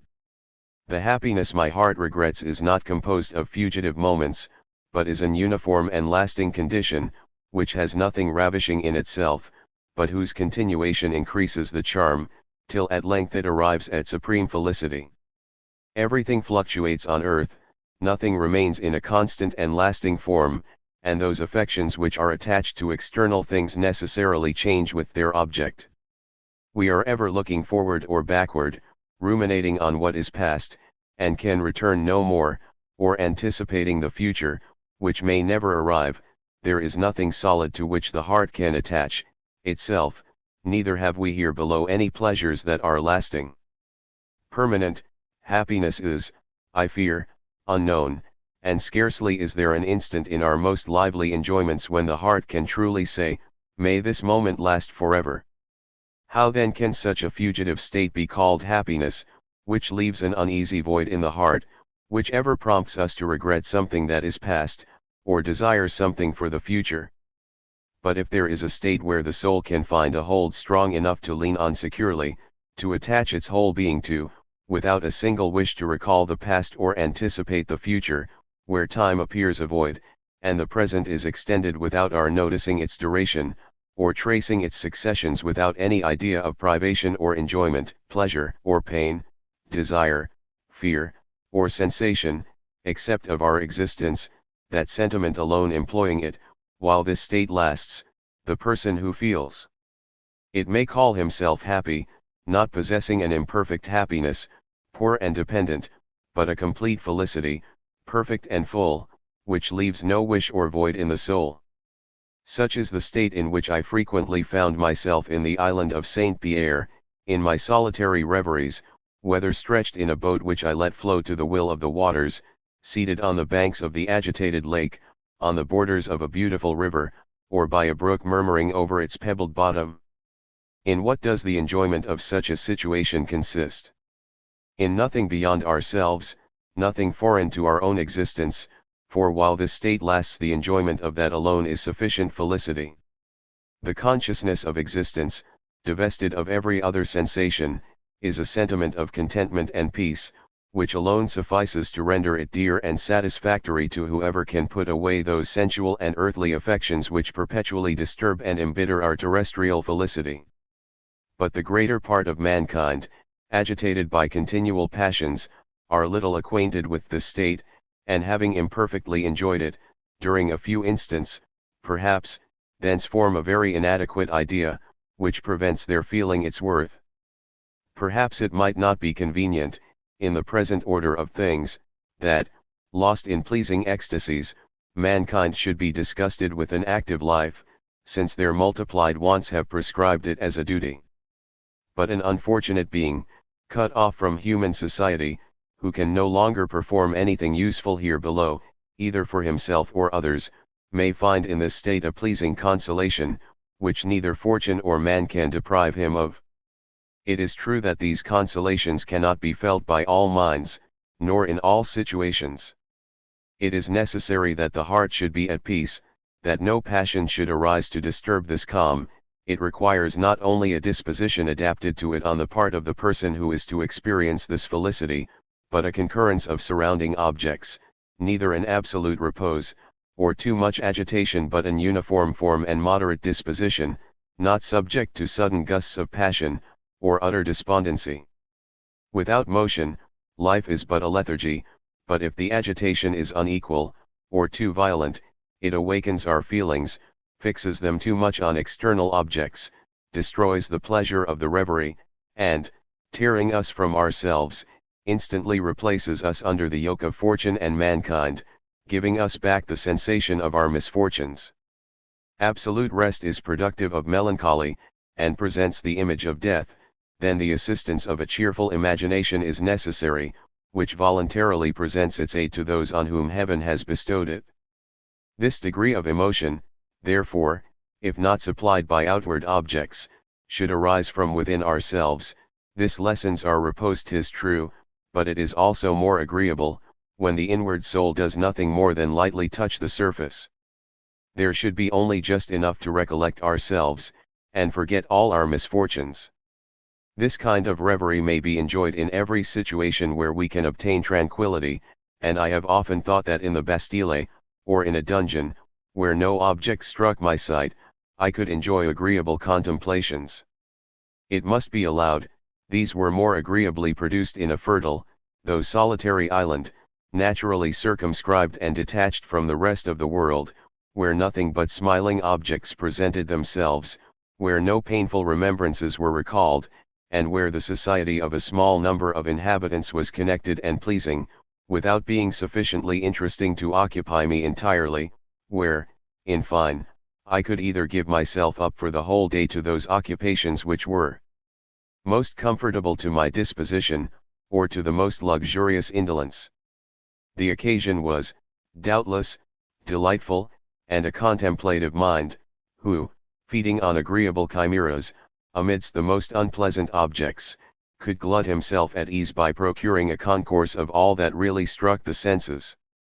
Awaking from a long and peaceful reverie, perceiving myself surrounded by flowers, birds, and verdure, permitting my wandering sight to rove remote over romantic shores and vast extent of crystalline waters, I connected all those pleasing objects with my fictitious enjoyments, and returning by degrees to my reason, could scarcely distinguish the point of separation between ideal and real delights, so much did everything concur to complete the happiness of that quiet solitary life I led in this charming abode. Why cannot I recall it? Why cannot I go and finish my days in that peaceful life, without ever quitting it, or seeing any inhabitant of the continent, who might once recall those calamities of all kinds, which have been showered on me during so many years?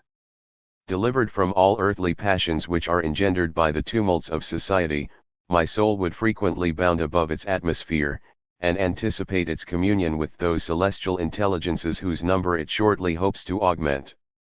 I know mankind will beware of affording so quiet an asylum, but they cannot prevent me from transporting myself each day on the wings of imagination to that happy spot, and enjoying, for some hours, the pleasure I tasted while I dwelt there. Was I on that island, my pleasing reveries might be more conveniently enjoyed, but if I can imagine myself there, is it not the same thing? It is frequently more, for in addition to abstract and monotonous contemplation, I join every charming idea that could vivify the scene. Real objects frequently escape my senses, during these ecstasies, but the more profound my reveries, the more expressively they represent ideal ones. I am frequently in the midst of these delights, and they appear even more charming than when on the island of Saint Pierre I actually beheld them. The misfortune is, that as imagination cools, they are represented with more difficulty, and are of shorter duration. Alas! 'Tis when we are about to quit this mortal covering, that we are most embarrassed with it. Sixth Walk. Scarcely have we a mechanical propensity whose cause might not be traced in our hearts, if we knew how to search for them. Yesterday, in passing the new boulevard, to Herbelizet along the side of the Bouvre, next to Gentilly, I turned to the right, on approaching the Barrière d'Enfer. Getting into the country on the road to Fontainebleau, and gaining the heights which border that little river. This walk was very indifferent in itself, but recalling to my memory that I had often mechanically taken the same route, I sought within myself for the cause, and could not help laughing on the discovery of it. In one corner of the boulevards, as you pass the Barrière d'Enfer, a woman is daily stationed, during the summer, who sells fruit, tisane, and small loaves. This woman has a son, an agreeable boy, but Lamé, who hobbling on his crutches, asks charity of the passers-by with a tolerable good grace. I scraped a kind of acquaintance with this little fellow, and he never failed to pay his compliments as I passed by, which was always followed by my little gratuity. At first, I was pleased to see him, bestowed my mite willingly, and continued to do so for some time with unabated satisfaction, often listening to, and exciting his little prattle, which I found very entertaining. This pleasure became habitual, and found itself by degrees, I know not how, transformed, into a kind of duty, which I soon felt the weight of, and particularly, as in the preliminary harangue, which one must listen to, he never failed to call me repeatedly Monsieur Rousseau, to demonstrate that he knew me, but which informed me, on the contrary, that he knew me no better than those who had instructed him. From that time, I passed this spot less willingly and, at length, mechanically got into the habit of taking a round when I approached this crossway. On reflection, I discovered the reason of my conduct, for nothing of all this had distinctly occurred till now. This observation recalled successively a multitude of others, which confirmed me in the opinion, that the true and primitive motives of the greater part of my actions, are not so clearly perceived by myself as I had supposed them. I know and feel, that to do good is the truest happiness that the human heart can experience, but this happiness has been long since out of my reach, and it is riot in so miserable state as mine, that I can hope to select one single action that would be productive of real good. The greatest care of those who govern my fate having been, that everything in respect to me should bear a false deceitful appearance, a seeming virtuous motive, is no more than a lure, which they present in order to lead me into that snare which they have set to entangle me.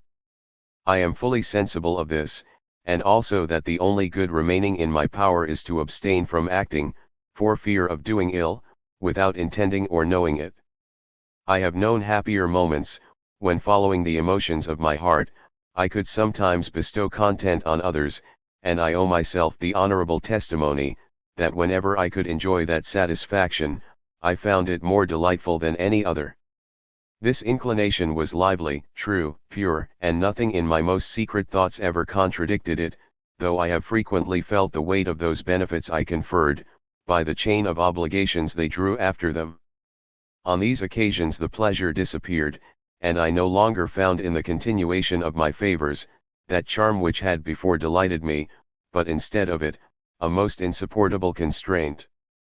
During my short-lived prosperity, numbers had recourse to me, and never, in any service I could render them, did I once refuse my assistance, but those first benefits, bestowed in the full effusion of my heart, forged chains of successive engagements which I could not foresee, and whose weight I could not support.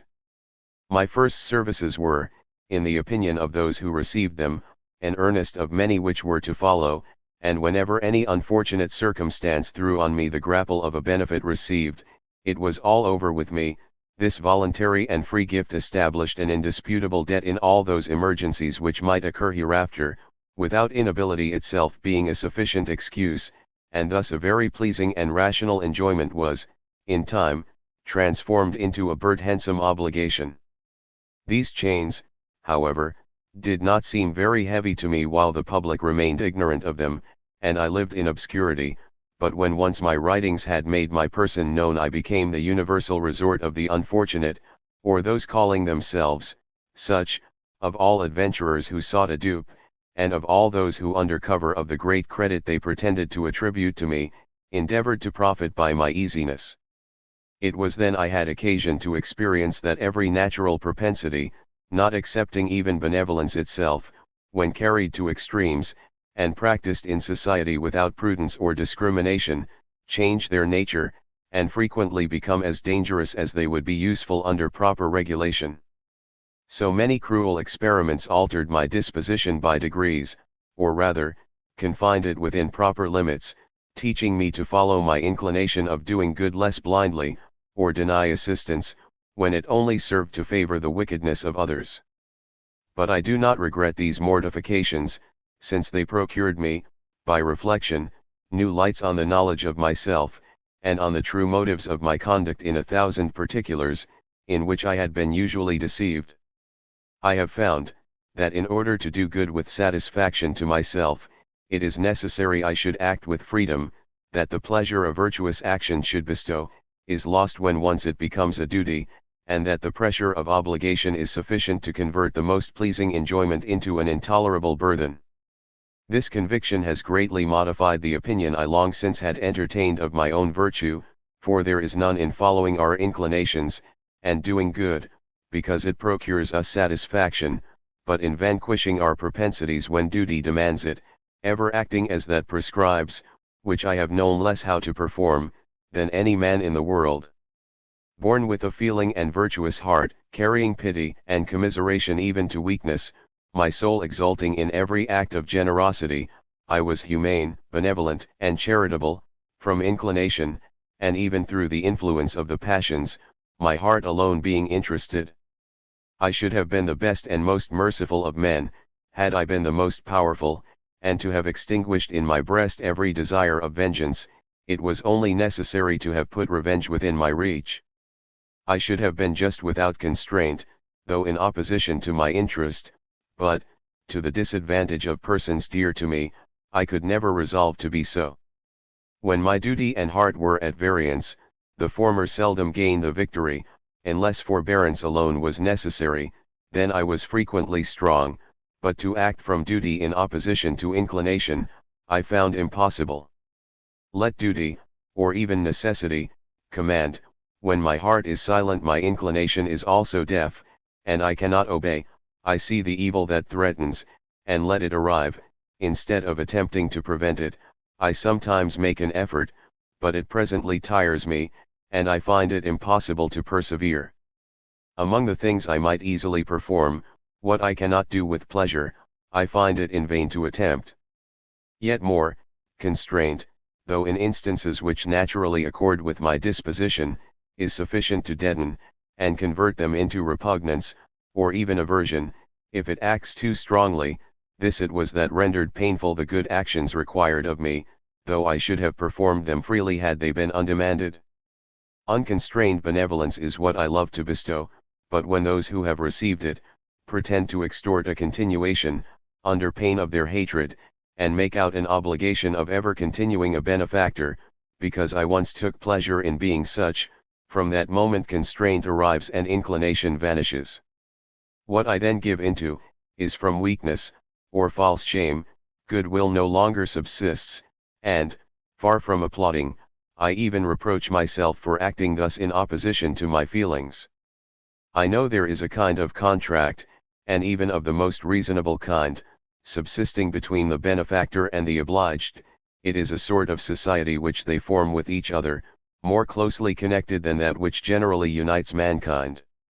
If the person obliged engages himself to gratitude, the benefactor engage, in the same degree, to preserve for the other, as long as he shall remain worthy of it, that goodwill he has thought fit to demonstrate, and to renew those acts of beneficence as often as his abilities will permit, and they should be required of him.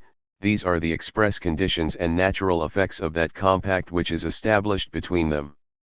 The person who refuses the first favor demanded of him, gives no right of complaint to the person refused, but he who will not repeat a favor formerly granted, frustrates a hope himself has authorized, deceiving and defeating an expectation he at first gave rise to. This refusal is thought more unjust and harsh than the first would have been, though equally proceeding from that independence which the soul loves, and which it cannot renounce without difficulty.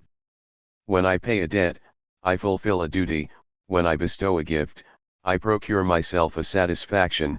The pleasure attending the former arises from habitual virtue; that which attends the latter, is a spontaneous effect of nature, and of an inferior quality.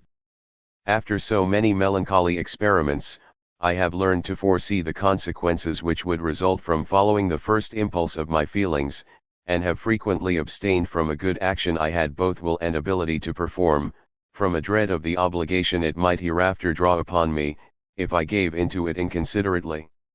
I was not always sensible of this fear; on the contrary, in my youth, I generally became attached to those who received obligations from me, and frequently experienced a return of affection, founded more on gratitude than interest.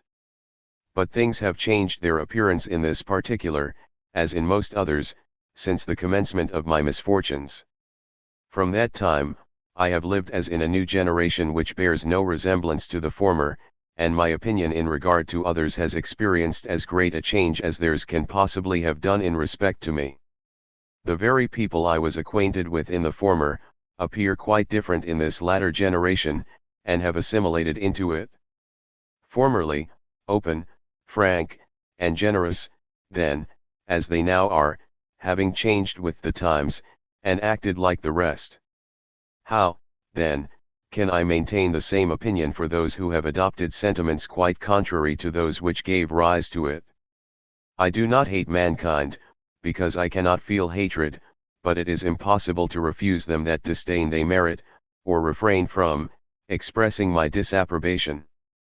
Perhaps a greater change than was necessary has taken place even in myself, without my being sensible of it, but what man could remain unaltered in a situation similar to mine, convinced by 20 years' experience, that all the happy dispositions nature had implanted in my heart, were turned by my destiny, or the contrivance of those who direct it, to the prejudice of myself or others, and can no longer look on a good action demanded of me, but as a snare under which some certain mischief is concealed. I am convinced, that whatever the effect might be, I should no less have the merit of my good intentions, but the interior charm is no more. I feel nothing but indifference and apathy, for being persuaded, that instead of doing an useful action, I am only duped. Indignation and self-love join the disapprobation of my reason, inspiring repugnance and aversion, instead of that candor and zeal I should have felt in my natural state of mind. There are adversities which elevate and strengthen the soul, but there are others which deaden and depress it, and of these I am the prey. Had there been any bad leaven in my soul, the fermentation might have been raised to excess, and made me frantic, but in my present situation, it has only rendered me of no use in the world, being incapable of doing a good action for myself or others. I, therefore, abstain from the endeavor, and this state, which is only innocent because unavoidable, makes me experience a kind of pleasure in giving wholly without reproach, into the natural indolence of my disposition. I doubtless go too far when I avoid every occasion of acting, even where I see nothing but good can result from it, but convinced that I am not permitted to view things as they really are, I abstain from judging by appearances, and whatever lure is thrown over any arguments for acting, their being put in my way, is sufficient to convince me they are fallacious.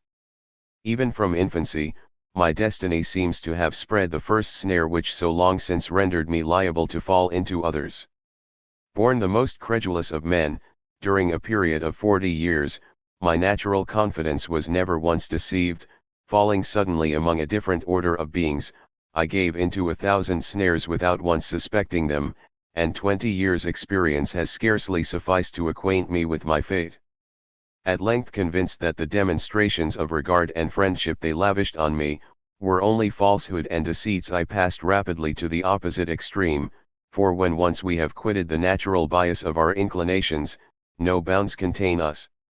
From that time, I was disgusted with mankind, and my will coinciding with theirs in this respect, held me at a greater distance from the world than all their machinations. Do all they can, my repugnance can never amount to aversion. When I consider the dependence under which they have placed themselves to me, that I might remain equally dependent on them, they inspire me with real pity. If I am not unhappy, they are so, nor do I ever contemplate this subject, without finding their condition truly lamentable. Pride, perhaps, has some influence over my own feelings. Conscious superiority forbids my hatred. They may excite my disdain, but it can go no further. In short, I love myself too well to admit of hatred for anyone. That would be contracting my existence, which I rather wish to extend over the whole universe. I had much rather fly than hate mankind. Their aspect strikes my senses, and through them my heart, with impressions which 1,000 cruel circumstances render painful, but the uneasiness ceases the moment the object that caused it disappears. While present, I think of them in spite of myself, but never by means of recollection, and when absent they are as if they did not exist. They are only indifferent in what relates to myself, for when others are concerned, they interest and move me, like the characters of a drama which I see represented on the stage, for to render justice indifferent to me, my moral being must be annihilated. Scenes of injustice and wickedness yet make my blood boil with anger, while acts of virtue, in which neither affectation or ostentation appear, make me even tremble with delight, and draw tears of satisfaction from my eyes. But then, it is necessary I should see and be convinced of their reality, since after what I have experienced, trusting report, or the judgment of others, would be madness. If my person and features were as much unknown to mankind as my disposition and temper, I should yet live quietly among them, and their society might even be pleasing, while I remained a perfect stranger. Given up without constraint to my natural inclination, I should yet love them, if they never troubled themselves with me, should exercise an universal and perfectly disinterested benevolence, and, without forming any particular attachment, or bearing the joke of any duty, would do for them freely, all they have taken so much pains to incite by their self-love, or enforce by their laws, dictated by vanity, and pursued with severity. If I had remained free, obscure, and alone placed in the situation nature designed me for, I should have done nothing but what was right, for my heart bears not the feeds of any mischievous passion. Had I been invisible and powerful as the Almighty, I should have been benevolent and good like Him. It is power and freedom that make good men. Weakness and slavery never made any but wicked ones. Had I been in possession of Gyges' ring, it would have removed me from dependence on mankind, and have made them dependent on me. When in my air-built castles, I have frequently asked myself what use I should make of this ring. For a temptation to abuse is very nearly allied to the power. Master of satisfying my desires, everything within my reach, without a possibility of being deceived by anyone, what could I have desired beyond it? Only one thing, that would have been, to see all hearts content, the appearance of universal felicity being alone able to inspire my soul with permanent happiness, while the ardent desire to increase it, had been my most constant passion. Just without partiality, and good without weakness, I should equally have secured myself from blind distrust or implacable hatred, because seeing mankind as they really are, and reading the very bottom of their hearts, I should have found none amiable enough to merit all my affection, few odious enough to deserve all my hatred, or whose wickedness itself did not dispose me to pity, by a certain knowledge of the misery they procured themselves, while endeavoring to inflict it on others. Perhaps, in my moments of gaiety I should have felt a childish inclination for acting prodigies, but perfectly disinterested for myself, needing no law beyond my natural benevolence, and for one act of severe justice, should have done 1,000 of clemency and equity. Minister of Providence, and dispenser of its laws according to my will, I should have performed more useful and sagacious miracles than those of the Golden Legend, or the tomb of Saint Medard. There is but one single circumstance in which the power of penetrating everywhere invisible could have drawn me into temptations which I might not have resisted, and once engaged in these wanderings, whither would they have conducted me? I must be little acquainted with the nature of my own heart to flatter myself that these facilities would not have seduced, or that reason would have withheld me in this fatal inclination. Sure of myself in every other instance, by this I should have spoiled all. Whoever is endowed with a power superior to mankind, should also be above the weakness of humanity, without which, that excess of strength would, in effect, only sink him below the most feeble, or what he would actually have been, had he remained their equal. Everything considered, I believe I had better throw away my magic ring, before it has made me commit some folly. If men determine to suppose me the reverse of what I really am, and the sight of me increases their injustice, it is my wisest way to shun, but not to be eclipsed, among them. Let them study arts to conceal their contrivances, let them shun the light of day, and bury themselves in the earth like moles, or let them look on me if they please, so much the better, but that they cannot do, they will never see any but the JJ of their own imagination, fashioned at their will, to be hated at their pleasure. I should do wrong, therefore, to interest myself in the fate of this ideal being, since it is not me they see under this form. The conclusion I draw from all these reflections is that I was never formed for civil society, where all is constraint, obligation, and duty, my natural love of independence ever rendering me incapable of the subjections necessary to those who wish to live well with mankind. While I act freely, I am good, and do nothing but what is right, but the moment I feel the yoke imposed, either by necessity or the will of mankind, I become rebellious, or rather stubborn and useless, for when called on to act against inclination, let what will be the consequence, performance is impossible, nay, from weakness, I neglect even what my inclinations call me to. I abstain from acting, for in that my incapacity is conspicuous, my strength is merely negative, my very sins being of omission, rarely of commission. I ever imagined that the liberty of man consisted in doing whatever he felt an inclination for, but never supposed it consistent with being forced to do what is disagreeable. An exemption from this is what I have ever claimed, frequently preserved, and by asserting my right to it have most offended my cotemporaries, an active, artful, ambitious race, who detest liberty in others, nor desire it for themselves, provided they sometimes have their will, or rather are permitted to control the will of others, who would suffer constraint during the whole term of their existence, act in a manner repugnant to their inclinations, and omit nothing that is servile, to obtain command. Their wrong does not consist in excluding me as an useless member of society, but in proscribing me as a pernicious one. I have done very little good, I confess, but no ill, that never having once accorded with my inclination, and I question whether any man in the world has really done less than myself. Seventh Walk. Hardly have I begun this collection of my copious reveries, yet I am already sensible that I draw near the conclusion of it. Another amusement succeeds, absorbs, and even deprives me of opportunity to contemplate and give into my design. This inclination has acquired an ardour which almost reaches to extravagance, nor can I refrain from laughing when I reflect on it, Yet even that does not restrain me, for in my present situation, I have but one rule for my conduct, which is, to follow my inclination freely. I cannot change my fate, I have only innocent inclinations. Hereafter the opinions of mankind will be immaterial, and wisdom itself prescribes that I should please myself with everything that remains within my reach, whether in public or alone, having no rule but my fancy, no bounds except the little strength I have remaining. Behold me, then, confined to a vegetable diet, and fully employed in botanical researches. I was already advanced in years, when I took the first inclination for this study, while with the doctor, of Invernois, in Switzerland.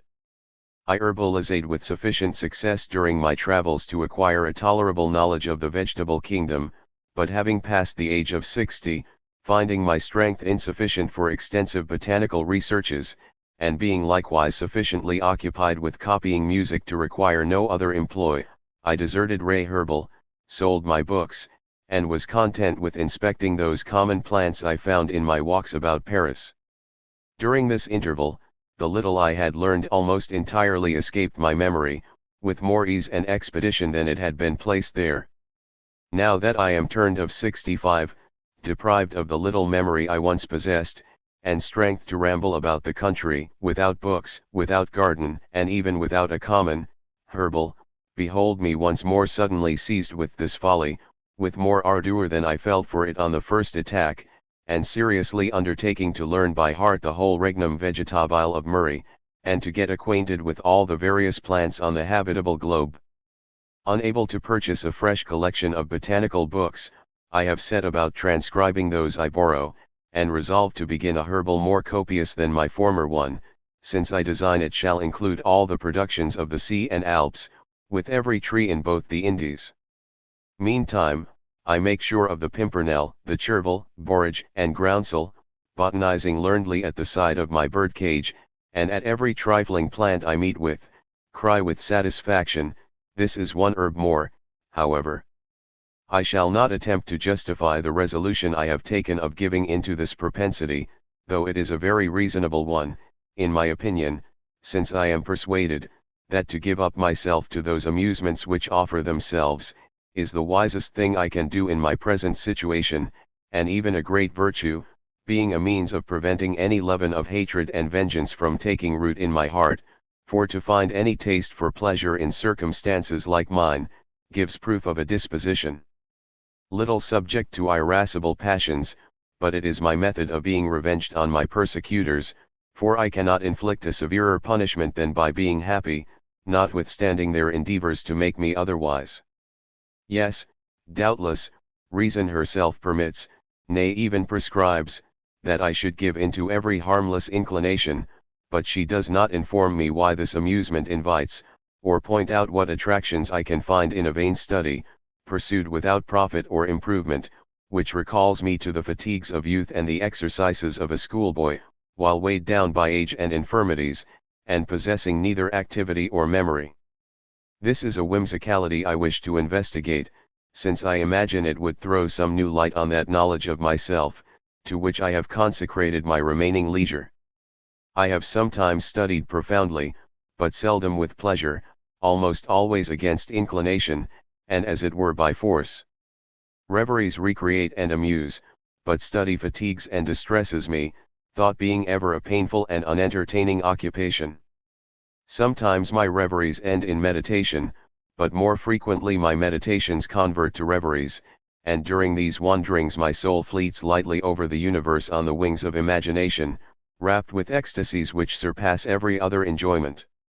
While I could indulge in the full extent of these ideal pleasures, every other occupation appeared insipid, but when once engaged in a literary career, by an impulse foreign to my disposition, I felt the fatigue of mental labor, and the importunity of an unhappy celebrity, while pleasing reveries grew cold and languid, my thoughts turning to the melancholy of my situation in spite of every effort to the contrary, and I could seldom enjoy any of those charming ecstasies, which during 50 years had supplied the want of same and fortune, rendering me in a state of indolence, without any other expense than that of time, the happiest of mortals. Trees, shrubs, and plants, are the decoration and covering of the earth. What is more melancholy than the sight of a naked barren country, which presents the eye with nothing but stones, earth, and sand?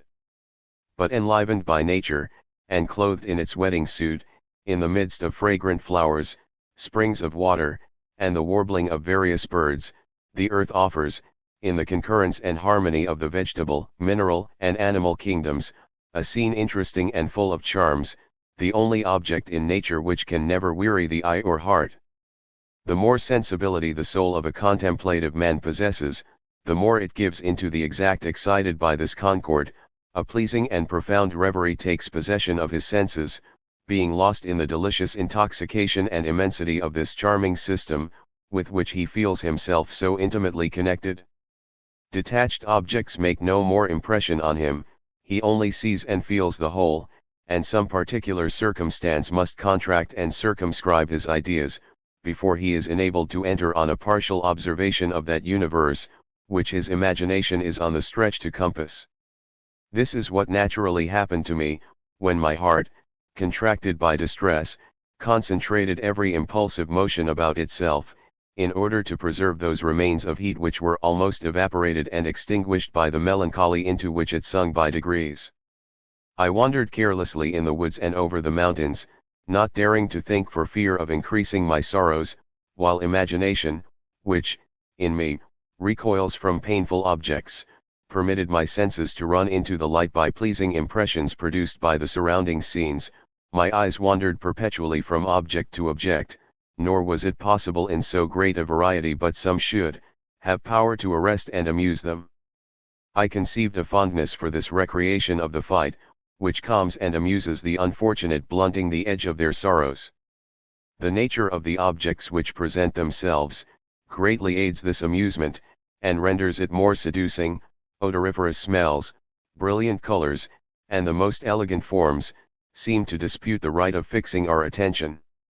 A love of pleasure is alone sufficient to make us give into those delightful sensations, and if this effect does not take place in all those who contemplate these charms, it is owing, in some, to natural insensibility, but generally proceeds from the mind being so much occupied with other concerns, that it only steals time for the consideration of those objects which immediately strike the senses.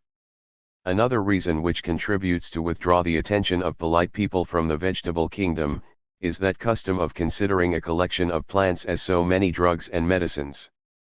Theophrastus thought differently on the subject, and this philosopher, who may be looked on as the only botanist of antiquity, is not much known among us.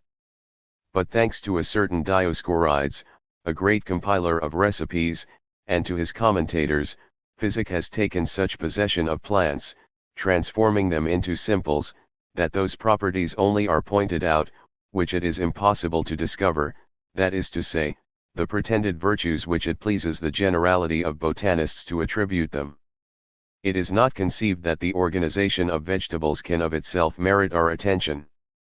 People who pass their lives in learnedly arranging shells, ridicule botany as an useless study, unless accompanied, as they express it, by its application, that is to say, when one does not abandon the observation of nature, which never lies, and is silent on this system, to give entire credit to the authority of men, who seldom speak truth, yet affirm a number of particulars that we must believe on their word, which is frequently founded on some borrowed authority.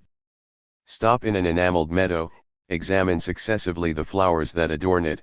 Those who observe you thus employed, supposing you are of the healing fraternity, will approach, and inquire what herbs are good to cure the scald in children, the itch in men, or the glanders in horses. This disgusting prejudice is partly destroyed in other countries, particularly in England, thanks to Linnaeus, who has, in some measure, rescued botany from the school of pharmacy, restoring it to natural history and economical uses, but in France, where this study has not become so general, they have remained so ignorant in this particular, that a Parisian wit, being in the environs of London, and viewing a garden which belonged to some virtuoso, exclaimed, as if that was the greatest encomium that could be bestowed on it, "What a charming garden for an apothecary!" According to this account, Adam should have been the first apothecary, or it is not easy to form an idea of a garden better stocked with plants than that of Eden. These medicinal ideas, certainly are not calculated to render the study of botany agreeable. They tarnish the enamel of the meadows, cause the vivid dyes of the flowers to fade, and wither the freshness of the groves, rendering their shades and verdure not only insipid but disgusting. All those charming and beautiful statures which continually present themselves, are nothing to those who only wish to pound them in a mortar, and who would seek or imagine garlands for smiling shepherdesses, among the ingredients for a clyster. But an idea of pharmacy never damped my rural pleasures, nothing being more distant from my thoughts, than diet, drink and plasters.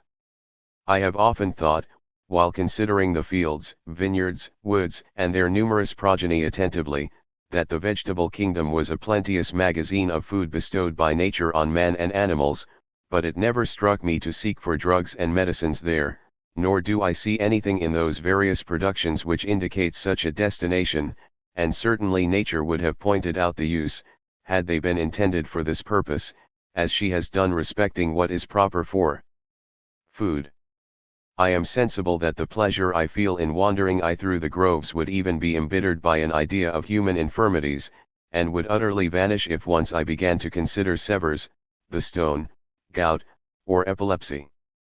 I do not mean, however, to dispute the great virtues attributed to vegetables, and shall only add, that supposing these virtues real, it is sheer malice in any person to continue ill, since there is not a single malady incident to man, but may be radically cured by 20 different kinds of herbs. That turn of mind which is ever connected with personal interest, making us seek everywhere for profit or relief, but would incline us to look on all nature with indifference if we were in health and affluence, never governed me.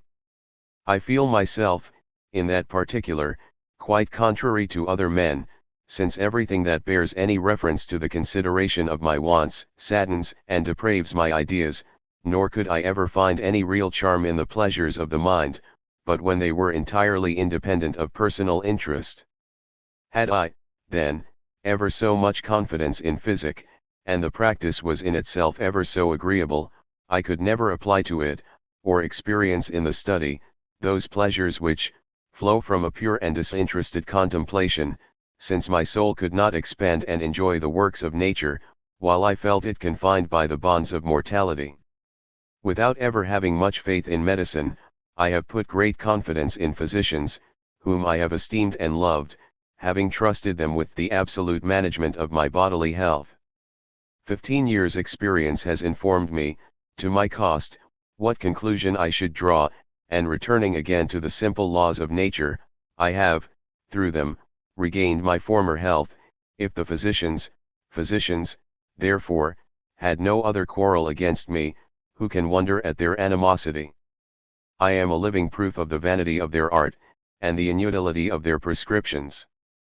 No, nothing personal, nothing that is connected with interested views, can truly employ my soul. I never meditate so delightfully as when freed in the fullest sense from every regard to myself. Then I experience ecstasies, enjoyments inexpressible. It is then, that rushing as it were into the great system of beings, I assimilate with universal nature. While I considered mankind as my brethren, I formed plans of terrestrial happiness, and these projects being relative to all, I could only be happy in public felicity, the idea of private, detached advantage, never having reached my heart till I saw mankind seek theirs in my misery. Then, if I would avoid hating, I found it was necessary to shun them, taking refuge, therefore, with our common mother. I sought in her arms to sustain myself against the attacks of her children. I became a solitary, or according to them, an unsociable misanthropist, because I thought the wildest retreat preferable to the society of depraved mortals, who are only nourished with treasons and malice.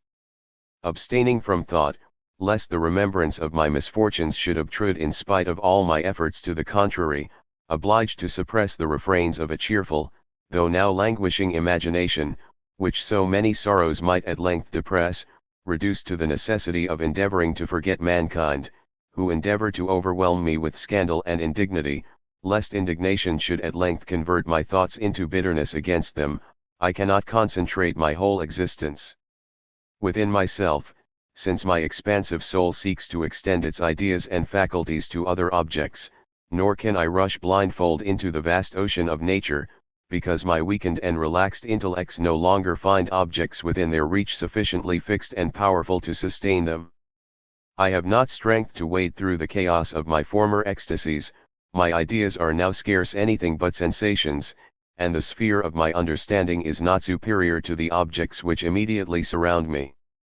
Shunning mankind and seeking solitude, fancying little, thinking less, yet, notwithstanding, endowed with a lively temper, which preserved me from a languishing and melancholy apathy, I began to find employment in what surrounded me, and by a very natural instinct, gave the preference to the most agreeable objects.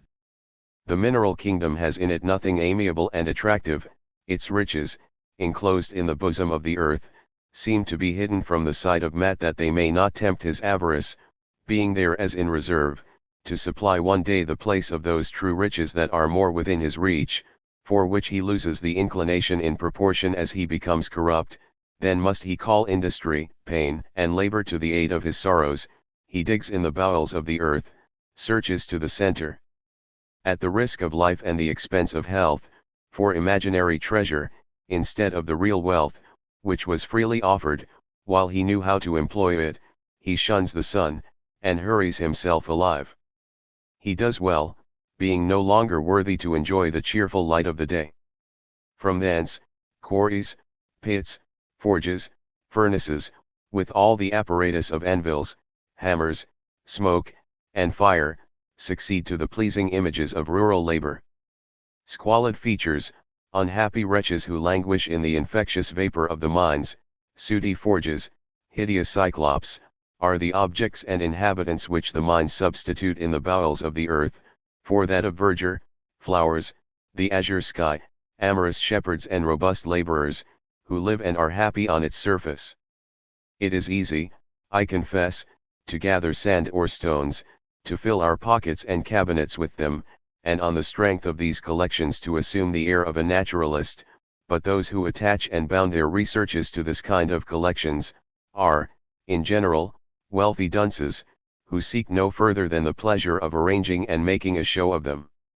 To profit by the study of minerals, it is necessary to be both a chemist and a physician, to make painful and expensive experiments, working in laboratories, spending much time and money among coals, crucibles, furnaces, and alembics, in suffocating vapors and smoke, always at the risk of life, and frequently at the expense of health.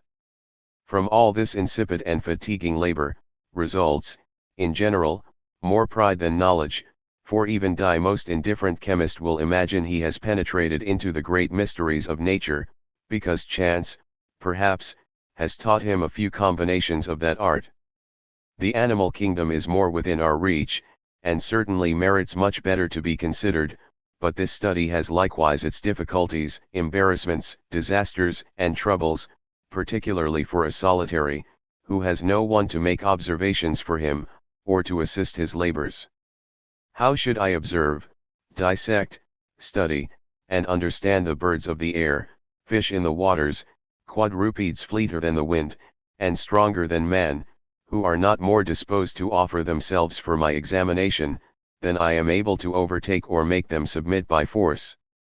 I must then have recourse to snails, worms, and flies, pass my life, and spend my breath, in running after butterflies, impaling poor insects alive, dissecting mice, when I could catch them, or the dead carcasses of animals which I might find by chance. The study of animals is nothing without anatomy. It is by that we are taught to consider their genus, and to class and distinguish their various species. In order to study their manners and characters, aviaries, reservoirs, and menageries, would be necessary. They must be constrained, by some contrivance, to continue within reach of my observation, but I have not the means to keep them in captivity, nor activity enough to follow them in their speed while in a state of freedom. I must, therefore, study them when dead, separate their bones, and turn at leisure their palpitating entrails. What an assemblage does an anatomical amphitheater exhibit! Stinking bodies, putrid and lived flesh, blood, loathsome entrails, hideous skeletons, and pestilential vapours. It is not among such objects, I promise you, that J.J. will seek amusement. Beautiful flowers, enamelled meadows, refreshing shades, brooks, groves, and verdure, come and purify my imagination, soiled by these hideous objects. My soul, dead to all lively emotions, can, henceforth, only be affected by sensible images. I have no longer anything but sensations, and through those alone can feel pain or pleasure here below. Attracted by the smiling objects which surround me, I consider, contemplate, compare, and at length learn to class them. Behold me, then, on a sudden, as much a botanist as is requisite for any person to be, who only wishes to study nature, that he may discover perpetual sources of delight. I do not seek instruction, it is too kite. Besides, I have never found that profound science contributed to the happiness of life, but I seek to procure myself pleasing and innocent amusements which I may enjoy without constraint, and which, meantime, beguiles my misfortunes. I neither run into expense or trouble while wandering carelessly from herb to herb, from plant to plant, examining and comparing their various characters, and noting their affinity or difference. In short, while I observe vegetable organization, follow, in a manner, the course and play of these living machines, seek their general laws, the reason and of their different structures, I give myself up to the charms I feel, in a grateful admiration of that power, who bestows on me the enjoyment of so many wonders. Plants appear to have been sown upon the earth in the same profusion that stars are planted in the firmament, and equally invite man, by the attractions of pleasure and curiosity, to the study of nature, but the stars are placed far from us, and need preliminary studies, instruments, machines, immense ladders to place us where we may understand them. Plants are naturally within our reach, they spring up under our feet, and even in our hands. If the minuteness of their constituent parts are sometimes imperceptible to the naked eye, the instruments necessary to discover them are more easily obtained and applied, than those requisite in the study of astronomy. Botanical objects are most proper to an indolent solitary, a needle and magnifying glass being all the apparatus necessary to consider them. He wanders freely from one object to another, viewing each flower with pleasing curiosity, and when he begins to understand the structure and use of their various parts, enjoys a satisfaction, purchased without care or labor, yet as pure and lively as if obtained with the utmost difficulty. There exists in this idle occupation, a charm that is not to be experienced except in the full calm of the passions, which alone suffices to render life pleasing and happy, but the moment a motive of interest or vanity mingles with it, whether you seek to obtain a place, or write a book, if you study in order to instruct, and herbalize only to become author or professor, all its attractive charms vanish, and plants, being no longer considered but as instruments of our passions, no more real pleasure can result from the study of them. Our end, then, is not to gain knowledge, but to make others sensible of our acquirements, and while in the wood, or on the hills, considering ourselves as on the theatre of the world, we are employed with the idea of being admired. Others contract botany within the narrow bounds of the garden or cabinet, and instead of observing vegetables in their natural state, are only busied with systems and rules, furnishing eternal subjects of dispute, which are not calculated to make one single plant better understood, and consequently can throw no light on the natural history of the vegetable kingdom. From thence arises that hatred, and those jealousies, which an emulation for same excites among botanical authors more than those of any other class. Thus, taking this pleasing study from its native seat, they have transplanted it into cities and academies, where it is sure to degenerate, like exotic plants in the gardens of the curious. Very different dispositions have concurred to render this study a kind of passion to me, which occupies the void of those I no longer feel. I climb the rocks and mountains, descend into the valleys and woods, to withdraw myself as much as possible from the remembrance of man, and the pursuits of the wicked. It appears to me, that when shaded by a forest I am forgotten, free and peaceful as though I had no longer any enemies, or that the leaves shield me as much from their attempts, as they put them from my remembrance, supposing, in my folly, that as I no longer think of them, they no longer think of me, and I find so great a pleasure in this illusion, that I should give into it entirely, did not my situation, weakness, and wants, forbid me. The more profound the solitude in which I now live, the more do I feel that some objects are necessary to fill up the void, and those which imagination denies, or that my memory repulses, are supplied by those spontaneous productions, which the earth, in her uncultivated states offers to my view in every direction. The pleasure of seeking in the desert for new plants, conceals the pain of flying from my persecutors, and when I light on any spot where I can discover no trace of human footsteps, I breathe at ease, as in an asylum where their hatred cannot overtake me. I shall never, during my whole life, lose the recollection of a herbalising I one day made on the side of the Robela, a mountain belonging to the Justiciar. I was alone, exploring the hollows and chasms of this mountain, from wood to wood, from rock to rock, when, at length, I discovered a retreat so truly concealed, that never in my life did I behold so wild and romantic a scene. Black firs were mingled with prodigious beech trees, several of which had fallen with age, and crossing each other, shut up this retreat as with an impenetrable barrier. Through some opening of this dreary enclosure, the eye was presented with craggy peaked rocks and horrible precipices, which I dared not cast a look at, without laying down with my face to the ground. The horned owl, the raven, and the spray, screamed from the clefts of this mountain, while some small birds, scarce but familiar, tempered the horror of the solitude. There I found the notched heptaphylos, the cislamen, the nidus avis, the greater laserpitium, and some other plants, which delighted and amused me for some time, but insensibly governed by the forcible impression made on me by so many striking objects, I forgot my botany, and seating myself on a bed of lycopodium and moss, began to contemplate at my ease, supposing I was in a retreat unknown to the whole world, and where my persecutors could never find me. A sentiment of pride was mingled with this reverie. I compared myself to those great voyagers who discover desert islands, and said, with self-complacency, doubtless, I am the first mortal who ever penetrated this retreat, regarding myself as another Columbus. While I was indulging this idea, I heard, at some small distance, a kind of clattering noise, which seemed familiar to me. I listened. The noise is repeated and increased. Surprised, and curious, I rose hastily, and crept through the bushes, on that side from which the sound proceeded, when, in a thicket, not 20 paces distant from that retreat which I thought no one but myself had ever discovered, I perceived a stocking manufactory. I cannot express the confused and contradictory agitation I felt in my heart on this discovery.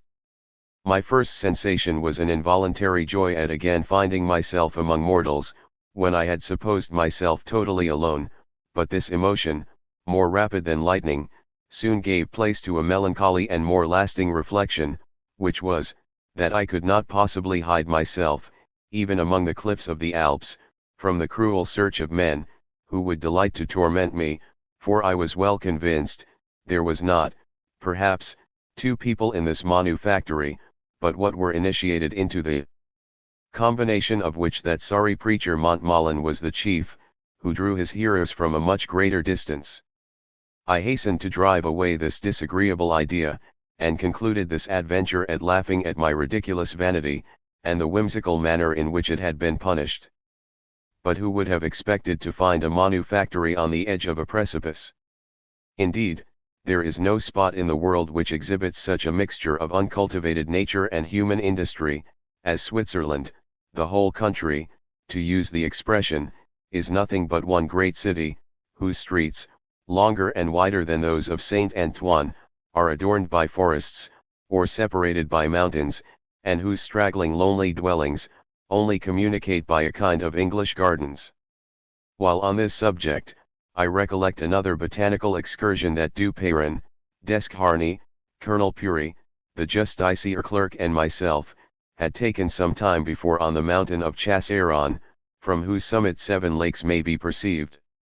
We were informed there was but one house on this mountain, and certainly we should never have divined the profession of its inhabitant, if our informer had not added, he was a bookseller, who even gained a very comfortable subsistence in this country. A single trait of this kind throws a greater light on Switzerland than all the descriptions of travelers. I shall relate one more of the same kind, which tends to characterize a very different people.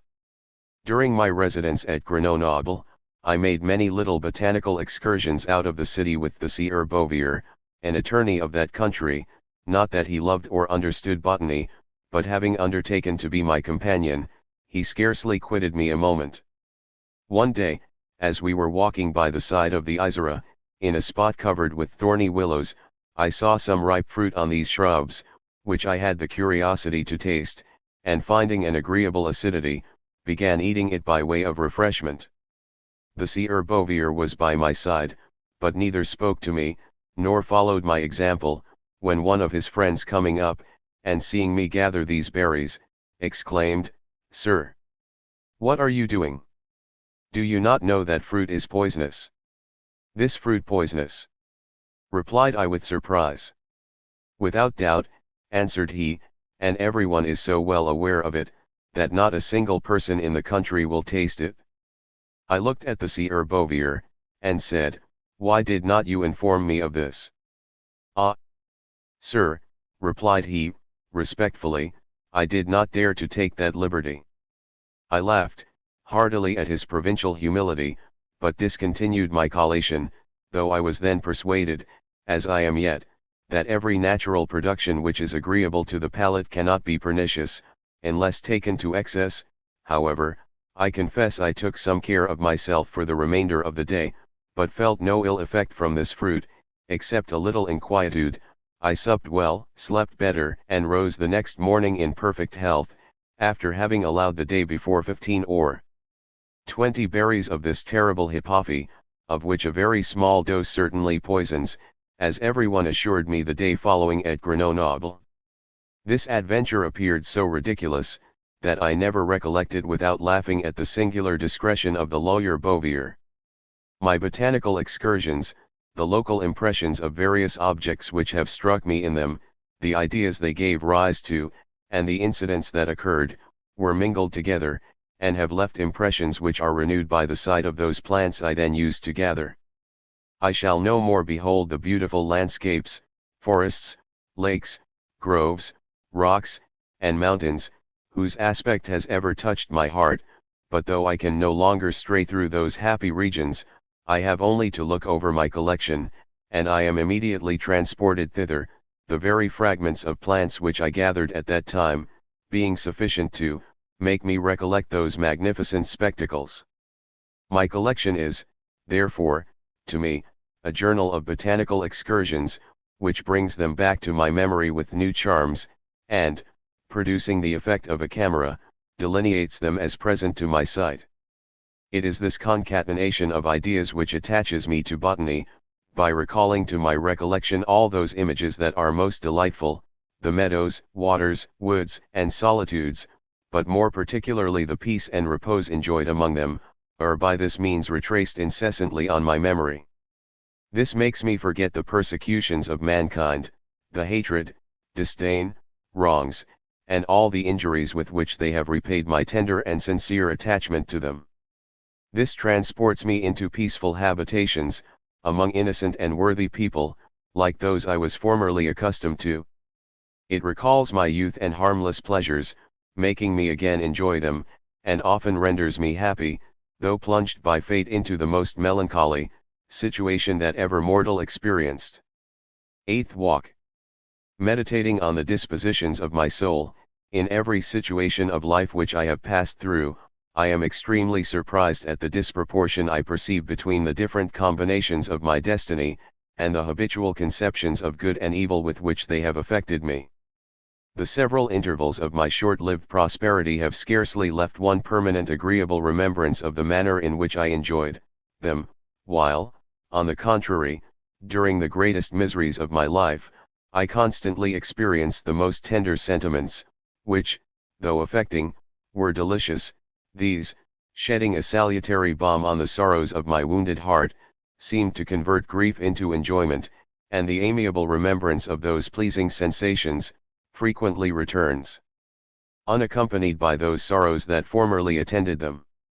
It appears to me that I have given more into the pleasure of my existence, and more truly lived, when the peculiarity of my fate had concentrated all my feelings, as it were, about my own heart, than when they evaporated outwardly, in pursuit of those objects which merit so little in themselves, yet constitute the whole felicity of those we think most happy.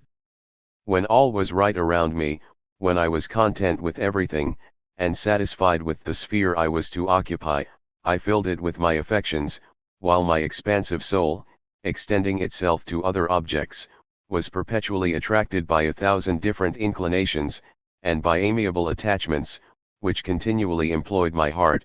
In these situations I forgot myself in some measure, thinking principally on what was foreign to me, and experiencing in the continual agitation of my feelings, all the vicissitude of earthly things.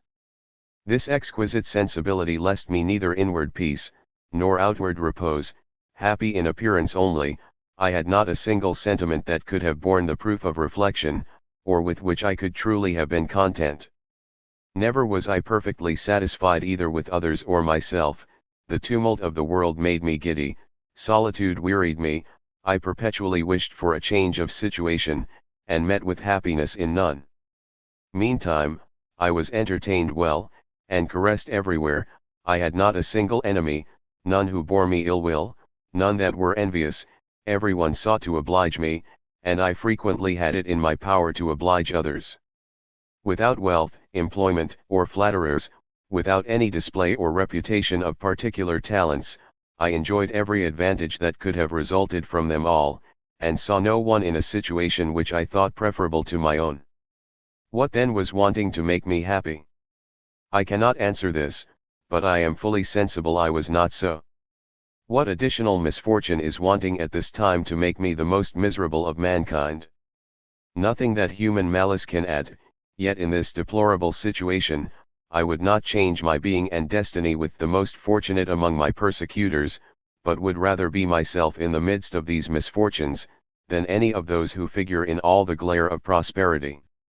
Cut off from every connection, my soul must nourish itself on its own substance, but she is not exhausted, though I ruminate on a void, if I may be allowed the expression, my clouded imagination and faded ideas no longer furnishing sufficient aliment to my heart, while my soul, dimmed and obstructed by the weakness of its bodily organs, sinks daily under the weight of them, having no longer strength sufficient to free itself, and dart as heretofore from its aged and feeble covering.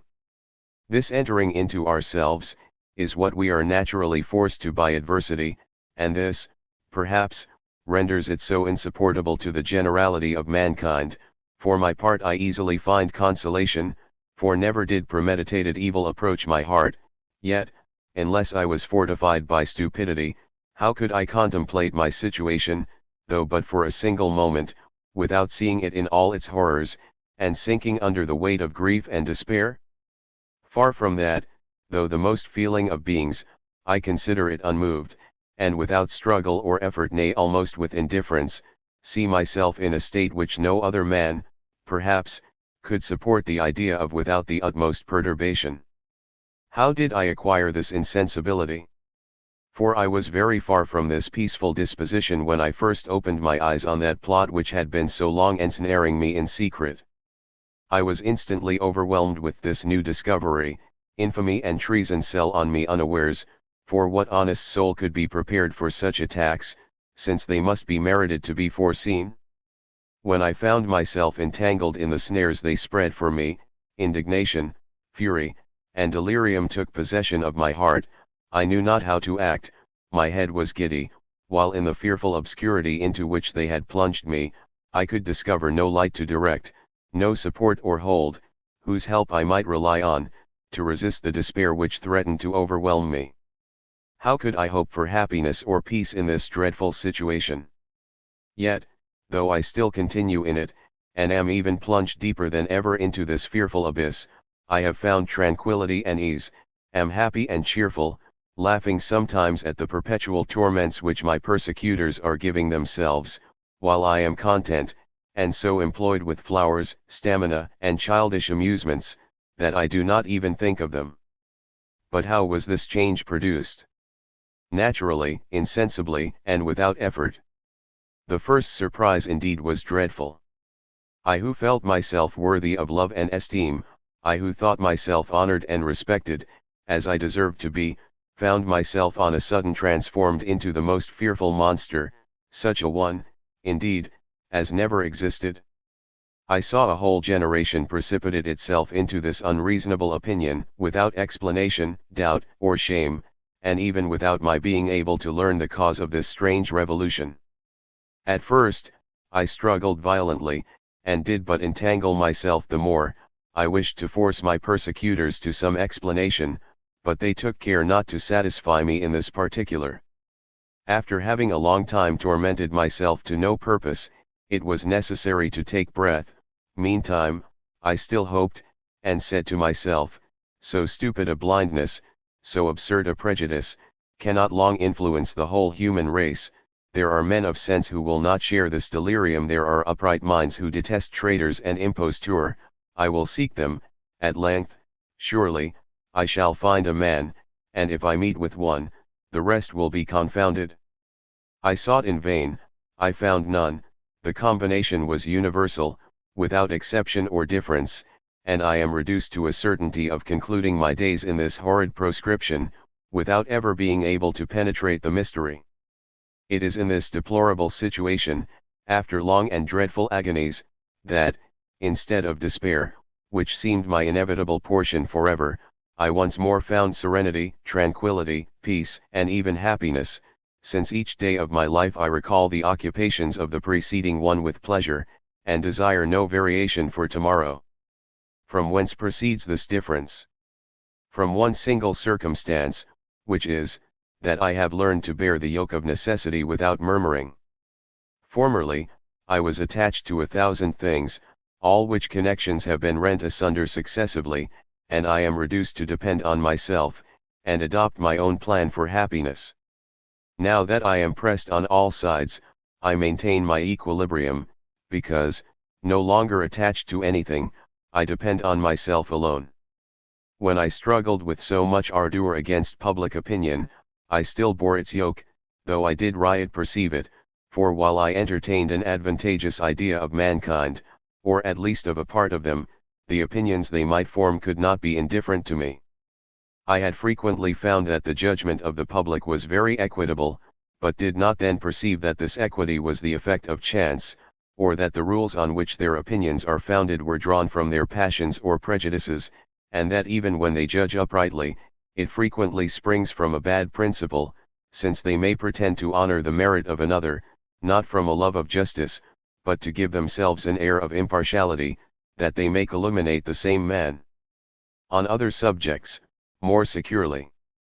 But when, after long and vain experiments, I found everyone, without exception, remained in the most cruel and absurd system that infernal malice ever invented, when I saw that, in respect to me, reason was banished from all heads, and equity from all hearts, when I found a frantic generation given up without reserve to the blind furor of its guides, against an unfortunate being who never did, wished, or attempted harm against anyone, it was time to lay aside my lantern, and exclaim, there are none such as I sought for.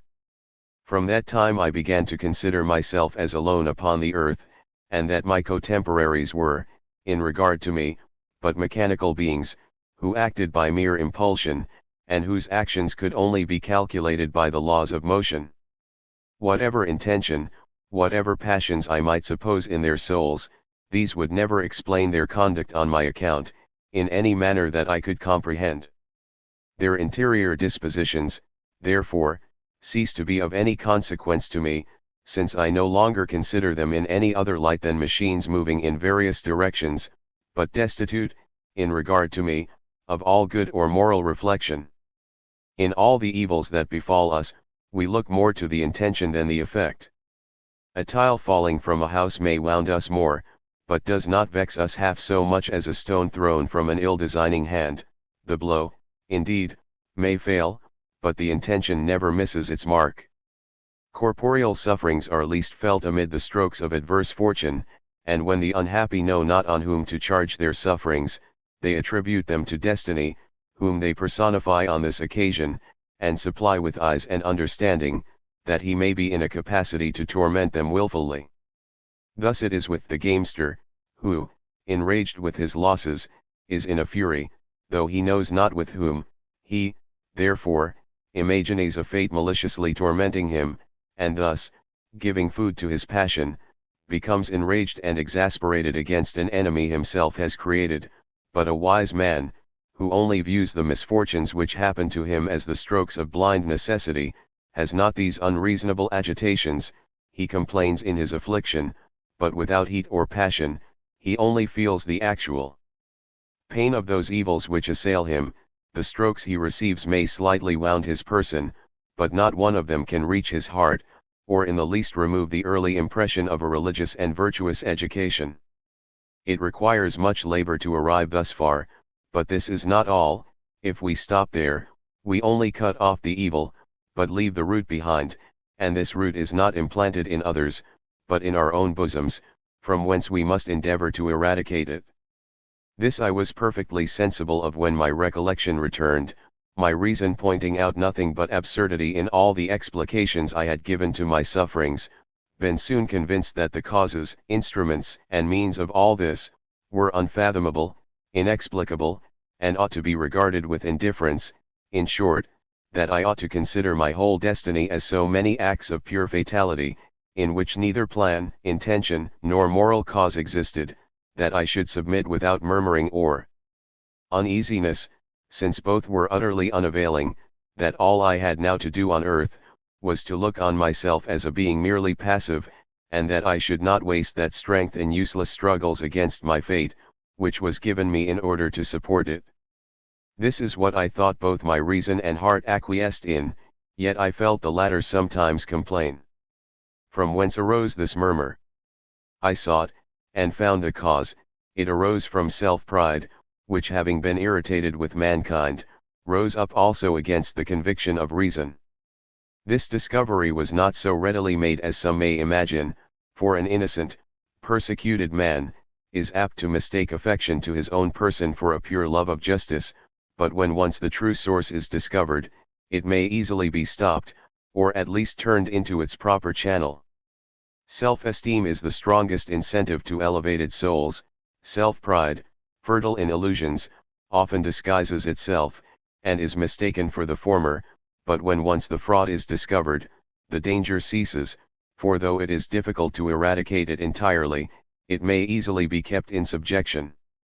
I was never much inclined to self-pride, but this factitious passion increased with me in the world, particularly after I commenced author.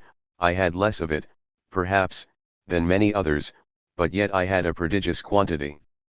The terrible lessons I received, presently confined it within just bounds. This reformation began by a simple dislike of injustice, and concluded by a thorough disdain of it.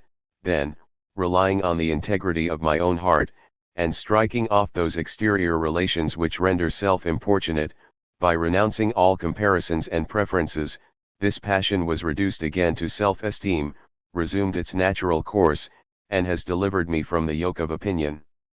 From this time, my soul regained its peace, and almost its felicity, for in whatever situation we may find ourselves, it is through the mind only that we can be completely miserable.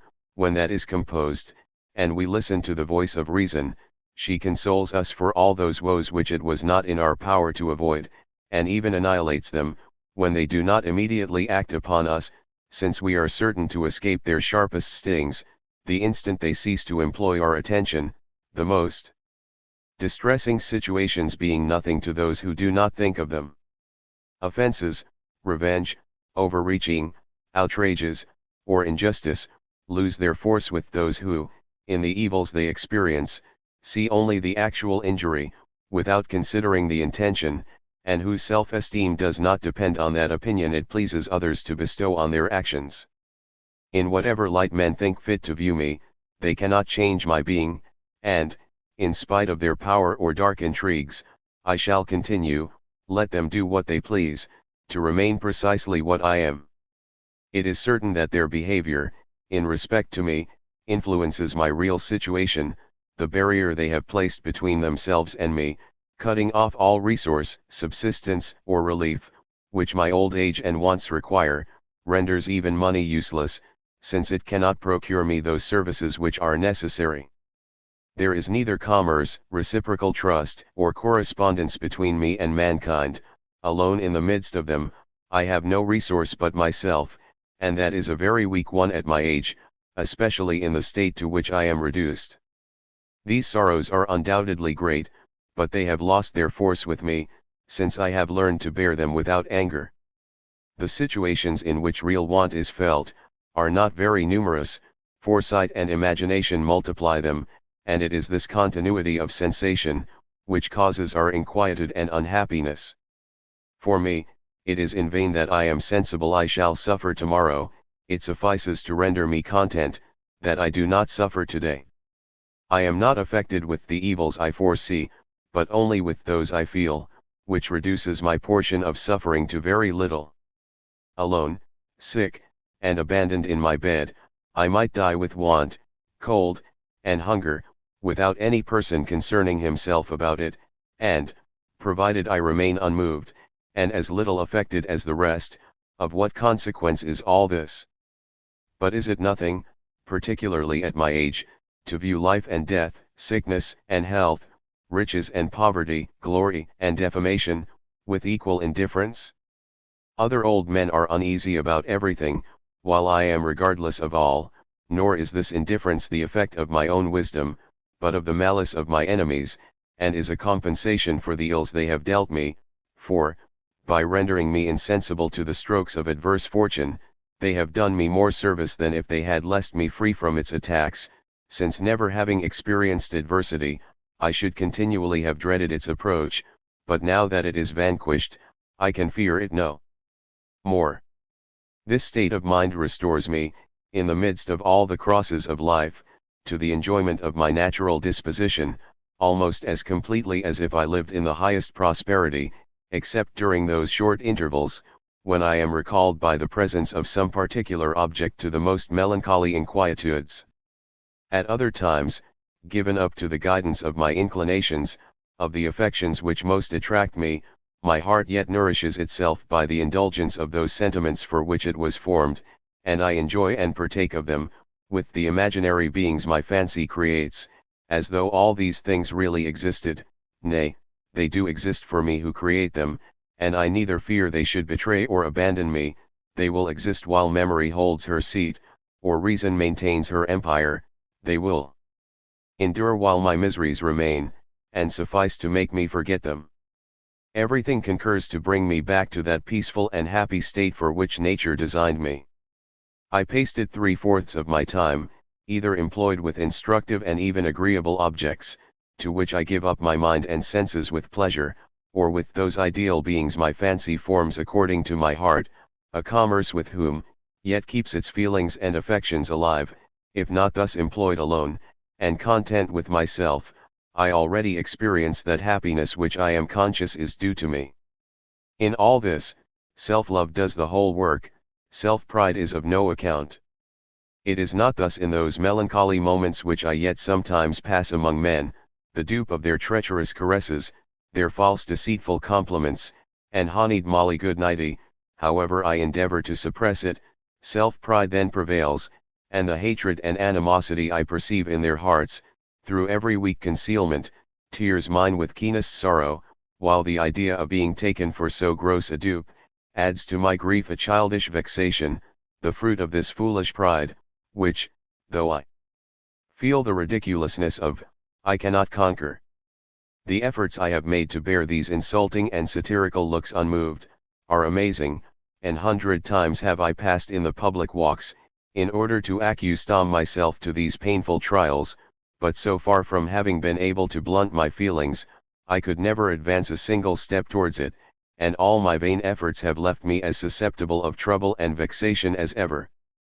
Governed by the senses, notwithstanding all my endeavors, I have never been able to resist their impressions, and while the object continues to act upon them, my heart cannot cease to be affected, but these fugitive afflictions last no longer than the sensation which gives rise to them. The presence of a malicious person affects me violently, but the instant he disappears, the impression ceases, he is immediately banished from my memory, and if I am ever so well assured he is busying himself about me, I cannot trouble myself about him. The evil which I do not actually feel, does not in the least affect me, and the persecutor I do not see, can give me no concern. I am sensible of the advantage this disposition gives to those who rule my destiny, but let them dispose of it at their pleasure. I had rather they should torment me without resistance, than that I should be forced to think of them, in order to avoid the efforts of their malice.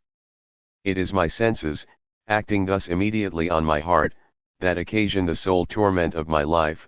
In retreats, where I see no one, I think no more of my misfortunes, no longer feel them, no longer suffer, but am happy and content without obstacle or interruption.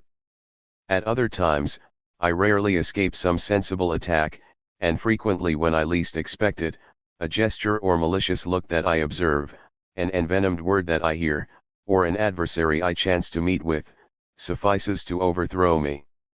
All I can do in these cases is to forget and fly from these affronts as fast as possible.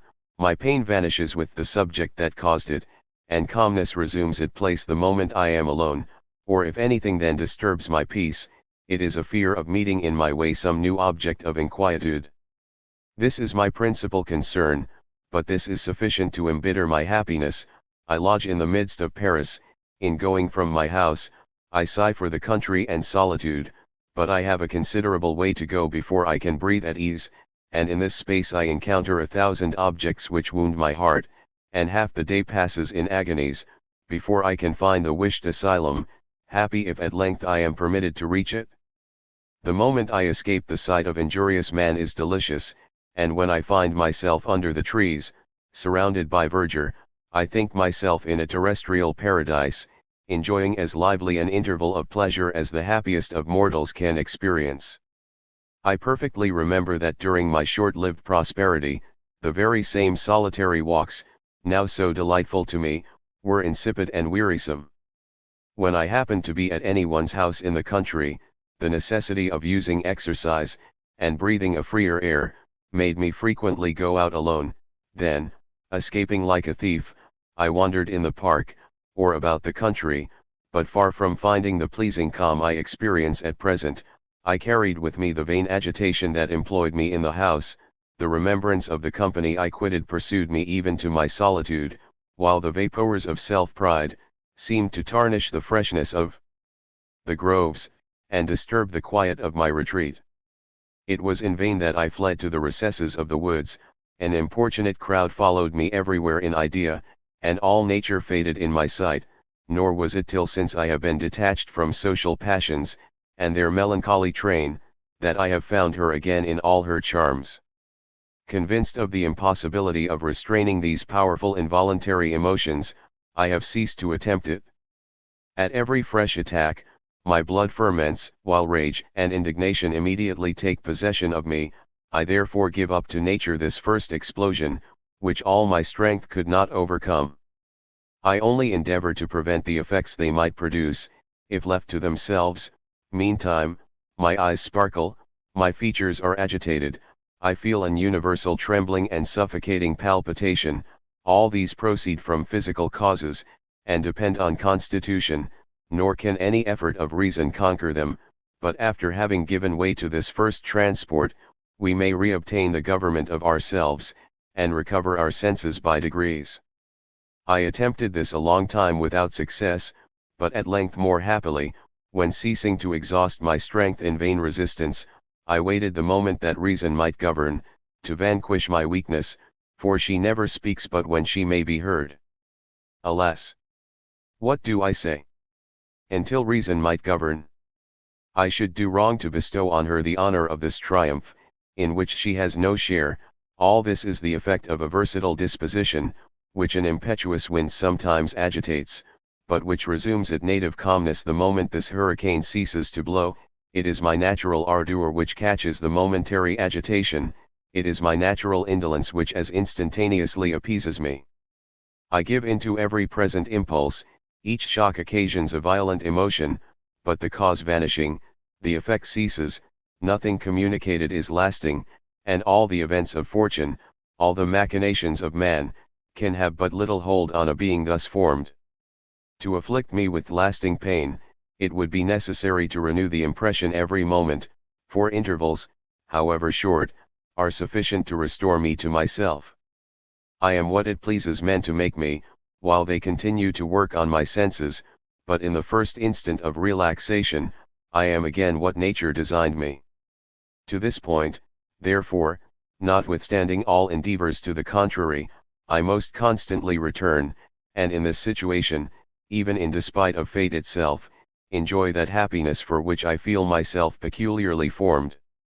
I have described this state in one of my former reveries, which suits me so well, that I wish for nothing during its continuance, and fear nothing but to see it disturbed. I am not in any manner affected with the evils mankind have heaped on me, the fear of what they may yet do, is alone capable of giving me the smallest agitation, but convinced they have no new contrivance by which they can permanently affect me, I laugh at their inventions, and enjoy myself in spite of their molly good nighting. Ninth Walk. Happiness is a permanent condition, which does not seem designed for man, while here below. Everything on earth is in a state of continual fluctuation, which will not permit anything to maintain a constant form. Every object with which we are surrounded, changes, we are equally mutable, nor can any man be certain he shall love tomorrow what he loves today, thus all our plans for happiness in this life, are purely chimerical.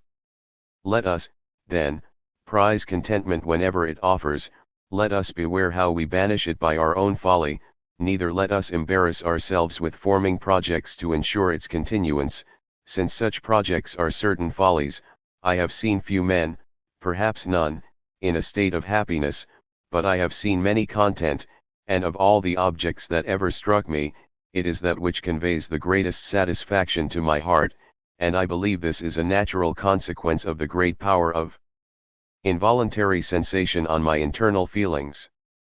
Happiness has no particular outward sign to discover itself by, we must be able to view the heart before we can be certain who are truly happy, but contentment is to be read in the eyes, the conversation, the accent, the manner, and seems to communicate itself to him that perceives it. Can there be a greater pleasure than to see a whole people given to the enjoyment of a holiday, every heart expanding with the exhilarating rays of pleasure, which pass joyfully but rapidly amid the clouds of life? 3 days ago, MP came with extraordinary haste to show me an eulogy on Madame Geoffrin by MD. The reading was preceded by repeated bursts of laughter on the ridiculous phrases this piece contained, and the silly play on words with which he said it abounded. Still continuing to laugh, he began reading, while I listened with a seriousness, which calmed his levity. The longest and most labored article of this piece turned on the pleasure Madame Geoffrin took in seeing children, and exciting their harmless prattle. The author drew from this, and with reason, the proof of an amiable disposition, though he did not stop here, but directly accused these who had not the same taste, with evil dispositions, and wickedness. He maintained this so far, as to assert, that if all the malefactors who are taken up to the gallows or the wheel, were interrogated on that subject, they would universally agree in confessing, they had never loved children. These assertions appeared very singular in the situation they were placed in, for supposing all this true, was it necessary to foil the praise due to an estimable woman, with disgusting images of executions and malefactors? I easily understood the true motive of this paltry affectation, and when MP had finished reading this piece, after praising what I thought worthy, I added, that the author had less friendship than hatred in his heart when he wrote it. The next day, the weather being fine, though cold, I took a walk as far as the military school, expecting to meet with some moss in full bloom. During my walk, I reflected on the visit of the preceding evening, and on the work of MD, which I could not believe the far-fetched episode one have before remarked, could be placed there without design. The affectation of bringing this trifle to me, from whom they usually conceal everything, was sufficiently expressive of their meaning. I had sent my children to the asylum, this was sufficient to make me pass for an unnatural father, from thence, extending and exaggerating the idea, they had deduced, as a necessary consequence, that I hated children.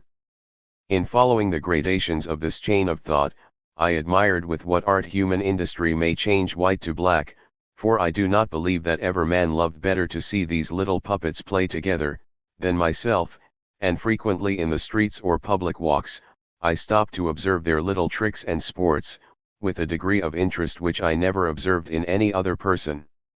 The very day I was visited by MP and not an hour before his arrival, I had received one from the two younger children of Sausois, my landlord, the eldest of whom might be about 7 years old. They had embraced me so freely, and I had repaid their caresses with such tenderness, that notwithstanding the disparity of years, they seemed sincerely satisfied with me, while I was transported with pleasure to find that my aged figure had not disgusted them. Even the youngest came to me so willingly, that, more childish than they were, I felt myself most attached to him, and saw his departure with as much concern as if he had belonged to me. I know that the reproach of have sent my children to the asylum, has readily degenerated, with the assistance of very little alteration, into that of being an unnatural father, and hating children, though, it is certain that the fear of exposing them to a destiny 1,000 times worse, and almost inevitable by any other means, obliged me to take that step. Had I been less concerned for what might become of them, not being in a situation to bring these children up myself, I should have left them to their mother, who would have spoiled them, or to her family, who would have converted them into monsters. I even yet tremble to think of it. What Mahomet made of Said, is nothing to what would have been made of them in respect to me, and I am certain, from the snares which were afterwards spread for me on that account, that the project was formed. It is true, I was very far, at that time, from suspecting these atrocious snares, but was then fully convinced that the education least dangerous to them would be that of the asylum, and accordingly I placed them there. I should do so again, and with less concern, was I in the same circumstances, though I am convinced no father can feel more tenderness for his children than I should have felt for mine, and have it in some degree assisted nature. If I have made any progress in the knowledge of the human heart, it is to the pleasure I have experienced in seeing and observing children, that I owe it. This same pleasure, in my youth was rather an obstacle, for I joined so gaily and heartily in their play, that I never thought of studying their dispositions, but as I grew old, and found they were alarmed at the sight of my feeble frame, I abstained from teasing them, rather wishing to deprive myself of a pleasure, than to disturb their joy. I therefore satisfied myself with observing their little tricks and sports, and found a recompense for the sacrifice I made of my satisfaction, by the lights these observations threw on the study of the first and genuine dispositions of nature, of which our learned men understand nothing. I have given sufficient proof in my writings, of having too carefully and minutely attended to this study, not to have done it with pleasure, for it must certainly appear the most incredible circumstance in the world that Eloisa and Émile should have been written by a man who did not love children. I never possessed either presence of mind or facility of speech, and since my misfortunes, both my tongue and head are still more embarrassed, the idea and expression equally escape me, and nothing requires greater discernment, or a more proper choice of expressions, than a discourse held with children. What augments this embarrassment in me, is the interpretation and weight they give to every word that proceeds from a man who has wrote professedly for children, and whose discourse is supposed to have the weight of oracles for them. The constraint and inaptitude I feel on these occasions, make me uneasy and disconcerted, and I should be more at ease before an Asiatic monarch, than before a child it was necessary to make prattle. Another inconvenience, which I have already hinted at, puts me at a greater distance from children, and though, since my misfortunes I see them with the same satisfaction, yet I no longer enjoy an equal familiarity. Children do not love old age, the sight of decaying nature is hideous in their eyes, the repugnance I discover in their little faces overwhelms me, and I had rather abstain from caressing, than inspire them with disgust, but this scruple is nothing to our modern philosophers of either sex. Madame Geoffrin was little concerned whether children were pleased with her or not, provided she was amused with them, but to me, that enjoyment is nothing unless it is reciprocal, and I am no longer in an age or situation to see the hearts of children bound with pleasure to meet mine. Should that ever happen again, the satisfaction, from its scarceness, would be more lively. I had a striking proof of this the other morning, by the pleasure I took in caressing the little ones of Sausois, not only because the presence of the good nurse who attended them laid me under no restraint, but particularly from the cheerful air with which they accosted me, and because, during the visit, they neither appeared weary, or displeased with my company. Alas! Could I yet experience some moments of real tenderness, proceeding from the heart, were it only from a child, could I once more observe joy and contentment in some eye, communicated by my presence, for how many sorrows and troubles would it atone, by the short, but delightful effusions my heart would experience. I should not then be reduced to seek among animals that look of friendship which is denied me by mankind. I can judge the effect it would produce by a very few examples, but those are ever dear to my memory. I will describe one, that in any other situation would have been forgotten, and the impression it made on me, may furnish some idea of the unhappiness of mine. 2 years ago, having been walking towards La Nouvelle France, I turned to the left, and willing to extend my walk round Montmartre, crossed the village of Clignancourt. As I walked along, thoughtful, and regardless of the surrounding objects, I felt something clasp my knees, and immediately perceived it was a child of about 5 or 6 years old, clinging round them, who at the same time looked up so fondly and familiarly in my face, that I was greatly moved, saying to myself, thus I should have been treated by my own. I took the child in my arms, and after having kissed it several times, in a kind of transport, continued my way. I felt as I walked on that something was wanting to complete my satisfaction, and this obliged me to return. I reproached myself with having quitted the child so soon, thinking I had discovered in its manner a kind of inspiration, which ought not to have been slighted. Giving into the temptation, I ran towards the child, embraced it again, and gave him money to buy some small Nanterre loaves, a man who sold them happening to be passing by. J began to make him talk, and on asking whose son he was, he pointed to a man that was hooping some barrels. I was just preparing to quit the child, in order to speak to the father, when I was prevented by seeing a man whisper him, who appeared to be one of those spies who are ever at my heels. While this person was speaking, I remarked that the cooper's eyes were fixed attentively on me, with no very friendly aspect.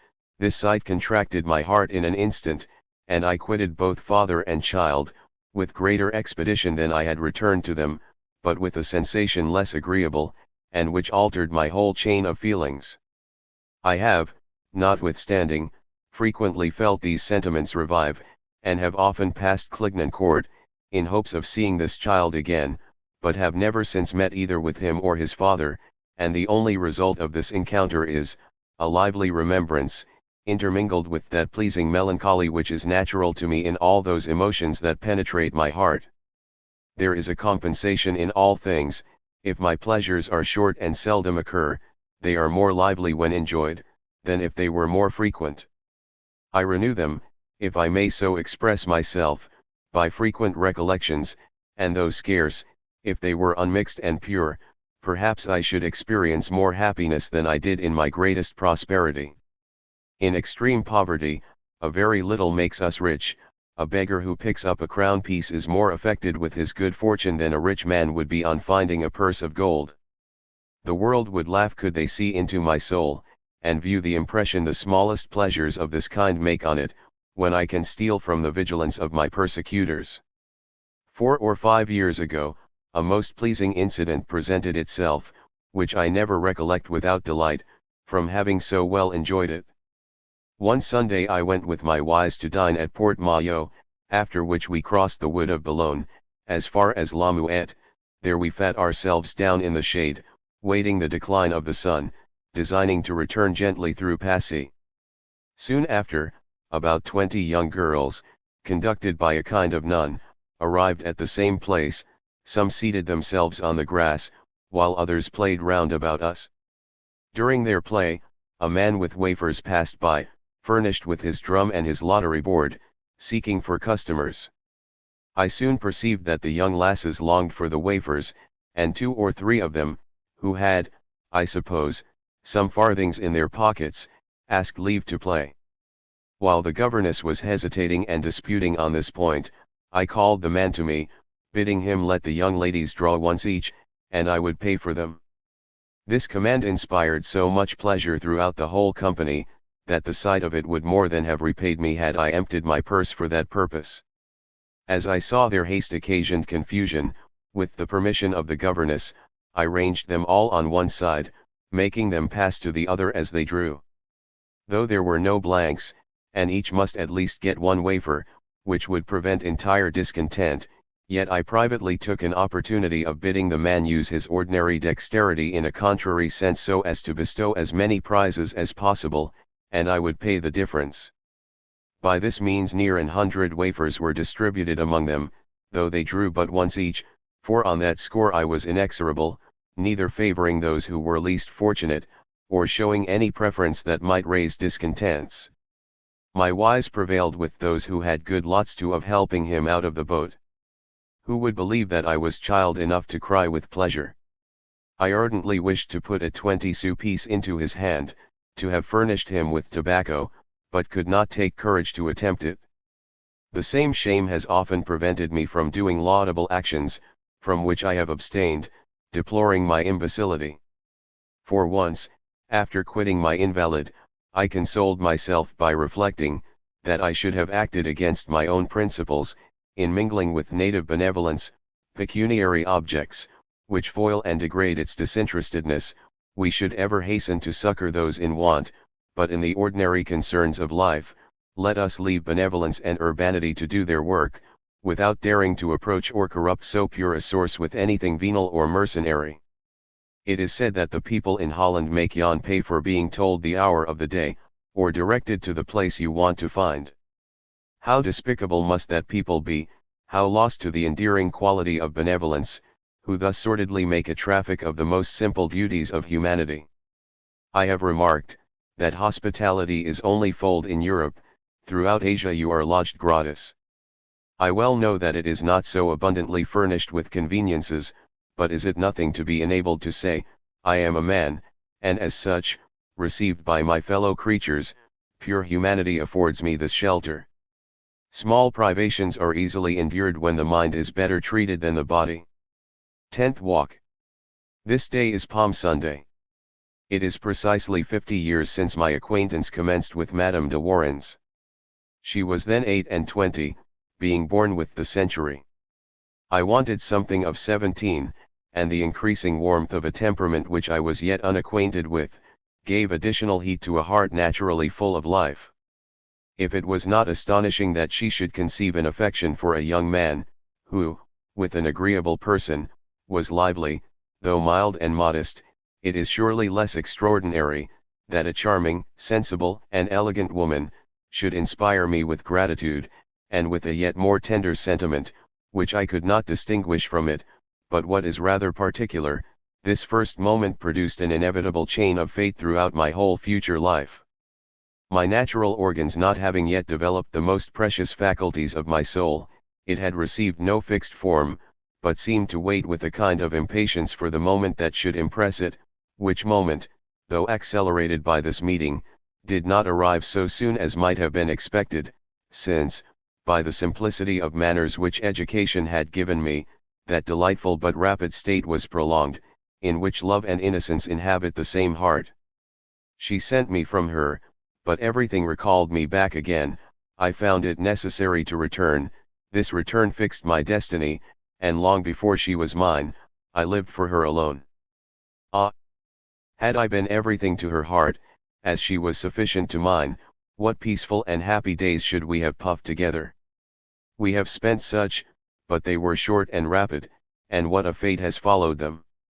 Not a day passes in which I do not recollect with pleasure and tenderness, this short, and only time in my life, when I enjoyed myself fully, without alloy or obstacle, and in which I could be truly said to live.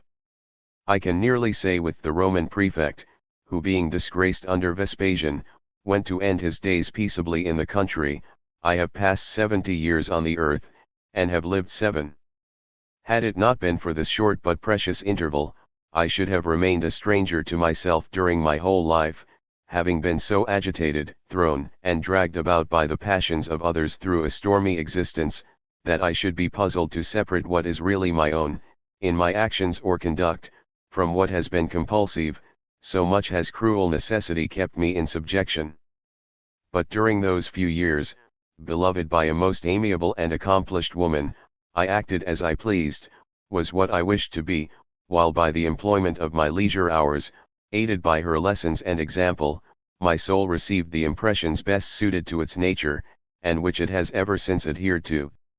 An inclination for solitude and contemplation sprang up in my heart, with the expansive and tender sentiments which naturally accompany such propensities. Tumult and noise contract and suppress these feelings, while calmness and peace reanimate and exalt them. Solitude is necessary to me when in love. I engaged Madame de Warens, therefore, to retire into the country. A lonely house, on the gentle declivity of a valley, was our asylum, where, for the space of 4 or 5 years, I enjoyed an age of life, a full and pure happiness, which enlivens with the charms of its remembrance even my present wretched situation. I wished for a friend adapted to my heart, I possessed her. I sighed for a country life, I obtained it. I could not bear subjection, I was perfectly free, and more than free, since following my attachments only, I did no more than was delightful, my whole time being divided between affectionate cares and rural employments. I only wished for the continuation of so mild a fate. I felt no fear except that which arose from the uncertainty of its continuance. This the difficulties of our situation gave birth to, and it was not without foundation. This too, suggested the idea both of endeavoring to divert this uneasiness, and of providing resources against poverty. I imagined that the attainment of talents was the most certain security against the evils I dreaded, and, therefore, resolved to employ my leisure so as to put myself in a situation to return one day, if possible, to the best of women, that assistance I had received from her. The End. The Autobiography. 968 Cannaregio, Venice. Rousseau worked and lived at this palazzo during his time serving as secretary to the ambassador Tommaso Quirini. The Confessions of Jean-Jacques Rousseau. Translated by S. W. Orson. Privately printed for the members of the Aldous Society, London, 1903. The Confessions of Jean-Jacques Rousseau was not published until 1782, although the author completed the work in 1770. He was unhappy and irritated by the reaction to the book when he staged a series of readings at the end of 1770 and the start of 1771. One of his readings lasted for 17 hours, and at the end of Confessions he states when he had finished everyone was silent and that Madame d'Egmont was the only person who appeared to be affected, but she quickly recovered herself and remained silent. Rousseau wrote the work over a relatively long period of time, beginning in c. 1759, but it was only towards the mid-1760s that he began to seriously dedicate his time to the endeavor. The book opens with Rousseau asserting, "I have begun on a work which is without precedent. I propose to set before my fellow mortals a man in all truth of nature, and this man shall be myself." While Confessions was not the first autobiography produced and Rousseau took the title from St. Augustine's famous spiritual work, it did differ quite significantly from autobiographical books of the past. The philosopher details his personal failings with specific incidents of his poor behavior, including as a child, urinating into a neighbor's cooking pot. He also discusses his long-term relationship with Thérèse Levasseur, whom he met when she was working as a laundress in 1745. They had a legally invalid wedding ceremony in August 1768 and remained together until his death. In Confessions, he reveals that he had 5 children with Thérèse and he persuaded her to give them up. He admits that he placed them in a foundling hospital because he disliked Teresa's relatives and trembled at the thought of entrusting them to a family ill brought up, to be still worse educated. He believed that the risk of the education of the foundling hospital was much less, but confesses he is only now acknowledging the real reason for his decision because he had previously not wanted to expose to reproach the family of a person I loved. Title page from 1782. Contents. Introduction. Book I. Book 2. Book 3. Book 4. Book V. Book 6. Book 7. Book 8. Book 9. Third letter from the same. Note from Diderot. Book X. Book 11. Book 12. Therese Levasseur by Johann Michael Bader, 1791. The original frontispiece. Introduction. Among the notable books of later times we may say, without exaggeration, of all time must be reckoned the Confessions of Jean-Jacques Rousseau. It deals with leading personages and transactions of a momentous epoch when absolutism and feudalism were rallying for their last struggle against the modern spirit, chiefly represented by Voltaire, the encyclopedists, and Rousseau himself, a struggle to which, after many fierce intestine quarrels and sanguinary wars throughout Europe and America, has succeeded the prevalence of those more tolerant and rational principles by which the statesmen of our own day are actuated.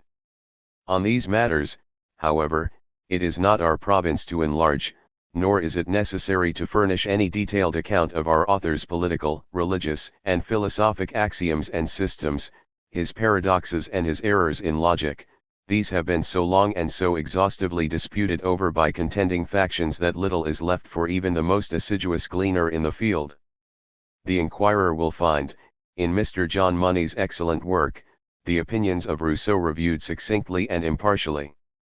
The Contrat Social, the Lettres écrites de la Montaigne, and other treatises that once aroused fierce controversy, may therefore be left in the repose to which they have long been consigned, so far as the mass of mankind is concerned, though they must always form part of the library of the politician and the historian. One prefers to turn to the man Rousseau as he paints himself in the remarkable work before us. That the task which he undertook in offering to show himself, as Persius puts it, intus et inquit, to posterity, exceeded his powers, is a trite criticism. Like all human enterprises, his purpose was only imperfectly fulfilled, but this circumstance in no way lessens the attractive qualities of his book, not only for the student of history or psychology, but for the intelligent man of the world. Its startling frankness gives it a peculiar interest wanting in most other autobiographies. Many censors have elected to sit in judgment on the failings of this strangely constituted being, and some have pronounced upon him very severe sentences. Let it be said once for all that his faults and mistakes were generally due to causes over which he had but little control, such as a defective education, a too acute sensitiveness, which engendered suspicion of his fellows, irresolution, an overstrained sense of honor and independence, and an obstinate refusal to take advice from those who really wished to befriend him. Nor should it be forgotten that he was afflicted during the greater part of his life with an incurable disease. Lord Byron had a soul near akin to Rousseau's, whose writings naturally made a deep impression on the poet's mind, and probably had an influence on his conduct and modes of thought. In some stanzas of Childe Harold the sympathy is expressed with truth and power. Especially is the weakness of the Swiss philosopher's character summed up in the following admirable lines. Hear the self-torturing sophist, wild Rousseau. The apostle of affliction, he who through enchantment over passion, and from woe wrung overwhelming eloquence, first drew the breath which made him wretched, yet he knew how to make madness beautiful, and cast o'er erring deeds and thoughts a heavenly hue of words, like sunbeams, dazzling as they passed. The eyes, which o'er them shed tears feelingly and fast. His life was one long war with self-sought foes, or friends by himself banished, for his mind had grown suspicion's sanctuary, and chose for its own cruel sacrifice, the kind gainst whom he raged with fury strange and blind. but he was frenzied, wherefore, who may know? Since cause might be which skill could never find. But he was frenzied by disease or woe. To that worst pitch of all, which wears a reasoning show. One would rather, however, dwell on the brighter hues of the picture than on its shadows and blemishes. Let us not, then, seek to draw his frailties from their dread abode. His greatest fault was his renunciation of a father's duty to his offspring, but this crime he expiated by a long and bitter repentance. We cannot, perhaps, very readily excuse the way in which he has occasionally treated the memory of his mistress and benefactress. That he loved Madame de Warens his mamma deeply and sincerely is undeniable, notwithstanding which he now and then dwells on her improvidence and her feminine indiscretions with an unnecessary and unbecoming lack of delicacy that has an unpleasant effect on the reader, almost seeming to justify the remark of one of his most lenient critics that, after all, Rousseau had the soul of a lackey. He possessed, however, many amiable and charming qualities, both as a man and a writer, which were evident to those amidst whom he lived, and will be equally so to the unprejudiced reader of the Confessions. He had a profound sense of justice and a real desire for the improvement and advancement of the race. Owing to these excellences he was beloved to the last even by persons whom he tried to repel, looking upon them as members of a band of conspirators, bent upon destroying his domestic peace and depriving him of the means of subsistence.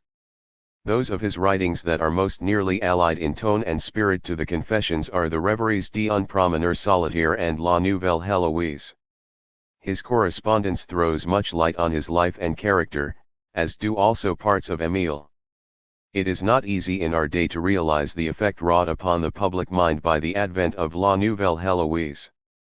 Julie and Saint Preux became names to conjure with, their ill-starred amours were everywhere sighed and wept over by the tender-hearted fair. Indeed, in composing this work, Rousseau may be said to have done for Switzerland what the author of the Waverley novels did for Scotland, turning its mountains, lakes, and islands, formerly regarded with aversion, into a fairyland peopled with creatures whose joys and sorrows appealed irresistibly to every breast. Shortly after its publication began to flow that stream of tourists and travelers which tends to make Switzerland not only more celebrated but more opulent every year. It is one of the few romances written in the epistolary form that do not oppress the reader with a sense of languor and unreality, for its creator poured into its pages a tide of passion unknown to his frigid and stilted predecessors, and dared to depict nature as she really is, not as she was misrepresented by the modish authors and artists of the age. Some persons seem shy of owning an acquaintance with this work. Indeed, it has been made the butt of ridicule by the disciples of a decadent school. Its faults and its beauties are on the surface. Rousseau's own estimate is freely expressed at the beginning of the 11th book of the Confessions and elsewhere. It might be wished that the preface had been differently conceived and worded, for the assertion made therein that the book may prove dangerous has caused it to be inscribed on a sort of index, and good folk who never read a line of it blush at its name. Its sensibility, too, is a little overdone, and has supplied the wits with opportunities for satire, for example, Canning, in his New Morality. Sweet sensibility, who dwells enshrined in the fine foldings. Sweet child of sickly fancy, her of yore, from her loved France Rousseau to exile bore. And while midst lakes and mountains wild he ran, full of himself, and shunned the haunts of man, taught her o'er each lone vale and alpine, steep, to lisp the story of his wrongs and weep. As might be imagined, Voltaire had slight sympathy with our social reformers' notions and ways of promulgating them, and accordingly took up his wonted weapons sarcasm and ridicule against poor Jean-Jacques. The quarrels of these two great men cannot be described in this place, but they constitute an important chapter in the literary and social history of the time. In the work with which we are immediately concerned, the author seems to avoid frequent mention of Voltaire, even where we should most expect it. However, the state of his mind when he penned this record of his life should be always remembered in relation to this as well as other occurrences. Rousseau had intended to bring his autobiography down to a later date, but obvious causes prevented this, hence it is believed that a summary of the chief events that marked his closing years will not be out of place here. On quitting the Isle de Saint-Pierre he travelled to Strasbourg, where he was warmly received, and thence to Paris, arriving in that city on December 16, 1765. The Prince de Conti provided him with a lodging in the Hotel Saint-Simon, within the precincts of the temple, a place of sanctuary for those under the ban of authority. Every one was eager to see the illustrious proscript, who complained of being made a daily show, like Sancho Panza in his island of Barataria. During his short stay in the capital there was circulated an ironical letter purporting to come from the great Frederick, but really written by Horace Walpole. This cruel, clumsy, and ill-timed joke angered Rousseau, who ascribed it to Voltaire. A few sentences may be quoted. My dear Jean-Jacques, you have renounced Geneva, your native place. You have caused your expulsion from Switzerland, a country so extolled in your writings. France has issued a warrant against you, so do you come to me. My states offer you a peaceful retreat. I wish you well, and will treat you well, if you will let me. But if you persist in refusing my help, do not reckon upon my telling anyone that you did so. If you are bent on tormenting your spirit to find new misfortunes, choose whatever you like best. I am a king, and can procure them for you at your pleasure, and, what will certainly never happen to you in respect of your enemies, I will cease to persecute you as soon as you cease to take a pride in being persecuted. Your good friend, Frederick. Early in 1766 David Hume persuaded Rousseau to go with him to England, where the exile could find a secure shelter. In London his appearance excited general attention. Edmund Burke had an interview with him and held that inordinate vanity was the leading trait in his character. Mr. Davenport, to whom he was introduced by Hume, generously offered Rousseau a home at Wootton, in Staffordshire, near the Peak Country. The latter, however, would only accept the offer on condition that he should pay a rent of L30 a year.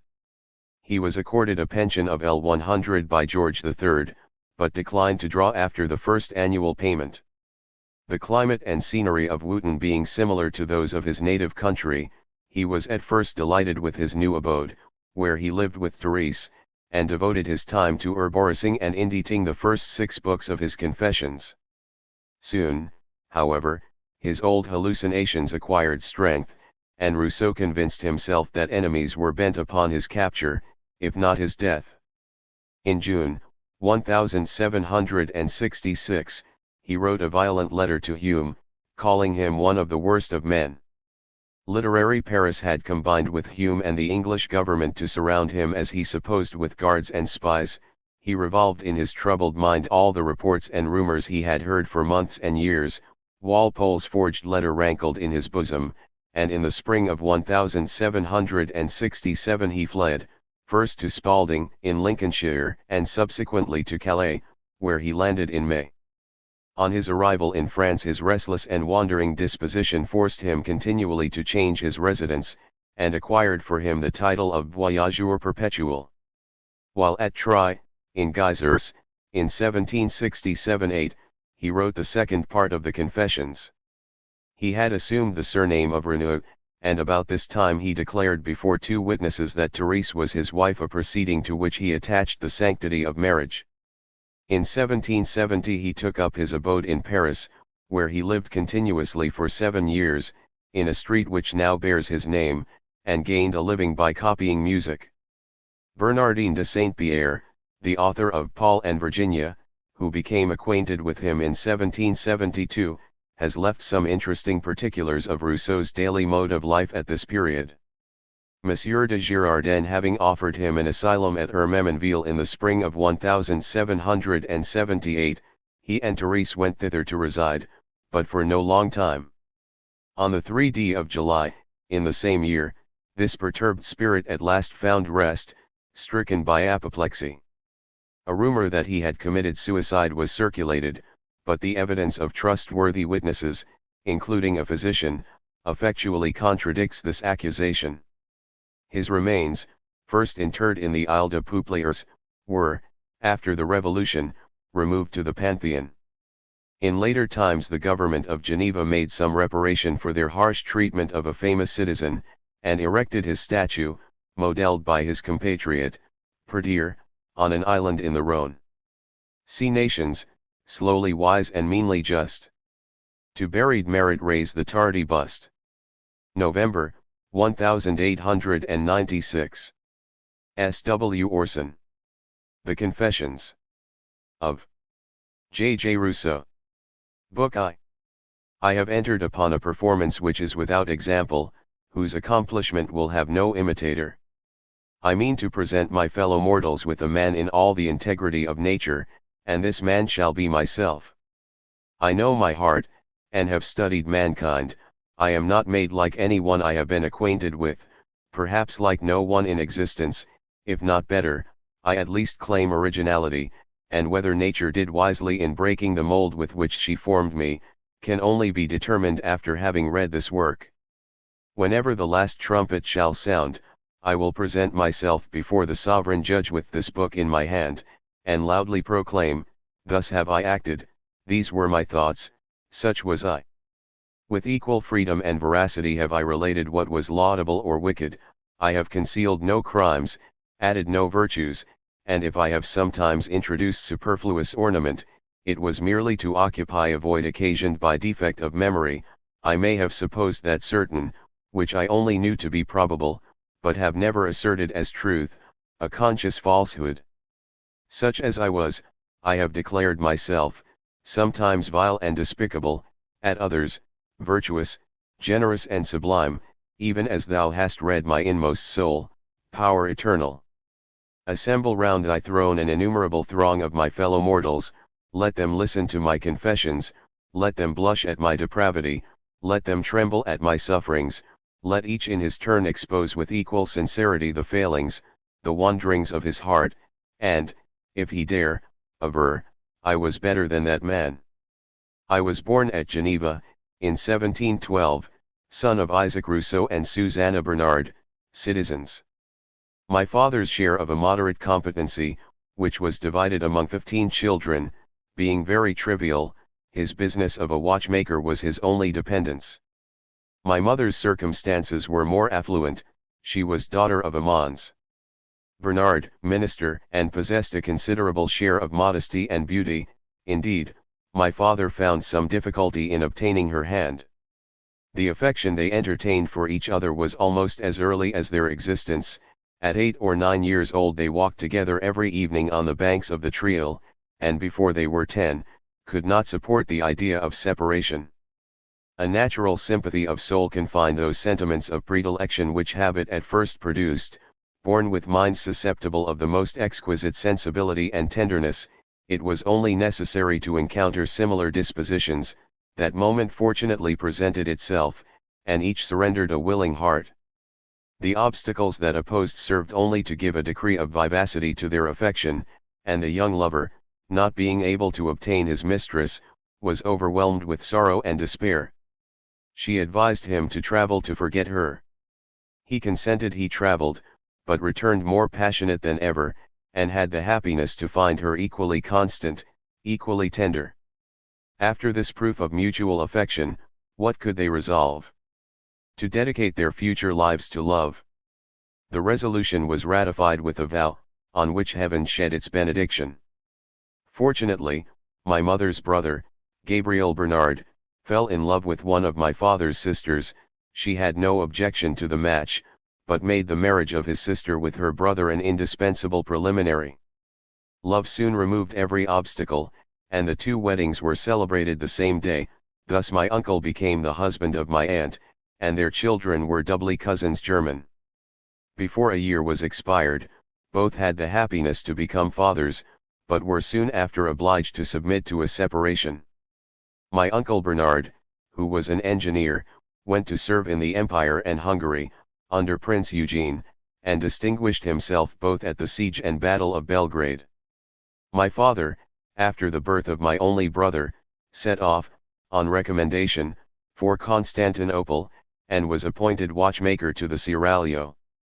During his absence, the beauty, wit, and accomplishments of my mother attracted a number of admirers, among whom Mons. de la Closier, resident of France, was the most assiduous in his attentions. His passion must have been extremely violent, since after a period of 30 years I have seen him affected at the very mention of her name. My mother had a defense more powerful even than her virtue. She tenderly loved my father, and conjured him to return. His inclination seconding his request, he gave up every prospect of emolument, and hastened to Geneva. I was the unfortunate fruit of this return, being born 10 months after, in a very weakly and infirm state. My birth cost my mother her life, and was the first of my misfortunes.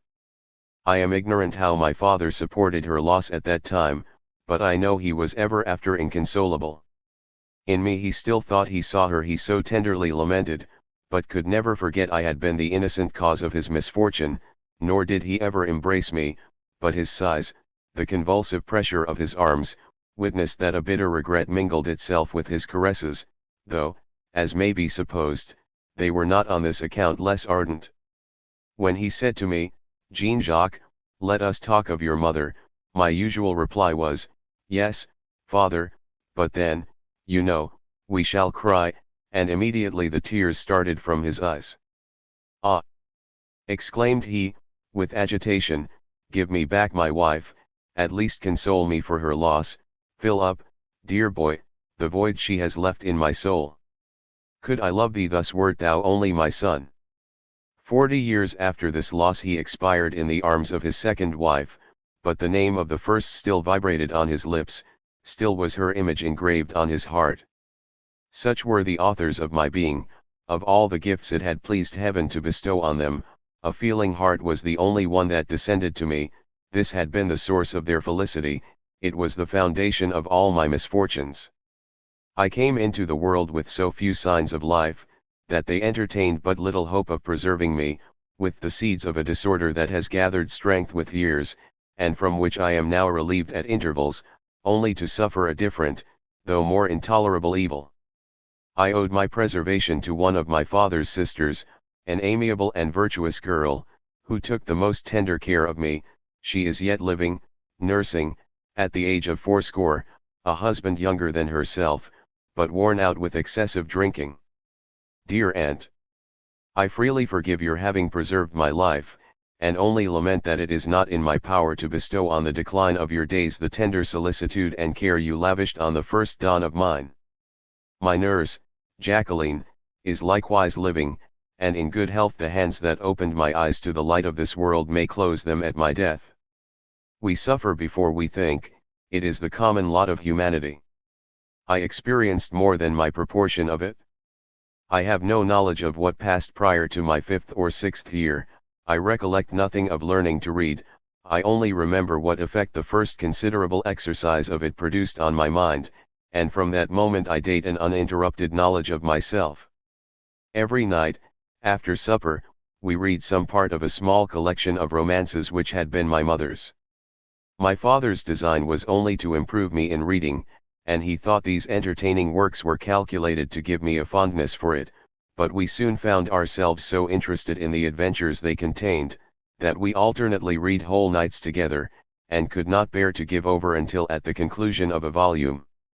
Sometimes, in a morning, on hearing the swallows at our window, my father, quite ashamed of this weakness, would cry, "Come, come, let us go to bed, I am more a child than thou art."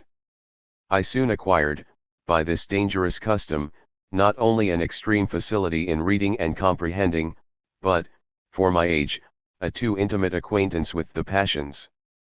An infinity of sensations were familiar to me. Without possessing any precise idea of the objects to which they related, I had conceived nothing, I had felt the whole. This confused succession of emotions did not retard the future efforts of my reason, though they added an extravagant, romantic notion of human life, which experience and reflection have never been able to eradicate. My romance reading concluded with the summer of 1719, the following winter was differently employed. My mother's library being quite exhausted, we had recourse to that part of her father's which had devolved to us.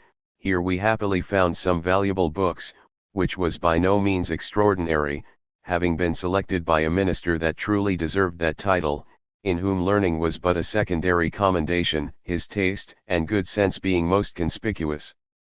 The History of the Church and Empire by Lesueur, Bossuet's Discourses on Universal History, Plutarch's Lives, The History of Venice by Nani, Ovid's Metamorphoses, La Bruyere, Fontenelle's World, his Dialogues of the Dead, and a few volumes of Molière, were soon ranged in my father's closet, where, during the hours he was employed in his business, I daily read them, with an avidity and taste uncommon, perhaps unprecedented at my age. Plutarch presently became my greatest favorite. The satisfaction I derived from repeated readings I gave this author, extinguished my passion for romances, and I shortly preferred Agesilaus, Brutus, and Aristides, to Orondates, Artamenes, and Juba. These interesting studies, seconded by the conversations they frequently occasioned with my father, produced that republican spirit and love of liberty, that haughty and invincible turn of mind, which rendered me impatient of restraint or servitude, and became the torment of my life, as I continually found myself in situations incompatible with these sentiments. Incessantly occupied with Rome and Athens, conversing, if I may so express myself, with their illustrious heroes, born the citizen of a republic, of a father whose ruling passion was a love of his country, I was fired with these examples, could fancy myself a Greek or Roman, and readily give into the character of the personage whose life I read, transported by the recital of any extraordinary instance of fortitude or intrepidity. Animation flashed from my eyes, and gave my voice additional strength and energy. One day, at table, while relating the fortitude of Scoevola, they were terrified at seeing me start from my seat and hold my hand over a hot chafing dish, to represent more forcibly the action of that determined Roman. My brother, who was 7 years older than myself, was brought up to my father's profession. The extraordinary affection they lavished on me might be the reason he was too much neglected. This certainly was a fault which cannot be justified. His education and morals suffered by this neglect, and he acquired the habits of a libertine before he arrived at an age to be really one. My father tried what effect placing him with a master would produce, but he still persisted in the same ill conduct. Though I saw him so seldom that it could hardly be said we were acquainted, I loved him tenderly, and believe he had as strong an affection for me as a youth of his dissipated turn of mind could be supposed capable of.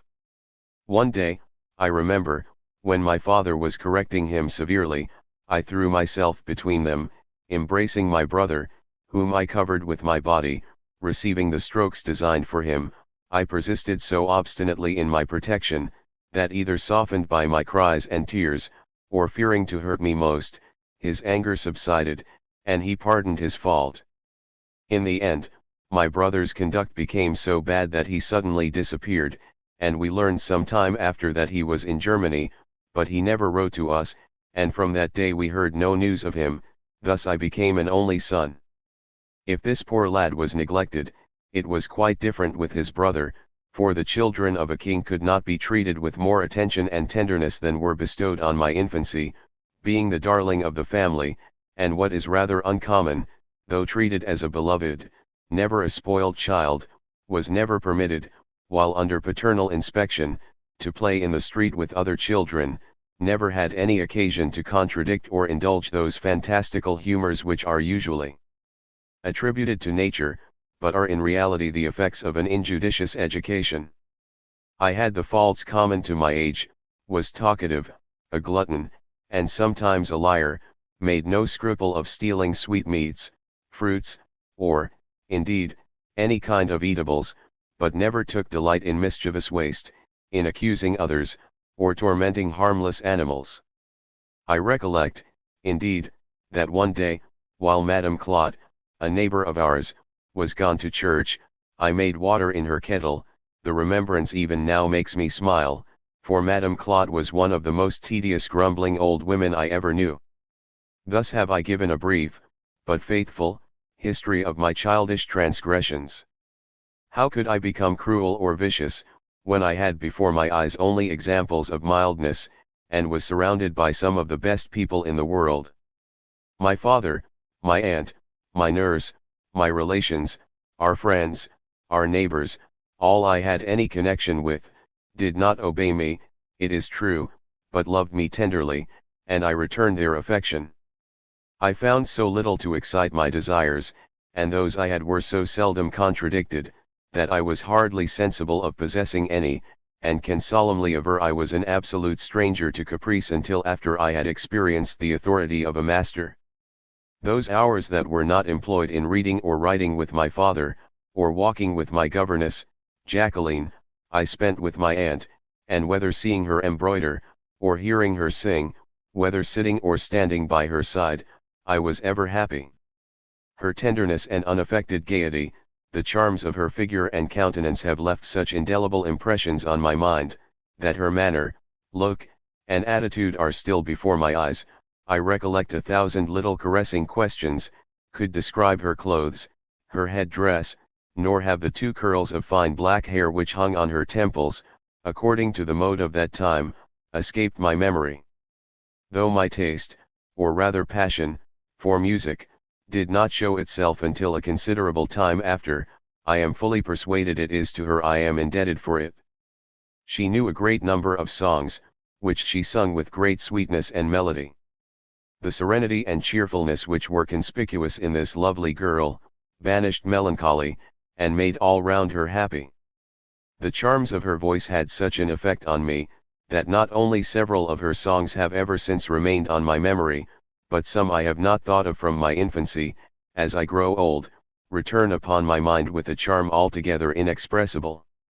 Would any one believe that an old dotard like me, worn out with care and infirmity, should sometimes surprise himself weeping like a child, and in a voice querulous, and broken by age, muttering out one of those airs which were the favorites of my infancy? There is one song in particular, whose tune I perfectly recollect, but the words that compose the latter half of it constantly refuse every effort to recall them, though I have a confused idea of the rhymes. The beginning, with what I have been able to recollect of the remainder, is as follows. Tirsus, Jenos. Écouter ton calomia. Sous l'ormio. Car on en cause. Déjà dans notre homo. Un burger. S engager. Sans danger. Et toujours l'épines sons la rose. I have endeavored to account for the invincible charm my heart feels on the recollection of this fragment, but it is altogether inexplicable. I only know, that before I get to the end of it, I always find my voice interrupted by tenderness, and my eyes suffused with tears. I have 100 times formed the resolution of writing to Paris for the remainder of these words, if any one should chance to know them, but I am almost certain the pleasure I take in the recollection would be greatly diminished was I assured any one but my poor Aunt Susan had sung them. Such were my affections on entering this life.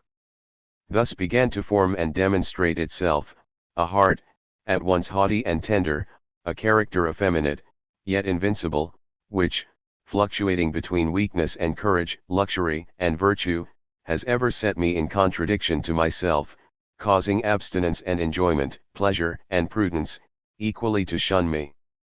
This course of education was interrupted by an accident, whose consequences influenced the rest of my life.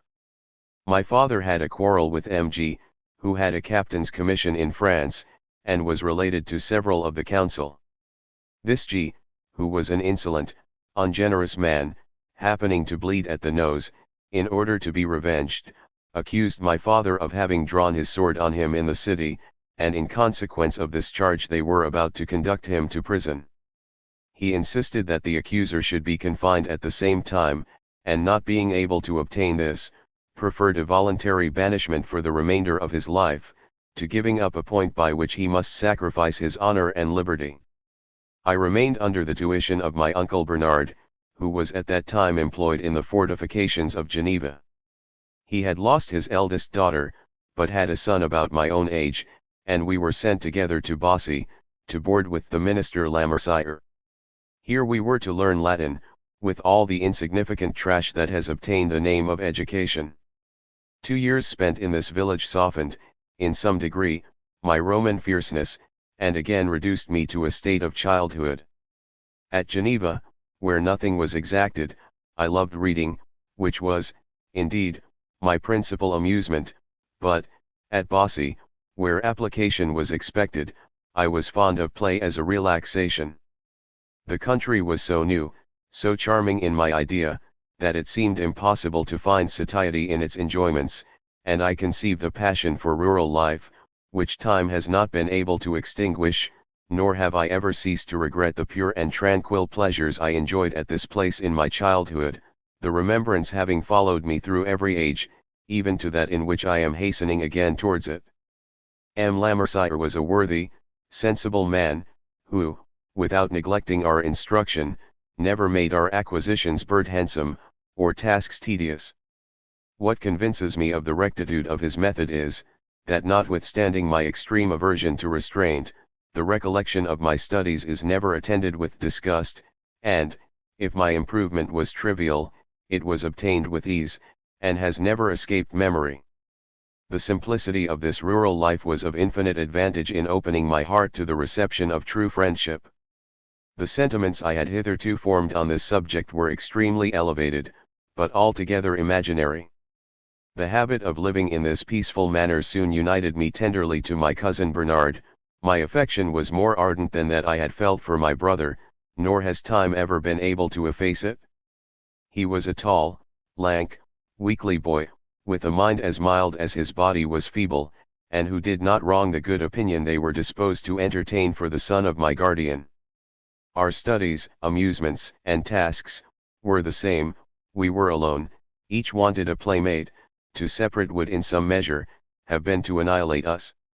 Though we had not many opportunities of demonstrating our attachment to each other, it was certainly extreme, and so far from enduring the thought of separation, we could not even form an idea that we should ever be able to submit to it.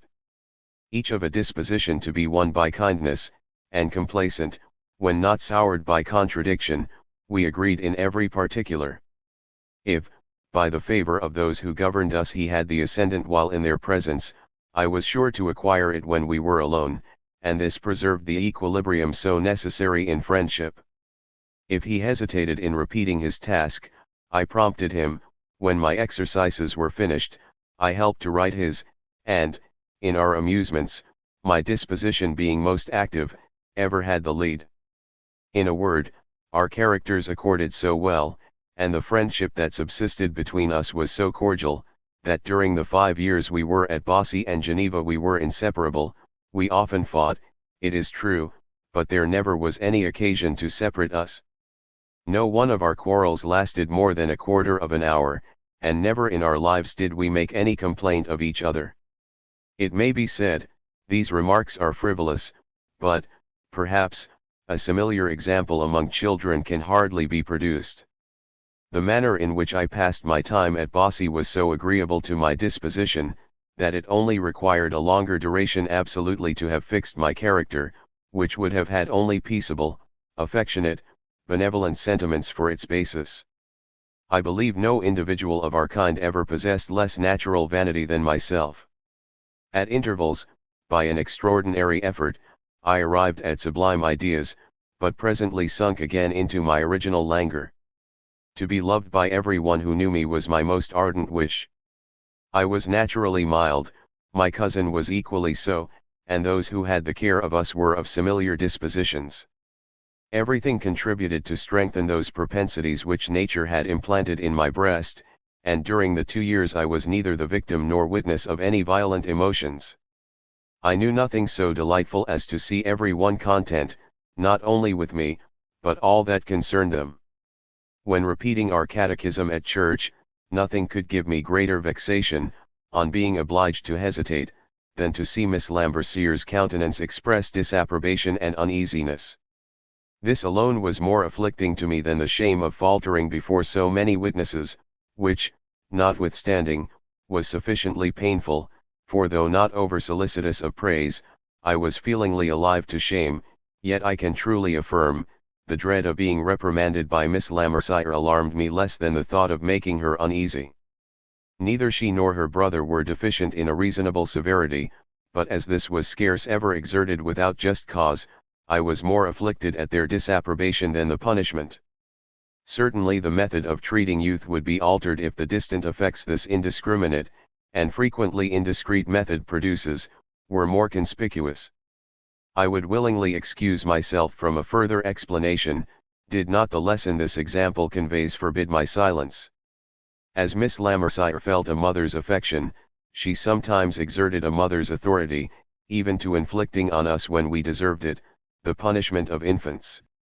She had often threatened it, and this threat of a treatment entirely new, appeared to me extremely dreadful, but I found the reality much less terrible than the idea, and what is still more unaccountable, this punishment increased my affection for the person who had inflicted it.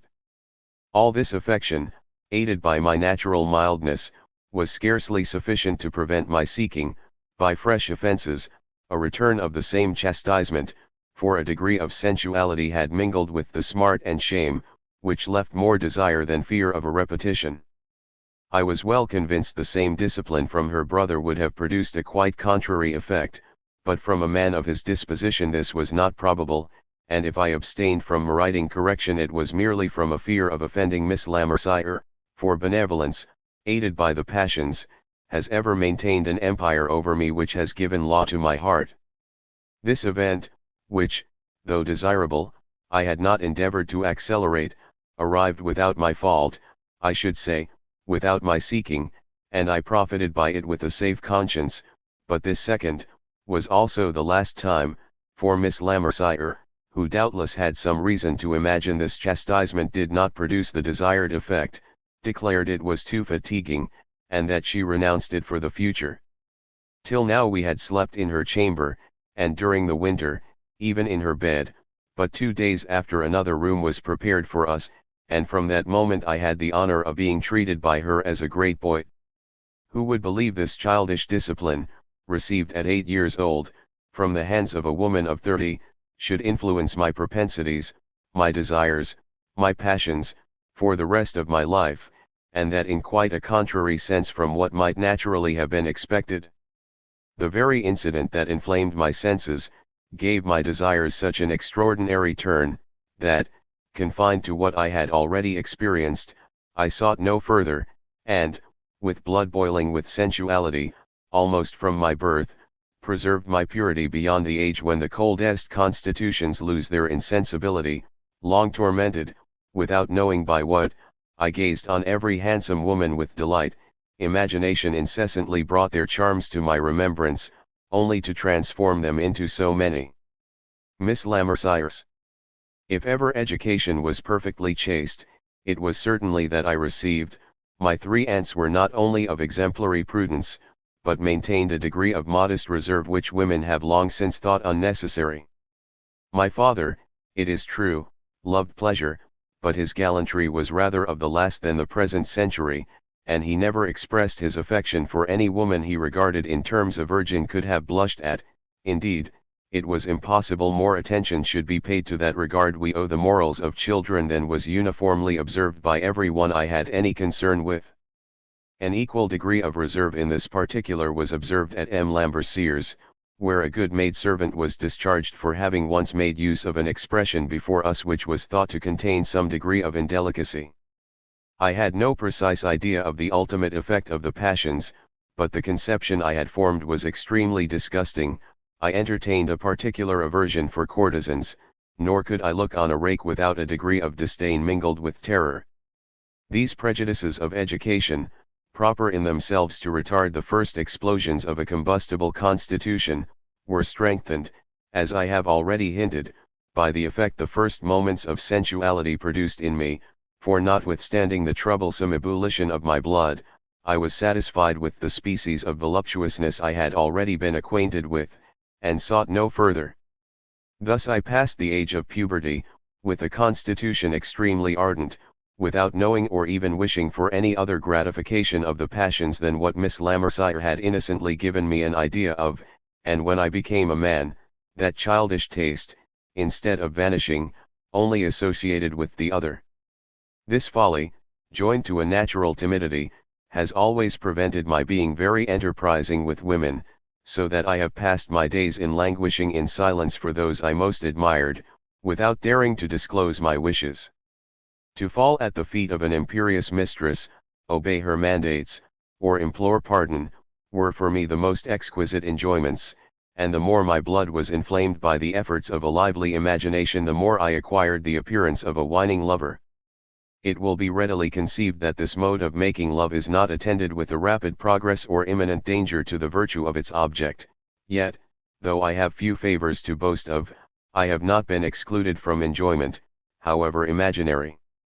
Thus the senses, in concurrence with a mind equally timid and romantic, have preserved my moral chaste, and feelings uncorrupted, with precisely the same inclinations, which, seconded with a moderate portion of effrontery, might have plunged me into the most unwarrantable excesses. I have made the first, most difficult step, in the obscure and painful maze of my confessions. We never feel so great a degree of repugnance in divulging what is really criminal, as what is merely ridiculous. I am now assured of my resolution, for after what I have dared disclose, nothing can have power to deter me. The difficulty attending these acknowledgments will be readily conceived, when I declare, that during the whole of my life, though frequently laboring under the most violent agitation, being hurried away with the impetuosity of a passion which deprived me of the faculty of sight and hearing, I could never, in the course of the most unbounded familiarity, acquire sufficient resolution to declare my folly, and implore the only favor that remained to bestow. In thus investigating the first traces of my sensible existence, I find elements, which, though seemingly incompatible, have united to produce a simple and uniform effect, while others, apparently the same, have, by the concurrence of certain circumstances, formed such different combinations, that it would never be imagined they had any affinity.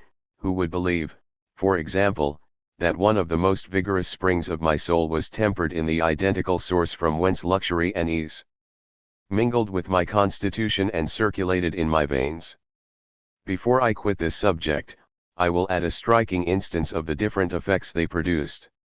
One day, while I was studying in a chamber contiguous to the kitchen, the maid set some of Miss Lambercier's combs to dry by the fire, and on coming to fetch them some time after, was surprised to find the teeth of one of them broken off. Who could be suspected of this mischief? No one but myself had entered the room. I was questioned, but denied having any knowledge of it. Mr. and Miss Lambercier consult, exhort, threaten, but all to no purpose.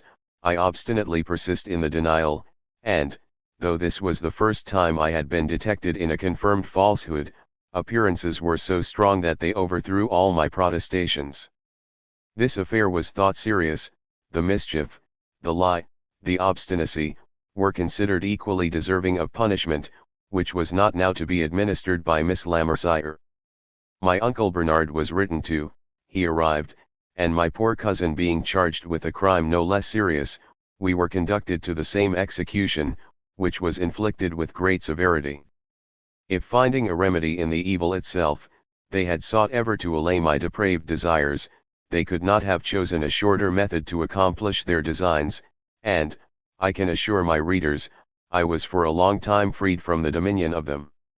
As this severity could not draw from me the expected acknowledgment, which obstinacy brought on several repetitions, and reduced me to a deplorable situation, yet I was immovable, and resolutely determined to suffer death rather than submit. Force, at length, was obliged to yield to the diabolical infatuation of a child, for no better name was bestowed on my constancy, and I came out of this dreadful trial, torn, it is true, but triumphant. 50 years have expired since this adventure. The fear of punishment is no more. Well, then, I aver, in the face of heaven, I was absolutely innocent, and, so far from breaking, or even touching the comb, never came near the fire. It will be asked, how did this mischief happen? I can form no conception of it, I only know my own innocence. Let any one figure to himself a character whose leading traits were docility and timidity, but haughty, ardent, and invincible, in its passions, a child, hitherto governed by the voice of reason, treated with mildness, equity, and complaisance, who could not even support the idea of injustice, experiencing, for the first time, so violent an instance of it, inflicted by those he most loved and respected. What perversion of ideas! What confusion in the heart, the brain, in all my little being, intelligent and moral! Let anyone, I say, if possible, imagine all this, for I am incapable of giving the least idea of what passed in my mind at that period. My reason was not sufficiently established to enable me to put myself in the place of others, and judge how much appearances condemned me.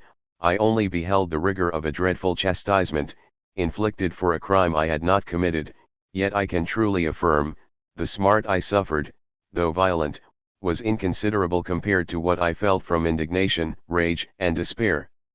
My cousin, who was almost in similar circumstances, having been punished for an involuntary fault as guilty of a premeditated crime, became furious by my example.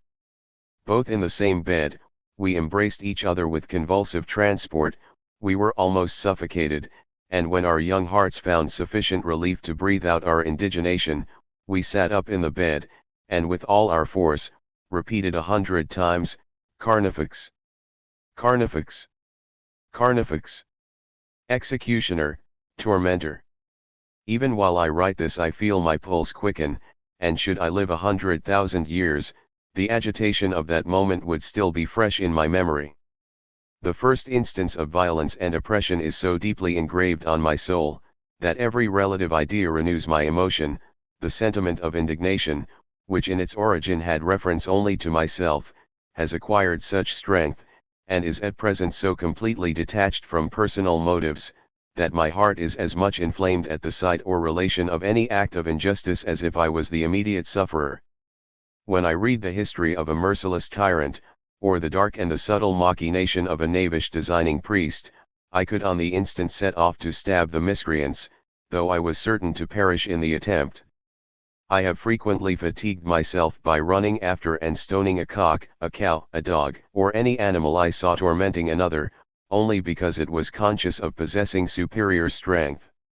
This may be natural to me, and I am inclined to believe it is, though the lively impression of the first injustice I became the victim of was too long and too powerfully remembered not to have added considerable force to it.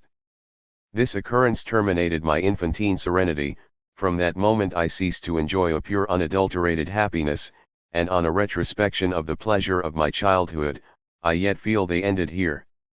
We continue at Bossey some months after this event, but were like our first parents in the Garden of Eden after they had lost their innocence. In appearance our situation was the same, in effect it was totally different.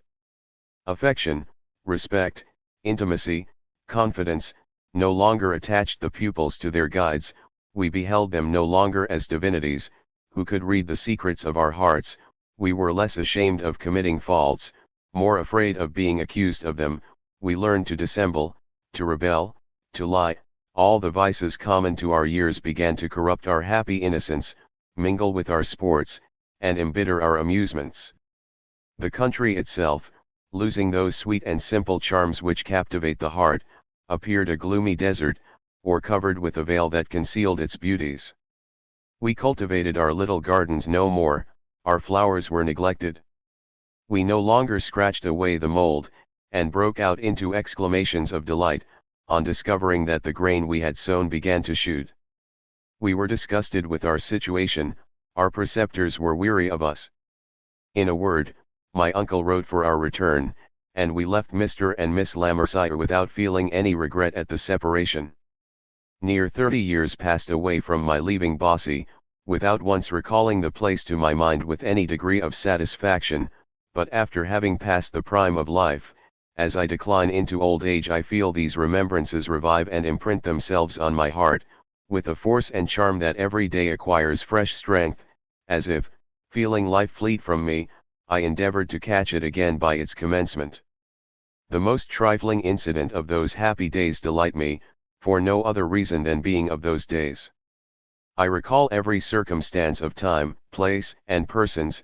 I see the maid or footman busy in the chamber, a swallow entering the window, a fly settling on my hand while repeating my lessons. I see the whole economy of the apartment. On the right hand Mr. Lambercier's closet, with a print representing all the popes, a barometer, a large almanac, the windows of the house shaded by raspberry shrubs, whose shoots sometimes found entrance. I am sensible the reader has no occasion to know all this, but I feel a kind of necessity for relating it. Why am I not permitted to recount all the little anecdotes of that thrice happy age, at the recollection of whose joys I ever tremble with delight? 5 or 6 particularly. Let us compromise the matter. I will give up 5, but then I must have one, and only one, provided I may draw it out to its utmost length, in order to prolong my satisfaction. If I only sought yours, I should choose that of Miss Lambercier's backside, which by an unlucky fall at the bottom of the meadow, was exposed to the view of the King of Sardinia, who happened to be passing by, but that of the walnut tree on the terrace is more amusing to me, since here I was an actor, whereas, in the above-mentioned scene I was only a spectator, and I must confess I see nothing that should occasion risibility in an accident, which, however laughable in itself, alarmed me for a person I loved as a mother, or perhaps something more. Yet curious readers, whose expectations are already on the stretch for the noble history of the terrace, listen to the tragedy, and abstain from trembling, if you can, at the horrible catastrophe. At the outside of the courtyard door, on the left hand, was a terrace. Here they often sat after dinner, but it was subject to one inconvenience, being too much exposed to the rays of the sun. To obviate this defect, Mr. Lambercier had a walnut tree set there, the planting of which was attended with great solemnity. The two boarders were godfathers, and while the earth was replacing round the root, each held the tree with one hand, singing songs of triumph. In order to water it with more effect, they formed a kind of lucerne around its foot. Myself and cousin, who were every day ardent spectators of this watering, confirmed each other in the very natural idea that it was nobler to plant trees on the terrace than colours on a breach, and this glory we were resolved to procure without dividing it with any one. In pursuance of this resolution, we cut a slip off a willow, and planted it on the terrace, at about 8 or 10 feet distance from the august walnut tree. We did not forget to make a hollow round it, but the difficulty was how to procure a supply of water, which was brought from a considerable distance, and we not permitted to fetch it, but water was absolutely necessary for our willow, and we made use of every stratagem to obtain it. For a few days everything succeeded so well that it began to bud, and throw out small leaves, which we hourly measured, convinced it would soon afford us a refreshing shade. This unfortunate willow, by engrossing our whole time, rendered us incapable of application to any other study, and the cause of our inattention not being known, we were kept closer than before. The fatal moment approached when water must fail, and we were already afflicted with the idea that our tree must perish with drought. At length necessity, the parent of industry, suggested an invention, by which we might save our tree from death, and ourselves from despair. It was to make a furrow underground, which would privately conduct a part of the water from the walnut tree to our willow. This undertaking was executed with ardor, but did not immediately succeed. Our descent was not skillfully planned, the water did not run, the earth falling in and stopping up the furrow, yet, though all went contrary, nothing discouraged us. Omnia vincit labor improbus. We made the basin deeper, to give the water a more sensible descent. We cut the bottom of a box into narrow planks, increased the channel from the walnut tree to our willow, and laying a row flat at the bottom, set 2 others inclining towards each other, so as to form a triangular channel. We formed a kind of grating with small sticks at the end next the walnut tree, to prevent the earth and stones from stopping it up, and having carefully covered our work with well-trodden earth, in a transport of hope and fear attended the hour of watering. After an interval, which seemed an age of expectation, this hour arrived. Mr. Lambercier, as usual, assisted at the operation. We contrived to get between him and our tree, towards which he fortunately turned his back. They no sooner began to pour the first pail of water, than we perceived it running to the willow. This sight was too much for our prudence, and we involuntarily expressed our transport by a shout of joy. The sudden exclamation made Mr. Lamercier turn about, though at that instant he was delighted to observe how greedily the earth, which surrounded the root of his walnut tree, imbibed the water. Surprised at seeing 2 trenches partake of it, he shouted in his turn, examines, perceives the roguery, and, sending instantly for a pickaxe, at one fatal blow makes 2 or 3 of our planks fly, crying out meantime with all his strength, "An aqueduct! An aqueduct!" His strokes redoubled, every one of which made an impression on our hearts. In a moment the planks, the channel, the basin, even our favorite willow, all were ploughed up, nor was one word pronounced during this terrible transaction, except the above-mentioned exclamation. "An aqueduct!" repeated he, while destroying all our hopes, "an aqueduct! An aqueduct!"